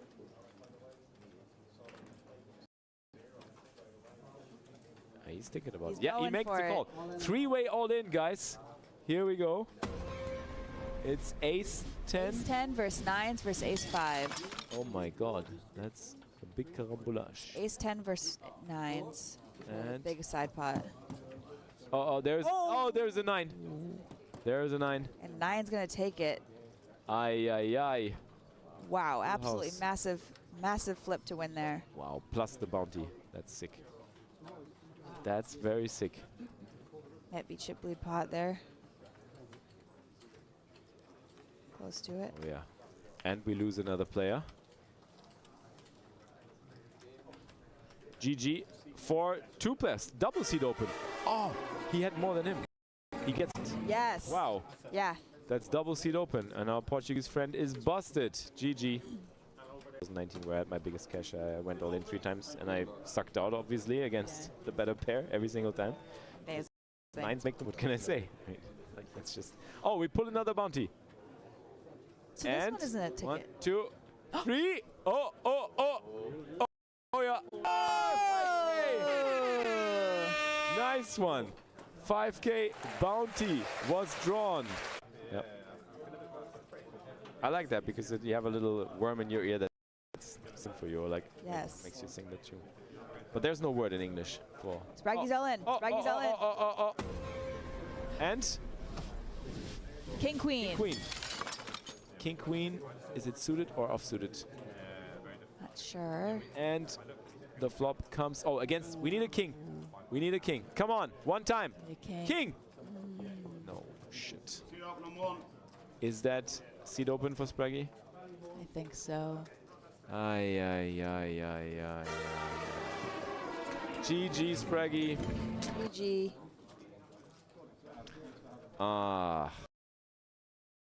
Yeah. I think everybody saw Hulk Hogan at the Trump stuff. It was interesting, to say the least. To say the least. There you go. Ranger Joe telling us that SummerSlam was last night. He was clearly watching. Okay, so it's not on Sundays anymore. I thought Saturdays are only exceptions, but I get it. Don't jinx anything. I have to watch it. 3.8. Thank you. All right. Action back around to Felix. Now it's no. Yeah, something is going to happen. I have to get closer for this. Yeah, you've told me when he. This is his action face, right? Yeah, not yet. Not quite yet. The build up to the action. Oh, see, it is the action face. And directly all in. Here we go. I guess neither of us should tell him that we have a good read on him. Nope. No way. I want to play against. All in call. What is it? Ace Queen versus. I don't see. Ace Queen. Okay. Versus. That's fair. Versus. That's fair. Versus. Kings. I think that's Kings. I hope it's Kings. King Jack. King Jack. That's King a good Jack. turn card. King Jack suited. Club. But they never come. And it didn't come. They never come. So I guess we're done. See you. Good night. Until Monday. I blame Mai Tai. He came in the chat right as Felix busted. That was good. Yeah. So I think Felix did say, is he going to fire his second bullet, his only rebuy in this tournament? So there's only one rebuy. I have no idea if he's going to do it. Yeah, I think this is this might be a single re-entry. Yeah, it is. Single re-entry. Let me look at the schedule here. Yes. Okay. Single re-entry. So yeah, I certainly would hope that he's going to fire that second bullet. We will know in a second. Ich kaufe mich nochmal ein, natürlich. Eine Bullet geht noch. Of course. Okay. There you go. Du kommst mit. And just you are dead in front of this audience, and they're screaming and. But I heard the gentleman talking as people were going in. No flashlights. No flashlights allowed. Okay. Race. I'm definitely going to lose this one. Is Felix working out as well in London? I haven't seen him work out yet. I'm definitely going to lose this one. It's meant to happen. What was going on? What was going? Versus King Jack. So Felix is ahead as long as he holds. 6, 6, 9, 5, 10 is good. Easy. And another 6. How can I win this? Unbelievable. Ace 10. This is not. We didn't this is saw not the right. action. So Yeah. see the action. All I know is that Felix, that's what we want to see. Gewonnen, so wie viel Alvi das auch gerne gemacht hätte an seiner Stelle. Er sitzt noch nicht lange da, ich habe ihn ja ankommen sehen. Gibt's direkt mal ein All-In? Ich kann den All-In-Button endlich wieder drücken gegen Male. Das All-In gegen Aale. Die Aale. Male gegen Aale. Mit Ass 9 suited. Wir sind für Male und wollen Karo. Oder den Buben. Bringen den. Oh, jetzt noch Double Gutter mit der 7 dabei. Aber kommt nicht rein. Da waren zu viele Outs. Ja, too many Outs. Klassischer. Ganz klar. War einfach nur, wurde umgesetzt. Irgendwas war da jetzt. Cory sitzt im Milliard. Fabi sitzt auch im Milieu. Ist vielleicht was anderes. Hero Berlin, ich hoffe, du kommst gepflegt aus dem Sturm wieder raus.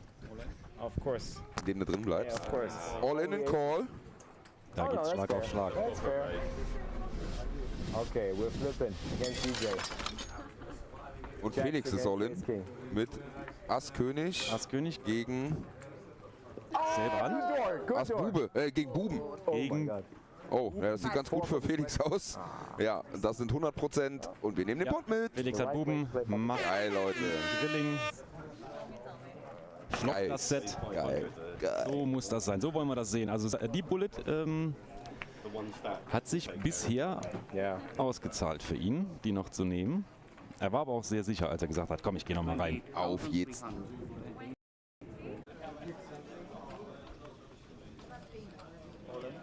All in von Wistern. Da geht's direkt rund hier. Wir haben es geschafft. Da wird vorher schon so viel gesetzt, eigentlich kann der Gegner gar nicht mehr folgen. 10k, 11k, 12k, 13k, 14k. Ja, ist nochmal ungefähr das gleiche drauf. Bisschen mehr, vielleicht ein Tausender mehr noch. Und wenn er da zweimal so rein schallert, muss er es jetzt bezahlen. Ne? Es wirkt sehr stark so, als hätte er sich genau das gewünscht, ja. Ja, mal gucken, ich kann mir fast vorstellen, dass Wistern da jetzt auch ein Ass hält. Ass 9 oder so vielleicht. Wir sehen König 5, König 5 Two-Pair gegen Ass 6. Ass 6 Top-Pair. Und Wistern Hand. Double Up. Hand hält. Wistern Hand.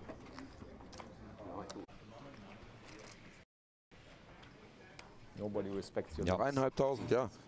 Da kommt ja aber das absolut richtige Vorgehen. Kleine Race in Position. Das, wenn, dann muss er den Move so machen und Call von Wistern. Wir sehen Ass König gegen Dreier. So who knows? Wow. Ja. Oh, auf das Set auf dem Turn. Set auf dem Turn. Wow. Einmal ganz kurz von der Klinge gegangen. It was me, Wistern. Einmal lucky. I jinxed you. Ja, ich meine, er hat Flip gewonnen, aber letztendlich war es rein. Füße sehen haargenau gleich aus. Wenn er vorbeikommt und die beiden müsste er einfach einmal ansprechen. Die werden sich direkt nebeneinander stellen und ihre Füße aneinander halten, um zu zeigen. All-in, Felix callt ein All-in mit King Jack off gegen Ass 7 off, wenn ich das richtig gesehen habe. Der König ist da. Ja, holt. Hat gehalten. Hat gehalten. GG für Phil Ivys jungen Nachfolger. Bruder, wer weiß. Wir haben viele Brüder heute hier. Ja. Vor allen Dingen hat man den Bruder des Königs auch geholfen. Ein bisschen laut gerade. Was wird das denn jetzt auf einmal so lauter, Felix? Eine Hand gewonnen, wird er direkt übermütig am Tisch. Aber anscheinend so ein schwerer Fold offenbar.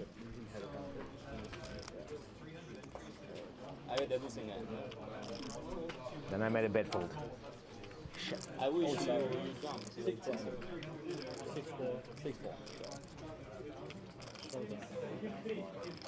Oh, I made a really bad fold. Oh, fuck, I made a really bad fold. Oh, I made a good fold. Looked up just for a little bit of sweat.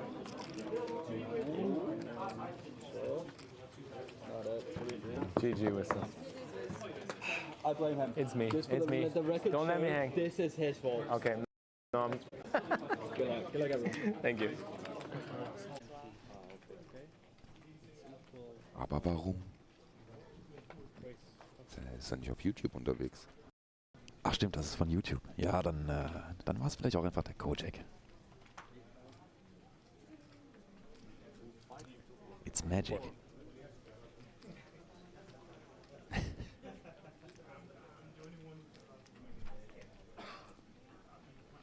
sein. So, wie lange haben wir noch in diesem Level? Ja, wir spielen auf jeden Fall eine Hand. Knapp 2 Minuten bleiben. Gehen hier zum Flop. So wie es aussieht. Werden kurz noch ein paar Chips zum Wechseln rausgegeben. Wird auf 2400 wohl erhöht. Und wir flopsen mit einer 4, mit einer 9 und mit einem Ass. Zweimal Herz. 9 in Karo. Ich floppe mit Herz. Und ich bette mit Herz. Herzelein. Felix setzt an von vorn. Ich sehe die Position gerade nicht. Ja, Smallblind hat wohl gecheckt. Felix, so sieht's aus, ja. Die bettet. Button greift nach Chips. Oh, da ist aber eine Nähmaschine an in der Hand. Hast du das gesehen? Bezahlt. Das, oh, wir sind zu dritt. Die Karten habe ich gar nicht gesehen. Gegner Gold mit Herz. Kann ich nicht gesehen. Die waren hinterm Arm vom Dealer. Also zu dritt in der Hand. Wer weiß? Das heißt Smallblind, Big Blind und Felix. Und eine 4 am Turn. Jetzt haben wir ein Paired Board, ein Flush Draw, ein Ass liegt. Ist aber nicht so geil für unsere Hand. Das ist durchaus eine Hand, die da die Blinds trifft. Und eine Karte. Smallblind checkt. Big Blind hat schon zu den Chips gegriffen. Ich habe das genau gesehen. Ich glaube, der will setzen.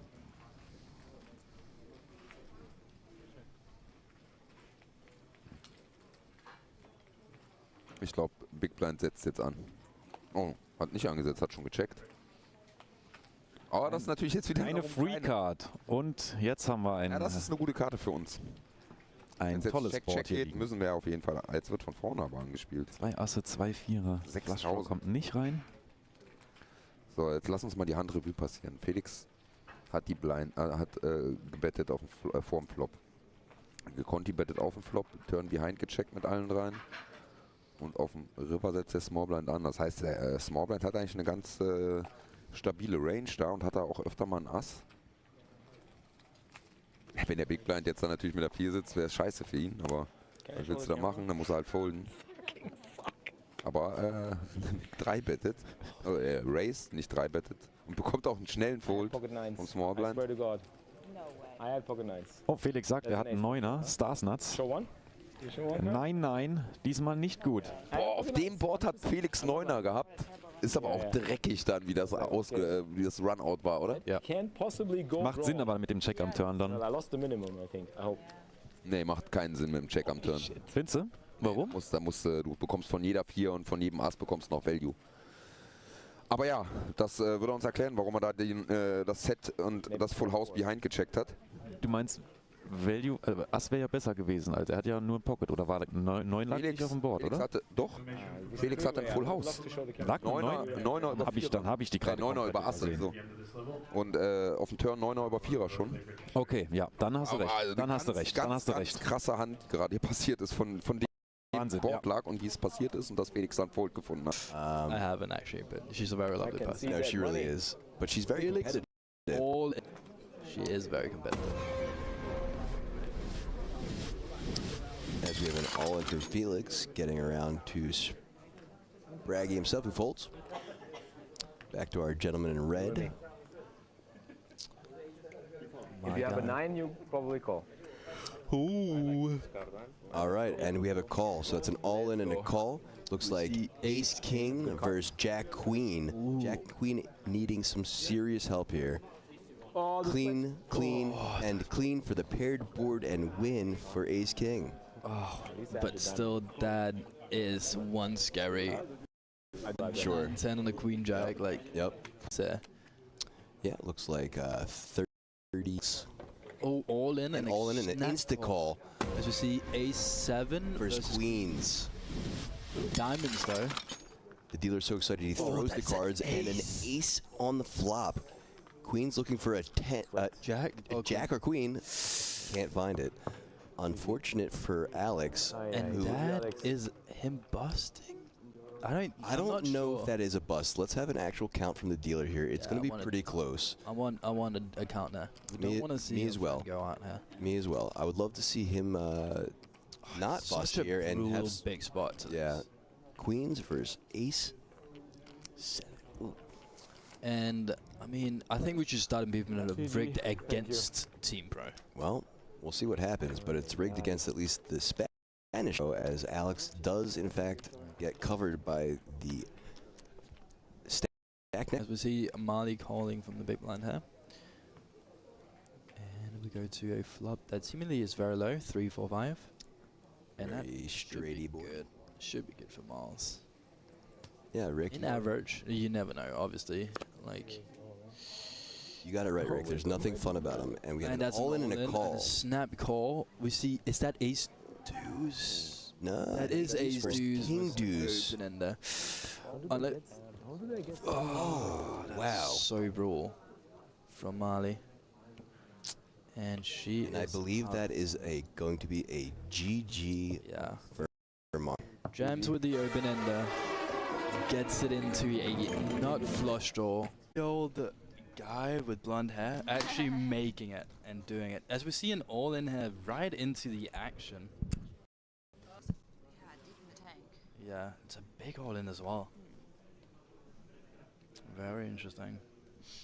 As Felix is getting very short stack on small blind. What's up, everyone? What's up, Fleshy? What's up, Rick Dolph? What's up, Kristen? What's up, Fandoms? Testing. How you doing? So now we have our third mic set up. We have our third mic set up, and Marley will be putting that on, and then you'll be able to hear all of us. So Can you hear me? Are we good? yeah, just put it a little bit closer to your mouth. Yeah? Perfect. Better. Okay. Thank you. And So what happened? Felix folded. I'm actually not entirely sure. That's bad we news, see a call over there. Ace King. Felix has. Good shape. Good shape. Oh, he has Jacks. Felix is all in, I think. Ooh. Jacks, Ace King, Ace King. What do we want? I think he said he's in good shape, so I think we are holding with the Jacks so far. Oh. Oh, that is brutal from Felix. Getting Jacks into Ace King, and busting. I hate to see that. Yeah, rip it apart. And so gross. That is actually the exact way that I busted out of Lex Live's main event. Ace on the river against my Jacks. That was not in the script.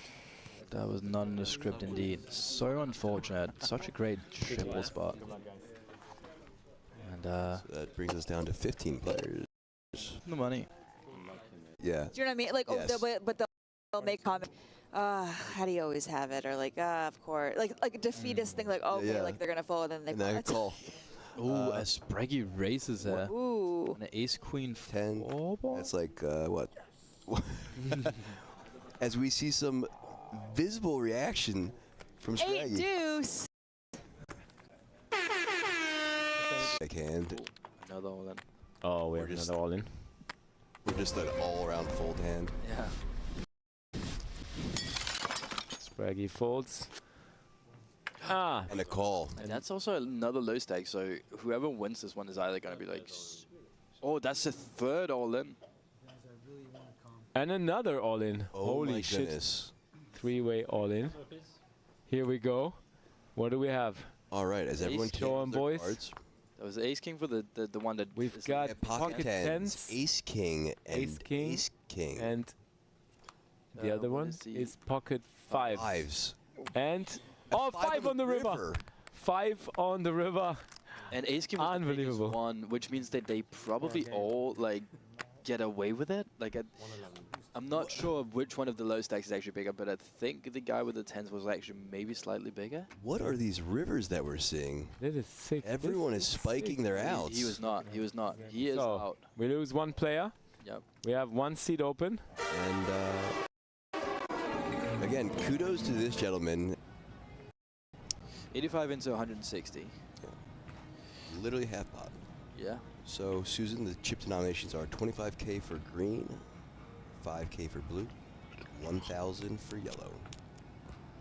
And with this also setting up for jam, because I don't think he has more greens left behind. I'm pretty certain. Oh, call. The gentleman in our last seat I'm makes pretty a call. certain this is his. So the pot is 170K plus the, what was it, 160 is a 330 or something? This is a massive pot. Oh my god. Spades 6 of spades on the river. Backdoor flush coming in. Yep. And I think Spraggy's sitting on around like what, let's check. 450? Oh, Spraggy's all in. And we have an all in from Spraggy. And a Call. call. And Spraggy shows 10-7 for a bluff. Ay. Goes to 7-10. And I think that actually might mean that he's bust, because Oh, this guy is no. huge.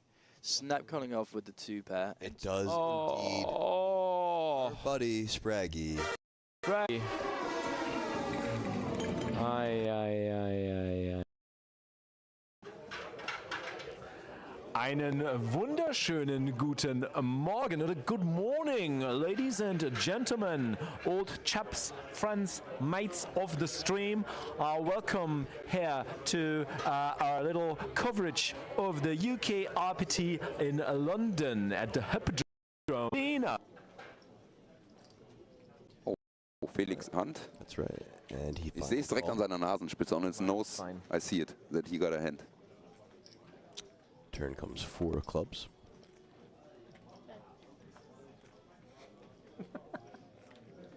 Maybe. Ich glaube, jetzt ist er vielleicht doch nicht ganz so stark. Wird zu ihm hingecheckt, aber er setzt 2000.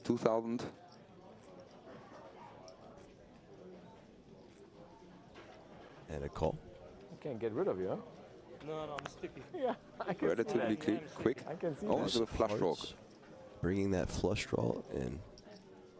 Ziemlich herzliches Board.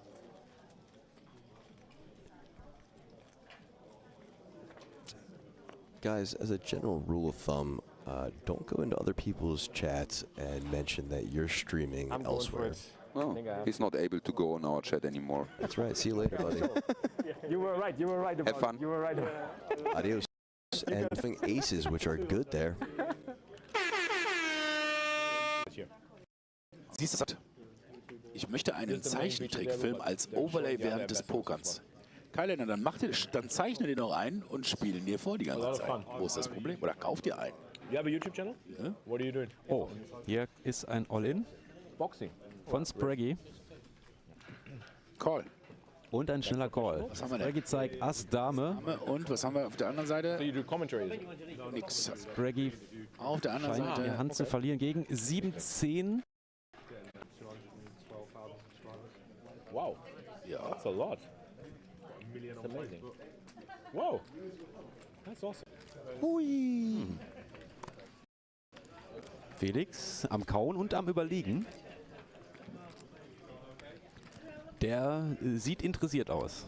Er möchte gerne Chips in die Hand nehmen. Ja, nicht nur essen will er abschmatzen. Und sogar einige Chips. Das wird eine 3-Bet. Ja. 3-Bet von Felix, nachdem da der Spieler OTG geöffnet hat. Auf 1,6 und Felix macht Race auf 4,8. Ist 4,8 Ja. oder 4,7, irgendwie sowas. Nee, es sieht nach. Ja, 4,8, 4,9.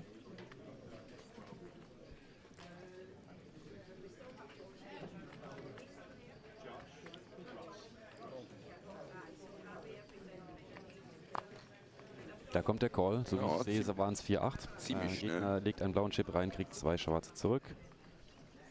8, 6 und eine 3 ist das, glaube ich. Ja. Ein Herz.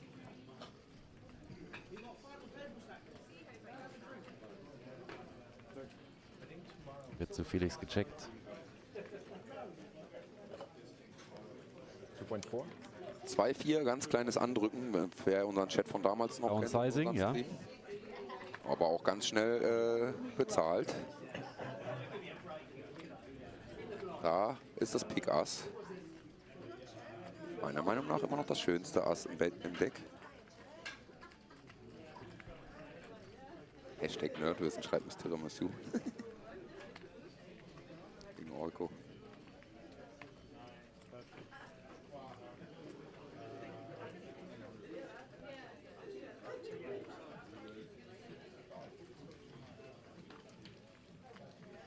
So, jetzt setzt der Gegner von vorne 5-2 an. Mit Ace High hat er einen Flop gepielt, oder? Das was würde will er man damit jetzt, hätte man jetzt nicht erwartet, ne? Denn normalerweise wird dann nochmal ein Check zum Aggressor kommen, in dem Fall zu Felix, aber jetzt 4 auf dem River. Kam der Donk am Turn, ist schon sehr interessant, der Donk-Bet, wie man ihn nennt. Ja, er will halt einfach in den das Ass Gegner rein, in den Aggressor rein. Oh, und jetzt ist die Frage, ist das ein Tell, dass er sich da die Kopfhörer auf dem River abnimmt? 18.000 Sätze. Und das ist fast unser All-In. Felix hatte fast schon die Hände zum Callen dran. Das ist ungefähr Pot, richtig? Felix, wenn ich es richtig gezählt habe. King. No peeling. No peeling. Müsste ungefähr Pot-Size sein. I'll let you pick one card up. Bisschen weniger ist es. Flush draw as well. Ja, Felix sagt, er hatte den Nut Flush Draw. Ja, aber dann hat er einen Ass. Vermutlich. Und der Gegner lässt auch eine Karte aufdecken und das ist die 3. That's the sneaky one. That's the sneaky one. I had Ace Deuce of Hearts. Er hat Z3er. Entweder Set 3er, vielleicht auch Ass 3 oder halt einfach tatsächlich Ja, aber mit der mit 3. Ass 3 sehe ich ein wenig out of position die 3-Bet callen von Felix. You get away with it? Ass 3 suited? Kann man eine 3-Bet mit bezahlen? Ja, aber nicht out of position bei den Stack-Sizes. Jeder Spieler ist anders. Ass 3 suited ist eine schöne Hand auf jeden Fall, aber man weiß es natürlich jetzt leider nicht. Ziemlich sicher Set 3er. Kann auch gut sein. Ace 3 hat er gerade wirklich zugegeben. Also hat er wirklich bezahlt, hast du richtig gelegen, aber in meiner Calling Range bei einer 3-Bet out of position wäre das mit den Stack-Sizes nicht drin. Aber andere Länder, andere Fritten. Oh, Das Felix geht aber immer 3-bettet. schnell hier. Felix 3-bettet. UTG plus und da gibt es ein All-In. Jetzt bin ich gespannt, was hier passiert. 3-Bet auf 5K von Felix. Das All-In sind so ungefähr 9 bis 10K. Eigentlich muss das dann zahlen. Der Herr, die Hand eben verloren hat. Es gibt ja auch noch den ursprünglichen UTG Open Racer. Ja. Kurz mal Combox ausblenden, damit wir den Spieler da sehen. Das UTG Race ist normalerweise ja auch stark.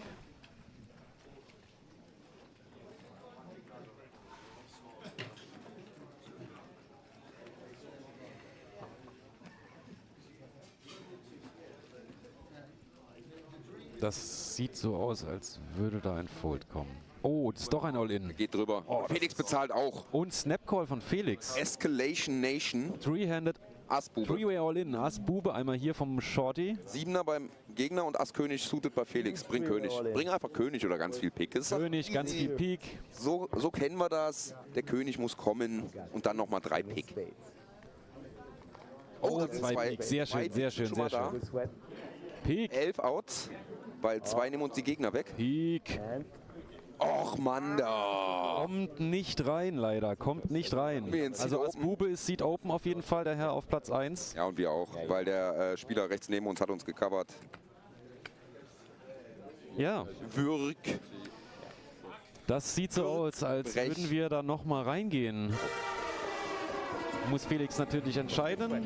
Ja, natürlich. Werden wir gleich. 2.4. Das sind die nächsten. Das ist der nächste Dart. Der nächste Dart danach ist, wir spielen Hand Ruhe.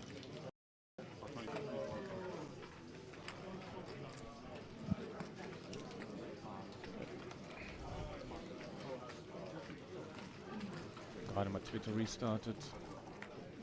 Ja, wir streamen wir mittlerweile auf 4 Plattformen. Auf X-Twitter, also auf X. Ich würde eher sagen, wir streamen auf 3 Plattformen und Facebook. Okay. Auf YouTube. Da ist ein All-In. Und wir callen das All-In. Jetzt dürfen wir das tun. Und den Marker können wir auch noch setzen. Ah, that's boring. What is it? Another boring hand. Ass König gegen Ass König oder was? Let's see. Pfui. You got my clubs. Ah, okay. Herz. That's true, you got the clubs. Okay, Rainbow, damit brennt nichts mehr an. Die Sache hat sich erledigt. Way too boring. Naja, man teilt sich jetzt Small und Big Blind. Oh oh. Race 2-5 von Reggie, Giggles und Felix. Nee, das ist ein Foldface. Tja, viel Chips hast du nicht. Was machst du? Kannst du bezahlen. Das sieht nach Fold aus. Reggie OTG. Da ist noch ein Barter übrig. Vergessen mich zu rasieren. Und ich gehe all in. Oh. 20. Oh. Was sagt uns dieses Lächeln so nach dem Motto? Was mache ich jetzt? Felix Oliver machen wir das natürlich. All-in-Call. Execute Order 66. Wir haben Sechsen gegen Ass Junge, denke ich, ne? Ass Bube. Einfach halten. Genau. So. Winning flips against GJ. Ei. Come on. 6. Execute Und die 6 auf dem River. Six. Ja, ist doch easy. Ist doch ganz einfach. Warum macht ihr euch eigentlich so einen Stress? That sound. The sound did it. Was ist denn los? Ist doch alles easy. Hey, entspannt euch. 6 auf dem River. Ein Glück, dass es hier Gradsuhr gibt. Was ist denn los? Richtig, das ist der junge Miro Klose. So, wir spielen Hand. Ruhe. Ich glaube, 4 Leute sind in der Hand. 1, 2, 3, 4. Ass 7, 3. Felix ist dabei. Ich glaube, es gab schon Check zu Reggie. Und jetzt kommt der Kollege am Button. Komm, am Button. Position anspielen, oder? Reggie so ein bisschen hyperaktiv, weil die spielt immer mit den Karten. Ne? Ist mir schon mal aufgefallen. So hat doch jeder sein Ding irgendwie. 6.500 Bet. Also war das Check und Bet. Gut. Oh, Instant Call von Felix. Er hat ja lange noch Zeit gehabt. Aber dann schmeckt ihm das Board. Schmeckt ihm Karo? Na. Turn 8. Check. Pot Control. Bluff vorbereiten. Tja.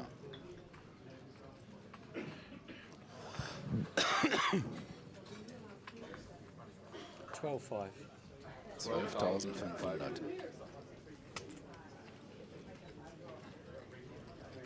Das würde mich jetzt überhaupt... Also die 8 kann nicht großartig was verändert haben, glaube ich nicht. Und die Art und Weise ist halt auch so ein Ding, ne? Da denke ich mir dann halt auch immer so, du willst ja nur stark aussehen. Oder du denkst, du wärst stark, aber bist du wirklich stark? Eben. 12.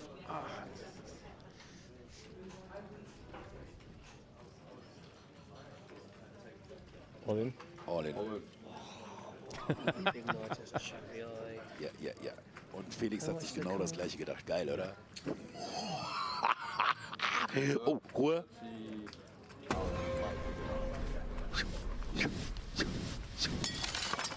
Danke, Race Lord. Du bist zu langsam, Lord.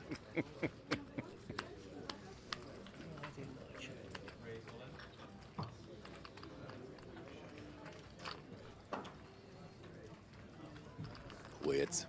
Spannend. Aber was sagt uns so diese Reaktion von dem Spieler, als er sagt... Psst. Was? Nicht so laut.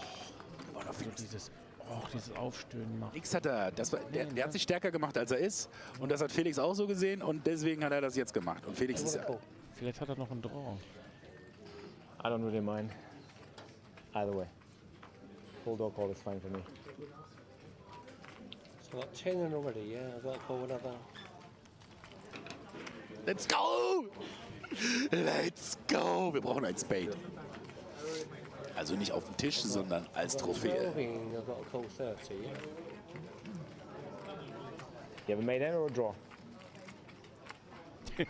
Pretty obvious, isn't it? You're running the numbers? That's what I'm saying. I don't mind either. Folding is fine, calling is fine too. Depends on you. Really? Fold, I'll fold. If you tell me to call, I'll call. If you say nothing, I will call you. Do you want to call? How about we flip a coin? Do I have one? I don't have a coin. We can't really flip a coin. We can't even ask him. Do you have a grand on top coin? No, as I said, tell me to call, I'll call. Tell me to fold, I'll fold. Well, if you say nothing, I will call you. What do you want? Smart. Okay. Count to 3. I feel like I can only make a mistake here. 2. I want to call. I'll call. Oh. Was ist es? Ja, wir haben ein Set, oder? Flush Draw. Flush Draw. Wir haben einfach nur nix. Wir haben ein Full House. Ja, ich wollte gerade sagen, wir haben doch 3. Full House jetzt. Was ist denn los? Das habe ich doch richtig gesehen. Ein volles Klößchen. Hier, was machen wir jetzt immer? Hier, da machen wir einfach mal den hier. Warum, weiß ich auch nicht. Geil, oder? Kann man nicht. Why would I? If I know that you're drawing, then I want to call. Raus!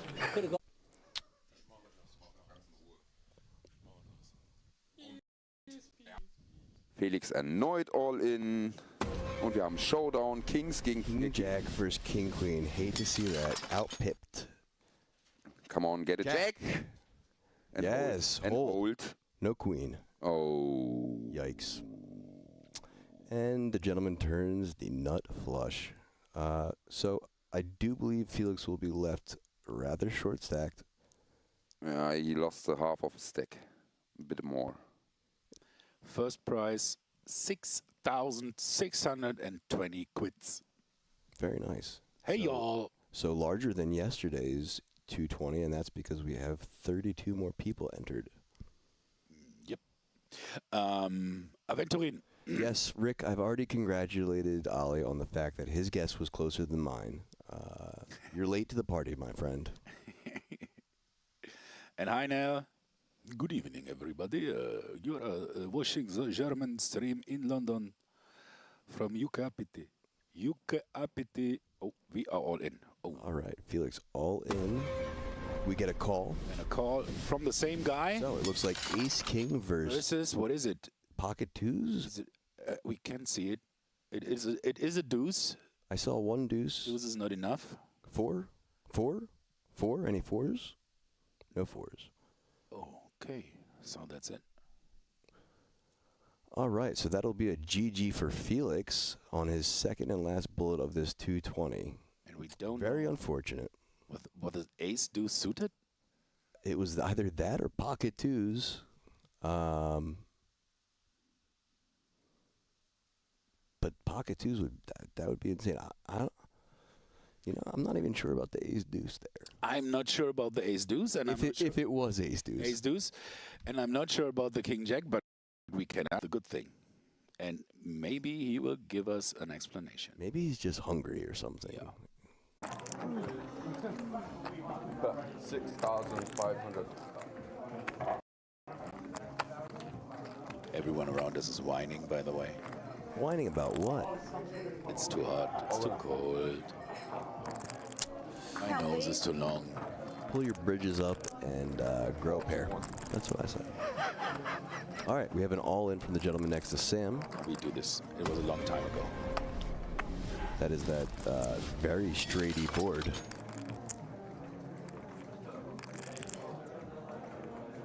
As we get a close-up of the gentleman in the tank. All in? All in call. As an all-in from Marley, then an all-in from our gentleman. So we have the nut straight on the flop, to Marley's tens, and a 5-8. Look at that. Two pair. Cool. Yeah, no. All right. Okay. So that is a one elimination from Marley. I believe the other gentleman as well. GG's. A double bust out on the table. This is kind of strange today. Everything is coming kind out of nowhere. Yeah. Wow. Gentleman flopping the nut straight. Marley with an overpair, and the other gentleman with a pair and gut shot all in. All right, and so GG's to. Bis gleich, Felix. Dann schauen wir uns die Hand an, die Sam hier raced. Im Cutoff. Oh, und Spraggy all in am Button. Die zwei Ambassadors. How much? Just get it over with quick. Fighten jetzt. It's the most obvious one going. Why? It's the most obvious one going. Und die beiden haben ihren Spaß. Das ist doch schön. 1-6. This is like King, maybe ace. It's the most obvious one going as soon as you said. Und Spraggy mit dem Soul Read. He's got a suit. He's all in with a flush draw. Asse gegen Ass-Bube suited von Spraggy. Beautiful. See, on your way. On your way. Da gibt's keine Hilfe. Hey, nice hand. Yeah, lovely. Ace Jack. Off you go. Not good gegen Aces. Sam baut hier seinen Chip-Stack weiter auf. Like the captain's armband, passing it on. Beautiful. We caught that, right? We caught that. Komm, Asse, irgendwas. All in. Call. Ey, ich sollte echt mal in die Zukunft. Was ist da los? Das ist 9-6 für Dame. Two-Pair. 9-6 für Two-Pair. Reicht. Ich habe heute jetzt schon zum 4. Mal was vorausgesagt übrigens. Kein Witz. Also, falls das Ganze geklippt wird, Ollis Telefonnummer schicke ich dir dann, Sam. Let's do the marker stuff. Thingy. Das ist so anstrengend.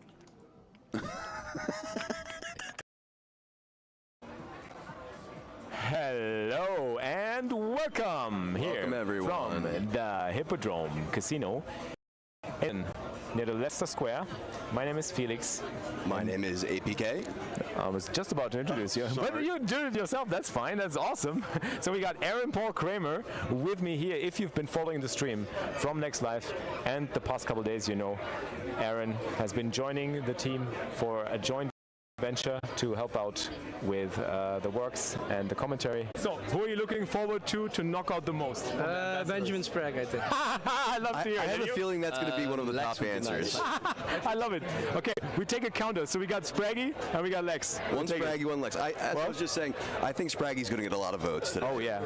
Who are you looking forward to knock out the most from us ambassadors? Yeah, given the chance, which ambassador would you like to knock out? Whiston, actually. Whiston's been pissing me off all week, you know? I noticed that earlier. Something about Whiston. He's always tapping me order, coming over, needling me when I'm in tournaments, which is funny because he's never in the tournaments. If you do get the chance against any fellow ambassadors, who would you most like to knock out? Marty Sprague. Boom. Instant Marty Sprague. You get Spraggy at the same time? No, Marty Sprague, for now, is my mortal enemy. All right. Yeah, because she won a flip against you. 2 consecutive flips, which isn't the point of a flip. Flip is 1 each, right? You should each have 1. Shouldn't be 2-0 on a flip. I agree. Ace-King twice. Rigged against Queens Rory. And Kings, she won both times. Rigged against Rory. So Marty Sprague is getting it tonight. All right. Well, we're keeping an eye out and hoping you two end on the same table then. I'll see you downstairs. Thank you so much, Rory. An honor. Thank you. See you later. Und da haben wir Nikolaus. All right. Nick, who do you want to knock out the most tonight? Given the chance against your fellow ambassadors. Aaron Paul Kramer. I'm not playing, so you have to pick someone else. I thought you meant in the street. Oh. Sorry, no, in the tournament. Oh, sorry. Okay. No, we're getting banned now on Twitch for violence. Here's the thing. Who would I like to knock out? Probably Wistern, obviously. Like, love it. Me and Wizzy have this sort of like faux rivalry. Like, we don't actually have any. Everyone knows that, like, you know, you can't really play poker. So it's kind of like taking candy from a baby. But, you know, I feel like it'd be great, especially if it was like a savage bad beat. I want him to get down to like 5 big blinds and then wake up with aces and then go bust his 7 deuce. And slow roll him. That sounds like a perfect story to me. Good, yeah, 100%. We want to ask you the same question that we asked everybody. Forward to the knockout the most. Ambassador-wise. Well, I mean, Spraggy, of course. That's 3 for your husband. 3 for Spraggy. Yes, and then and then of course Rory because we a little rivalry going. Yeah, so. his vote was for you as well. Yeah. So, ooh, 1 for each, back and forth. Given the chance against your fellow ambassadors, who would you most? I'm not even going to have to finish the sentence. It's another vote for Spraggy. That's 4. He's leading the pack, exactly how I expected. Oh, I thought you meant the easiest bust up. Well, that's the double answer because it's the same thing. Easiest and who you'd want to most bust is Spraggy and Spraggy. Probably. It definitely could be. It would be very fun to slow roll Lex himself. And it would also be a little bit more of a challenge, you know? Certainly. Yeah. So far, we only have 1 vote for you. Can you guess who it's from? Nick? He gave you a half vote, but you have 1 full vote from someone. Want to guess again? Spraggy? Correct. Do I actually have Spraggy? Yes, we've been going around asking you ambassadors, given the chance, with every other ambassador here, would you most like to bust of your fellow ambassadors? I've already busted Lex in a competition before. I guess it would have to be Sam. Doesn't everybody say Sam? No. So the majority of people are actually saying Spraggy. Oh.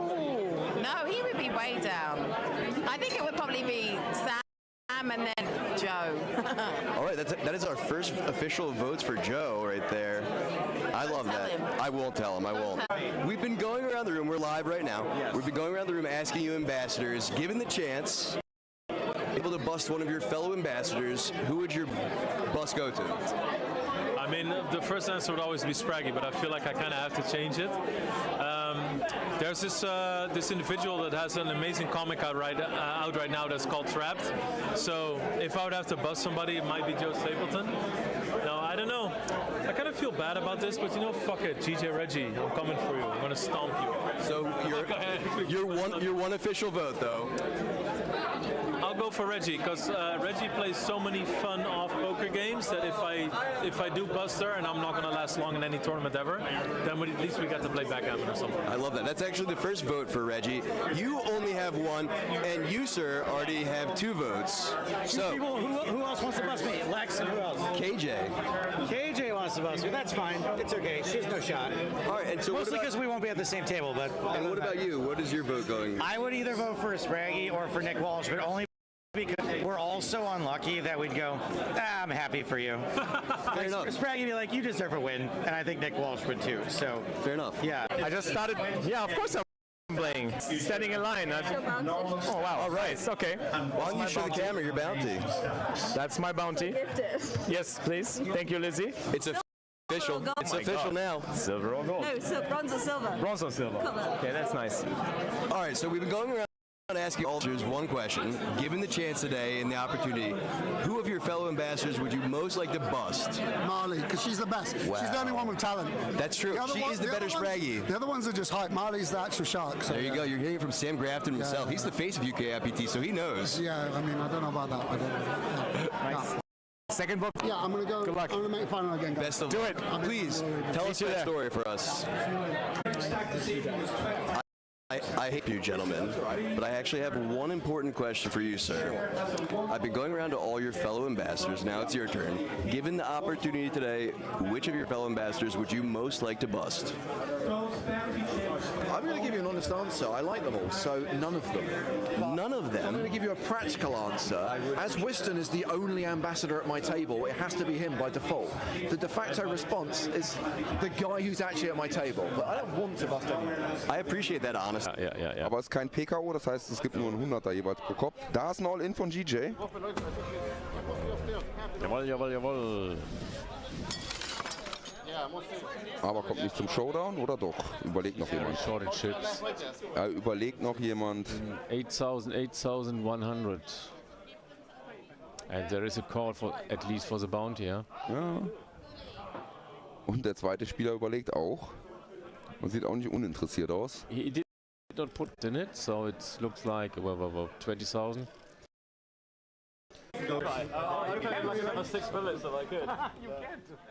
What she has? Queens against Ace-10 suited. Das sieht gut aus für die Damen. Okay. What we jinx? We jinx nothing. We hope for the player that he gets the prize. Ja, und GJ doppelt ab. Doubles up again. Was ist da mit Felix schon wieder los? Ulala. With my lucky chips against your lucky chips. This is very Aces bei Felix. I'm trying to give my chips away. Okay. King on the turn. Here we go. There is a king on the turn. I was calling for it. Oh. I'm not calling for anything King now. 5. See, there you go. 2 pair. He lost this one with 2 pair. Okay. Aber nicht allzu viel. It is. Yeah. No, not how much? Thank you. I shouldn't have given you my lucky chips. Yeah, I said it. Verliert gegen König 5 mit Aces. I jinxed myself. Man muss Aces halt auch spielen können. Wir haben by the way eine Blinderhöhung auf 300, 600 mit einer 600er Big Blind. Sind bei 205 Entries und 179 sind noch im Feld. Da gibt es einen, da geht jemand drüber über das All-In. Jetzt setzt die anderen Spieler All-In, nachdem da gedreibettet wurde. So. Und gibt einen Fold von der Spielerin rechts neben Lex. Und aber wir haben einen All-In mit Ass-Dame, habe ich doch richtig gesehen, gegen 10er. Man wird also isoliert Dame trifft. Jetzt müssen die Zehner improven mit einer 10. Nur noch 2 Outs. Oh! Die 10 auf dem River. Der 2-Outer schallert da rein. A player.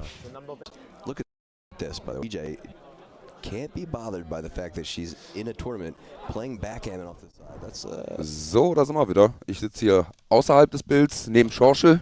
Du musst in die andere Richtung. Ja, ich muss immer gucken, dass das UKIPT zwischen uns bleibt, weil wir sind bei der UKIPT in London 2024. Und das große Stühle-Rücken habt ihr gerade gesehen, fängt gerade an, in Tag 1D. Gehen wir jetzt gleich rein zusammen mit Felix, der kauft sich jetzt gerade ein. Genau. Und wenn APK uns hört, vielleicht sehen wir gleich nicht nur die Turniere, sondern auch gleich die Action. Exakt. Ich würde sagen, Yalla, Abfahrt.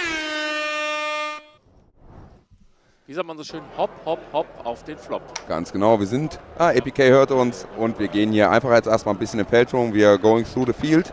Maybe we should stay if Marlon maybe is there right now, but if he's not there. If you see some interesting person to stay with, keep the action there until... At least stay at one table where you think the best content is going on. There ist Fabio Peluso, da ist Fabio Peluso, den wir auch sehen. Und da ist Marlon, wir zeigen jetzt Marlon von Power Poker. Rechte Tisch, APK. Da sitzt er, hat leider keine Kappe auf, aber rechts der Mann ohne Haare, der aussieht wie der Mann mit Kojak Gedächtnisfrisur. Ist der Marlon. Einmal drehen, ganz genau. Da ist auch Yves, da ist Fabio Peluso.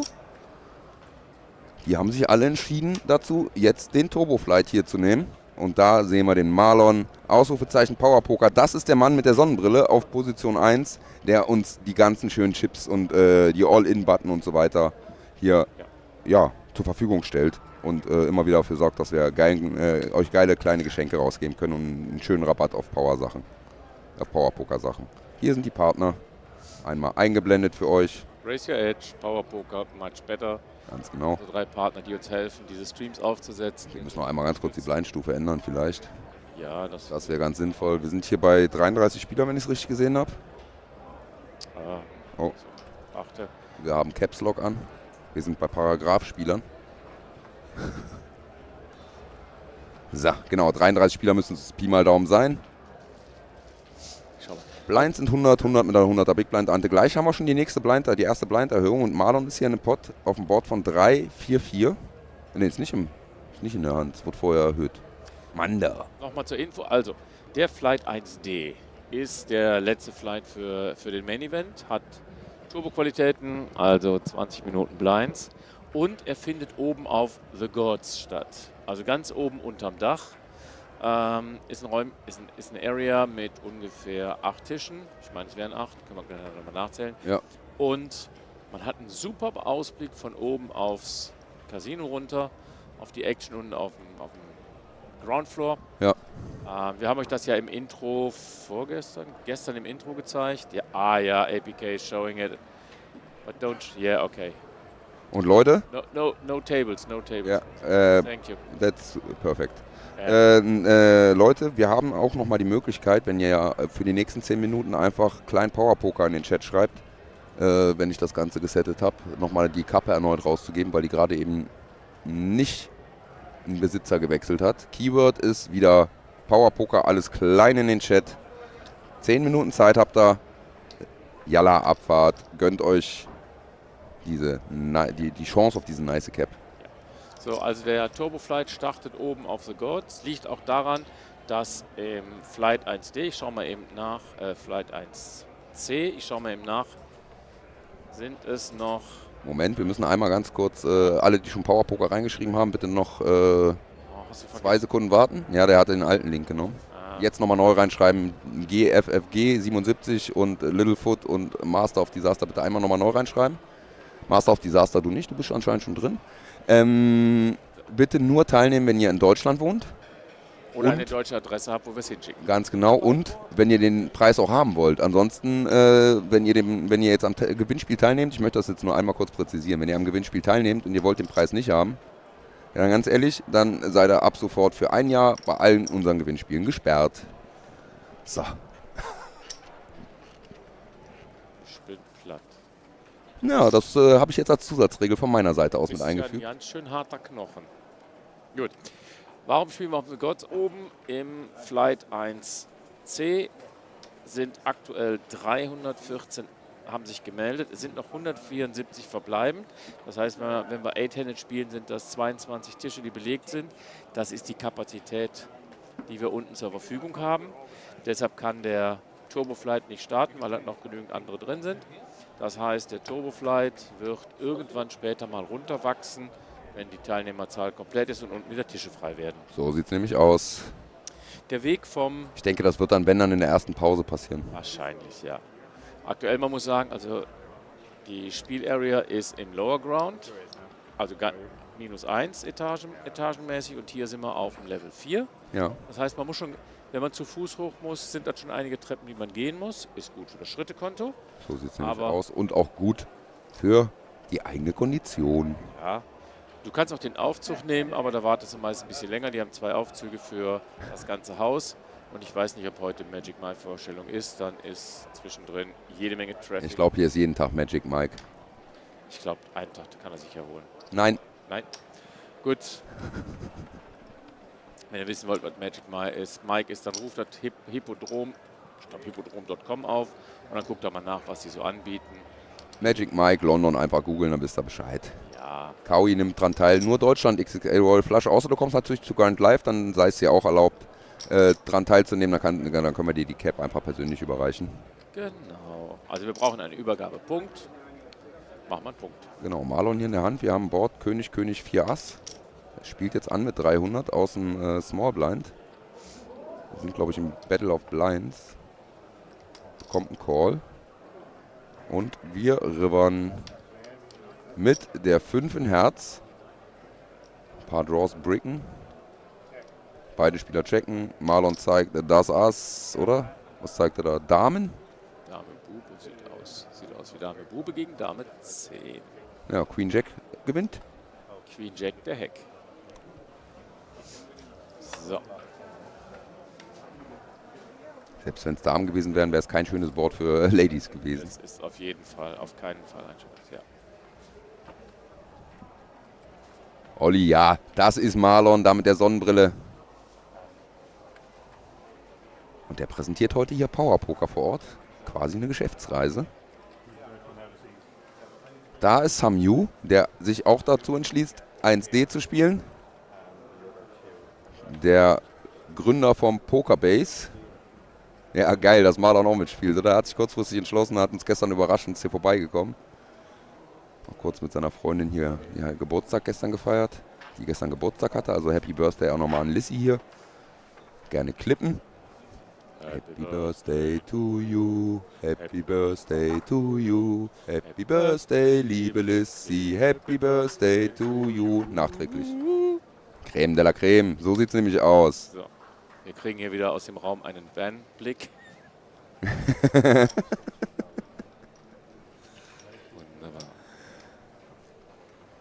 So, weiter geht's. Ja, wir müssen Facebook neu aufschalten, gar kein Thema, kriegen wir hin. Haben die sich wegen unserem Gesang abgeschaltet? Das Gesichtsbuch? Ich hoffe, das ist das Richtige. Voll.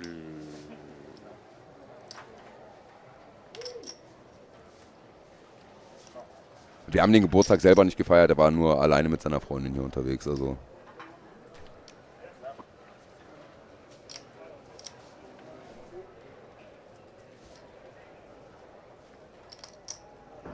So, was ist das? Noch. Wenn ihr Fragen habt, warum, wieso, weshalb, ja, Facebook. was hier abgeht oder sonst wo, kann man gerade anscheinend vergessen. Dann schreibt die Frage in den Chat auf Deutsch or in English. If you have any question, type it in the chat. Can be German, can be English. No worries. We try to do our best to answer every question. And if you would put some more emojis to this question, we would be very happy to that. Okay, jetzt muss ich mal ganz kurz ein paar Sachen nachgucken. Unser Techniker. Ja, ja. Oh, wir sind noch X. Oh, unser X-Blick. Felix. Ist drin? Nein, nein, du bist X-Flix. Achso, ich bin X-Flix. Ja, ich bin X-Flix, da wisst ihr genau Bescheid. Ja, genau. Alles gut.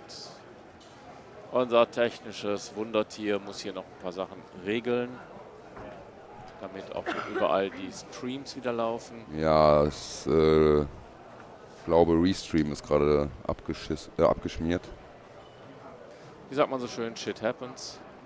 Und da im Moment die ganze Technik alleine an der Hacke und an der Backe hat, ist es halt so, dass er ein bisschen überlastet ist. Wir können locker unsere Pausen machen. Die Hälfte von McFlys Pause geht meistens drauf für irgendwelche Aktionen. Schafft das nicht drin oder passiert es, während er kommentieren darf, ist er halt so lange mal raus. Aber ist ja kein Problem.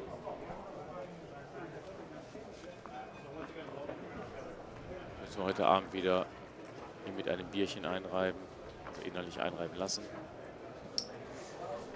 Dann kriegen wir dann auch wieder hin. So, es kommt ein Flop. 985 Rainbow. Yes. So, was haben wir denn? Bauernpoker. Warum? GFFG 77. Worauf bezieht sich dein Warum? Was möchtest du uns mit Warum sagen? Oder ist das ein WA-Rum? 43%, 46% oder Strohrum vielleicht? So, ich bin direkt wieder da. Tralali, tralala, bald ist er wieder da. Das scheint, ja, gut. Technische Probleme tauchen auf, aber dafür ist McFly ja genau unser Fachmann. Ich setze mich jetzt erstmal mittig, damit das so ein bisschen, ja. So. Habe ich das Bild nicht so seitlich gemacht. Schau doch mal mein schönes T-Shirt an, ne? Ein UKIPT London T-Shirt von PokerStars. Trägt sich sehr angenehm. Ja, und heute ist es auch draußen sehr warm. Hilft mir alles nichts. Hier drin haben wir Klimaanlage. So.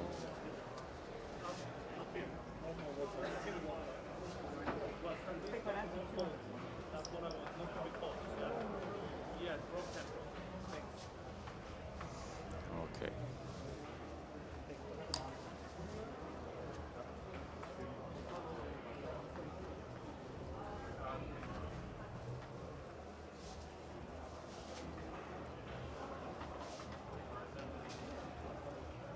So, wir sind im nächsten Level angekommen. Lass mal eben gucken. So, einmal ist hier gar keiner. So, jetzt. Ach, ich bin doch nicht APK, lass mich mal in Ruhe. Ich bin der Schorschel. Bin ich jetzt nicht da? Wo ist mein Auto? So, haben wir das einmal hingerichtet. Wir sind jetzt auch mittlerweile im Level 2 angekommen. Wie gesagt, wir haben nur 20 Minuten Level. Sind ein bisschen später mit der Kamera live gegangen. Felix muss sich noch registrieren im Lower Ground. Kommt dann hochgespurtet und kriegt dann seinen Platz. Ihr seht, da hinten wird schon der nächste Tisch eingerichtet. Da ist noch ein freier Tisch, also können noch ein paar Leute teilnehmen. So, wir haben unten im Lower Ground haben wir 168 Leute von 317. Bedeutet auch, wir sind noch in Level 9. Das heißt, Sie können noch Level 9 und Level 10 sich einkaufen. Das heißt, da ist noch jede Menge. Da geht es noch hin und her. So, was haben wir noch? Gucken wir nochmal in die PokerStars Live App für unseren Flight. So, Flight 1D.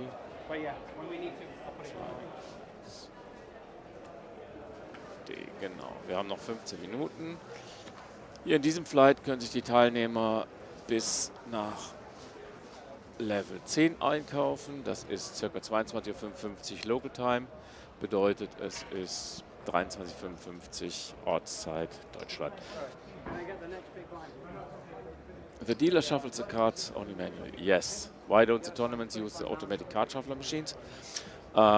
Sean No Rosie, that's because of you need, if you want to shuffle with the machines, you need the shuffle machine at every table to avoid that there is a that one or other tables has manual mixing cards, manual shuffling, and the others are electronic shuffling.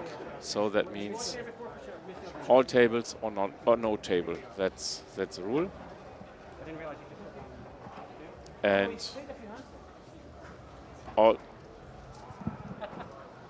Also, those shuffling machines are not the cheapest ones, and you need them for every table then, and that's why they don't have it. So also if you would have 1, 2, 3 machines for shuffling, you could not use them as long as other tables are running. Hope this answer is okay for you. If you had more questions, bring them up. No worries. No problem with that.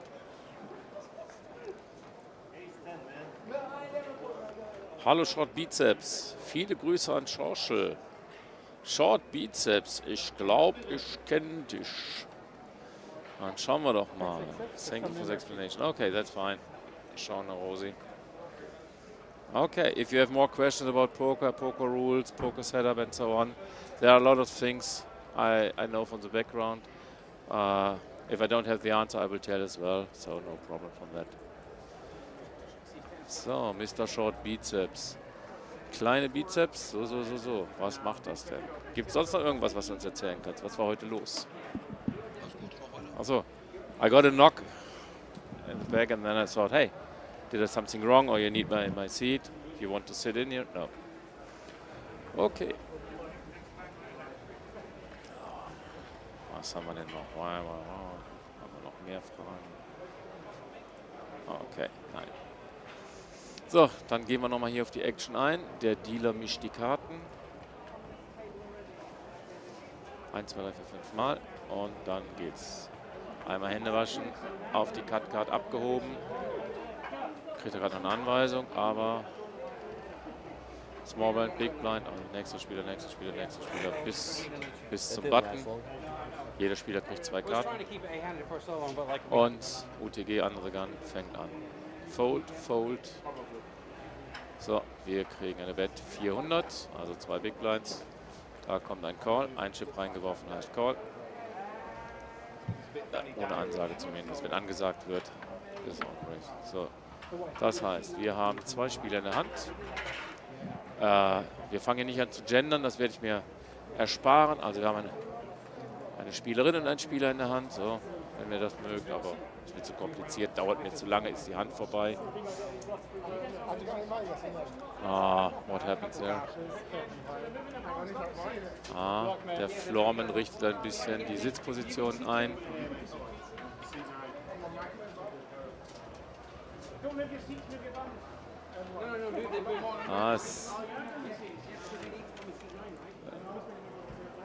Ich denke schauen wir mal, wie viele Leute am Tisch sind. Der normale Flight wurde mit 8 Personen am Tisch, also 8-seated, gespielt.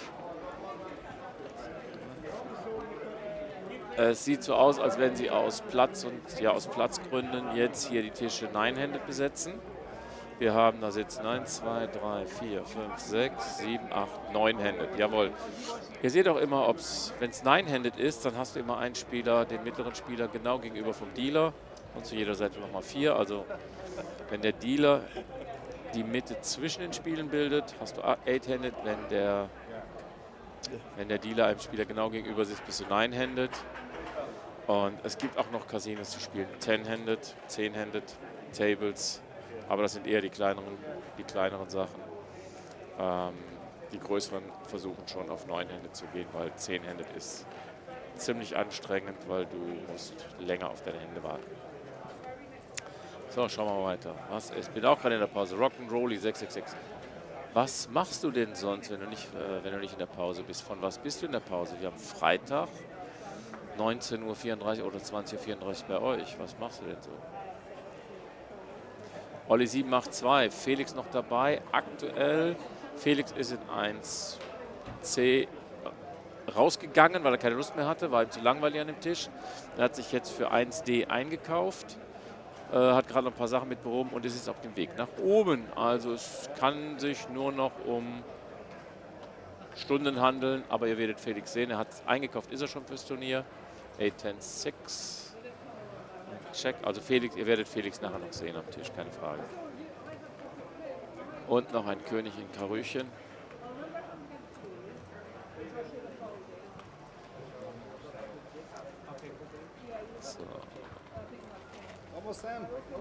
Und da kommt noch.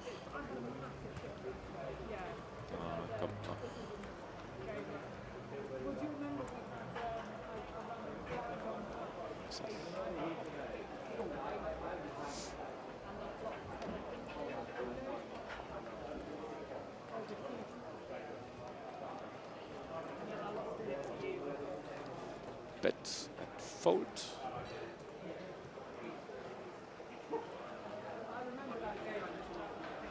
So, hier gucken.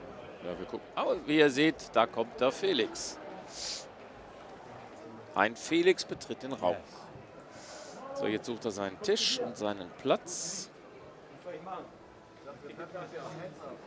So, ihr könnt jetzt alle mal bitte dem Marlon schreiben, dass er bitte freundlicherweise seine Chips dem Felix zur Verfügung stellt, weil Marlon fährt sowieso demnächst wieder viel früher nach Hause, richtig? So, von daher soll er sich nicht drängeln lassen und einfach die Chips langsam rüberschieben. Nicht so auffällig, aber das wäre schon okay. So.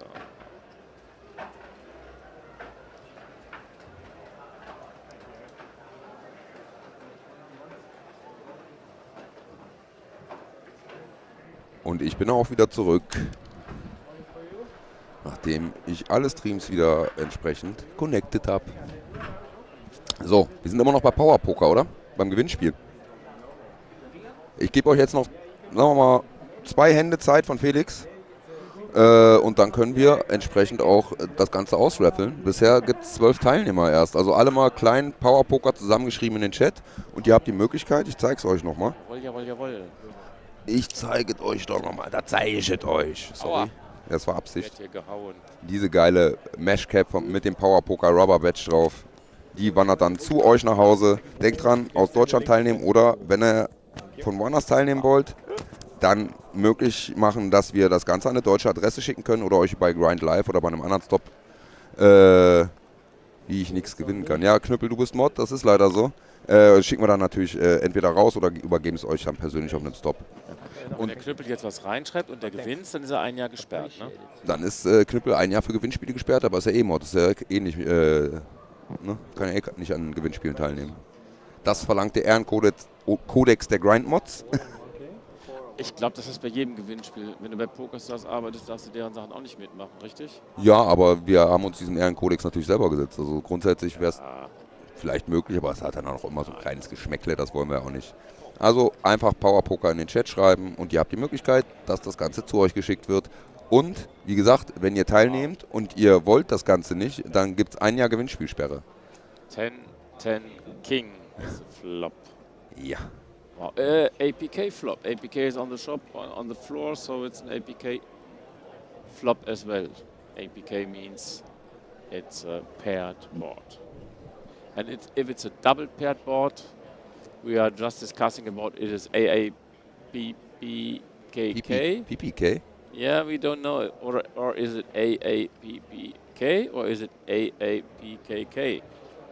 Ja, where is the doubling, huh? Where's the doubles? Das sehe ich genauso, nur anders. Irgendwann werden die Buchstaben zu viel, oder? Dann hat es so ein bisschen was wie der Stefan Raab, der damals diese Grand Prix-Verarsche da gemacht hat. Ja, ja, ja. SSDS, GPS oder was da alles war. Ja. Ja. No. Ah, okay. Ich komme mal ein bisschen mit ins Bild. Ach so, ja. Ich schaue schon nicht ganz so alleine hier auf dem Bild. Ich habe ja extra das Bild füllend betreten. Und so. Ja, jetzt sieht man auch wieder das UKIPT zwischen uns, wunderbar. Ganz genau. Ich werde aber wahrscheinlich gleich schon abgelöst. Ich weiß nicht, wie lange jetzt noch im Level verbleibend ist. Was man auch sieht, die Spieler sind froh, 5 Minuten noch. Ja. Die Spieler sind froh, dass sie ihre Handys haben. Ja, APK hat uns nochmal daran erinnert, dass früher die Leute immer Bücher mit hatten. Ich erinnere mich daran, da saß so Dominik Nietzsche oder sonst wer, die saßen mit ihren Büchern da und haben gelesen während dem Spiel. Dominik Nietzsche auch. Ich kenne das nur noch von Marc Gork damals, der da bei der EPT Dortmund gesessen hat, in Hohensieburg. Zusammen mit Sandra Naujoks und noch einem anderen am Tisch. Du hast ja auf der WSOP gelesen. Also es gab sehr viele, die dazu in der Lage waren. Das ist bestimmt durchaus möglich, ja. Ja. Bevor ich euch jetzt direkt wieder verlasse, weil ich gleich den APK in der Cam abwechseln gehe, begrüße ich erstmal wieder alle Leute von uns auf Instagram. Wir haben den Stream für euch gerade wieder online gestellt. Dann begrüße ich auch alle Leute auf X, die bei uns einschalten. Fühlt euch herzlich willkommen bei uns. Schön, dass ihr eingeschaltet habt. Lasst gerne like gerne den Channel und retweetet oder re-xt den, nennt man das mittlerweile so? Re-xt?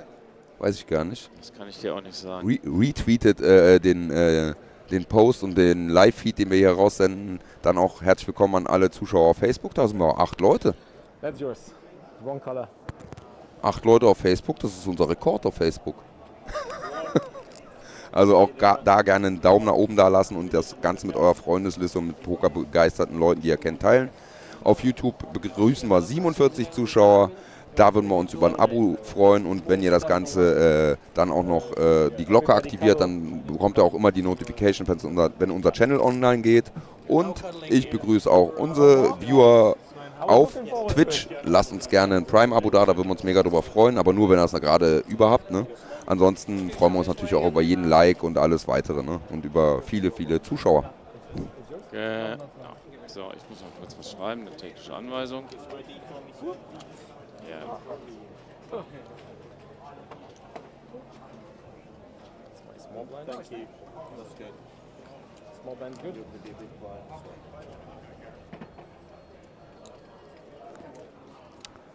Neuer Spieler, der da am Tisch Platz nimmt. Bekommt jetzt ein Stack. Und Felix verteilt seine Karten mit dem QR-Code drauf, wo unser Stream drüber zu finden ist. Gucken wir nach. Hier auf No whole cards though. Werden keine Karten aufgedeckt, ganz genau.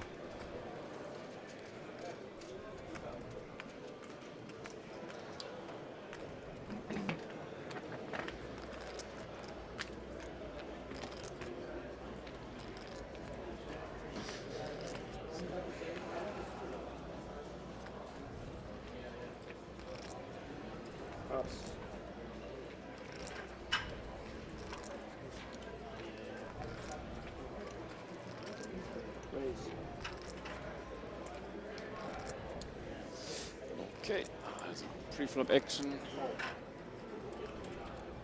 Race. Eine Bet. Ein Call. Der Button callt auch. Felix, jetzt muss ich überlegen. Nein, Felix geht raus.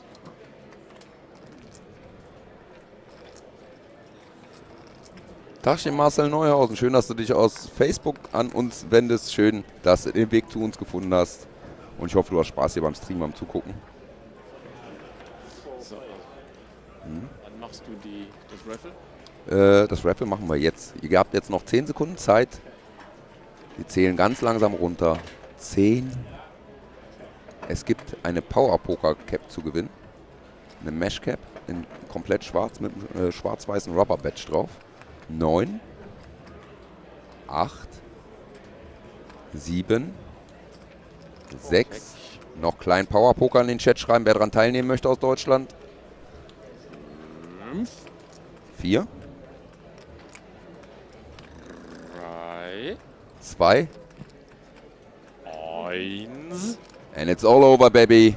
We got Pens 9O. Pensio? Ja, danke, dass ihr daran teilgenommen habt. Herzlichen Glückwunsch. Und schreib bitte einem unserer Mods. Kannst du einmal was in den Chat schreiben, Penso? Bist du noch da, damit wir Das wäre sehr, sehr schön, wenn du noch da wärst. Da würde ich mich mega drüber freuen. Ansonsten drücken wir hier innerhalb von den nächsten Minuten noch einmal neu auf Roll It. Ja, gib ihm ein bisschen Zeit. Der muss ja erstmal merken, dass wir ihn gezogen haben. Ja, 1 Minute muss da reichen, um hier im Chat teilzunehmen. Einmal ganz kurz schreiben. Denkt dran, nicht vor Nervosität jetzt das Handy aus der Hand fallen lassen, wenn man am Smartphone ist. Da ist er. Schreib einmal einem unserer Mods. Alles klar. Du siehst sie hier am Schwert, zum Beispiel im Knüppel, deine Adresse. Der leitet das an mich weiter und ich schicke das dann in den nächsten 2 Wochen spätestens raus. King 10. Trips gefloppt. Good flop. Yes. Got only better from there. Okay, jawohl, damit ist die Kappe verschwunden aus unserem Bestand.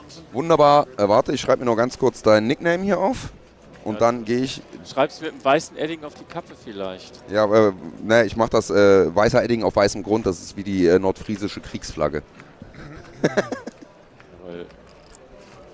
Wie wird's geschrieben? Moment. Z 9 und 9 O. Karten aus, wir haben wieder gute Default. Ja, Glückwunsch und geile Cap.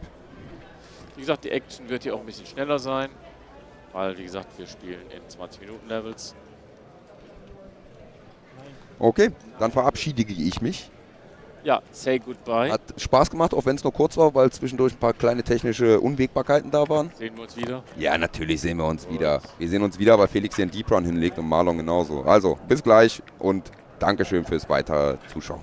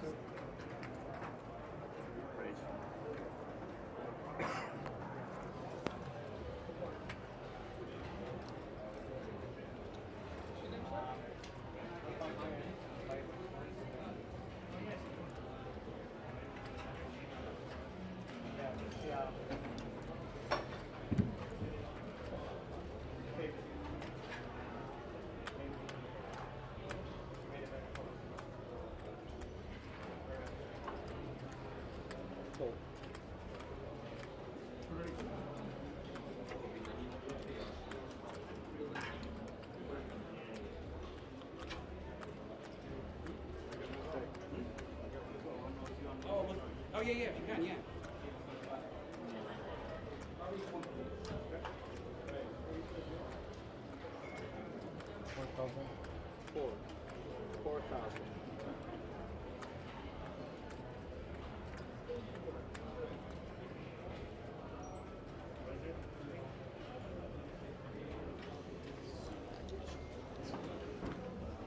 Bin ich wieder zurück. Ah, das war mein Knopf. Du bist jetzt auch... Oh, wer ist du? Also, wir zeigen euch jetzt mal uns. Also, jetzt in der Booth. Stecken drin. Da, Schoschel und der Robbe. Der Oder Robbe. Zappaluschen, wie ihr mich hier kennt auf dem Kanal. Danke, bis später. See you later. Oh, ich habe gerade einen Schreck gekriegt, als Felix sagte, danke, bis später, ob das er schon wieder aufsteht und wegläuft. Ne, das wäre nix. Also, das wollen wir nicht sehen. Einmal Tischwechsel. So, ja, wir werden euch jetzt die nächsten 40 Minuten hier weiter unterhalten mit der Poker-Action. Ich sitze das erste Mal auf der anderen Seite, ist total ungewohnt, aber wisst ihr, was ich hier machen kann? Alarm kann der Schorschel, das kann er. Ich kann jetzt hier Alarm machen. Ich kann auch, was war denn das noch? Also, bei schöner Action mache ich dann... Jawohl, ich habe hier auch noch... Das eine war Airhorn. Alarm käme jetzt. Aber wir gucken uns erst den Flop an. The flop is starting with Ace, Ace, Ace 6, 2 Diamond, 1 Heart. Natürlich eine böse Hand. Aber wenn irgendeiner einen Ass geöffnet hat, der hat jetzt Herzklabaster. Der Pot sieht jetzt nicht so groß aus. Dafür, dass so viele Leute in der Hand sind, könnte auch ein... Ich habe es jetzt die Action noch bei 200er Blind. Also könnte ein Limp-Pot gewesen sein oder halt eine kleine Erhöhung und einige 400. Leute bezahlt. Ne? 400. Ja. So, wir haben eine Dame dazu bekommen. 2 Herz, 2 Karo. Jetzt wird es noch interessanter. Da kommt die schnelle Bet mit 3000. Er möchte wohl irgendwas repräsentieren, was in die Richtung Ass geht. Vielleicht hat er jetzt Ass Dame. Nein, Ass Dame hätte er länger überlegt. Ne? Da hätte er versucht, ein bisschen Showtank zu machen. Wir schauen mal, was sich da so tut. Der Herr muss wirklich überlegen. Vielleicht hat er Dame, vielleicht hat er Dame König. Vielleicht hat er Dame König, dann schauen wir weiter. Und, nein. Da möchte keiner mit ihm tanzen. Da muss er so weitermachen. So, wo hatte ich jetzt aufgehört? Weiß ich nicht mehr. Ach so, ich wollte. Schorschel und Robbe steht, was ist wunderbar, aber wir sind in Level 3. Die Levelzeit hier 20 Minuten, wie ihr eben wahrscheinlich schon gehört habt, in diesem letzten Flight von 1100 Pfund Main Event Tag 1D. hier bei der UKIPT 2024 im Hippodrome Casino in London, veranstaltet von PokerStars. Und wir sind mittlerweile 53 Spieler. Von 53, also ist noch keiner gebastelt, aber die Spieler kommen laufend dazu. Wir sind im Level 3 mit 100, 300, 300.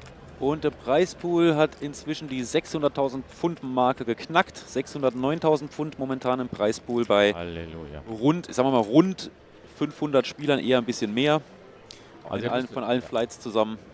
Als der Flight A gespielt wurde, das war letzte Woche Montag? Nee, das war jetzt am Dienstag, meine ich. Flight 1A. Dienstag, glaube ich. War Montag oder Dienstag auf jeden Fall diese Woche. Genau, also nicht am... Der war am Flight 1A war am Sonntag letzter Woche. Wir sind schon so lange hier. Wir sind jetzt Wahnsinn, das geht so schnell vorbei. War das echt schon Sonntag? Wir sind den 9. Tag hier. Es Wahnsinn. war am Sonntag wurde Flight 1A gespielt und es waren 59 Entries und es wurde auf 9 Spieler runtergespielt. Noch zur Info, es wird ins Geld runtergespielt, also auf 15% runtergespielt. Diese 15%, das waren dann im ersten Flight von 59 Leuten 9 Leute, die sind im Geld und kommen in Tag 2, müssen dann aber für Tag 3 sich noch weiter durch das Feld arbeiten. So, also wir haben in Flight 1A diese Menge Leute bekommen. Dann war Main Event mäßig etwas länger Pause. Es gab noch Qualifier, um Tickets dafür zu gewinnen und dann hat... Wo war denn eins? Come here, baby. Come here. Come here. Was geht da ab? Dann war gestern der Flight 1B. Da sind die Mitspielerzahlen auf 200 hochgeklettert. Das heißt, da haben wir 200 Entries schon gehabt. 29 davon haben sich dann für Tag 2 qualifiziert. Dann haben wir heute den Flight 1C. Da sind aktuell, die Late Track ist immer noch offen. Die ist noch für 42 Minuten offen, also fast eine Stunde. Und da haben wir mittlerweile 323 Spieler drin und noch 159 verbleiben. Also auch da werden bestimmt noch so 330, 340 Leute zusammenkommen. Das heißt, wir sind dann schon bei 500, 600 Leuten. Und dieser Flight 1D scheint auch nochmal ein großes Interesse geweckt zu haben, weil wir sind jetzt mittlerweile sogar bei 57 Buy-ins. Was bedeutet, dass das Casino wahrscheinlich jetzt irgendwo ganz schnell Tische suchen muss, wo sie spielen können. Ja, denn unten der Floor ist, der Turnierfloor in Lodas Casino ist schon ziemlich voll oder eigentlich alle Tische genutzt, weil da noch ein Satellite auch läuft. Dann ist jetzt hier oben die Tournament Area The Gods eröffnet worden, wo auch teilweise schon Tische aus Tag 1C sind und jetzt, so wie wir es gehört haben, 5 Tische für den Turbo-Flight, den wir jetzt hier gerade sehen, wo Felix drin ist. Also es hat sich sehr gefüllt, das Casino, die Pokerfloors. Und es kann sein, dass wenn jetzt hier noch mehr Leute rein wollen, es dann eine Warteliste geben wird für Tag 1D. Also, es gibt kein Satellite mehr, der ist abgeschlossen. Der Satellite ist zu Ende. Wir haben 20 Tische unten auf dem Main Floor, das heißt, wir können 180 Leute können spielen. Aber solange noch Late Rack im Main Event 1C ist, muss man natürlich auch für die noch Plätze vorhalten. Aber ich glaube, sobald hier oben die Kapazität ausgeschöpft ist, auch wenn man hier 9-Handed spielt, sobald das ausgeschöpft ist, wird man unten Tische dazu nehmen oder vielleicht vorübergehend in der Cash Game Area Tische belegen. Aber gut, sollte jemand in der Cash Game Area im Turnier spielen, den wir filmen wollen, können wir das leider nicht. Weil die Cash Game Area, wir dürfen hier alles filmen, was mit dem Turnier zu tun hat. Genau. Wir lassen mal den Felix. Tag 2 wird dann übrigens morgen weitergehen. Nur zur Info, Tag 2 von dem Main Event ist dann morgen, wird morgen gespielt mit 60 Minuten Levels und der Final Day des Main Events ist dann am Sonntag auch mit 60 Minuten Levels. Ja. Hören wir mal, solange Felix was erzählt, hören wir Felix mal zu. Geben wir mal ein bisschen Redezeit. Weil ihr seid wahrscheinlich auch daran interessiert, was da so läuft. They have parties, they have like all sorts of free stuff you can do. There's always something to do. It's a comedy show. So if you don't want to play poker, if you bust out of a tournament, there's always something else to do. Yeah. And it's going to be the biggest, I think. It is. I see, you know, the last year it was 7,400. It was 7,400 entries in the 1,000, in the 1K. and I think 2,200 in the 5K. I see the high roller is 100K. Yeah, on the high one they have one of the big high rollers, I think. Yeah. That's crazy. Also Felix And macht auch the ein bisschen casino Reklame. is on the beach, so you go out of the casino, you're on the beach. On the Rambla. Yeah. Ja. Wir reden hier gerade über die EPT Barcelona, die bald kommt, Ende des Monats. Und die ist natürlich, da fällt man quasi direkt aus dem Casino raus an den Stadtstrand, wenn man möchte. Ja. Gut, dann gehen wir hier wieder auf die Hand ein, solange das Gespräch etwas gestoppt ist. Wenn wir während der Hand, dann können wir Felix ein bisschen leiser machen, aber auf der anderen Seite, euch interessiert ja wahrscheinlich auch, was am Tisch mal erzählt wird.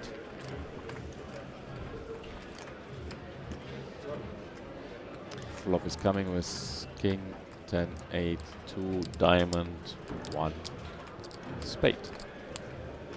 So.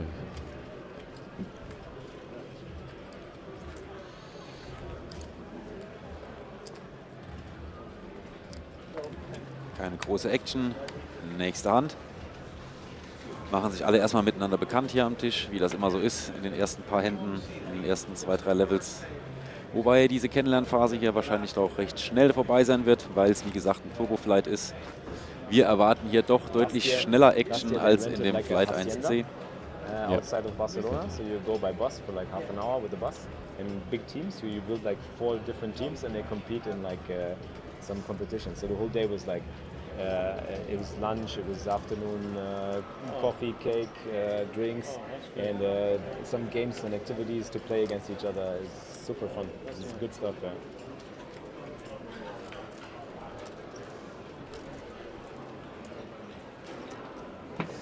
Yep.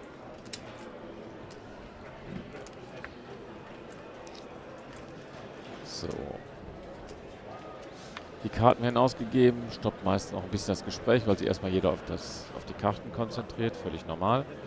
Felix ist im Big Blind, wenn ich das richtig sehe. So, da kommt die Bet 700.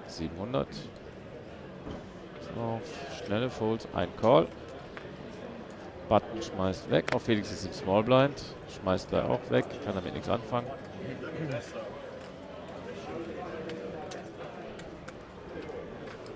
So, 2 Spieler.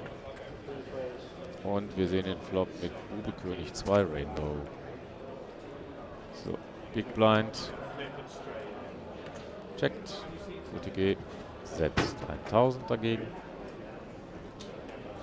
Und Big Blind verabschiedet sich aus der Hand. Ah, wir waren 3 Hände. Entschuldigung, stimmt ja. Eine Herz 3 kommt dazu. So. Haben wir 2 große und 2 kleine Karten. 2 Broadways and 2 small cards on the board. Oh, ich dachte, jetzt nehmen wir dieselben Abmessungen. Ach. Ja. Oh, eine etwas größere Bet. Und Schiss aus der Hand, sagt UTG.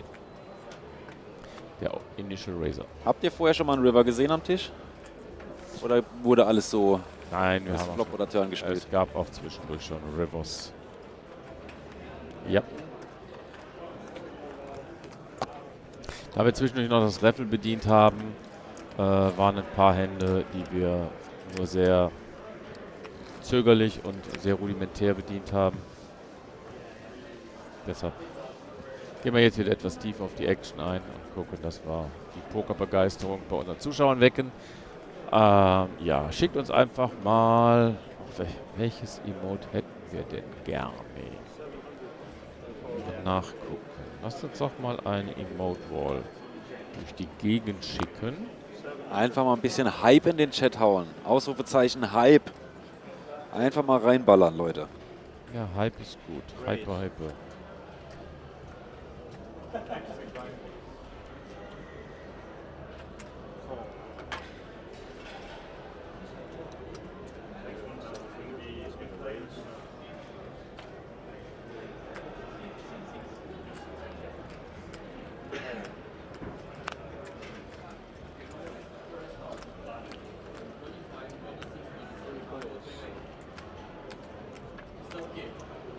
Da sind sie auch schon, die ersten Emojis. Geil. Master of Disaster. Er hat's gecheckt. Einfach mal Hype hier reinballern. Super. Wir haben, jawohl, das ist ja schon fast eine Wall. Danke, Knüppel. Jawohl, er war im Small Blind, habe ich dann auch gemerkt. Geil, weiter so, Leute. Weiter so. Feiert euch mal selber, dass ihr hier die ganze Zeit mitrailt. Ruhe, wir spielen Hand. Grogu setzt 2500. So, dann gucken wir nach. Was passiert da so?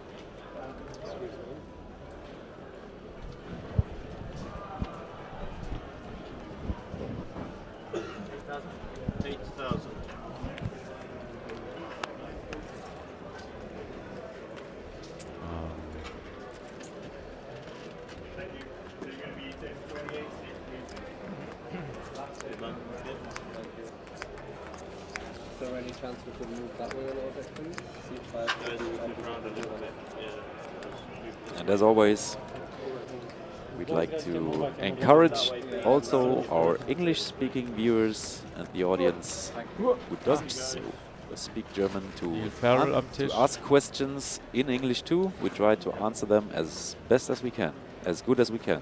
The best answer possible will be given to you. Noch ein kleiner Hinweis, warum wir jetzt weniger hinter den anderen Spielern stehen, also auf der Rückseite von diesen Tischen. Diese Tische stehen in einer Art Nische drin und unter der Nische kann man gut sitzen, aber leider nicht stehen.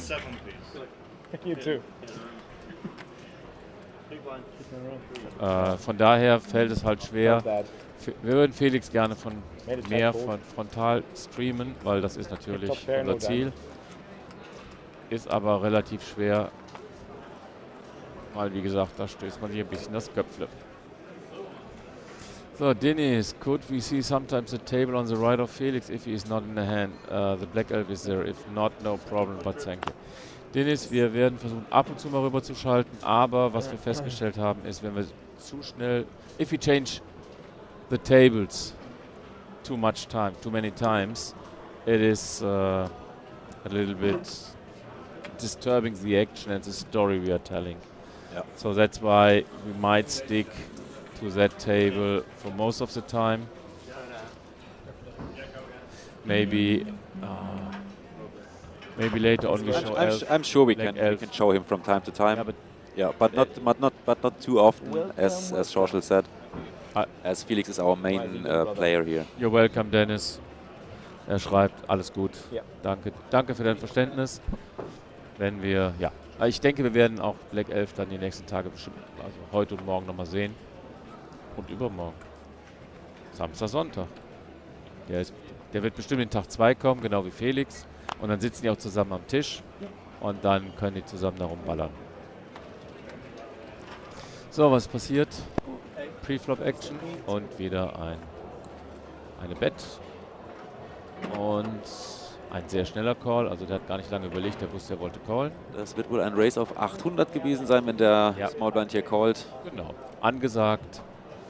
Das zählt, alle Leute haben aufgepasst und da kommt ein Re-Race oder ein Race. Bet, Call, Race. Auf 2900 oder sind es sogar 3000, das kann ich nicht so genau erkennen, aber ist nicht. Also es gab ein Race vom Button, dann hat der Small Blind bezahlt und die 3-Bet fliegt rein vom Big Blind. Oh, und jetzt kommt sogar die 4-Bet vom Initial Raiser vom Button. Auf 10.000. Also einmal, ja. Also die Bet ist auf 3, sieht aus wie 3.000 oder so. Nein, 2.900 würde ich vermuten, aber kann auch 3.000 sein. Auf jeden Fall kriegt er jetzt mal die 10.000 um die Ohren geballert. Und kann mal gucken, was da los ist. Große 4-Bet auf jeden Fall. Bekommt auch den Fold. Warum kann sich die Geschichte so entwickeln? Ich denke, dadurch, dass der Button, wenn er Initial Raiser ist, sowieso erstmal die Standard-Bet-Size wählt, um nicht aufzufallen. Dann freut er sich, wenn er kriegt einen Call, freut er sich erstmal, dann kriegt er einen Raise. Und wenn er wirklich da eine starke Hand hat, dann freut er sich so richtig cool darüber und sagt, vielleicht kriege ich noch mehr. Leider Gottes war jetzt die Hand vom Raiser nicht ganz so stark. Wann hätten wir sowas wie Asse gegen Könige wieder gesehen, ne? Ja, vielleicht, also könnte sowas wie vielleicht Ace Queen gewesen sein, mit der man gerne vielleicht mal im Big Blind dann den 3-Bet, den Squeeze-Bet raushaut. Vielleicht aber auch sowas wie King 10 suited, King Jack suited als Squeeze-Play. Nimmt dann oft die Raising Chips mit, wenn die Hände nicht so stark waren. In dem Fall ist er dann wohl gegen sieht so aus, als wäre er gegen ein hohes Pair gelaufen oder sowas wie Ace King, Ace Queen suited. Ja. So, wir haben Level 1 zu Ende, wir haben Level 2 zu Ende, wir haben Level 3 zu Ende, wir sind in Level 4. So. Ich zähle das für mich, weil wir alle 2 Level nachdenken müssen, wer macht was. Danke für den ist Sub. who. Ja. Ich würde sagen, ich tippe mit meiner linken Hand, weil ich hier sitze, und du machst das mit der Maus. Das ist am besten. Ich darf mit dem Mäuschen so machen wir das. Du spielst mit dem Mäuschen, genau. So wollen wir das doch haben hier. Immer schön mit dem Mäuschen spielen. Guck mal, dann tipp mal eine 63 bitte. Yes. Voila. Das ist hier wie im Handicapped Office. Nochmal eine 63 bitte. Noch wir sind mittlerweile, kein Bust. Wir sind mittlerweile 63 Spieler und keiner ist bisher gebastelt. Also wir hatten im Flight 1C im Level 1 innerhalb der ersten 40 Minuten schon 3 Busts. Und das, obwohl es ein 40 Minuten Level sind, und hier ist mehr Turbo und immer noch kein Bust. Was ist hier los? Die wollen alle weiterkommen. Das können wir gerne machen. So, wo sind wir jetzt? Was hast du denn für einen komischen Counter? Mach mal Refresh. Bang! Wir stellen gerade fest, wenn man die PokerStars Live-App mitlaufen hat, je nachdem auf welchem Gerät das ist, wenn der in den Bildschirmschoner reingeht und wieder startet, der Refresh passiert nicht automatisch. Mal schön nach unten ziehen und dann habt ihr wieder die aktuelle Zeit. Weil wenn 2 Leute nebeneinander sitzen mit derselben App und haben unterschiedliche Zeiten drauf, dann stimmt was nicht. Aber gut, 63, ja, das heißt 7 Tische. Das heißt, 7 9er-Tische sind voll. Ruhe, wir spielen Hand. Du hast völlig recht. Vielen Dank.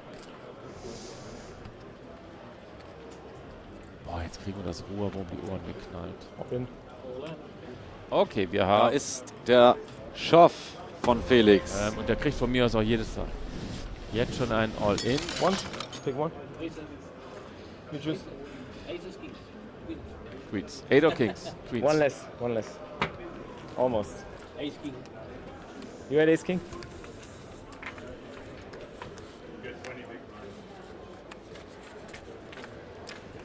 Wunderbar. Der geht durch. Da freut man sich. Chips immer weg vom Körper und danach wieder zum Körper hin. Am besten mehr Chips als vorher. Robbe, Grüße für dich aus Gladbach von B-Style 696. Ja, moinsen. Tag. Bin mir jetzt nicht sicher, wer sich hinter dem Usernamen versteckt, aber ich bin mir sicher, es ist jemand aus unserer Power Poker Crew. Stell ihm doch eine Fangfrage.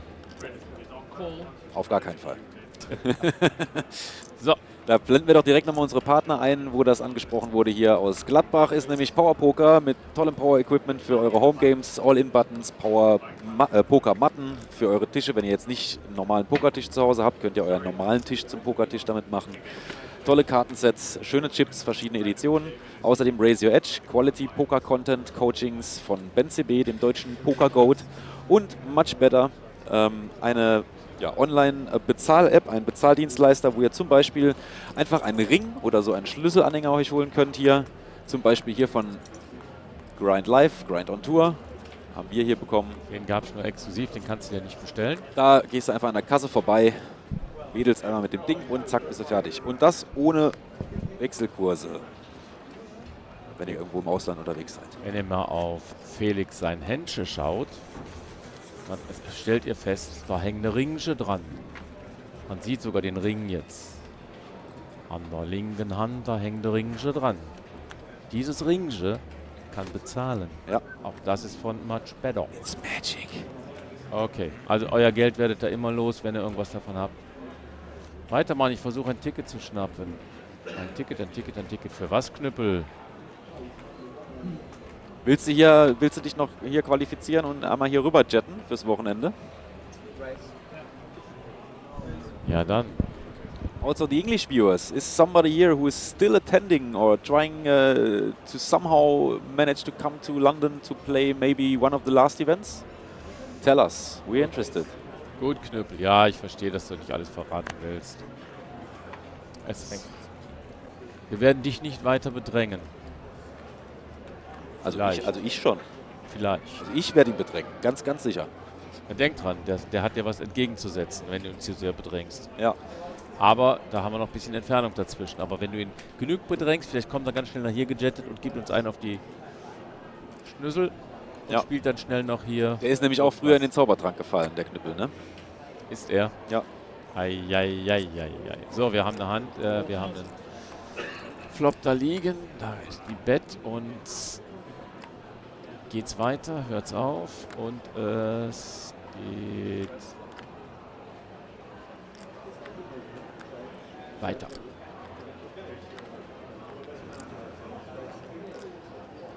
War das ein Race vom Button oder war es ein Call? Ne, es war ein Race, weil jetzt der Initial Better nochmal nach. Vielleicht können wir einmal nochmal rüber. Okay. Direkt der Showdown. Dann war das 8-10 in Herz gegen Ass König in Karöchen. So, wir haben das 4. Herz bekommen. Damit sind die 2 Herzen zum Flush aufgestiegen. Ein Full ist nicht eingelaufen. Das heißt ein Double Up hier. Das ist ein Double Up. Und tatsächlich auch ein Seed Open. Der erste scheinbar. Wenn wir nicht zwischendrin noch einen Spieler verloren haben, ist das... Zweite. Okay, dann ist es der zweite. 63 von 65. Achso, ich bin die Maus und du die Taste. Echt? Bei mir steht noch 64? Ja, aber der ist ja gerade raus, der kann ja noch nicht registriert sein. Ja, dann ist es okay. Dann war vorher noch einer raus, dann haben wir jetzt 63 von 65. Richtig. Tippen Sie mal bitte 65, junger Mann. Richtig. 63 steht noch da, dann nehmen wir das so, wie es ist. Genau, das lassen wir mal so im Raum stehen.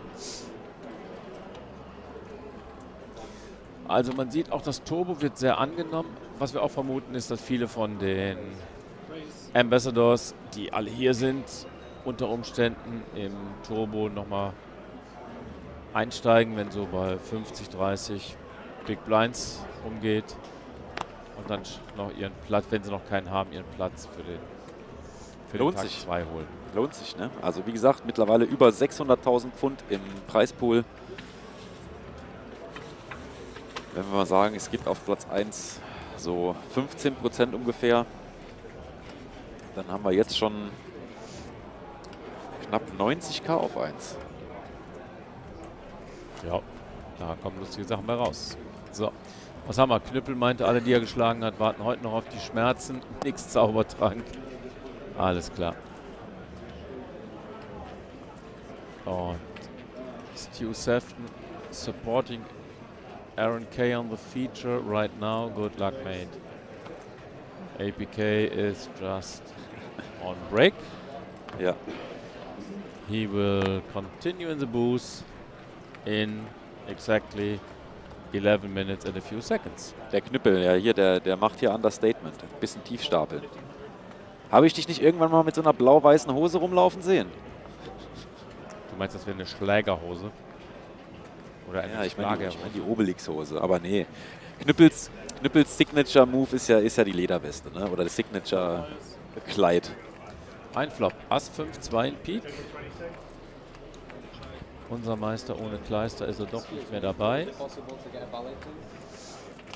Nicht in der Hand. So.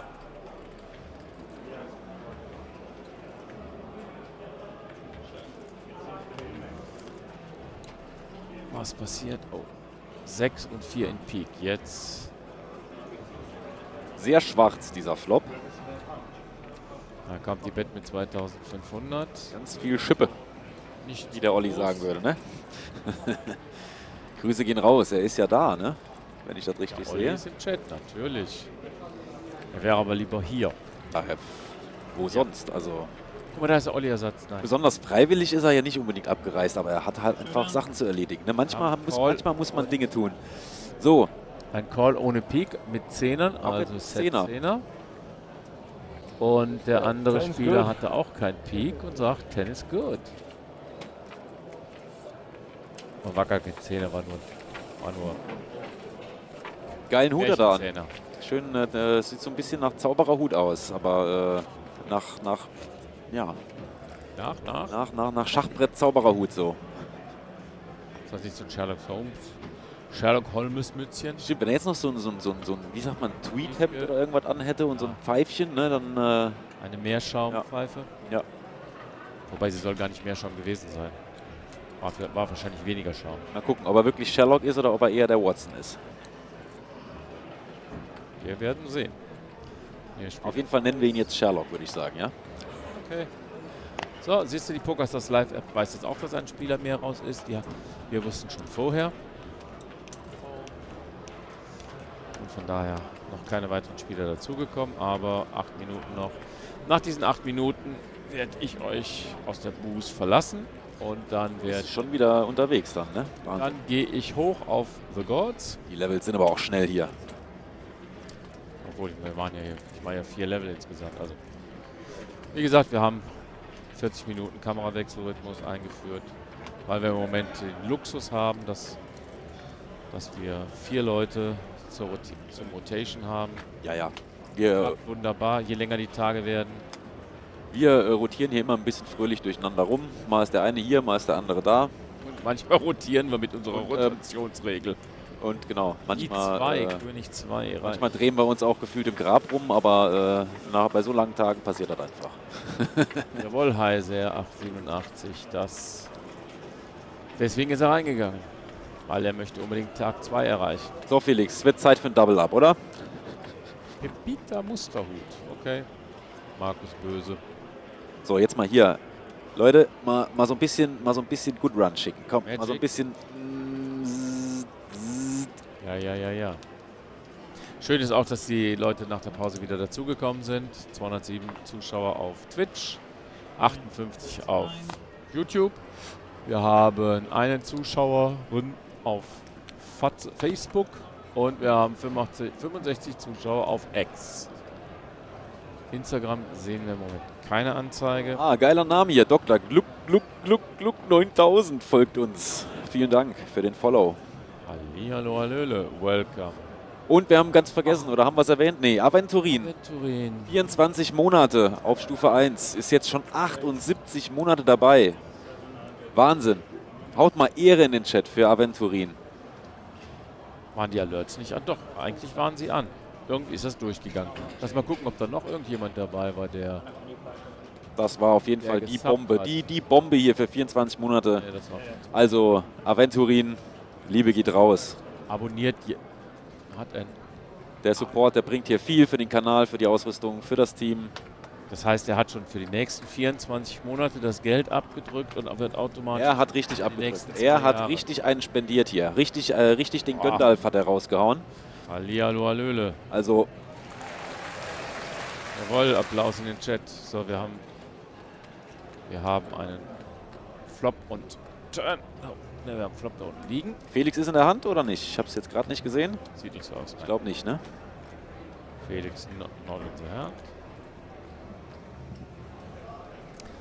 Dame 6, 3, 2. Alle 3 Farben vertreten.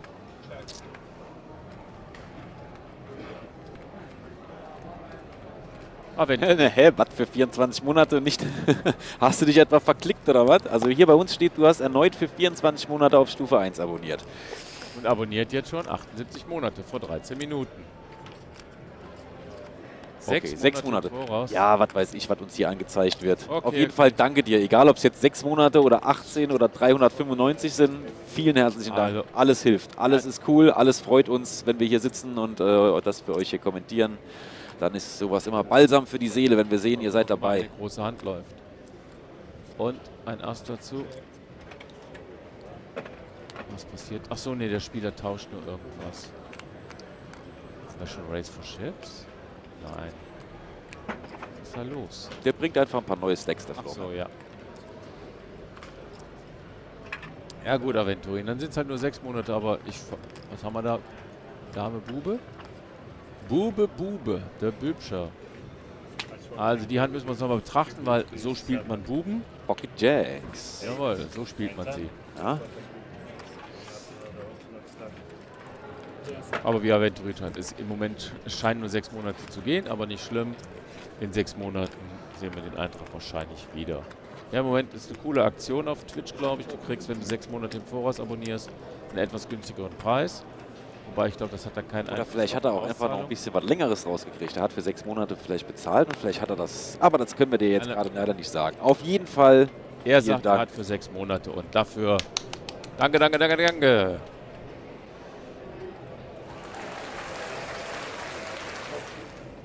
So. Jetzt gucken wir wieder Hand. Felix ist nicht in der Hand.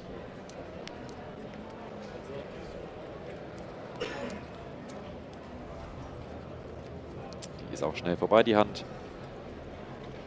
Fläppchen, Bett, Fold. Tag. Ja. Don Hamgato, grüß dich. Ja, und Felix hat noch Chips, definitiv.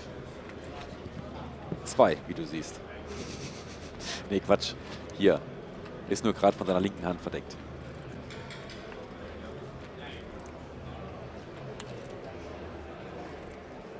Abo-Falle läuft, ganz genau, ne? Weißt du doch Bescheid hier. 800. So. Der Meister in der Hand.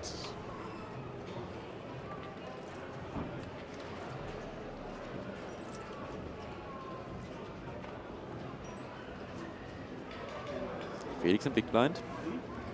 Thank you. So. Ist dabei. Hallo Don Ham. Läppchen ist Ass 2-4. Ass 2-6, Entschuldigung. Rainbow. Kong 8118. Natürlich, Felix hat noch Chips. Sonst dürft ihr nicht an dem Tisch sitzen. Haben wir ja gerade gesagt. Hast du schon gesagt? Ja, wir haben ja gerade geantwortet, ja. Entschuldigung. Ja, ist auch kein Problem. Bis jetzt, er sitzt ja auch schon wieder ein bisschen länger hier. Irgendwann ist auch, ne, dann merkt man, jetzt bräuchte man wieder mal einen Wechsel. Dann, wenn man dann an die Cam geht, dann wird man wieder anders gefordert. Genau. Und Felix scheint keinen Treffer gehabt zu haben, konnte hier nicht weiterspielen. Button sackt das Plättchen ein. Jetzt ist Felix im Big Blind. Ah, jetzt ist er Big. Sorry, dann haben wir uns hier gerade beide. Haben wir uns hier gerade beide getäuscht. Soll vorkommen. Da geknüppelt. So, jetzt Felix im Big Blind. Jawohl.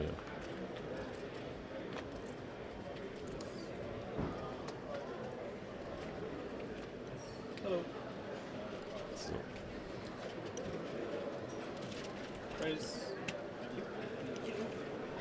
Raise vom Cutoff.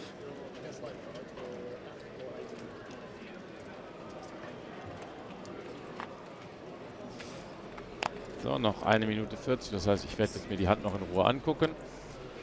Mit kommentieren. Naja, kann ich noch die nächste Hand auch noch machen. Dann werde ich mich langsam nach oben begeben. Ich muss jetzt, jetzt muss ich bis nach oben laufen. Bis ganz nach oben. Das ist tatsächlich sogar näher, weil es nur ein Stockwerk nach oben ist. Ne? Von uns aus hier. Oder sagen wir 1,5. Nach unten in den Keller dauert tatsächlich länger. Also wir sind hier so in der Mitte von allem. We're streaming on Twitch and YouTube and Facebook and Twitter. Chef verteilt wieder die Instagram. Diese Area, wo jetzt gerade gespielt wird, wer es noch nicht gehört hat, nennt sich The Gods, weil es ganz oben im Casino ist. Der hat keine Karten. Ein Stückchen näher an den Pokergöttern. So.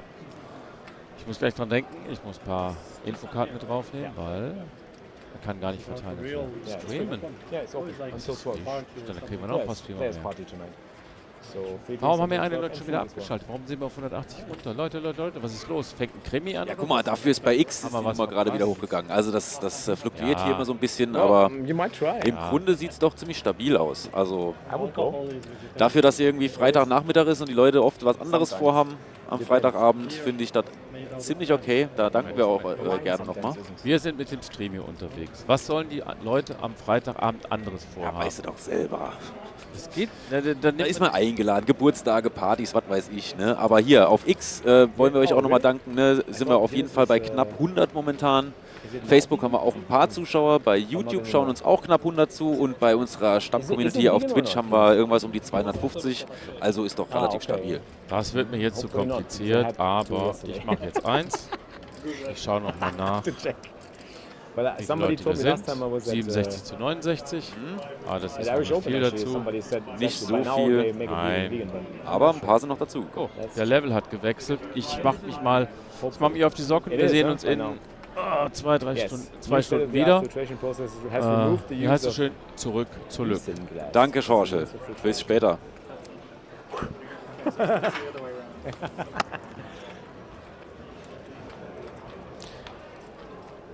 I mean, by now, like, I'm not sweating it as hard anymore as I was back in the days.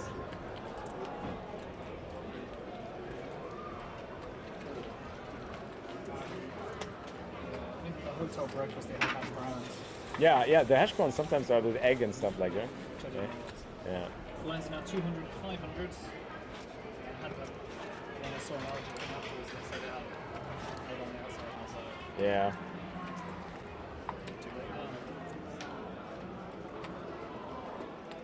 When I started out, I was really like very strict and like very. Now, like, whatever. If it happens, it happens. What can I do?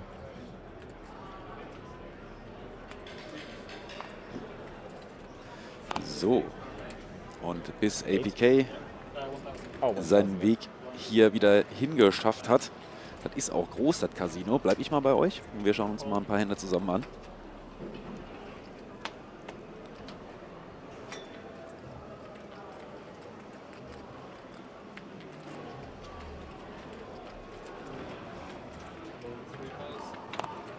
Drei Spieler. Wir sehen einen Flop. 9, 10 Dame. 2 Spades.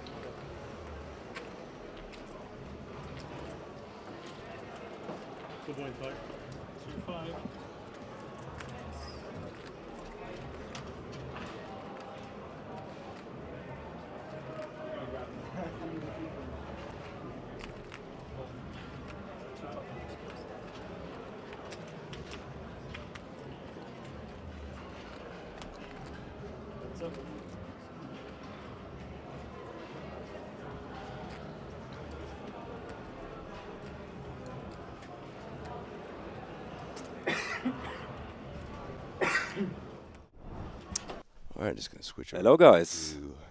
There he is. While we switch. Yeah, let's go names around and get the right back name to the hand as quick as we can.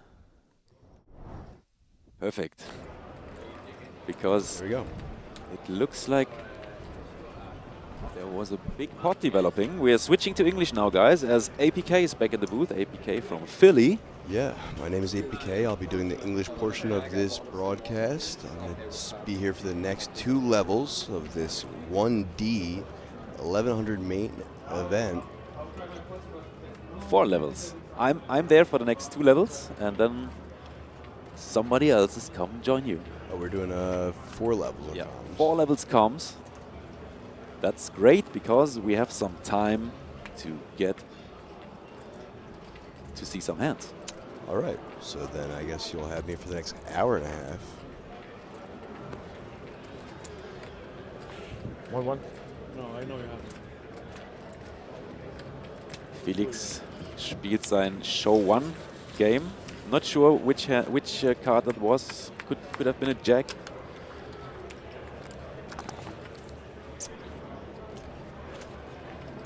I did. I did. Big draw. 69 players. Felix says big draw. Great number. Can fold at any point. I know a lot of people are planning on jumping into this after they bust or potentially bust 1C. I'm not exactly sure where they're going to house all these people because right now they're at capacity up in the gods. It'll be interesting to see how they do that. Yeah, there we are. Flarachi in chat. Pot friend Peepo, hey buddy, 69 giraffe, 69 giraffe.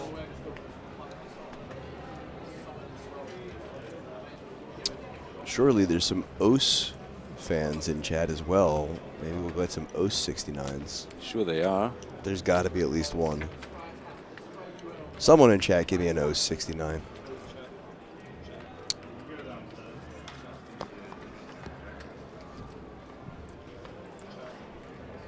So yeah, Felix is playing the last day 1 turbo. That is the 1D that we're covering right now. Yes. We have a total of 659 entries into the main itself, with 69 in this flight right now.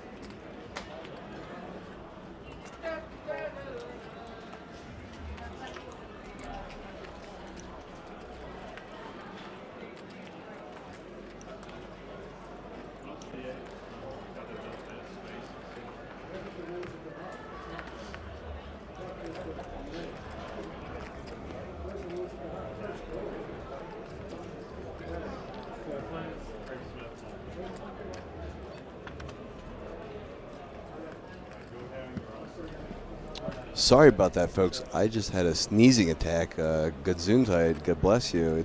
I'm allergic to bullshit. Yeah, Rob, you're full of it, so I'm just kidding. Just a joke. Thank you, Floraci. What a guy. Felix hält sich auf jeden Fall relativ gut hier am Anfang. Wir sehen, er hat schon einige blaue Chips gesammelt. Wirkt sehr entspannt, auch wenn es die dritte Bullet ist. Is that how you spell Gesundheit? You're German, tell me. No blue? Yes. Is that correct, the spelling? That's correct. Wow, I would not have guessed that.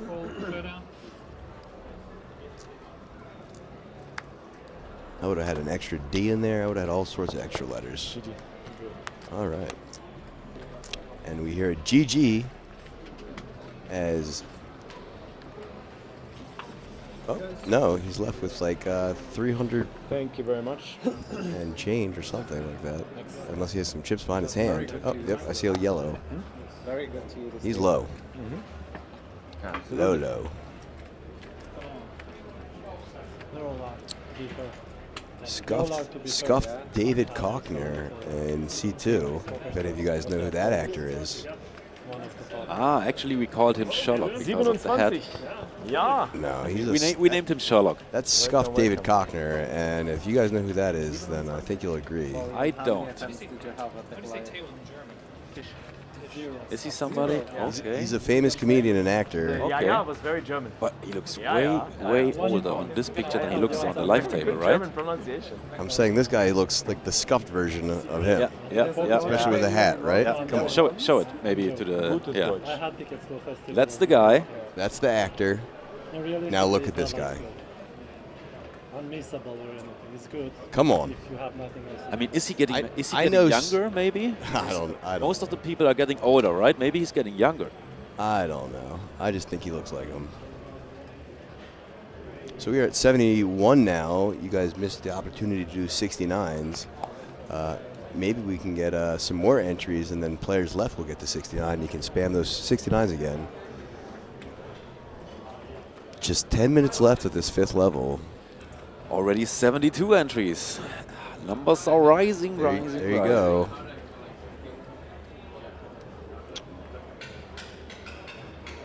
Prize pool now around 635,000 pounds, meaning first place will be something around 100,000 pounds at this moment. I think it will break the 100,000 pounds mark today.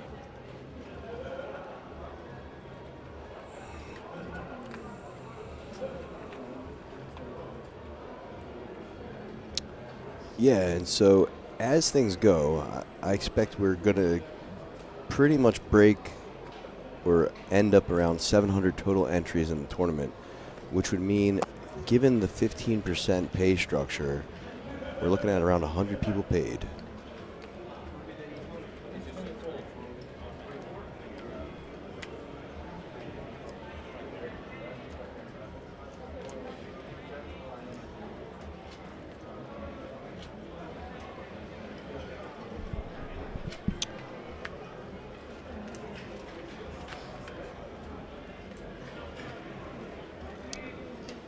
Keep in mind, the 1C is running concurrently with this 1D in both Lolo's room in the basement as well as up here in the Gods.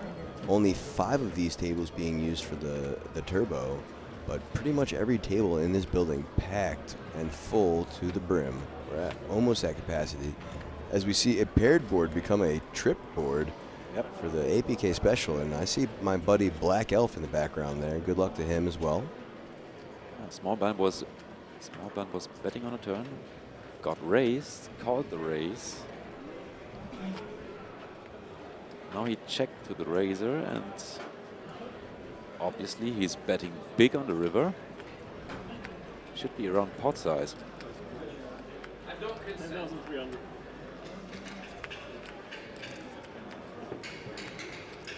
How many do you fire? Putting him, seems like he's putting his opponent almost all in with his bet. Considering you've played all the other stuff early, so it must have been all in the last few days. A lot of it was in one flight. Yeah. So our Sherlock Holmes, or maybe also David Cockner, having a huge decision to make here. If any of you have seen Anchorman, he's the guy that says whammy. Welcome. Just a happy table, obviously. Obviously. Look at our faces. Look how happy we are. I'm feeling the same. Everybody's having a blast. Well, we can make That it sounds a like an blast. almost We're live familiar on Twitch. voice. YouTube. Possibly David Doherty. I saw him outside with David Lappin walking in the building, so maybe that's him. I know that they do plan on jumping into the 1CND. We might be seeing them as well, as Ace Deuce is good Just quads.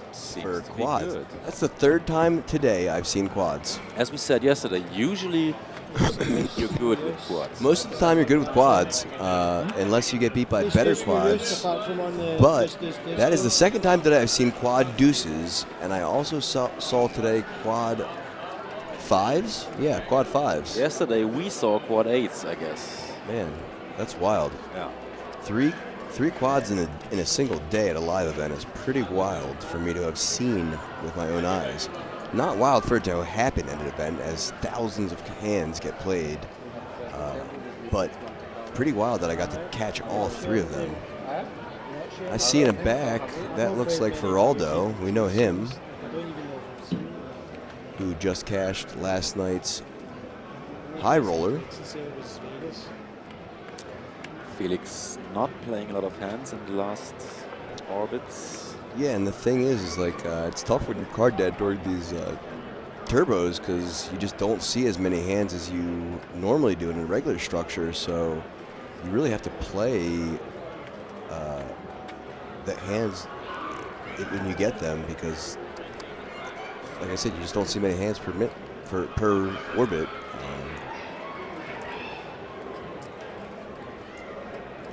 Or per blind level, sorry. Misspoke.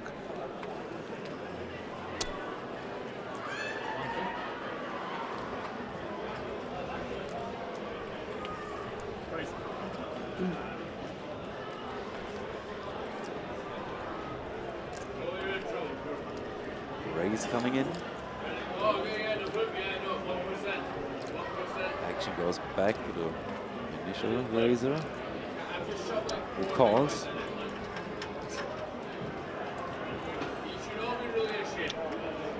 As we see another diamond, Jack of diamonds. Is that you? Is you one of these guys? So he's streaming you the whole time? Yeah. As a bet of 7K comes in. Yeah, it would be funny. And That will do the job. Takes the pot.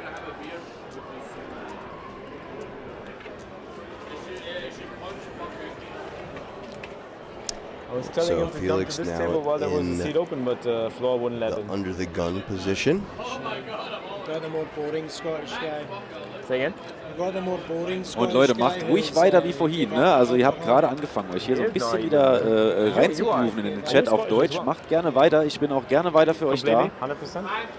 100% gave up alcohol? It's been 2 months. Danach kommt bestimmt später auch der Dave nochmal rein, um mit euch ein bisschen rumzuschnackseln hier auf Deutsch. Fragt uns gerne was, haut gerne mal irgendwie was rein, ein paar Emotes in den Chat hauen. Aktiviert Freunde von euch, schickt mal den Link weiter. Egal ob auf Twitch oder YouTube oder X oder Instagram oder Facebook.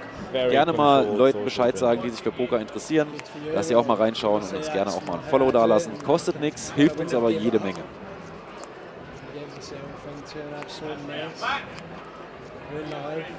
Und wir gehen zum Flop. Queen Deuce 3, Rainbow. Germany.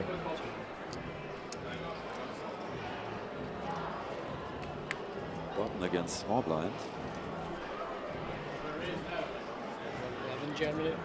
Köln, Cologne. See a bet from the button to 2,200. I'm from Cologne. Lived there my whole life. As Felix is giving his life story to his Near Glasgow. table neighbor. Been to Edinburgh last year for UKIPT. Edinburgh's nice. Button takes it. If you're a tourist, I'd say Edinburgh's nicer than Glasgow for a tourist. Yeah. I mean, you see the quality of the play in this main event. That's what they said to me in The Edinburgh. field is quite tough. A lot of players told me.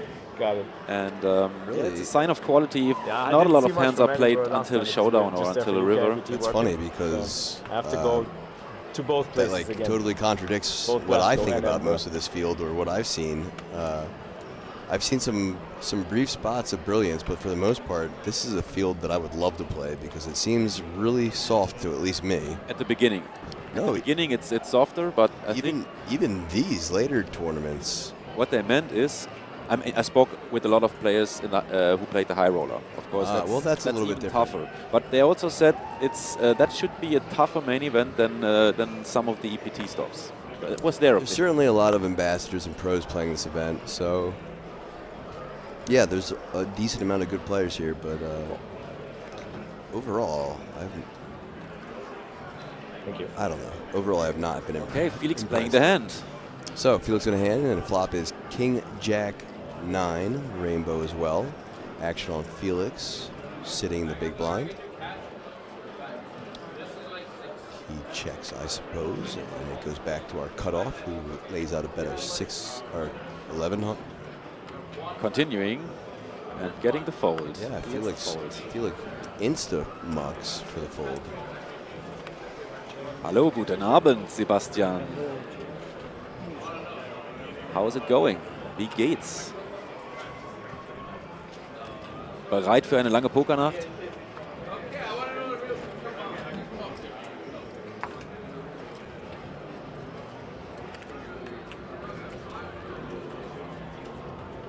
Okay, so Felix now in the small blind.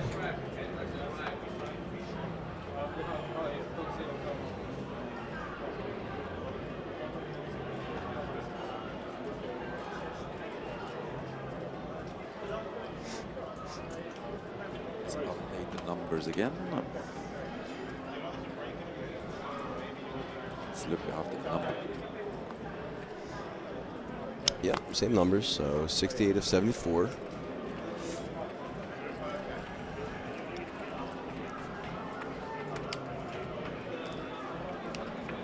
Going to a flop. 3 Queen 9 Rainbow yet again. And just 2 hours and 10 minutes left of registration for this 1D Turbo to the main. As we see an 8 of diamonds on the turn. 2 diamonds on board now, and a bet and a quick fold will do it again. Is that going to be a reoccurring theme at this table? The bet and quick One more fold. hand and then it's party time. Yeah, they really want to see hands.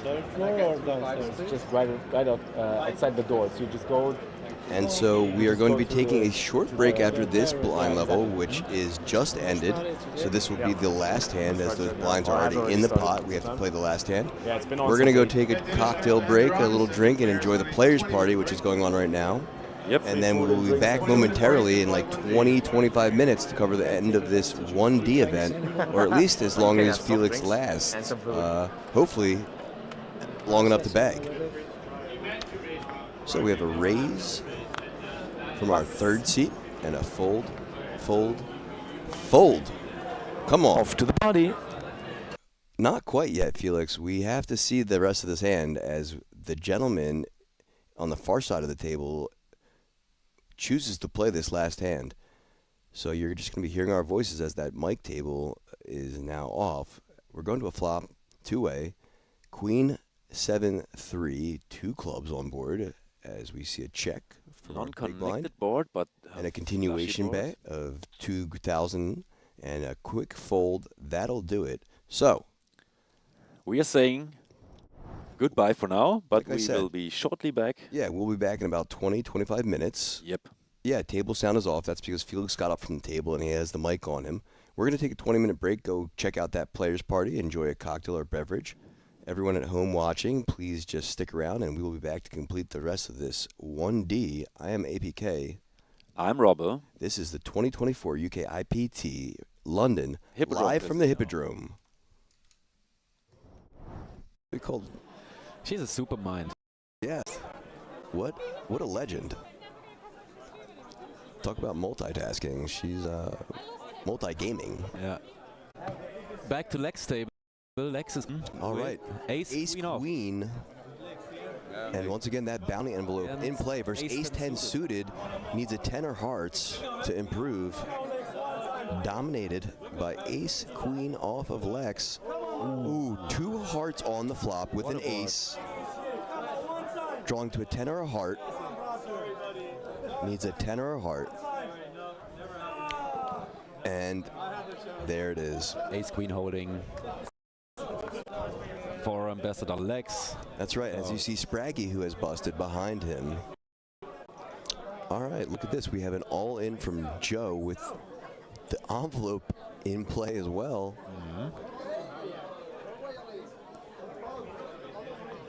Will we see another draw? Yeah, well, this is a bounty. They're going to be bounty hunting. They are. So it looks like we're going at least 3-way to this flop. For Joe's tournament life, we heard we got ace. Ace jack off. Versus aces versus the sailboats, which are the 4s. 10, deuce, 8, all clubs. 6 on the turn. As we see 10-8 flop and 2 pair. And the club comes in, no good. And there we go. GG's to Joe. Ace of clubs wins, right? Yeah. It was the ace of clubs. Yeah. For Ramos, yeah. All right, Joe shipping over that envelope. Let's see what this gentleman pulls. What a nice pot for him. Everyone cheering for the envelope to be opened. And included with this was also a pre-release of Joe's comic. I didn't think you were doing gold passes. Bronze again. Bronzy again. Another 109 bronze pass. Congratulations, sir. It was not looking at aces for my tournament life, but thank you anyway. Going over to an all-in for Marley, possibly. Seems like she's lost the pot. 5-6 Right? suited. No, it looks like she got the straight, maybe. Oh, sorry. Watch out. She's trying to get to the Not really sure what happened. Yeah, like.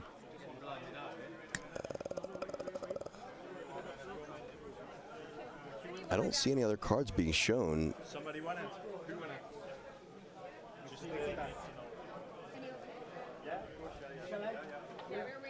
Yeah, the gentleman to her.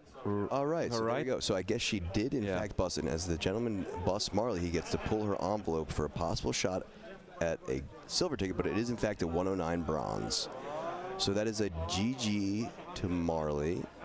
That does mean that both of our spread are out. All right, moving around quickly again, as it does look like Sam is all in. Another ticket on the line. And we have a re-raise all in over the top.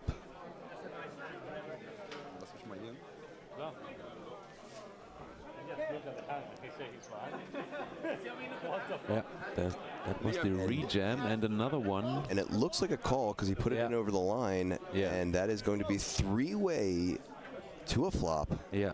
With Sam Grafton's black envelope on the line.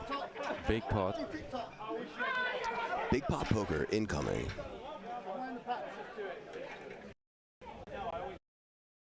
Pot baiting. Wait, what? All right. That was strange, right? Okay, Yeah. so never mind anything that I said, that it was a gentleman putting chips forward, then taking them back and mucking his cards, as well as the gentleman in C3 mucking his cards as well. Really odd, but now I guess we're two ways to a flop. Everyone at home is probably thinking, what happened as well? Jacks. Pocket jacks. Versus King Queen flipping.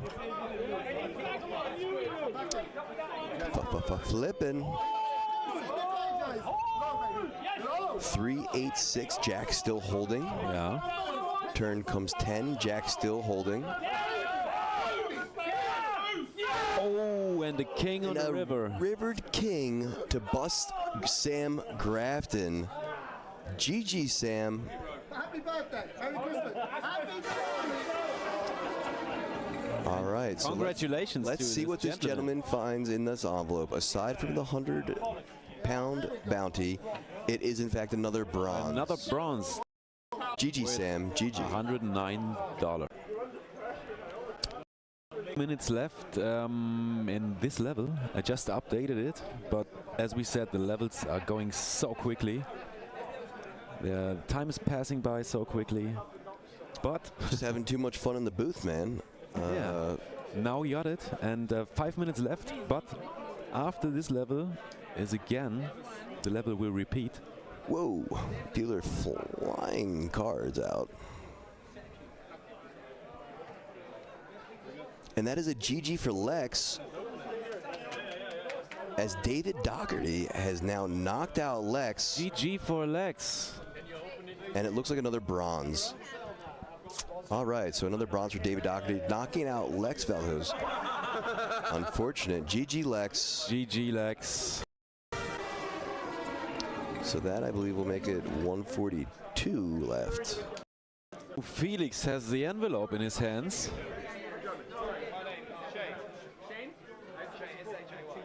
Felix versus Shane.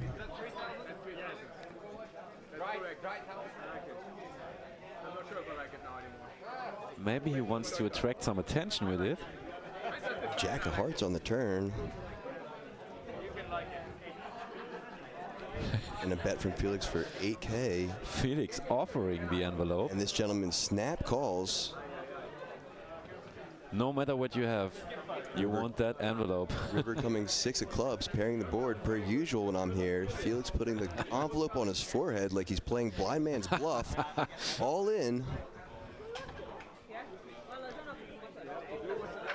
And a call. And a snap, almost a snap call. And that is Jack. A setup, a full house, a boat. Nice, nice hand. Nice hand, Felix. I love the showmanship too. Yeah. Getting full value, waving that envelope. That was nice.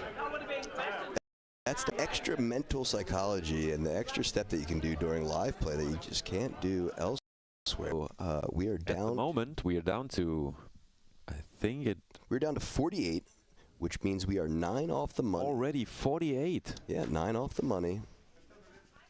That's so fast today. And apparently I did a good job because Max is saying, what did he say? So that microphone interference that I caused myself did its job. Proud of myself. Better than the last time, at least. Good luck, mate. Yeah. 3, 4, 5 on the flop. All right, as we Almost. 3, 6, 10. Deuce on the river. Here we go. Another 10. It's a paired board. GG. And that is a GG and a bounty for Felix. This was not the script. Yeah. Yeah.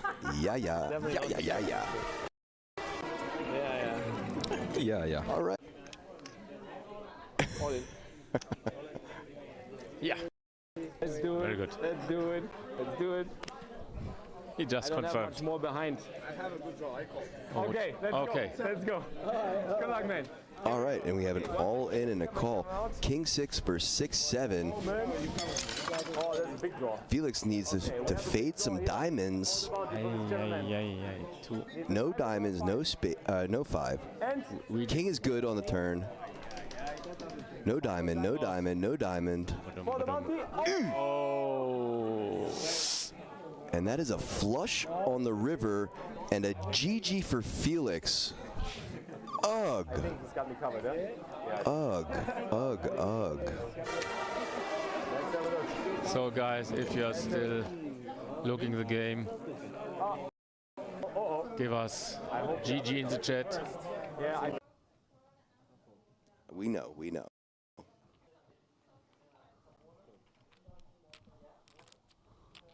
And there's the call.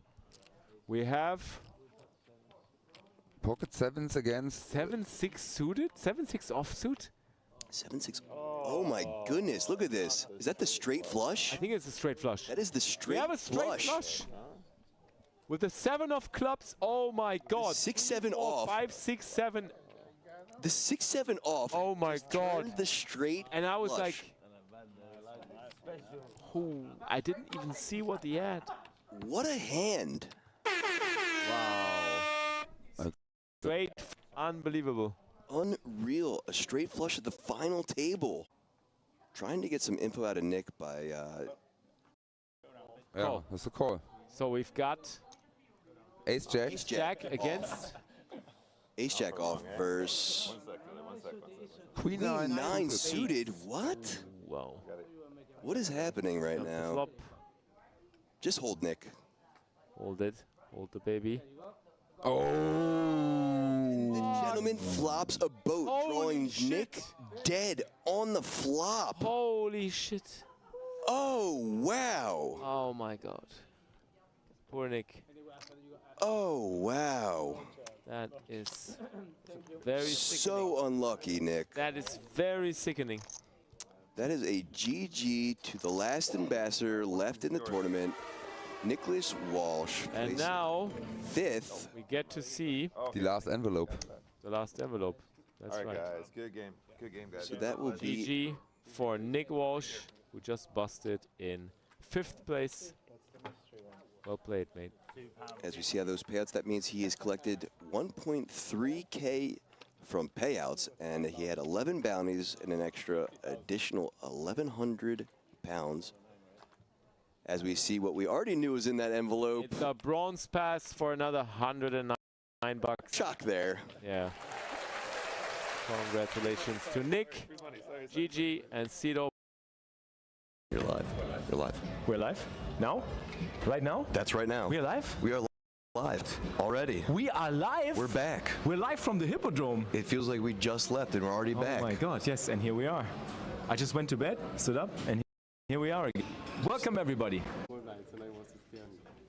So, da gibt es eine 3-Bet aus dem Small Blind. Und mal gucken, was Felix jetzt Big Blind veranstaltet. Gibt es da hier den Overcall oder gibt es die 4-Bet? Komm, bring die 4-Bet, ich sehe es dir an der Nasenspitze an.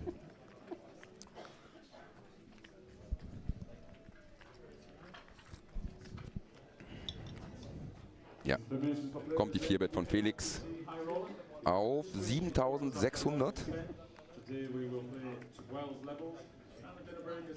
So wie der Small Blind lächelt, gibt es da keinen Call.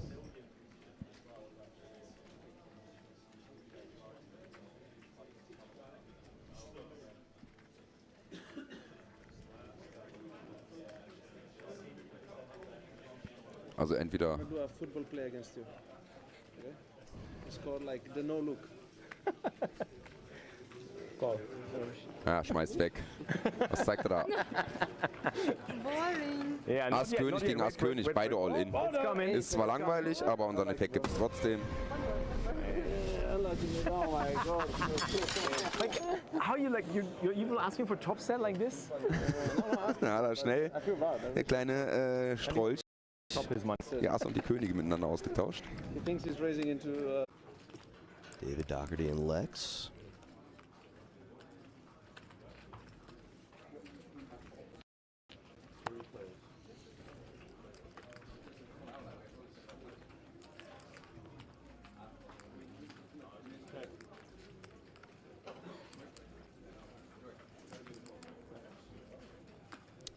So this looks like a raise and then a 3-bet from Lex. Action back Dave, who finds the call. Some pro and pro action. Seat next to seat. Flop comes Queen, Jack, 10, Rainbow.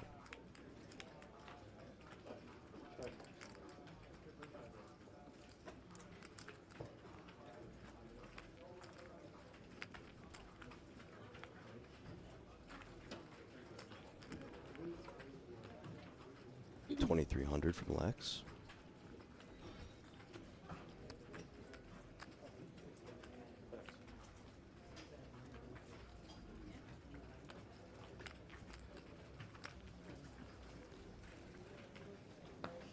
One. All right. Two Didn't matter which one you hearts on the turn.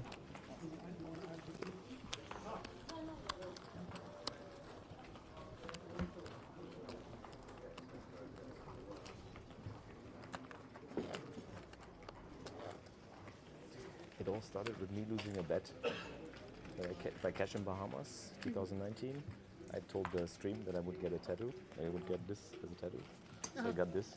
As we have what looks like a bet. And then my tattoo artist, she said, if you do it now, you're going to get addicted. 7K. I was like, yeah, whatever. Makes the call. And the river. A 10 of diamonds. Pairing the board yet And I'm again. just squeezed in. David checks. Between the richest flavor and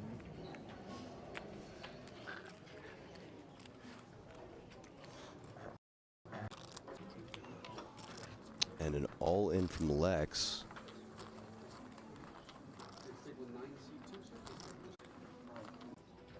Late reg ending after that 10th level. Conclusion of today will end after the conclusion of the 12th level, unless we get down to 15% of the field first. And a call from David.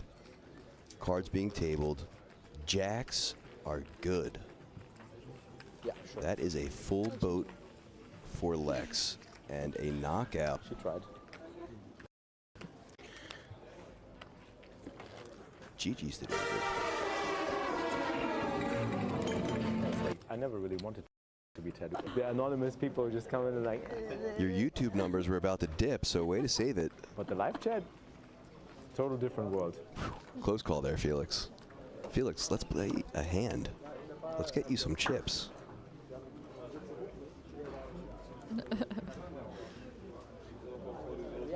Do you know who Mr. Magoo is? The old cartoon. I can't say that I do. It's 2K? Are you gonna look it up for me now? I'm gonna show you a picture of Mr. Magoo, and you can tell me if our sweetest Norwegian drunk/not drunk is bad lookalike. Okay. It looks like this might be the last hand before break. You can see all the tables in the background with some empty seats in them. So I will take bad lookalike there. All right. Yeah, I'll allow it. I'll allow bad lookalike. So yeah, Felix playing the very last hand before break, and there is an all-in. Good luck, Felix. And ask and you shall receive. I said, Felix, play a hand. Yeah, and there are two other players, and that is a reshove. Another. So we are gonna see the turn and the river.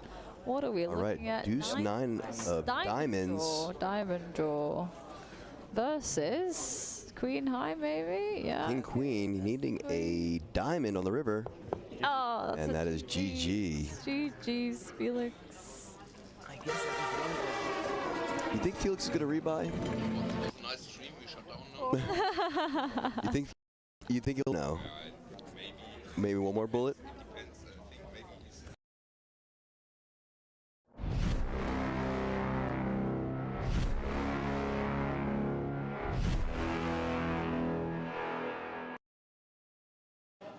We will switch to the language now. Ich begrüße noch ganz kurz meine deutschen Freunde. Herzlich willkommen auch an euch. Schön, dass ihr wieder eingeschaltet habt. Mein Name ist Felix X-Fix Schneiders und das hier ist Renz Buys. Dr. Renz. Und wir kommentieren für euch hier live aus dem Casino Barcelona. Lex Live 3. Nicolas, what? Yeah. Tell us something about Lex Live and about what it means to you. And about slots. Slots for life. Slots for life. Oh, we moved him already. He's crying. It's about community. It's about life. It's about passion. And it's also about... Remember that, kids. Remember that. I mean, adults who are of the age of 18. Yeah, that's the. You know, you got to get the context. The do. We're not going to tell you how he. We're not going to tell you how Nick won his main event, his high roller entry. We're not going to talk about that because that's something we don't support in any way. Definitely not. I don't support it either, but it was good. Yeah.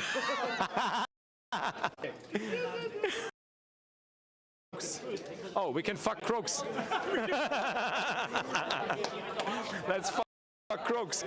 Crooks, you're about to get fucked. Are you ready to get fucked? Absolutely. Yeah. Who's gonna fuck crooks at this table?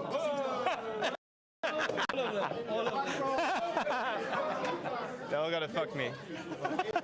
So I'm down for some fucking. What is this? What does that mean? I feel I have I don't know. What do I feel? That means that karma is a bitch. Is a bitch. Yeah. What happened? I got my payback. Renz busted me. Renz busted you? Yeah.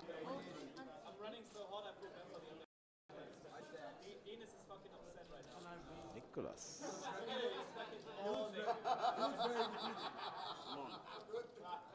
Nicolas is all in. We have an all-in from Nicolas. Nikolaus Walsch. Der Nikolaus. The myth, the legend. He wants them.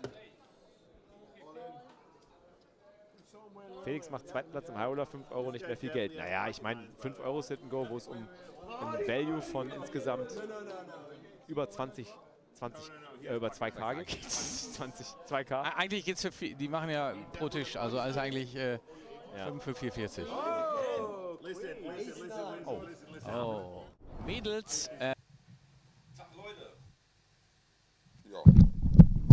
Ach Leute, willkommen zurück hier in London. Aus der Booth bei der UKIPT 2024. Aus dem Hippo. Veranstaltet von PokerStars. Ach, ich habe gedacht, du sagst jetzt Strom. Aus dem Hippo. Wir sagen einfach aus dem Hippo. Neben mir links sitzt der Robbe. Ich bin McFly und wir gehen jetzt zurück zusammen in die Action. Ich lasse euch gleich mit dem Rob allein, weil ich gleich euch noch einen Gast dazu bringe. McFly, immer on the fly. Komm noch mal ein Stückchen rein hier. Ja, das muss so reichen. Dass man dich auch in deiner ganzen Schönheit sehen kann. Komm. Das muss so reichen. Wir gehen jetzt direkt. Ich guck mal nach, ob wir schon wieder oben sind bei der Action. Welcome back also to the English-speaking audience. We are back after the break in Flight 1D of the 1.1K main event of the UKIPT 2024 in the Hippodrome Casino, covering Felix Schneiders, X-Flix, PokerStars ambassador, playing this turbo flight. And now we are going back to the action, right now to the gods.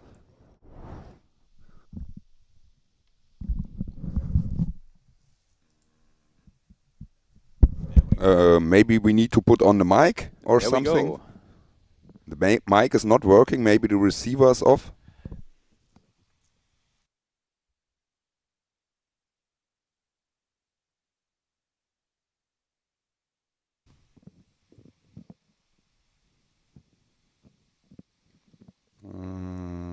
I think we'll have fixed that with the table sound very soon, as you hear.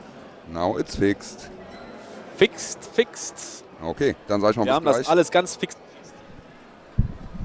Wir haben das alles ganz fix gefixt hier. Das bin ich, Robbe. Thank you. No, Danke. we switched that. Schön. That's me. Test, ein So.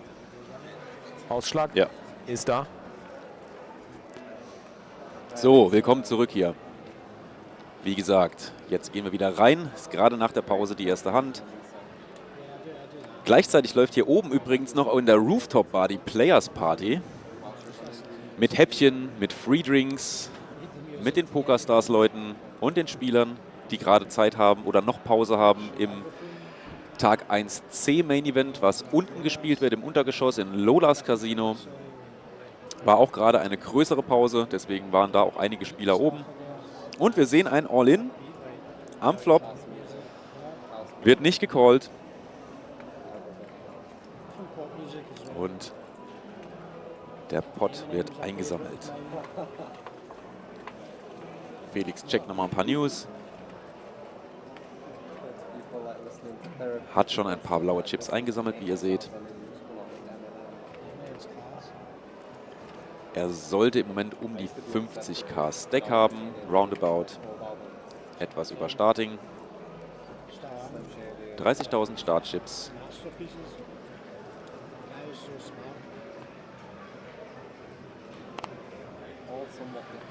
Wir können auch nochmal die Level Time aktualisieren, die Blind Level aktualisieren. Die sind jetzt nach der Pause hochgegangen. Wir sind jetzt Level 6. Blinds 300, 600 mit einem Big Blind Ante von 600 Chips.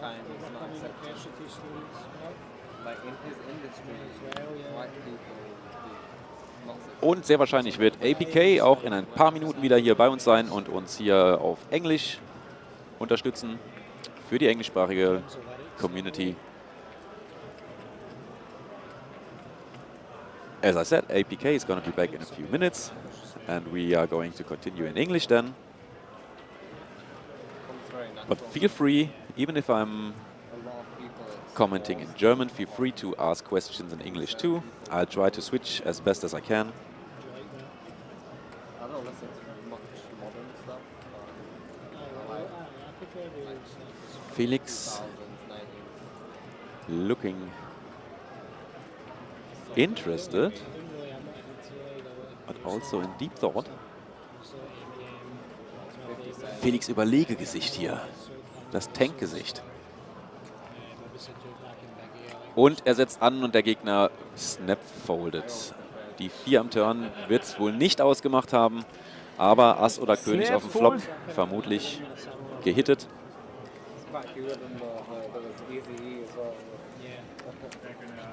Und der Gegner kann hier nicht weiterspielen.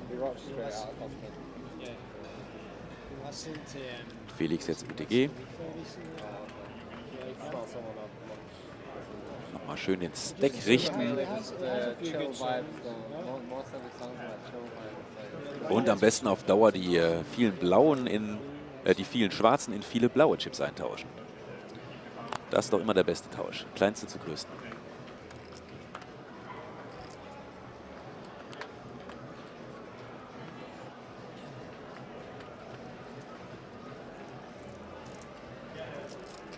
Hat hier noch, ich glaube, seinen Cider von der Players Party, wo wir gerade noch mal vorbeigeschaut haben in der Pause.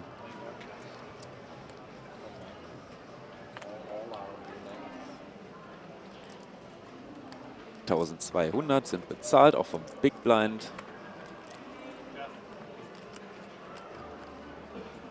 Flop ist König 6-3, zweimal Pik.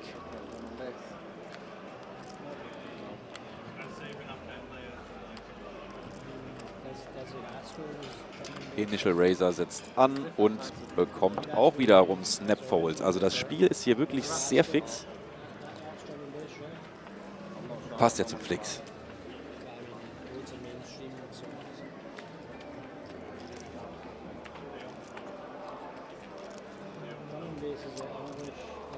Jetzt kann Felix sich erstmal die Action anschauen im Big Blind, was der Tisch vor ihm macht.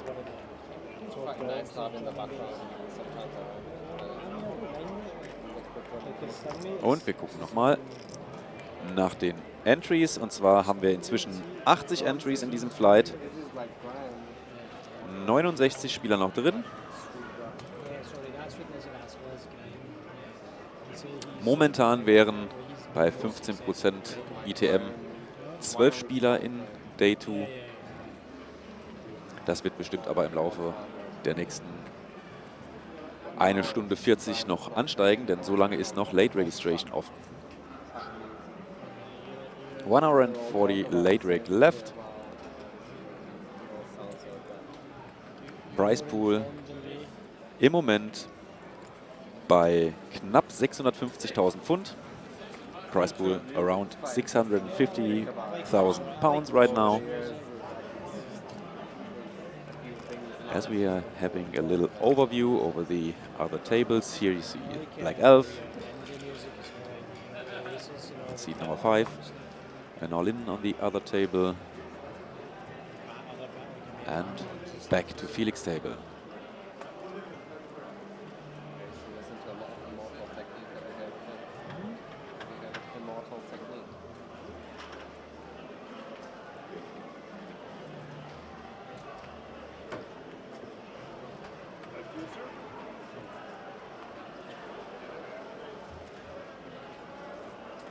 Ein Race, ein Call.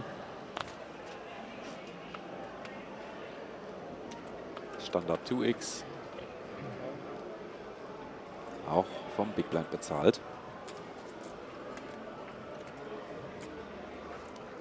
Wir gehen also 3 Hände zum Flop, wenn ich das richtig gesehen habe. Dame 5-2, zweimal Karo. Ein schneller Check, ein schneller Bet. Cut-Off folded auch sehr schnell wieder.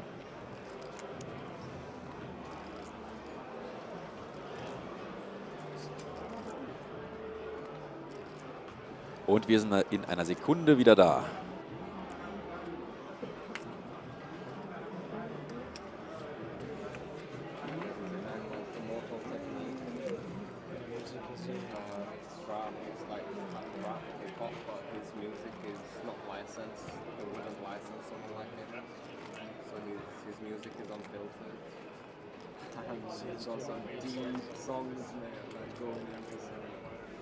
His floor is incredible. Like a political rapper, like refugee rapper. I think he's South American, I don't know exactly. Oh, South American. So he's Spanish. And he's Spanish, so he speaks Spanish. Is it all in Spanish then? No, it's all in English. But I think he's got some in Spanish as well. The easiest way to learn Spanish.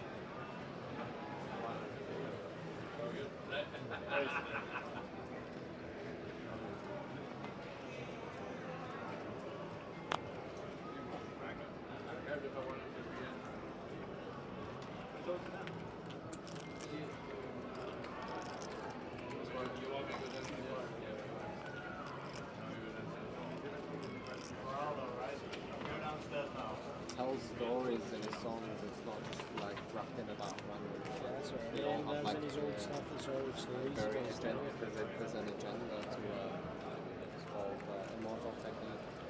Give him a listen, you won't regret it. I mean, if he's on YouTube, he must be licensed. He's not licensed, if he's on YouTube. I don't think he's refused like deals previously. How did he get on YouTube though? From there, they're quite big on censorship. Yeah, he's just moving. It's okay. Hello, hello. Hello, hello. Just come in a bit so everyone can see you. Bobby James in the booth. Welcome. How we doing? You good? Yeah, I'm good. You?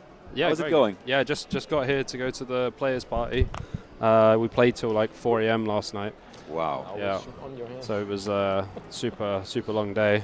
But in the flight for the main? Yeah. I have 40 bigs for day 2. So Perfect. That sounds like a healthy stack. we take it. 40 bigs good. And obviously yesterday I managed to satellite EPT Barcelona. So very nice. For €55, I played a satellite 2 days ago. And then I didn't know that the 5:30 flight was actually on the Thursday night. It's normally on Sunday. And I thought, I'm going to have to play this whilst I'm playing the main. And yeah, somehow managed to luckbox a seat. But as I was saying to Felix, when I saw him, always luckboxing, right? Yeah, I mean, Be honest. why not? I'd rather be lucky than good. Yeah, we all are. I saw Felix yesterday. I had him on my table, obviously, and I said, "Oh, I'll give away 2.5% if I make the package." So, yep, very happy to. very happy to give a little piece away. Ehre in den Chat, Ehre in den Chat. Put some honor emojis in the chat here for Bobby. He's giving away 2.5% of the main event in Barca, of EPT Barcelona, just for you guys. Last year, the guy who won it, Simon Wisiak, won something like 1.2 million. So even 1% or 0.5% is plenty. It's it's going to be a nice nice chunk. Here, honors coming in the chat. Easy Buster. Thanks, man. Thanks, man. Nice. We appreciate it so much. That's a huge gift for our community, man. Yeah, man. Like, you know, I always want to do things to help out different communities and stuff. And, you know, obviously Felix I've known for a long time, super good guy. So, yeah. Yeah. Very happy to. I mean, he's streaming for a long time now. Like, yeah. And the stream, went through some changes due to the German regulation stuff. Yeah. But now we are always covering those live events, even without having the whole cards. I think it's a awesome. Good experience. Yeah, I saw it when you guys were in Hamburg as well. That looked really cool. And I think like this was the first time we played with each other live, and it's the first time I got to experience it as well. So it's really nice to be able to go home and watch it back as well. I saw some fun hands from yesterday, and you guys commentating on some of the hands that I was playing, which was really cool. But yeah, this table that we're looking at now, there's some very good players on this table. Who do you know? What can you talk about? What can you tell us about the players? The guy who is on the right of Felix is Florian Duta. He is a Romanian pro. He won the Goliath, I think about 5 years ago, something like that. He's just been winning for a long time. Very good player. And I can see the guy who was in C8 before. His name's Arian Kashani. If Schorschel can turn a bit to the right when he's hearing me on the cam, we can turn just a little bit to the right so we can see the players sitting on Felix's left hand. Yeah, this is Arian Kashani with the AK hat. He's absolutely crushing like on his Hender mob. He's just had some insane results in like the last six months to last year, and we used to like do a lot of studying together as well. And he's just kind of just doing his own thing now, but he's doing really well. He's very tough to play against. And make some very crazy plays. But like you'll see, he has like a short stack now, but at the end of the day, I'll have like 150k or something. I have like 40-50 bigs, you'll see. But yeah, with the giveaway, I'd like it if you could follow me on Instagram. It's Bobby James Poker, nice and simple. It's just like a little bit of rake back. It's a little bit of rake back. So yeah, quite happy to do the giveaway. And it'd be really fun if you guys could rail me when I'm there. I'm going to be updating like loads of videos and, you know, fun stuff that we do at PokerStars events, because I've been to so many PokerStars events, and we have like football, paddle. There's like really cool like boat trips. I've been jet skiing. I've done like so much on the Stars trip. Just let me tell him it in German for our German audience who doesn't speak English or doesn't understand English. Maybe is very good. He has a request. Tell us your Instagram channel again. It's Bobby James Poker. Bobby James Poker. Please, Leute, tut uns den Gefallen, folgt ihm auf seinem Insta-Kanal. Er macht verschiedene Aktivitäten, Poker-related, nicht Poker-related. Er zeigt, was er auf den Events erlebt und ja, wie ihr seht, er gibt gerne was für die Community weg und ja, ist einfach ein Freund des Pokerns, ein Freund der Community. Er möchte gerne auch seinen Kanal natürlich ein bisschen ausbauen, also helft ihm dabei, teilt den Link, folgt ihm. I'm sure that you're gonna have a little boost from our community. Awesome, that's great. And like I just think that'd be really fun. Like my stories are really fun, and like I post like some really educational hands and stuff. So you know, maybe you can learn a little bit from it as well. Yeah. But yeah, let's do this giveaway. I think we should do. We can either do 1%, 0.5%, or we can just do 5 lots of 0.5%. Whatever you think. Yeah, we can do it. I think we just have to wait for Dave to put that giveaway, because I'm not really sure how to handle that. Okay, that's fine. I'm not really sure how to handle that. I never did it, to be honest, because I was just commenting here for the first time. That's fine. So, but if you like, you can just tell a little bit. You can just comment a little bit on the hands with me. Absolutely, yeah. I mean, during we wait for Dave. That's completely fine. And I have also a little question, because we talked about the cards up coverage versus non-cards up coverage. I think it's good. We had Dave Doherty here, yes, sitting here and telling us his opinion, and I'm very curious, what are you saying? I mean, before I tell you what he said. Well, I mean, Dave's a very good player. He's a very accomplished player, and like I've been playing with him for the last 4 or 5 years, and I completely respect his opinion. I think cards up, people, they have all the information, right? So it leaves no guessing. There's nothing like, oh, he might have this, or like they might have that. It doesn't give you, it doesn't give you an opportunity to like use your thought process and stuff. So for me, cards down is great. Yeah, I find it fascinating because like I was watching back the footage from my hands yesterday, and when I could hear you guys, obviously like my German's not like, it's not brilliant, but I can understand a few little things. Oh, that's cool. And you were talking about like the hand where I 3-bet the small blind with 9-10 suited, and I hero called river, and I was watching back, and if I was watching it thinking that, you know, I was you guys, I'd be thinking about like what range of hands I have, like, you know, my bet, like he's the guy's bet size and how fast he bet and stuff, and like I do quite a lot of commentary in the past as well for, you know, different casinos, and yeah, I think having cards up is good for commentary wise, because obviously you can see it adds a bit more like entertainment. Everyone knows exactly what's going on.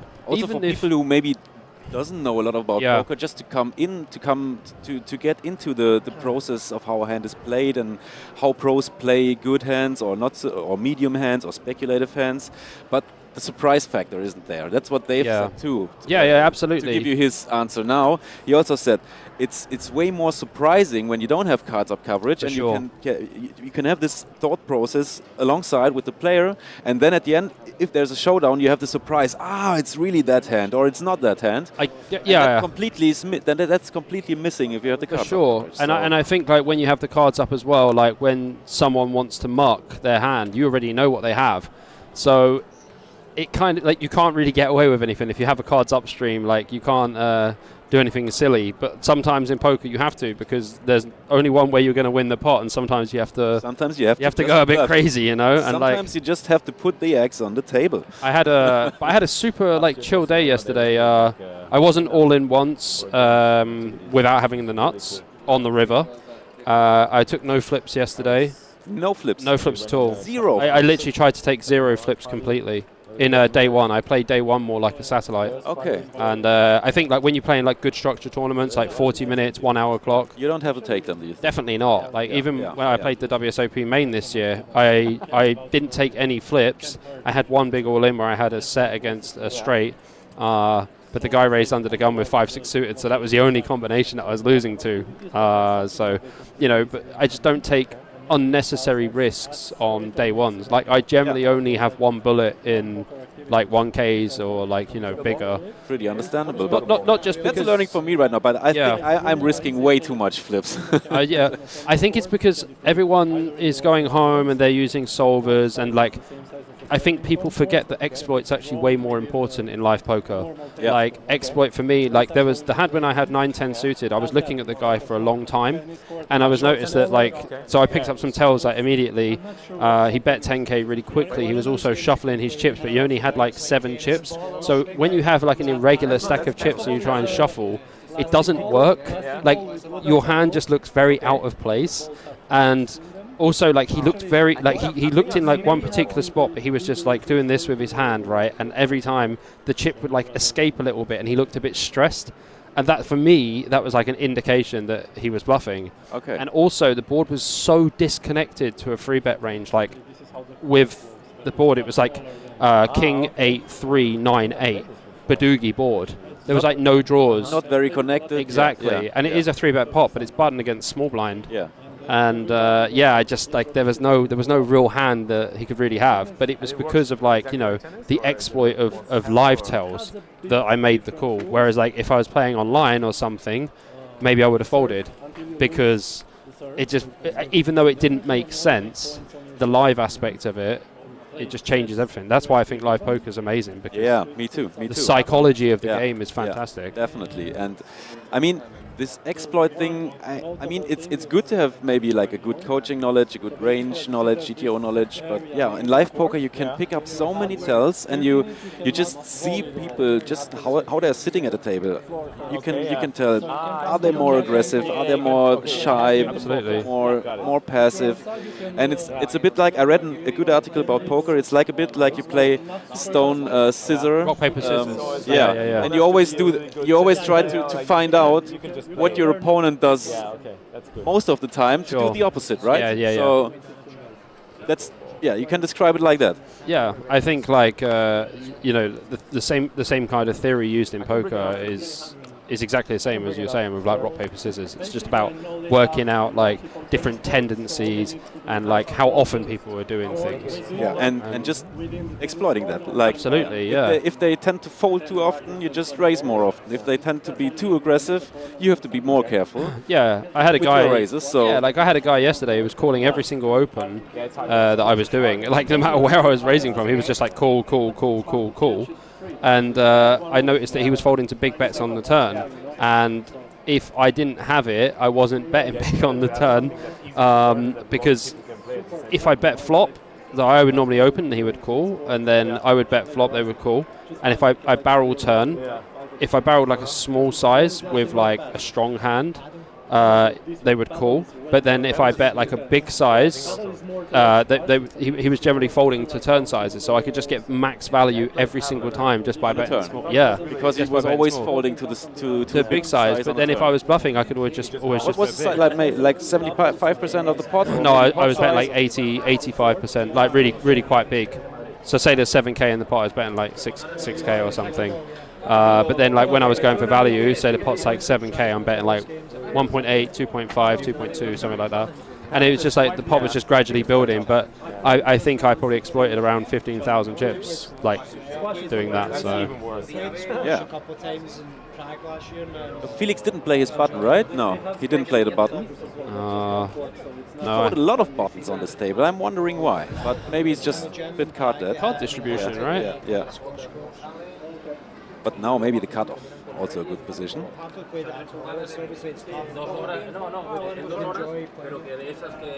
Just asking Dave here if he's coming up to do the giveaway with you. Yeah, Easy Buster. Yeah, if you just McFly, as you know him. Yeah. He's just always on the fly because he's our magician here. So I was just replying to Easy Buster. Yeah, if you search on Instagram for Bobby James Poker, I will say you have to be following to be eligible for the giveaway, because I want you to follow the action as well. It seemed like he said his follow is asked on Insta. So yes. I will approve. Yeah. All of them. Absolutely. Maybe you can change your settings, because I think you have a lot of follows maybe now, or maybe at least some new follows out of our community. Sure, I'm happy to anyway. So maybe you just can auto accept them, so you don't have to click. Yeah. I'm not sure what's the best for you. Just do it. No, I had it before because it was more like a business thing, but okay, I'll change that now actually. I think it's like We're now at level 7, by the way. Just having such a good talk that I missed to change the level here, but it's no big deal. Blinds now 400 and 800 with the 800 big blind ante. And the field is also bigger than it was before. We have 30 new entries, 93 entries now, 76 players now in the field of this flight 1D of the main event, of the 1.1k main event of the UKIPT 2024 here in London in the Hippodrome Casino. Yeah, I just see some of the followers coming in now. Nasdaq, Link and Easy Buster. Very nice. Oh, there is he. There is Dave. There is McFly. Yeah. But he wants to do the giveaway, and I don't know how to do it. I don't know how to do it. I'm sorry. Okay, I'll grab the cam. Thank you very much. No worries. Nice to meet you. Yeah, and you. It was a nice chat with you. Yeah, absolutely. And here, McFly, our magician McFly, is coming in front of the cam into the booth. See you later, guys.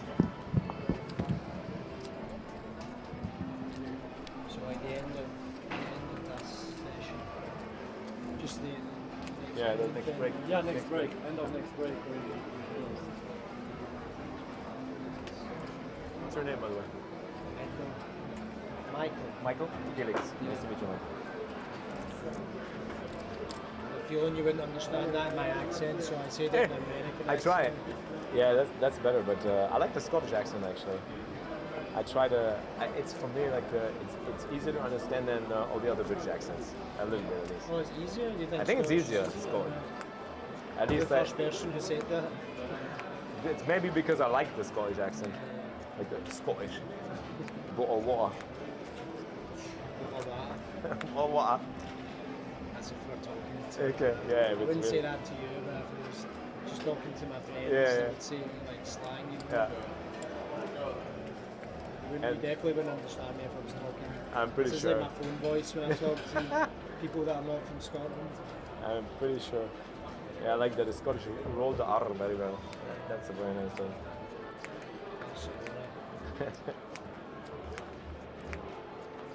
I just generally enjoy accents and dialects. I like every like. Me too. I think it's always this fun. country has loads of different accents. Yeah. All of the UK. Yep. Same in Germany. Every area is different. Yeah. On my stream, I always imitate like German accents from all German dialects from different parts of the country.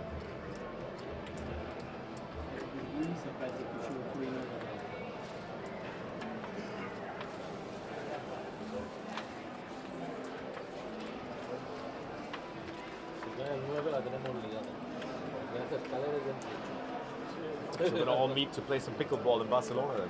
I mean, absolutely, it's a fun game wherever, but this one, I had this idea because it's a good thing to have some extra stuff to do in Cyprus outside. And Cyprus, yeah, it's at Cyprus, exactly. I recommend it whenever you get the chance. Yeah. Yeah, I'll pass doubles it on. Doubles especially, less energy consuming. Yeah. So Leute, hier sind wir wieder zurück. Welcome back again at the Hippodrome. Day 1D at the main event. Day 1D. And we are railing Felix. And I think, Bobby, you got something to share with the community. Yes, I will be doing a giveaway very shortly, which will be for EPT Barcelona main event. Wait. What a guy. Let's go. What a great guy. I love it. Giving back to the community Absolutely. is the best thing you could do. For sure. Because you have the people sweating around with you. For sure. And, that's a better way to do it. I love it. Wir spielen Hand. We are playing a hand right now. Hand, and then after this we are doing the first giveaway. Let's have a look. So I'm guessing by the size of the pot, this looks like it's just gone raise, call. Cool. Yes. Check from Felix. Okay, so the button. Ja, it looks three-handed. Wir sind 3-way, genau. 3 or 4. I can't see if the other person's got cards. No. Okay, yeah, it looks three-handed. Da gibt's den Call. Und jetzt ist Felix dran. Mal gucken, was der da auf dem Board von König 10-6 so zu sagen hat. Dreimal Kreuz und auch Felix bezahlt. Das wird ein richtig fetter Pot, a big pot. Yeah. I think we are on blinds 400, 800. Yeah, 800, 800. ante. Yeah, so probably like 2K raise pre, around 1600 to 2K. Yeah, I think 1600 is the open race right now. Yeah. 48 and 3.2. Okay, pot's like 12K. So it looks like King 6-10 monotone. Yes. And the jack on a turn. Okay. Brings the straight for ace queen on. Super connected board. Bigger bet now.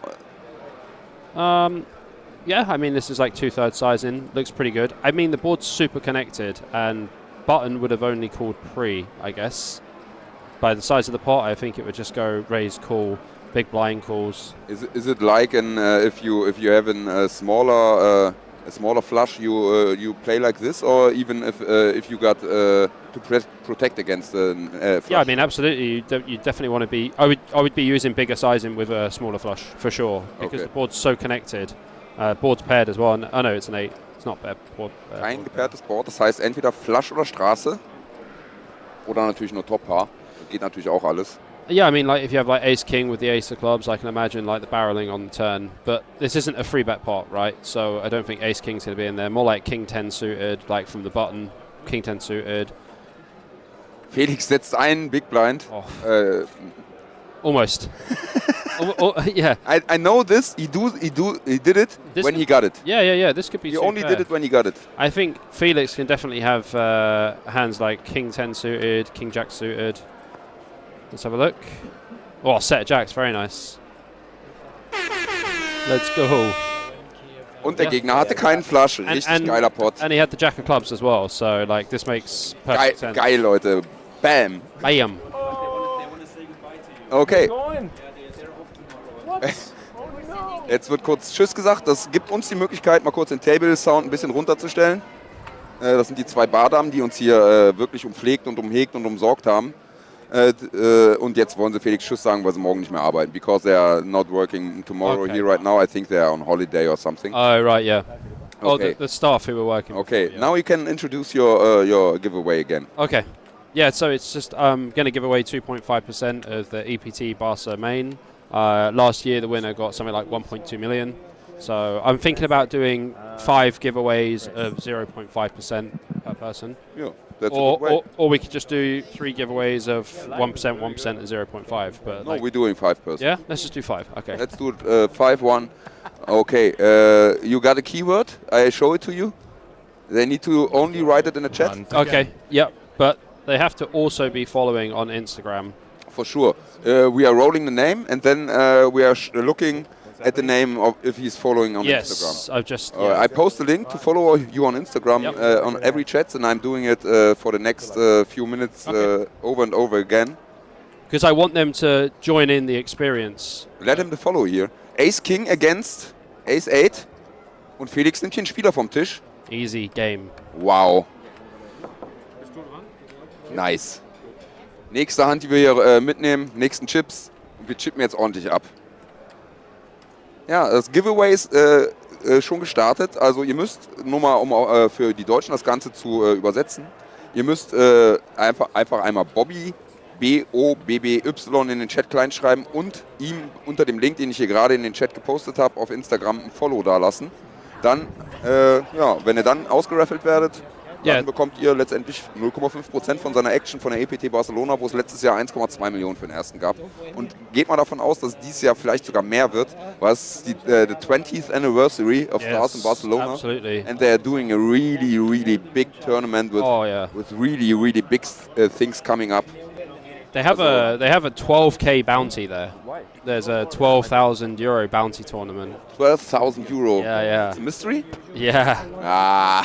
It looks insane. Maybe you get a 500,000 mystery bounty there or something. Something huge, yeah. Yeah. Oh, there are the bobbies in the chat. We do it for the first time, like 3 minutes, or like we doing it? Yeah, we do it on quarter 2. Yeah, quarter to the hour. Yeah, that's fine. 3 minutes, and then we raffling out our first winner. Yeah, I'm just going to keep an eye on like all of the follows here as well. Let him follow there. I type it again in the chat. In every chat, YouTube is able to get it, especially Instagram, Facebook, and Twitch as well, and X. Yep. Sure, for sure too. But yeah, Barcelona's going to be amazing. Yeah. Super looking forward to it. Because like I said yesterday, I was talking to Felix at the table and I was like, I've got to play the Barca sat on my phone tonight. And then I said, if I win, I'll give away 2.5. Yeah, I heard it when we are doing the commentary. Yeah, but you know when I went upstairs and I saw you when I was on break? Yeah. And I had 4 big blinds. There was like 19 left. I had 4 big blinds and we still had 25 minutes of late reg. And then when I came back downstairs and just started again, I had 60 bigs. Okay. And then the final table was very tight. It's all the crushers. And you know the day 2 is starting with 1.5 and 3,000 big blinds. Oh, because tomorrow. of the day 1. Yeah, the rollback. Yeah. But that means I've got 40 bigs. I'm super happy about that. Yeah, that's really great. 40 bigs is massive. Like I didn't really. Yeah, like I was saying, I said earlier that I didn't really have any spots where I put the money in pre. I never flipped once yesterday. Yo, please type Bobby in the chat and let him follow there, only with a small b, please. But I think, we are only get 11 people around here to take part in it. But we are giving 4 more again in the next minutes. But now, type Bobby in the chat and let him follow there on Instagram, and then. Is it all lowercase because people are doing a capital B? Does it matter? It doesn't matter, I think, because you see. Oh yeah, case insensitive. Yeah. Django is there in. Yeah. You know, Bounty is here in, and yes. everyone takes part. Yeah, it's good. We type it, but better do it with a small b. Yeah, well, yeah, there you go. Yeah, so I said the table was quite interesting. The guy who just busted is a guy called Aryan Kashani. He's a very, very good player. I've played with him for a long time. Oh, Felix busted a very good player, like every time. Yeah. And then this guy's really good. Florian Duta, the guy in the middle, was very good. With a black shirt, with a little scarf. Yes. He won Goliath like 5-6 years ago or something. Oh. But he's been doing pretty good. That's a really nice tournament. Yeah. Okay, you only got 1 minute left, and then I'm rolling it out for the first person who is able to take a part of Bobby's action at the main event in Barcelona from PokerStars, EPT main. And it just proves that you can really qualify so cheaply. I qualified for €55. The chips, if you can say this in German to me, then I answer you. I understand what it says in English. Yeah, I understand it. But if he's able to do it in German in the chat, only without any help, then I answer you why I'm having. This is going to be why my English is a bit dirty. This is going to be a Google Translate job for sure. Come on, bro. Where's the German thing? Come at me, bro. Okay, we roll it out. I go shush now. Go back on your bike. Get on your bike. Okay, let's roll it. We got No, we got. Yeah. What's the time? 1:45. 1:45. Yeah. That's the words I. Okay, let's go. Let's do the first one. 3, 2, 1.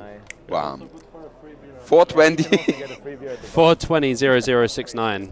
Okay. Check.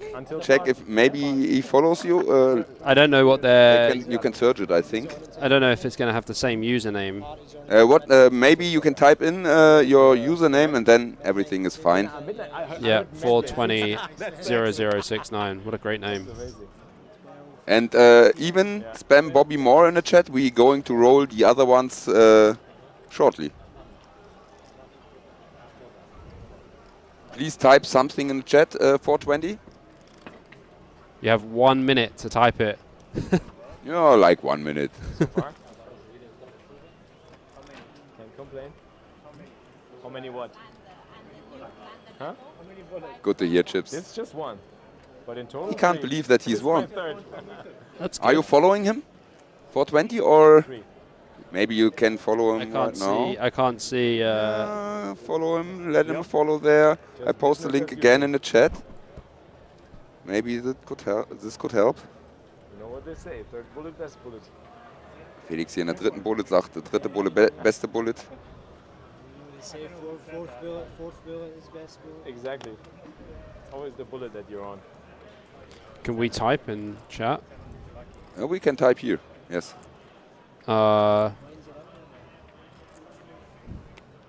Followed jetzt. Also maybe you should do a quick and then type maybe your Instagram name here, because we are not seeing 420 on Instagram right now. And if you don't know your Insta name, then if it's in another name, please give me a minute.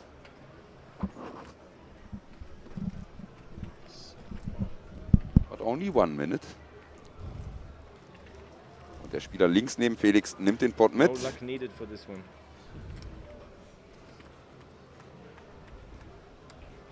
Some luck where he didn't have a better hand. Okay. He might have had a read. Just put it that way. I think people on air is quite accurate. It doesn't make sense. It doesn't make any sense if you're allowed to follow after the drawing the winner. Yeah, but it's only the thing that that they are going that they are able to rail you.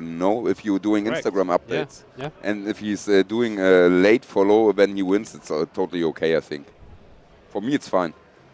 If you say no, then I won't take it away from someone. You know, it's your giveaway. Yeah, no, it's fine.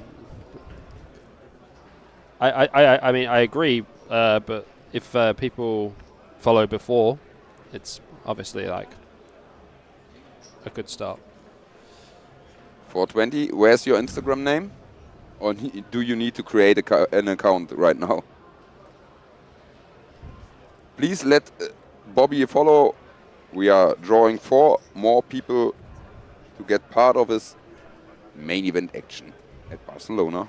Let's just do some quick math to see how much they could potentially win. Yeah. Oh yeah, Samstar 669. Yeah, that's followed. Okay. That's fine. That's fine. You got a name?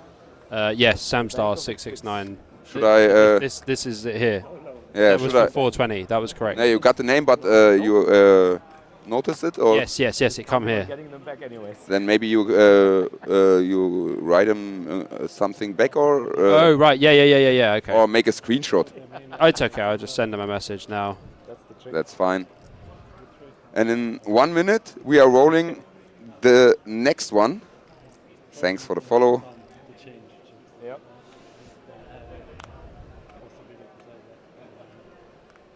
I have another trick. You have to change with the person. This is someone who doesn't really use Instagram, I can see, but that's fine. Yeah. That's the start. Okay.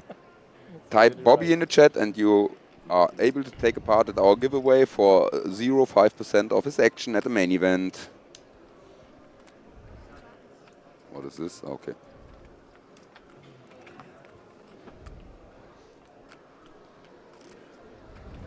And please make sure that you leave him a follow on Instagram.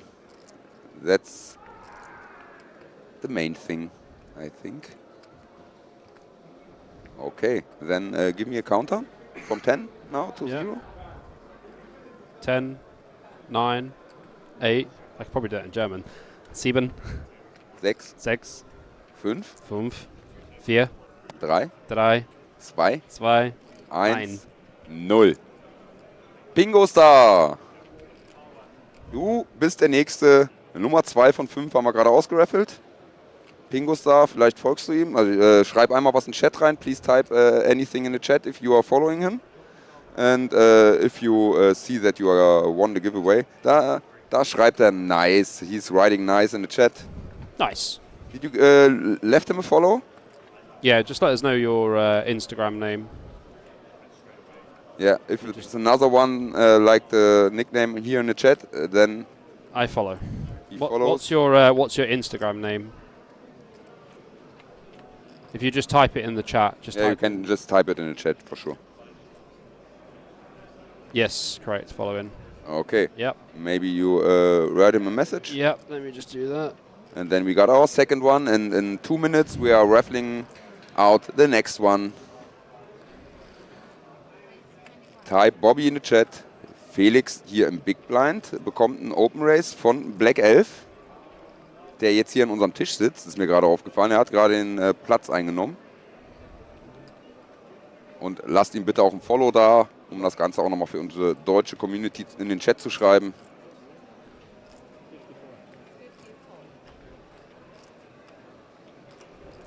It's important that you take part on Twitch, because our Nightbot is only available on Twitch. Okay.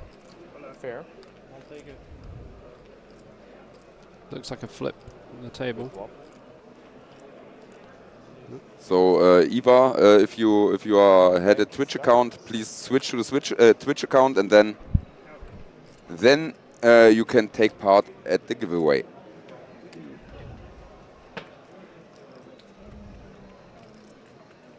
No, not on Facebook right now. Not on Facebook, not on YouTube, not on our other channels, only on Twitch. Please type Bobby in the chat, and then you have the chance. Yeah. Black Elf hat hier einen fetten Pot verloren. He lost a big pot, or? Who's that? Black Elf is he is Black Elf. He a German guy or? No, it's a Netherlands guy. Okay. I think. No, he's coming from London. Oh, I but never he's see him. part, I think, of Lex community. Oh, okay. Yeah, I saw Lex yesterday. I was bluffing Spraggy in a big pot, and I said, "This is one." This is one of your plays, Lex. But only online. Yeah. Yeah, for sure. Yeah, the Bobby's in the chat. And 5 Minuten vor 10 raffeln wir den nächsten aus. In 2 minutes, now in 1 minute. Only got 1 minute left to take part for the third one.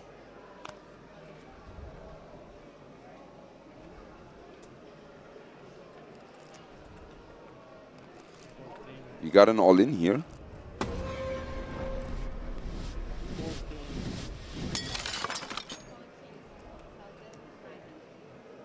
Is it Felix? No, it's the guy left on the right to Felix, and the other player folds. Ah, Florian Duta. Bank of fixed chips. They're putting them to work. Okay, last minute left, last seconds for the third part of the 0.5% giveaway from his main event. How long you played for it? Oh, the SAT? Yeah. Well, the first one, I played. So I played a 27 euro the other night, and then final tabled it and bubbled. Oh. Then I played the 55 euro. I did re-enter, so I'm in for 137 euros total. Yeah, but that's... I get 1,200 euros for expenses, and really cool. 5,300 euro seat. So yeah, that's yeah, it's not bad. But I played the SAT yesterday for about 3 hours, I think, and then the one before probably at least 3 hours as well. So 6 hours. Hyper turbo. No, just turbo. Yeah. Okay, Felix is playing a hand. Yep. He got an all-in after he open raises at the button. And he calls. Let's go. Ace, Queen. Ass, Dame. Oh. König, Bube beim Gegner. Wir sind Favorit. Ace of diamonds on the flop. Oh. That's okay, we can still get there. And the Ace. Ah ja. So. Schade, schade. Den Pot haben wir leider nicht mitnehmen können, nachdem wir da 60-40 Favorit vor dem Flop waren und es gut reingebracht haben. But I think the repush was totally okay with King Jack O. Of course. He needs to repush it. How many bigs did he jam? Like 20? Less. Yeah, no, yeah. Okay. No, it's a bit more, right? I think we are right now at level 8. Oh, okay. It's like 20. Yeah, no, it's like 22 bigs. Yeah. Which one? Matrix. I didn't give him any bank of my chips. It's actually your turn. To win the next hand.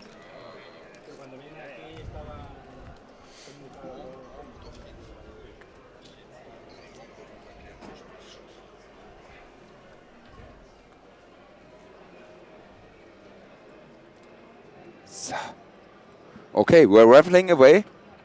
Give me a 3 seconds countdown, please. Type Bobby in the chat. 3, 2, 1, go. Pokan 1, Pokan 1. Please type something in the chat and let us know your Instagram nickname. Yep. And congrats, by the way. If you're winning it, how much they are earning? 1% is 1,200 euro if it's 1. Yeah, so it's like for the first. And if you got no, 0.5% is about 6,000 euros. 1% is 12,000. Oh. Yeah, 1%. I forgot a zero. Yeah, 1% would be about 12,000 euros. So it'd be like 6k euros. 6k, bros. That's the main event buy-in. yeah. And one night stay in with expenses. Yeah, 1 night stay in Barcelona and a snack. It's so expensive to stay in Barcelona. I know. We got an Airbnb too for the next EPT upcoming. Yeah, it's super expensive. And type again, Bobby in the chat. Already, who already typed it in the chat? You take a part. Who is it? Poker N1. Whole time. Yeah. Okay, let's have a look. Poker N1. Please type something in the chat. Just need to know your username. Or we roll it again. How many is that? 3? Is that 3? Yeah, it's 3. Pokan 1. Bitte einmal in den Chat schreiben. Du hast gewonnen. Wenn du nicht mehr da bist, hast du leider ein bisschen Pech gehabt. Das heißt, du hast jetzt noch eine Minute Zeit, dich zu melden im Chat. 1 minute left. Ah, da ist er doch. Hat gewonnen. Das ist der German Guy. Schreib uns einmal deinen Instagram-Namen. Wenn es der gleiche ist, schreib einfach ja, wie Pokan 1. Ansonsten schreib uns den einmal bitte im Chat, damit wir kurz nachkontrollieren können, ob du ihm folgst. Und dann hast du 0,5%. Und ja, Moment. We got another winner here. Where is he? Oh. We got another winner. He won 600-second timeout. Easy for us. And if you keep doing it like this, please stay away from our channel. We don't need you. By the way, thanks, Knüppel.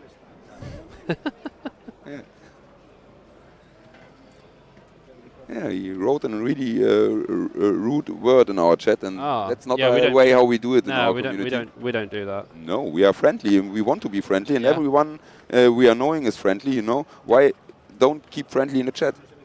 Exactly. Eddie, was war da los? Mal kurz wieder, ne? Ist mal kurz wieder ein bisschen Sauerstoffmangel gewesen, oder? Ich habe gewonnen. Yeah, I have won. That's I have guy. won. Does that mean I have won? Yeah, I have won. He typed in. Ich habe gewonnen. Please, Bob, Pokern 1, sag uns einmal deinen Instagram-Namen. Okay. Da ist er doch. Instagram, Niveau Niv. Denk dran. Yeah, that's fine. That's really fine. Yeah. You get a message from Bobby and ja, du hast 0,5% der Action von der EPT Barcelona vom Main Event von ihm gewonnen. Ich kann dir sagen, ist ein stabiler Spieler. Really good player, Bobby. Okay. And I think the chances are good to win some money from you. For sure. For sure. Okay, weiter Bobby in den Chat. Ich gebe euch jetzt nochmal den Instagram-Account. Einmal ein Follow da lassen, Bobby im Twitch-Chat schreiben. Und dann habt ihr die Möglichkeit, da die 0,5% zu gewinnen. Nächsten raffeln wir aus in 2 Minuten.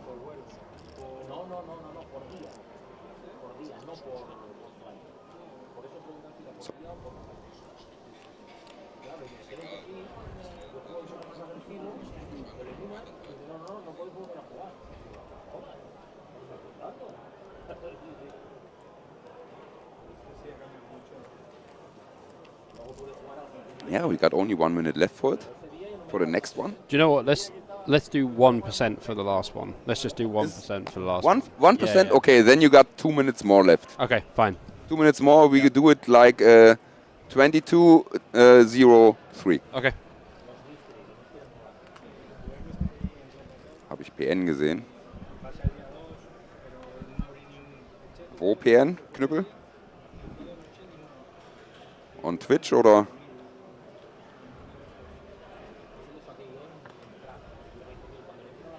Auf Twitch habe ich keine PN. Oder auf Discord. Twitch. Flüsternachrichten.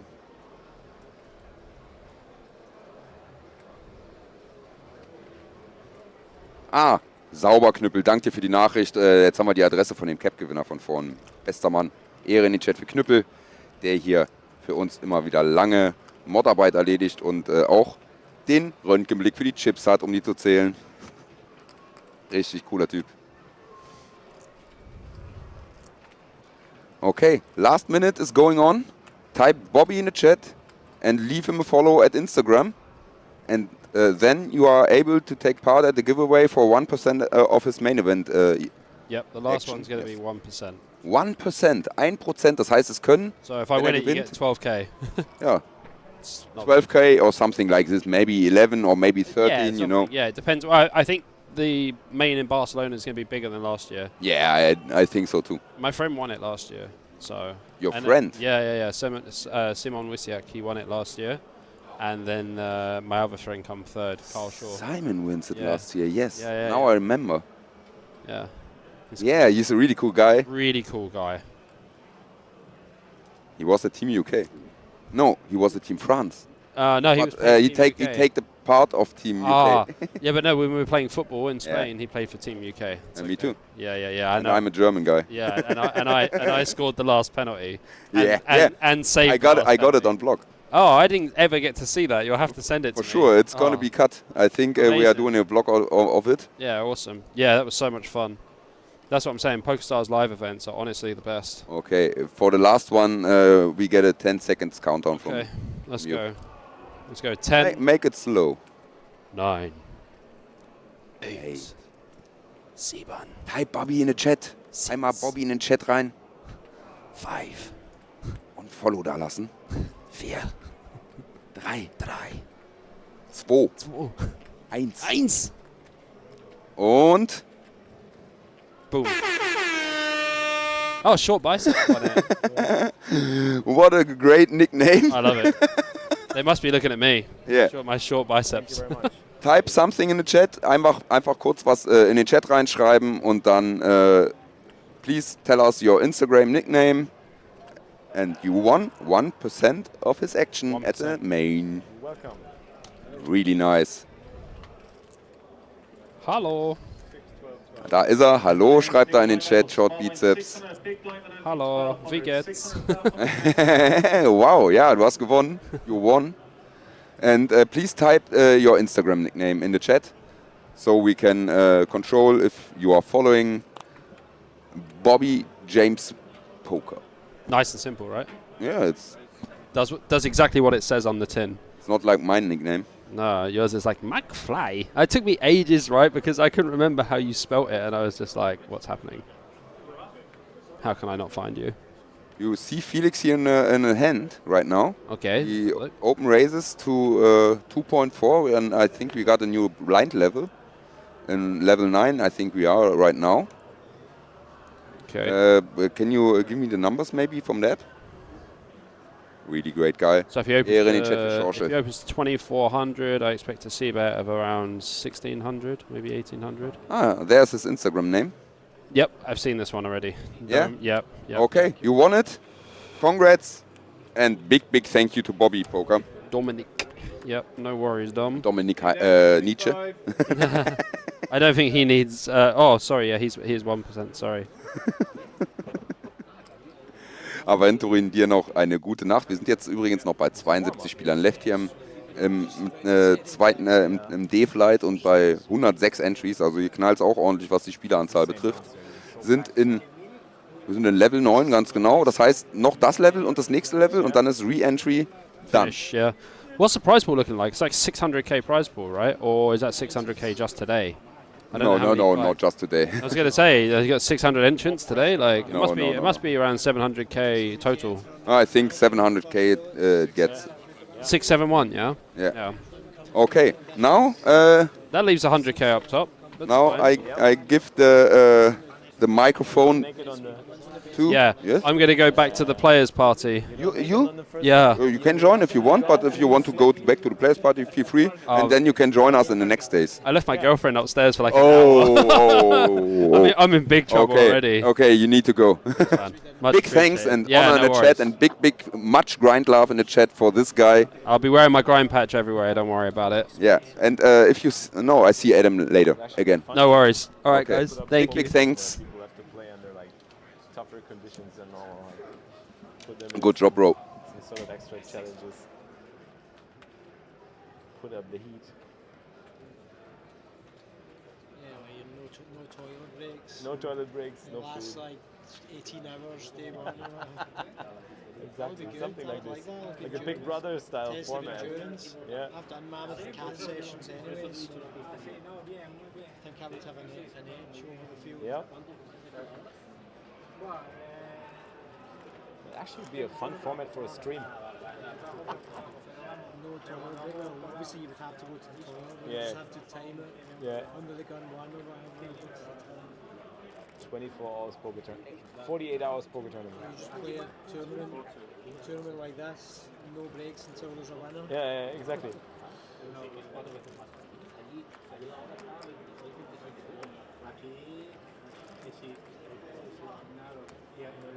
Real character building tournament. I think that could work. I mean, Big Brother works, so why not this one? You either run out of chips or just die from Yes. Squid Game. You have to wear the Squid Game outfits or something like that. Yeah, exactly. Hallo. Da sind wir wieder. Ne, da bin ich wieder. So, Ton habe ich wohl angemacht, hoffe ich doch jedenfalls. Das heißt, wir sind wieder dabei. Ich werde jetzt wieder eine Zeit lang mit euch quatschen, für euch quatschen. Und dann gucken wir mal. So, Wir sind im Big Blind, aber nicht in der Hand. Gut. Oh, es war ein Walk. Ein Walk, ein Walk, ein Walk. Chips kriegen, ohne dass man schwitzen muss, ist auch gut. Sind zwar nicht die meisten, aber Kleinvieh macht auch Mist. Von daher, achso, habe ich mich schon vorgestellt? Nein, habe ich nicht. Ich bin der Schorschel. Wer gerade erst noch eingeschaltet hat, der kennt mich noch nicht. Das heißt von daher, hallo, hallo. Ja, ich kommentiere für euch, ich führe für euch die Kamera. Ich mache für euch Pause. Das ist mein Hauptberuf, Pause. Nebenjob, Kamera. Nebenjob, kommentieren. So. Von daher gucken wir mal, was da jetzt die Action ist. Felix ist im Small Blind. Erstmal die Aufregung von dem Raffle vorhin alles runtergehen lassen. Jetzt müssen wir nur noch Bobby dazu kriegen, dass der das Ding auch chippt und rockt. Dann werden sich ein paar Leute richtig freuen. Lieber Knüppel, was mache ich beruflich? Ich habe früher mal, als ich noch arbeiten musste, durfte, konnte, Software entwickelt für Produktionsanlagen. Und nachher habe ich die Software für die Produktionsanlagen betreut. Ich glaube 6 Werke hatten wir 6 oder 8 Werke waren unter meiner Fuchtel mit meinem Team. Ja, und das habe ich dann in der Firma habe ich die letzten 16 Jahre gearbeitet. Hat jetzt das Glück, dass ich in Altersteilzeit gehen konnte. Sprich, ich habe noch 1,5 Jahre quasi halbtags schon vorgearbeitet. Und in 1,5 Jahren geht es in die Rente. Also wie gesagt, Softwareentwicklung gemacht und nachher Teamleitung, Management für die Werksführungen, sprich auch für den Support. Du kennst das, wenn irgendwo eine Heizung ausgeht, die rufen dich an und dann frieren die, geht natürlich nur im Winter aus und dann kriegst du viel Zuspruch. Genauso ist es in der Produktion auch, wenn da was ausfällt, du hast nach 5 Minuten Level 1 Management, nach 10 Minuten Level 2 Management und nach 30 Minuten die Werksleitung am Telefon. So, was ist PCS 7? Was ist die Frage dazu? PC 7, Paul 91. Was meinst du damit?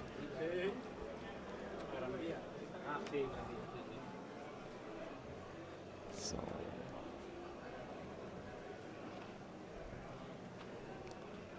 Felix hat die Karten in der Hand, aber er ist auch am Button, das heißt späte Entscheidung für ihn.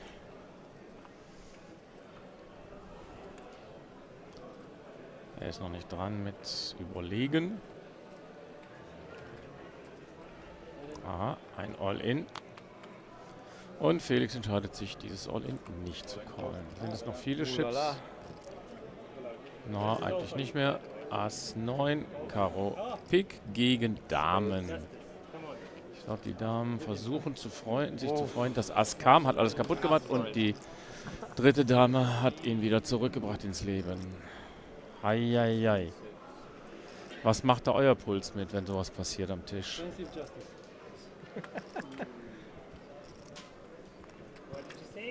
Huh? You're next, yeah. I told you. Paul, DCS System. Yeah, you're also right. Auch das hilft mir nicht weiter. We figured it out now. Na gut. Schauen wir mal, was passiert. So. Ach ja. So, in 2 Minuten. Wir erweitern die Buße ein bisschen. Kollega.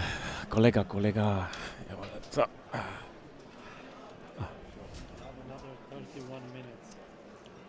APK kommt wieder zu uns in die Boost. Das heißt, die Englischsprachigen werden auch wieder etwas intensiver bedient. All right, hello everyone. My name is APK. I'll be bringing you some English broadcasting to these few blind levels ahead of us. We are at 72 of 112 entries. So I'm just going to update the numbers real quick. Wow. As we see Felix in the cutoff, not in the hand, as I catch up to things. So 72 out of 112. Justin. Background updated. What's that? Justin. Background updated. The mods in the back. Yeah, that's so 71 actually. Yeah. Mods, keep up. Just kidding. It changes every 2 seconds. Okay, So 71 of 112 entries. We have 705 total entries into the main event. Frida, thank you so much for the 6 months. This is exciting because I said originally that we were going to get roughly around 700 entries. We have 40 minutes left of late registration into 1D. 1B, I believe, or 1C, sorry, I believe is closed. This is Flight D, the turbo. Correct. So looking like we're going to have around 105, 110, somewhere in that range of making the money.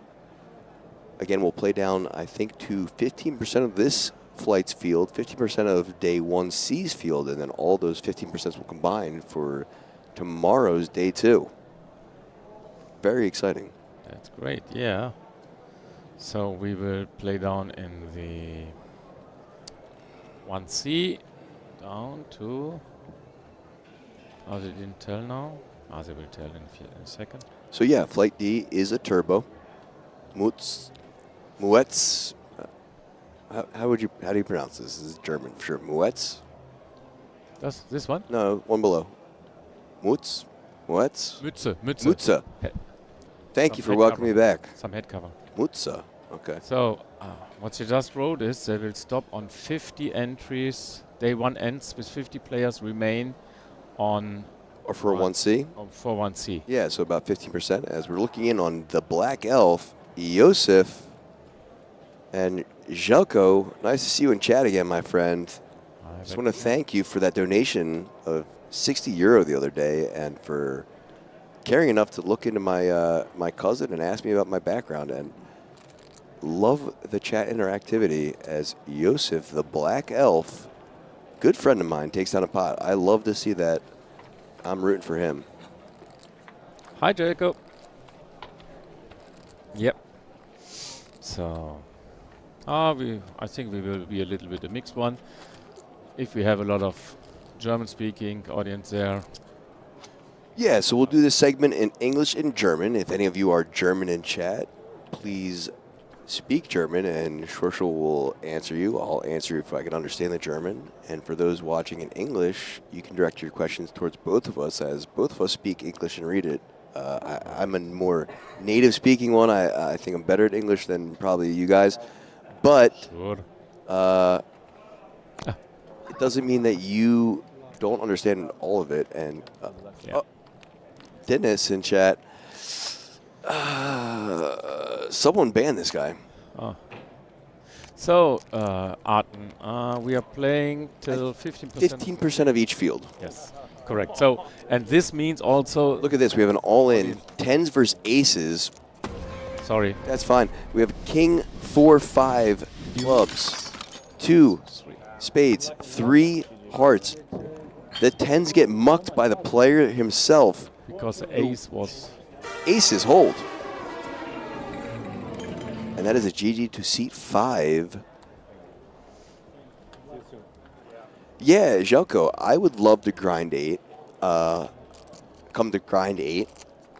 If you guys are wanting me to be there, if you are enjoying the English part of this broadcast or me being part of the team, please let the grind team know so that they bring me to future stops. So, Grind Live 8 will be from November 13 to November 17, taking place in Asch, and we play tournaments, grind tournaments. Yeah, I would love to. I would love to be there and meet all of these fabulous community members that you guys have built.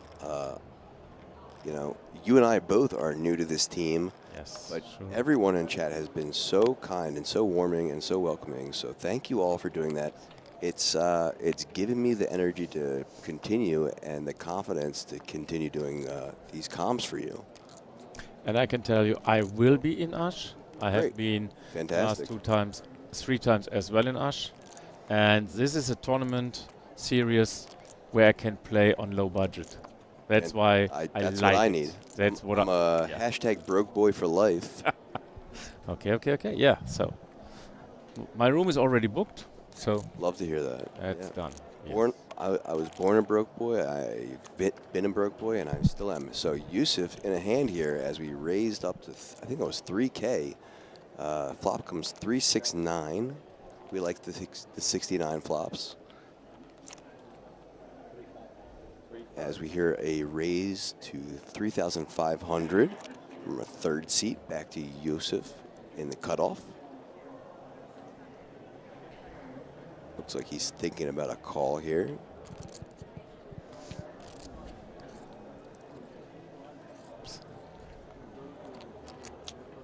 And actually, he's going for the raise as he picks up 9,000.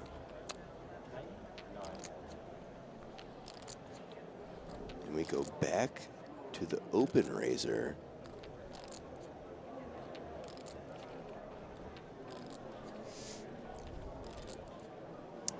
His stack went down a little bit as well. Who makes the call? So he really started with a bigger stack. So ace. Ace of clubs on the turn. Single mode goes on.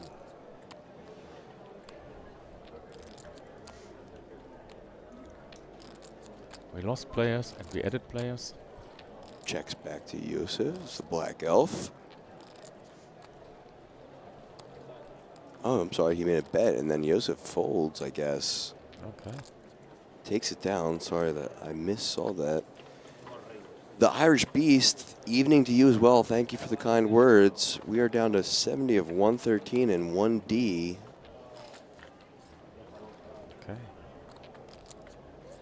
Covering the turbo flight to the main event, the 1,100 pound UKIPT 2024 main event, live from the Hippodrome, guys. So Felix, his stack looks a little bit more healthy than on the 1D stuff, 1C stuff. Right, and so right now our average stack is around 48K. Felix sitting above that. So yeah, he's doing okay, and we would love to see him make a day two. I want to see this man bag. Okay. That's what I came here for. Came here to do comms and see him win. That would be great. And Jelko asking if I live in Pennsylvania. I do live in Pennsylvania. I live right outside of Philadelphia.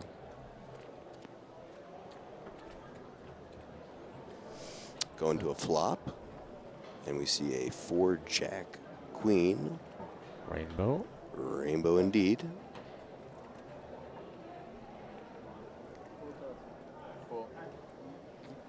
And the bet again.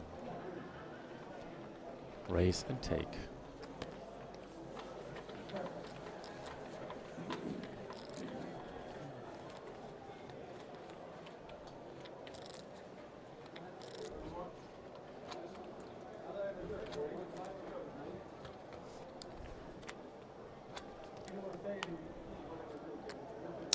Going down to the final 3 minutes of this 9th level. That's right, the 76ers, they're my home team. I love all Philly sports.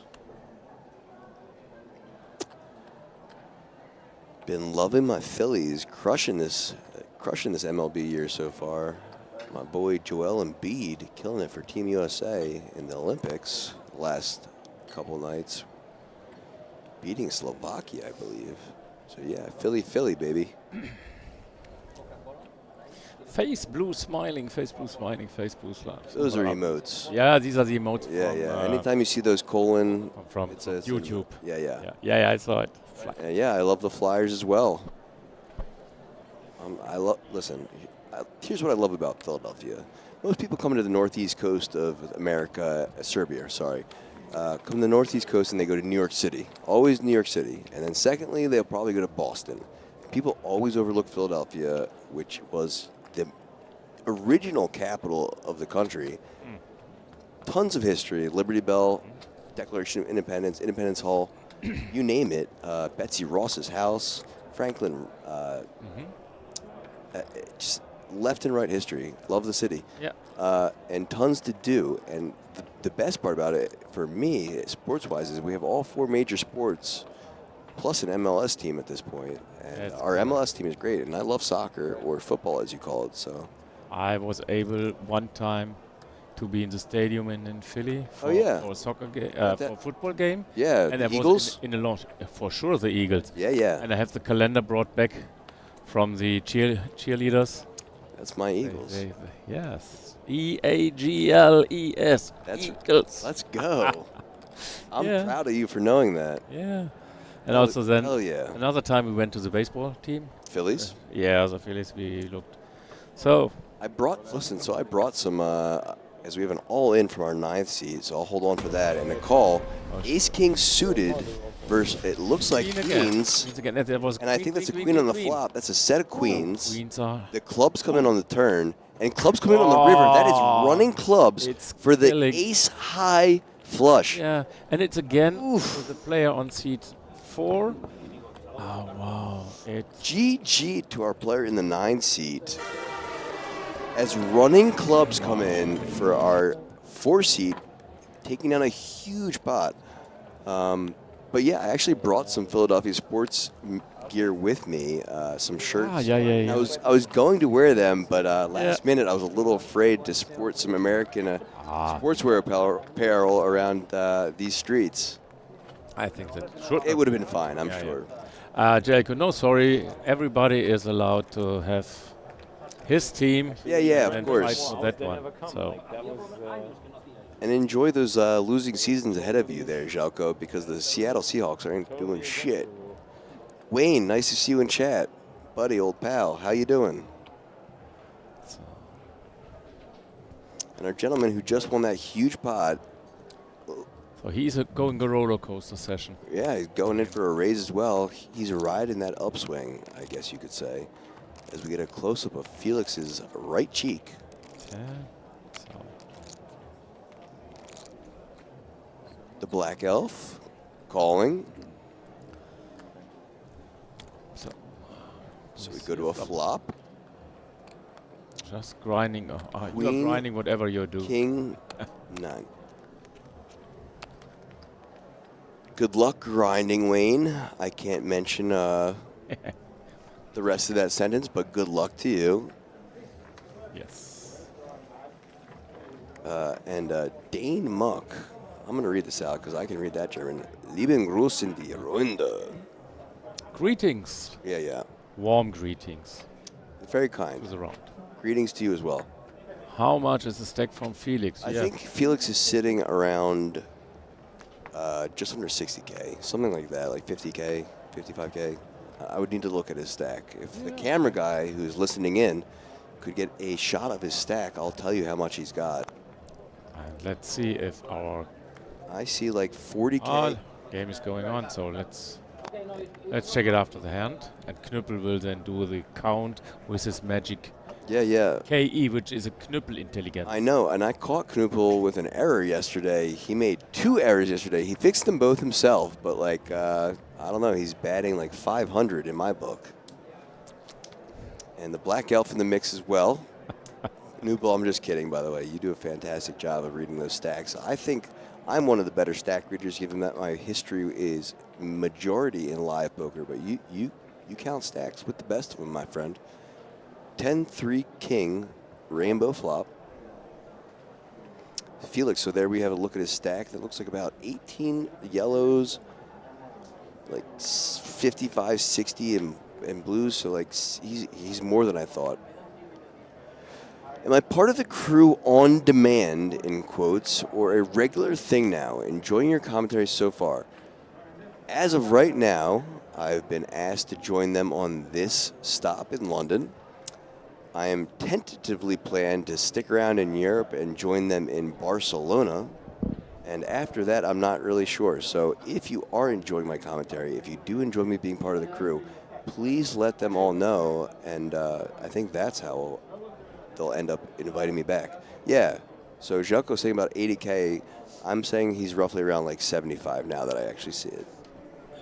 So I don't know necessarily how much is in that yellow stack, as Grogu is sitting on top, and it's not a full 20. Another bet and fold. Black Elf against Felix. Oh, look at that. We are at 69. Great number. Okay. Of 115. Good hand before the flop and on the flop. Yeah. Thank you, Tim. Kind words as well. I'm just doing my best to try and, as we get a close of 10, 20, 30, 40, 50. So big ships. war ein bisschen zu nah. Slim chance. Yeah, Jelko, definitely around 80K. You? Yeah. Again, thank you, Jelko, and thank you everyone who just continues to flood me with kind compliments, either about my commentary or of my voice. I had no idea you guys would enjoy an American accent, so really, truly, your kind words are what push me forward to do more for the team. Yeah, I would love to stay for the team. You know, and if I don't, I would love to be at the stops in some fashion so that I can be around these guys in general, even if it's not for the grind crew. I would love to do anything in the commentary poker world. I famously say, anytime I'm around poker, I'm a happy, happy boy. Whether it be playing it, watching it, talking about it, learning it. As long as poker is around me, I'm happy. Okay. Stack from Felix, 66.7K. Our KE has counted it.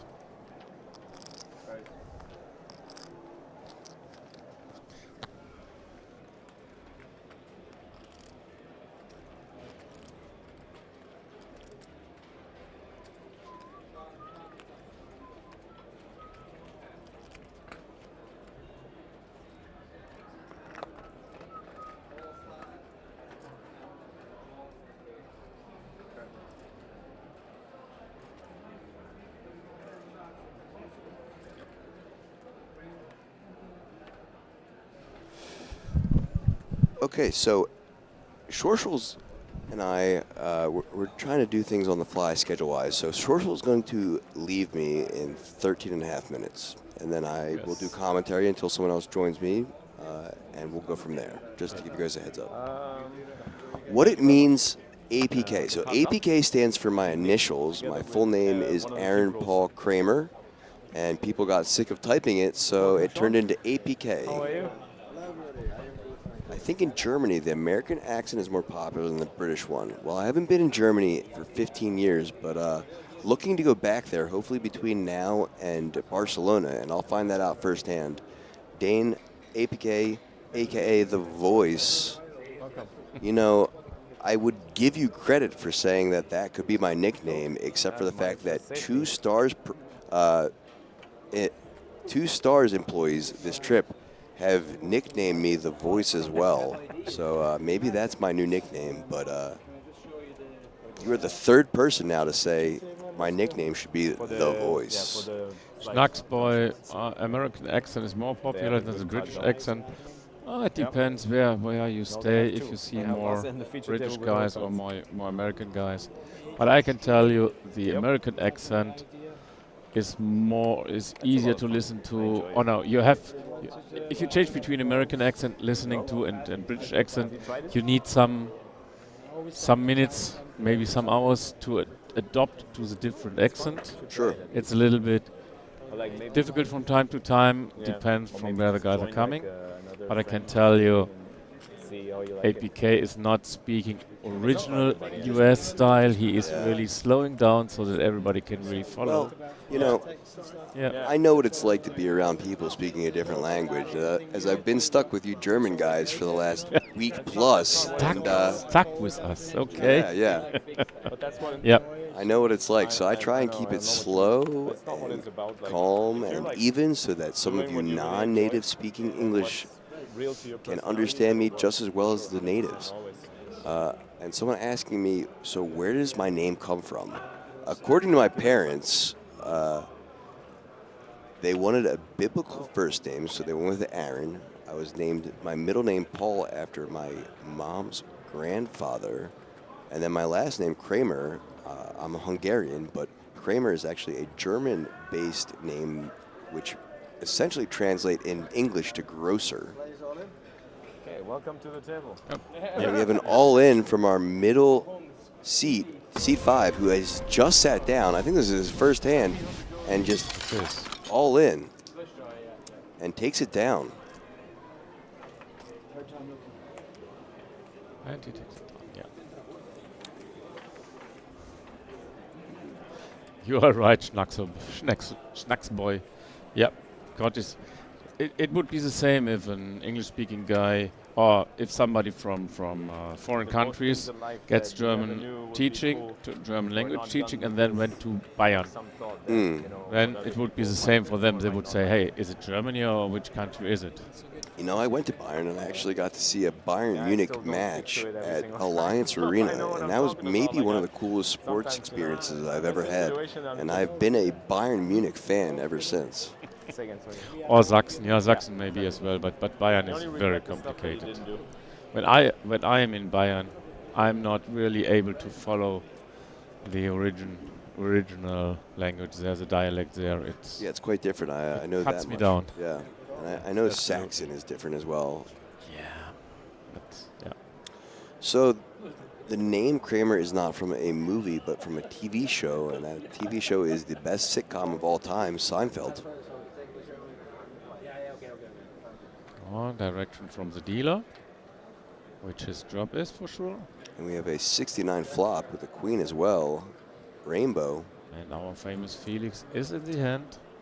And the guy who just shoved is in the small blind. Checks.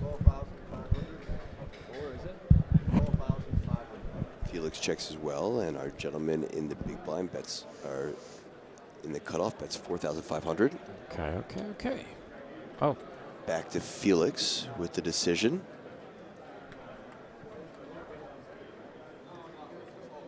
How? Let us go. That looks like raising. Yeah. It is raised to 15,000. I thought it would be a quick call, a fast call, but it looks like he was checking how many chips he has back. You know, I honestly do not think our Scottish gentleman sitting next to Felix was expecting a raise here. Yeah, he doesn't seem too happy as we see him clench his jaw. A little live tell for you guys who don't typically play live. Yeah, he is not happy. But he goes for a click back as well, and a quick call from Felix. And Felix tables round. Queen 9 of spades versus kings. 2 pair ahead of the kings right now, and if they can hold, this is a huge pot. Jack is fine. 2 pair, Kohle her. Queen is fine as Felix makes the boat on the river and takes a huge pot. We didn't do that one. Yeah, a little late on that one, but yeah, that is a huge pot. Can you set a marker, please, as well? Yeah, I can do a marker there. Because I think that is a very... Hell yeah, I can do a marker there. Yeah. I would love to do a marker there. We do the GG for the guy who left the table. Great pot for Felix. Okay, so, sorry, I didn't want to answer these questions while we were in the middle of the hand, but yeah, Seinfeld, and someone asking where am I based? I am based right outside of Philadelphia in the lovely state of Pennsylvania, the Commonwealth of Pennsylvania. And just realized after this break, we have after this level, we will have a short break. Is that right? A 15-minute break, I believe? A 15-minute break is announced. Don't know if they change it, but I think that it has to stay as 15 minutes break because players need it. The air on top there is air under the roof. Sure. Which means it's a little bit more warm. So after this blind level, which is 6.5 more minutes, Schorsch and I and the rest of the grind crew, including Felix, will take a short 15-minute break. Then I will come back to do some more English commentating for you. I'm not sure if I'm going to be by myself for a little bit or joined by someone. Either way, I will be coming back. You will have Rob nearby. Yeah. As Dave is at the camera at the moment. Okay. Yeah, we shifted just a little bit. But I think you from my point of view, you can Oh, you're right. Somehow the blind level got switched to level 2, but it's actually level 10, so there you go. I fixed that. Level 2. Very observant of you, Unknown. Thank you. This level 10 is the last level. So buy-ins for this flight end in 16 minutes exactly right now. Good spot. Registration closes at the end of level 10. That's right.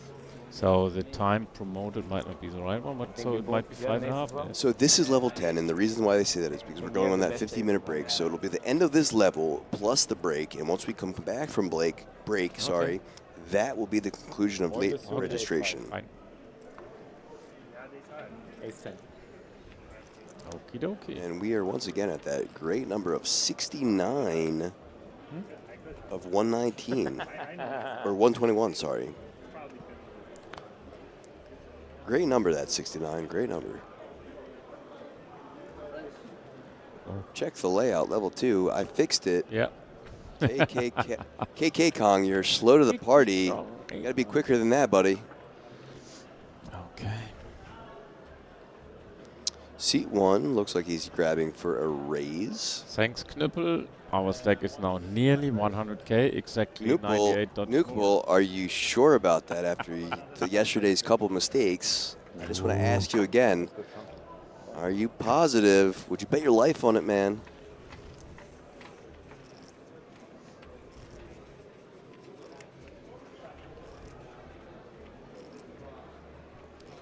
From 2 to 10. Ha ha ha ha. Calibration submitter. Wow. As we see Samuel Yu on the far table eating some food.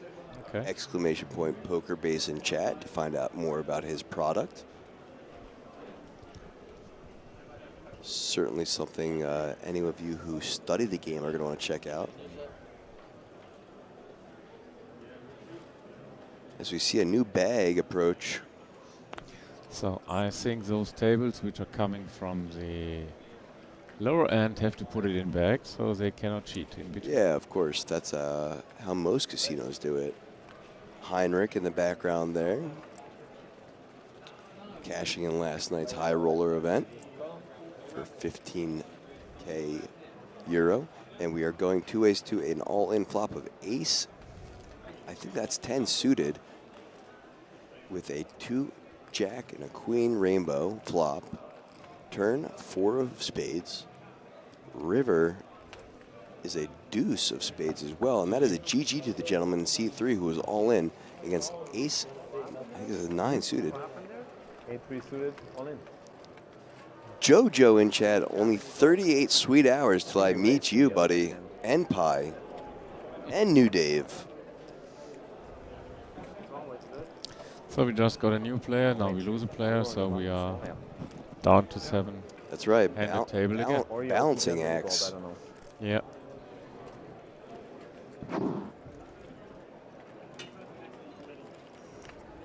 Much excitement indeed, as Sunday will be my birthday and the 8 games, and possibly when I get to play my first poker at the Hippodrome. Jojo, make sure to bring my present wrapped in pretty wrapping paper with a bow on top.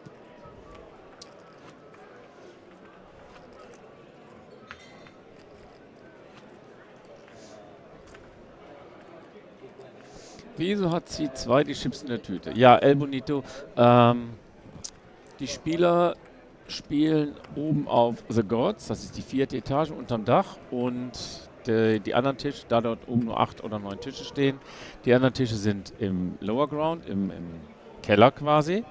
Das heißt, wenn ein Spieler umgesetzt wird und muss vom Keller nach oben laufen, kriegt er eine Tüte, damit er keine Chips verliert und damit auch damit er keine Chips verliert. Wenn du nur mit den Trays rumläufst, da kann dir was rausfallen, kannst du stolpern und so weiter. Deshalb kriegen die eine Tüte, kommt da rein, die Tüten waren nicht zugeklebt, also von daher ist es wirklich nur, damit nichts rausfällt. So, aber die müssen 4 Etagen die Treppen rauf oder aufzufahren. We see a raise from the button and a call from the small blind. That is a 6-9-9 flop. Action on the small blind. Who checks the button, bets 2,500. Small blind looks like he's about to raise to 10K. Action back to the button.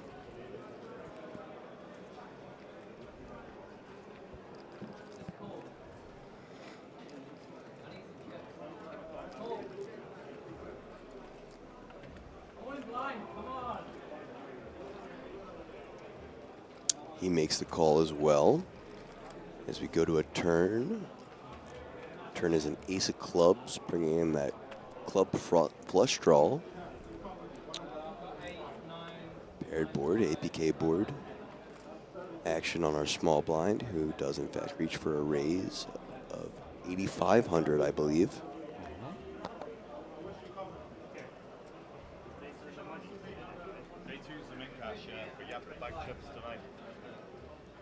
We lost 2 players on the bubble. George, where does your name come from and from what part of Germany are you? So, PJ, my original name is George. I'm from the area of North Rhine-Westphalia.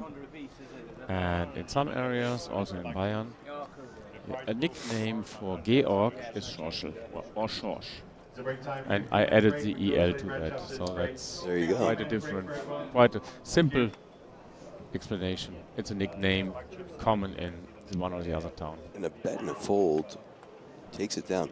So, Jelko asking how old I am. I'm old enough. But you will get 1 day older on the next day. That's right. And 2 days older on the 11th. That's true. All right, so that was the last hand of level 10. We are now on a 15-minute break. Yes. Schorsch will be headed out to do some camera work. Yeah. I will be joined by, I think, Rob. Correct. And then we will conclude the coverage of this day 1C and D of the 1,100-pound main event 2024 UKIPT London, straight from you live at the Hippodrome. We will be back after this short break. Enjoy some of these clips. Yep. See you then. Besuch und Nick hat Ass 10 in Herz. And we're going to commentate in English. Oh yeah, Ace 10 in Herz. We're always switching back to German. I'm sorry guys, this is just a routine, you know? Yeah, no. Oh, there's a... Oh, this is a flop for the house. On the flop. That... I'm joking. Has this guy ever played poker before? I'm not even sure if I know how to play poker anymore. The slot's professional. Yep. Yep.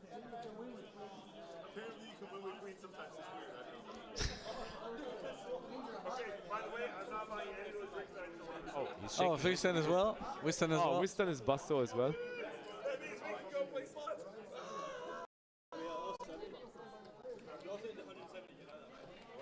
So, last minute. We have a 4,000 Inszenierung. What is in English, the word for? Pre-break. Inscenation. Pre-break inscenation. I don't know if the word exists, but it sounds good.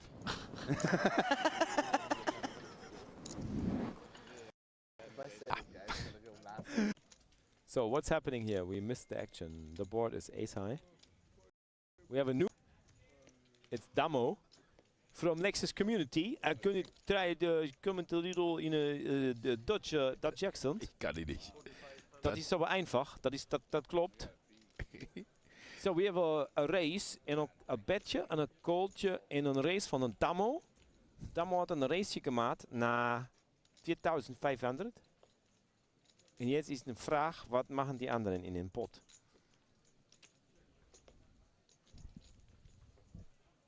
Auf einem Ace-High-Board gibt es den ersten Fold. You're missing the point. Sixes.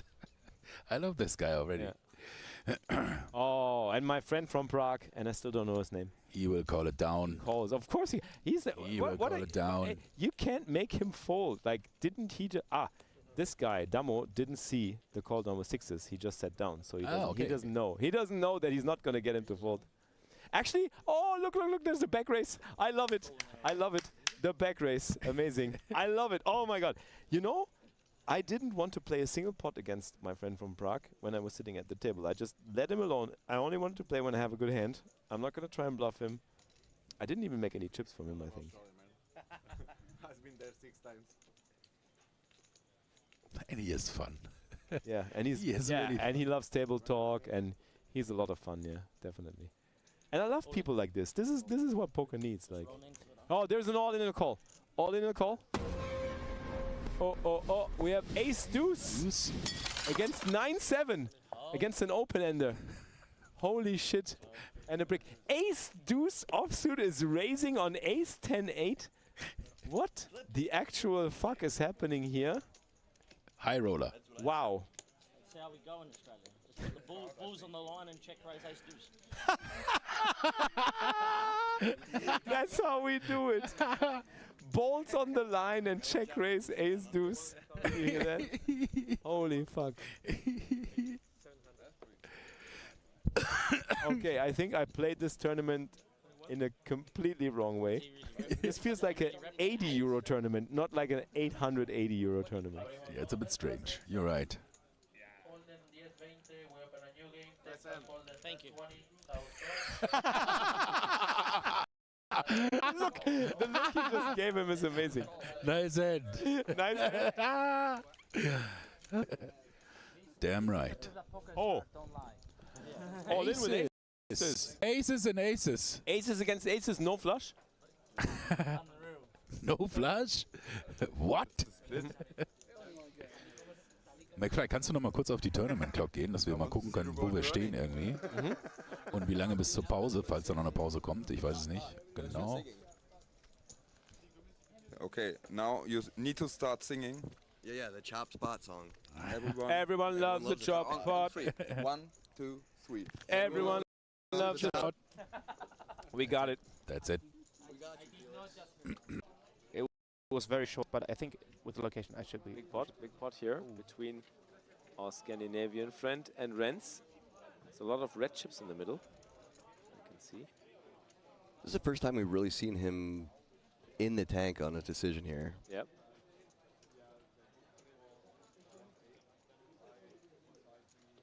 Was that all in? And that's yeah, it's an all in. An all in. It's not that much more. Looks like he clicks it back all in. Solid click back. Wow, we don't see a snap call. That must be good news. You always want to see that, right? Yeah. Especially if you click it back. Really putting the pressure on. It's got around. Ooh, isn't Flausen actually from here as well? I believe like they sent a picture of one of the banners before the event even started. Okay. I might be wrong here. I might be mistaking them for someone. But if they say Spanish people are coming, then I guess we. But yeah, let's see what's going on here. It's always fun. This interesting too when you see a player do the count their chips out like that, yeah. stacks like that, and not make the decision, but hold off on it. 9 times out of 10, in my experience, usually it's a call. Yeah, it's a call. Yeah. And we see pocket sevens for a set of sevens. He's got a set of sevens. Got a set of sevens. And he mucks. And so his opponent mucks. And Renz wins another fucking pot. It's unbelievable. Incroyable. Best saying, if you could just break my hand before tomorrow's play, I would really appreciate it. It's working for him. It is. It really is. And tomorrow, hopefully, we can take a trophy down, which we couldn't do in Hamburg. Look forward to it. Thank you guys for the support. Drückt mal die Daumen. Chat, ich liebe dich und bis morgen. Schlaf gut.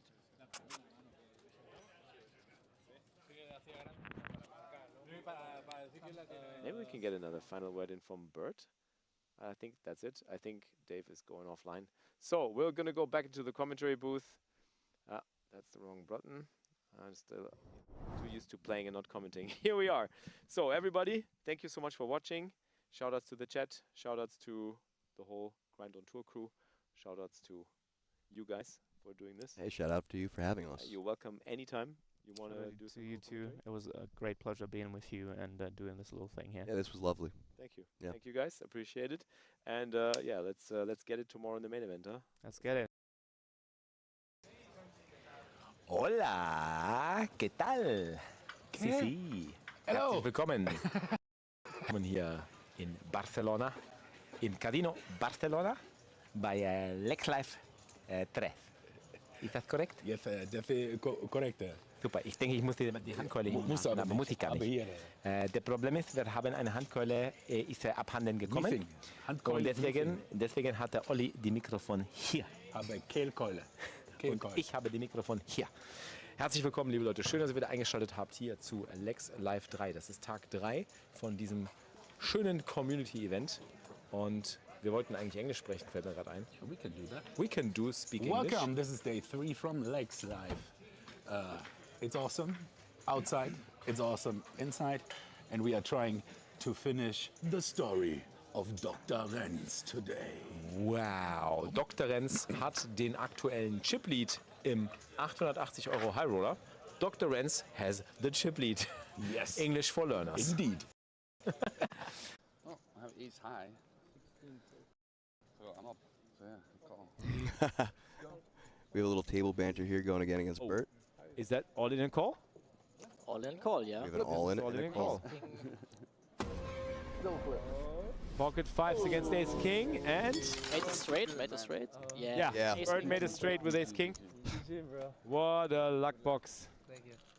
I'm not even going to say it. Yeah. You have a few minutes.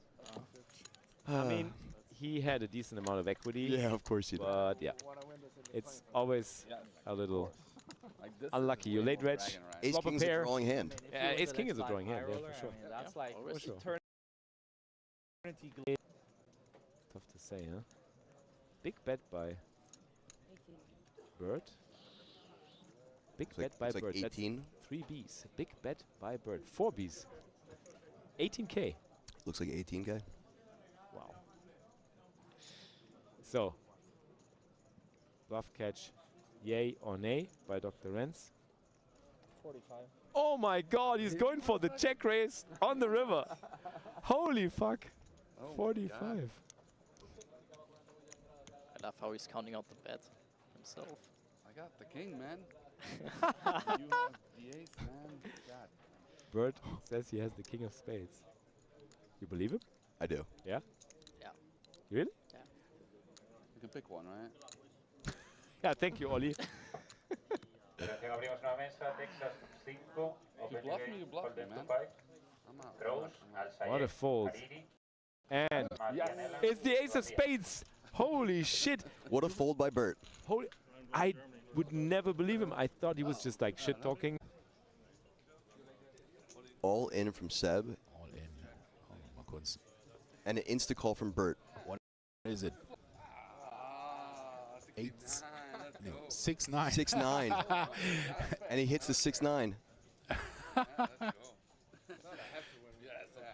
Yes, of course, yeah. Well, you know, 69 is the winning hand, as Bert likes to say. Pretty appropriate. He just got beaten by it. He's still alive, though. Sometimes I wonder, not with your crew, obviously, because I've talked to the majority of your crew and they all know poker and play poker, but I always wonder sometimes with these other bigger productions, their cameramen, if they really know what is happening with poker, or are they just good cameramen? That's not, we know it. Yeah, and sometimes you see these productions where the cameraman pans away at like the worst moment, and you're like, hey man, Exactly. what are you doing? Exactly. Good luck, Seb. Oh, all in call. All in and a Renz call. versus Zepp. So this is our Ace short stack jack set. versus 10-9. I think it's suited. I believe that's suited. Another paired board, of course. A 10 on the turn. There's always a sweat. And an ace on the river. And that is a GG for our friend Seb. Peace and love.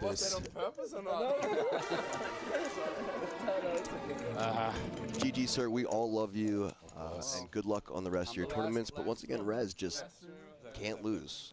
He lost a couple pots, but Es hat mega Spaß gemacht. Ich hätte nichts lieber gemacht. Traumhaft. Na, Spaß. War schon lustig. Ist schon lustig. Ja. Was ist der Plan fürs Main? 4 Big Blinds gehabt. Was willst du machen? 20.000 sind 5. Ich war live. Ich habe wirklich gedacht, ich halte. Ich war mir so sicher. Ah ja. Was But no, I figured there would be some serious aggression here, and he puts it in with, I think, 30,000, it looks like. Which is a lot of his stack left.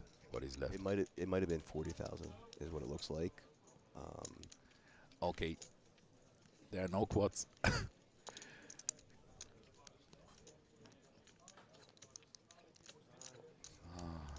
I don't want to, but I have to. So what is it? So these Tables 9, 10. 10s. Enough? And the 10s. 10s are enough? 10s take it. Wow. I'm not entirely sure what that other gentleman might have had other than a draw there. Or stuff. He must have had just a big draw and it must have bricked out. But 10s hold there. And another pot for Renz. It must have been 9s, 8s, or yeah, whatever, so something like that. Sure. He is our short stack, yes. And for everybody who didn't, welcome. All in. Oh, we got an all in. This could be the bubble. This could be the stone cold bubble bursting. So let's have a look at this. Bert is still in, yes. And Renz is also making the call. So they're going 3 ways to the flop. Damo, you mean, is still in? Damo and Renz. Damo and Renz. Yeah. Bert folded, but still in the tournament. I said is Bert still in? It's like. Oh, yeah. Oh, yeah. in the chat, okay. Thought you meant the hand. Yeah, I was confused myself a little. Queen, 6, 7, 2 clubs. Check. Turn card is the 4 of hearts. I assume we'll get another check here. River card. Check bet. Oh no, Renz bets 10k. Call. Side pot is building. 3 of clubs. And the clubs come in.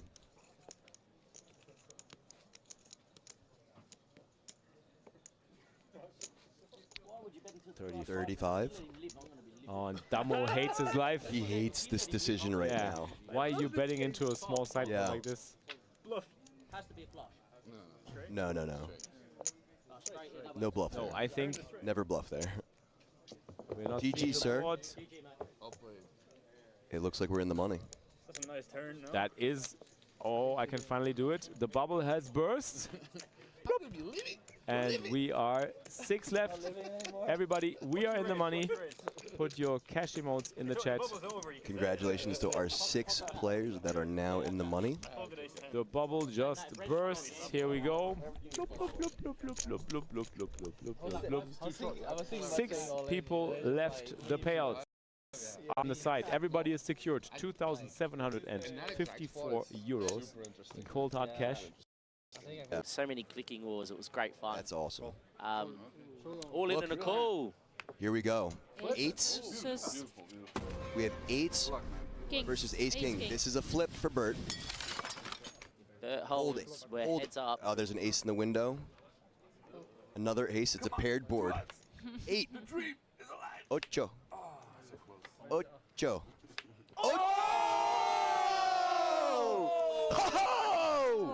Finds the 2-outer on the river.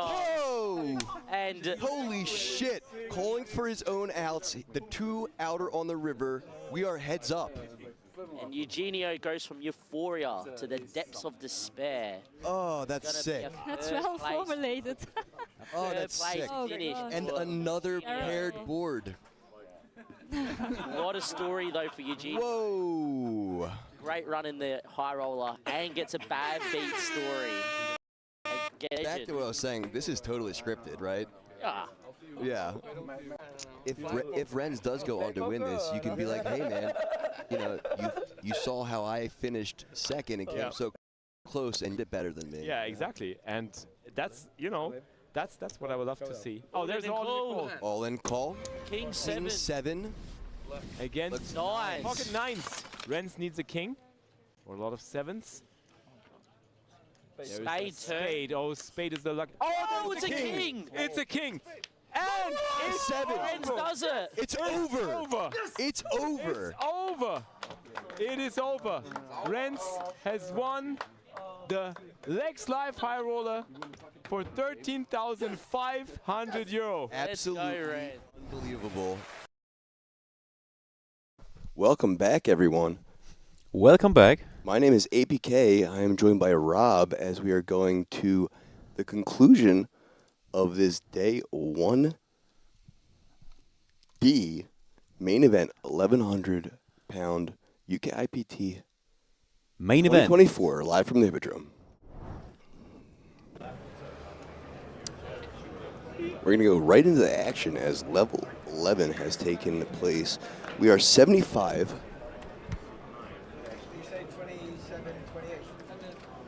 Of 132 in this 1D alone, bringing our total entries into the main event at 725, busting through my guess of 700 by over 25 people. Wow. So, That this means, is APK, by the way. Yeah, it's like I said when I first came back, I'm APK. This is I'm Robert.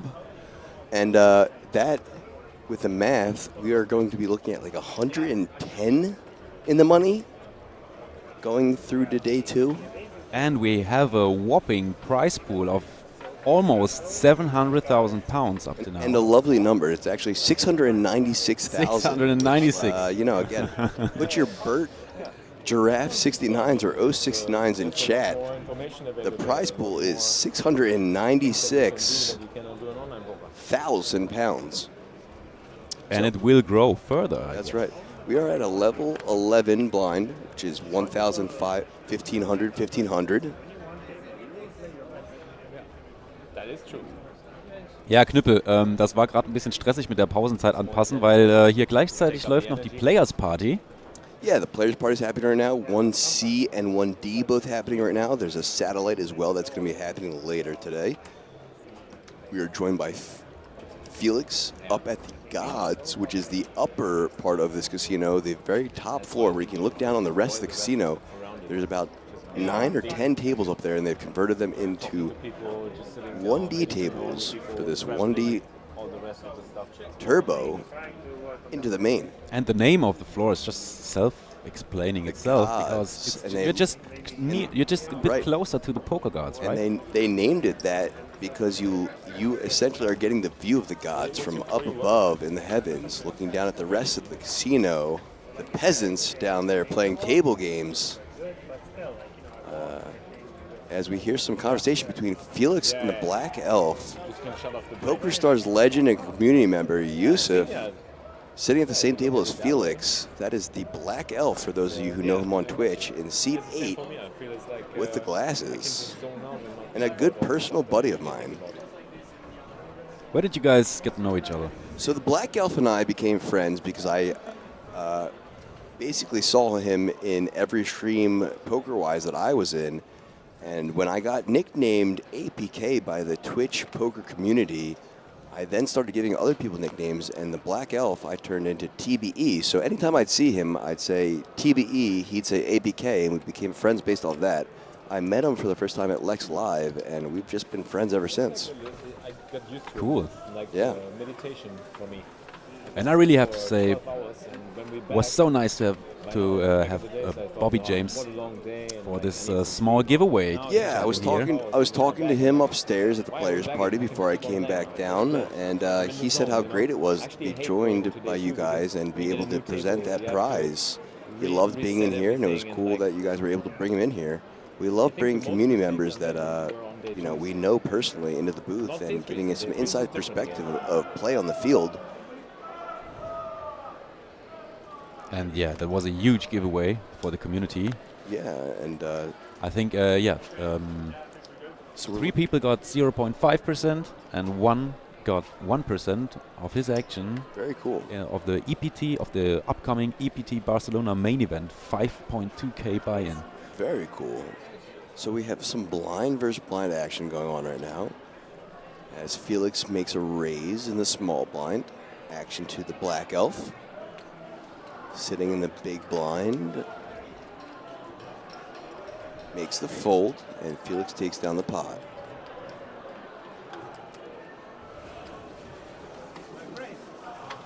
Hey, how are you doing? And I'm not sure who that is, but they know Felix. Oh, I can tell by the voice. I know who that is. I got too much pressure in the family. Oh, shit. I don't. And now you're here? Yes, recently. You just came? Or you just started now? Yes, recently. I need one table. Yeah. Good luck, friend. Now we're having a face to see. Face to the voice. The voice. So that's me. I'm apparently the voice. Some of you guys in the Twitch chat, as well as PokerStars employees here in person, have nicknamed me or dubbed me APK, aka the Voice.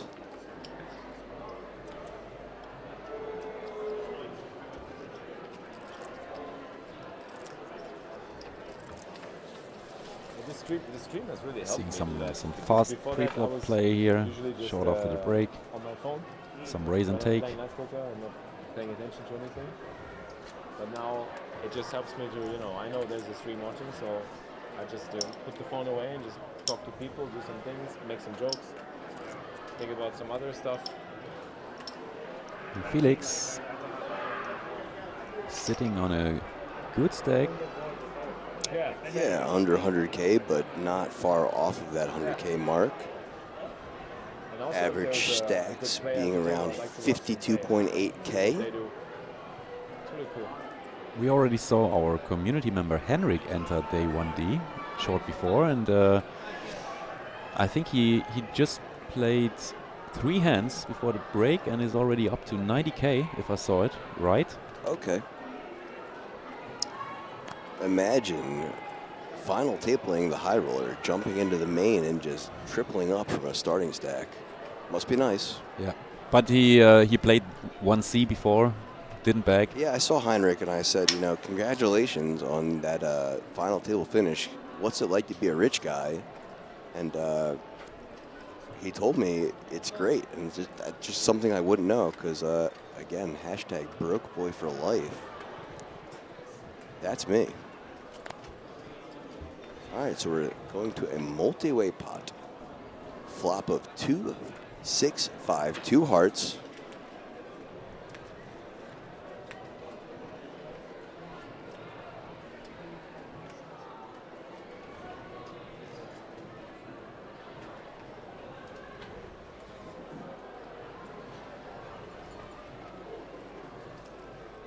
A check from our first position.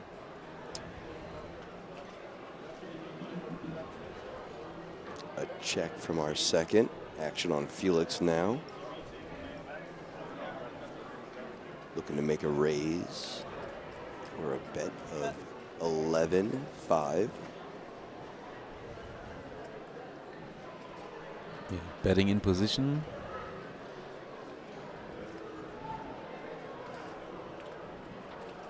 What does the size tell you?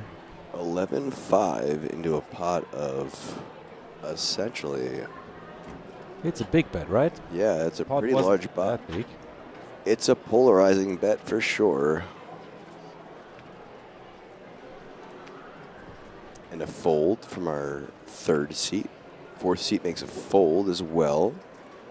Pot's going Felix's way. Ja, dann Dan Mock. Das hätte ein großer Pot werden können, wenn noch einer gecallt oder geraced hätte. War leider nicht der Fall. Aber das hat so gewirkt, das stimmt. Und Schnacksboy, krasse Cap, der Robbe. Dankeschön. Check out powerpoker.shop. So we are once again at that magic number of 69 players in a field of 132. Great number to be at. Big fan of that number.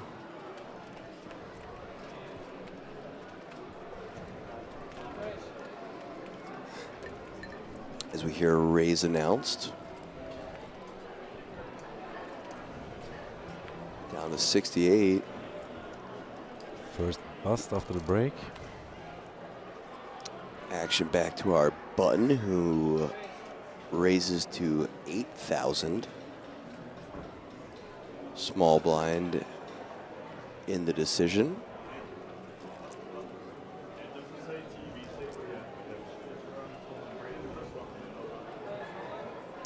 Goes all in over the top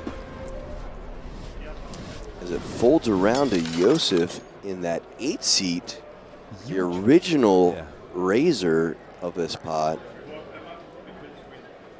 with a decision here. Such a strong looking 4-bet shove.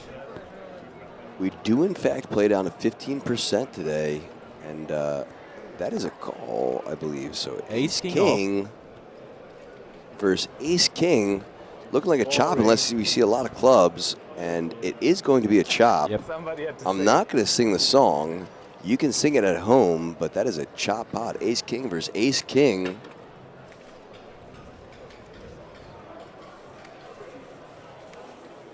You know, I'd sing the song.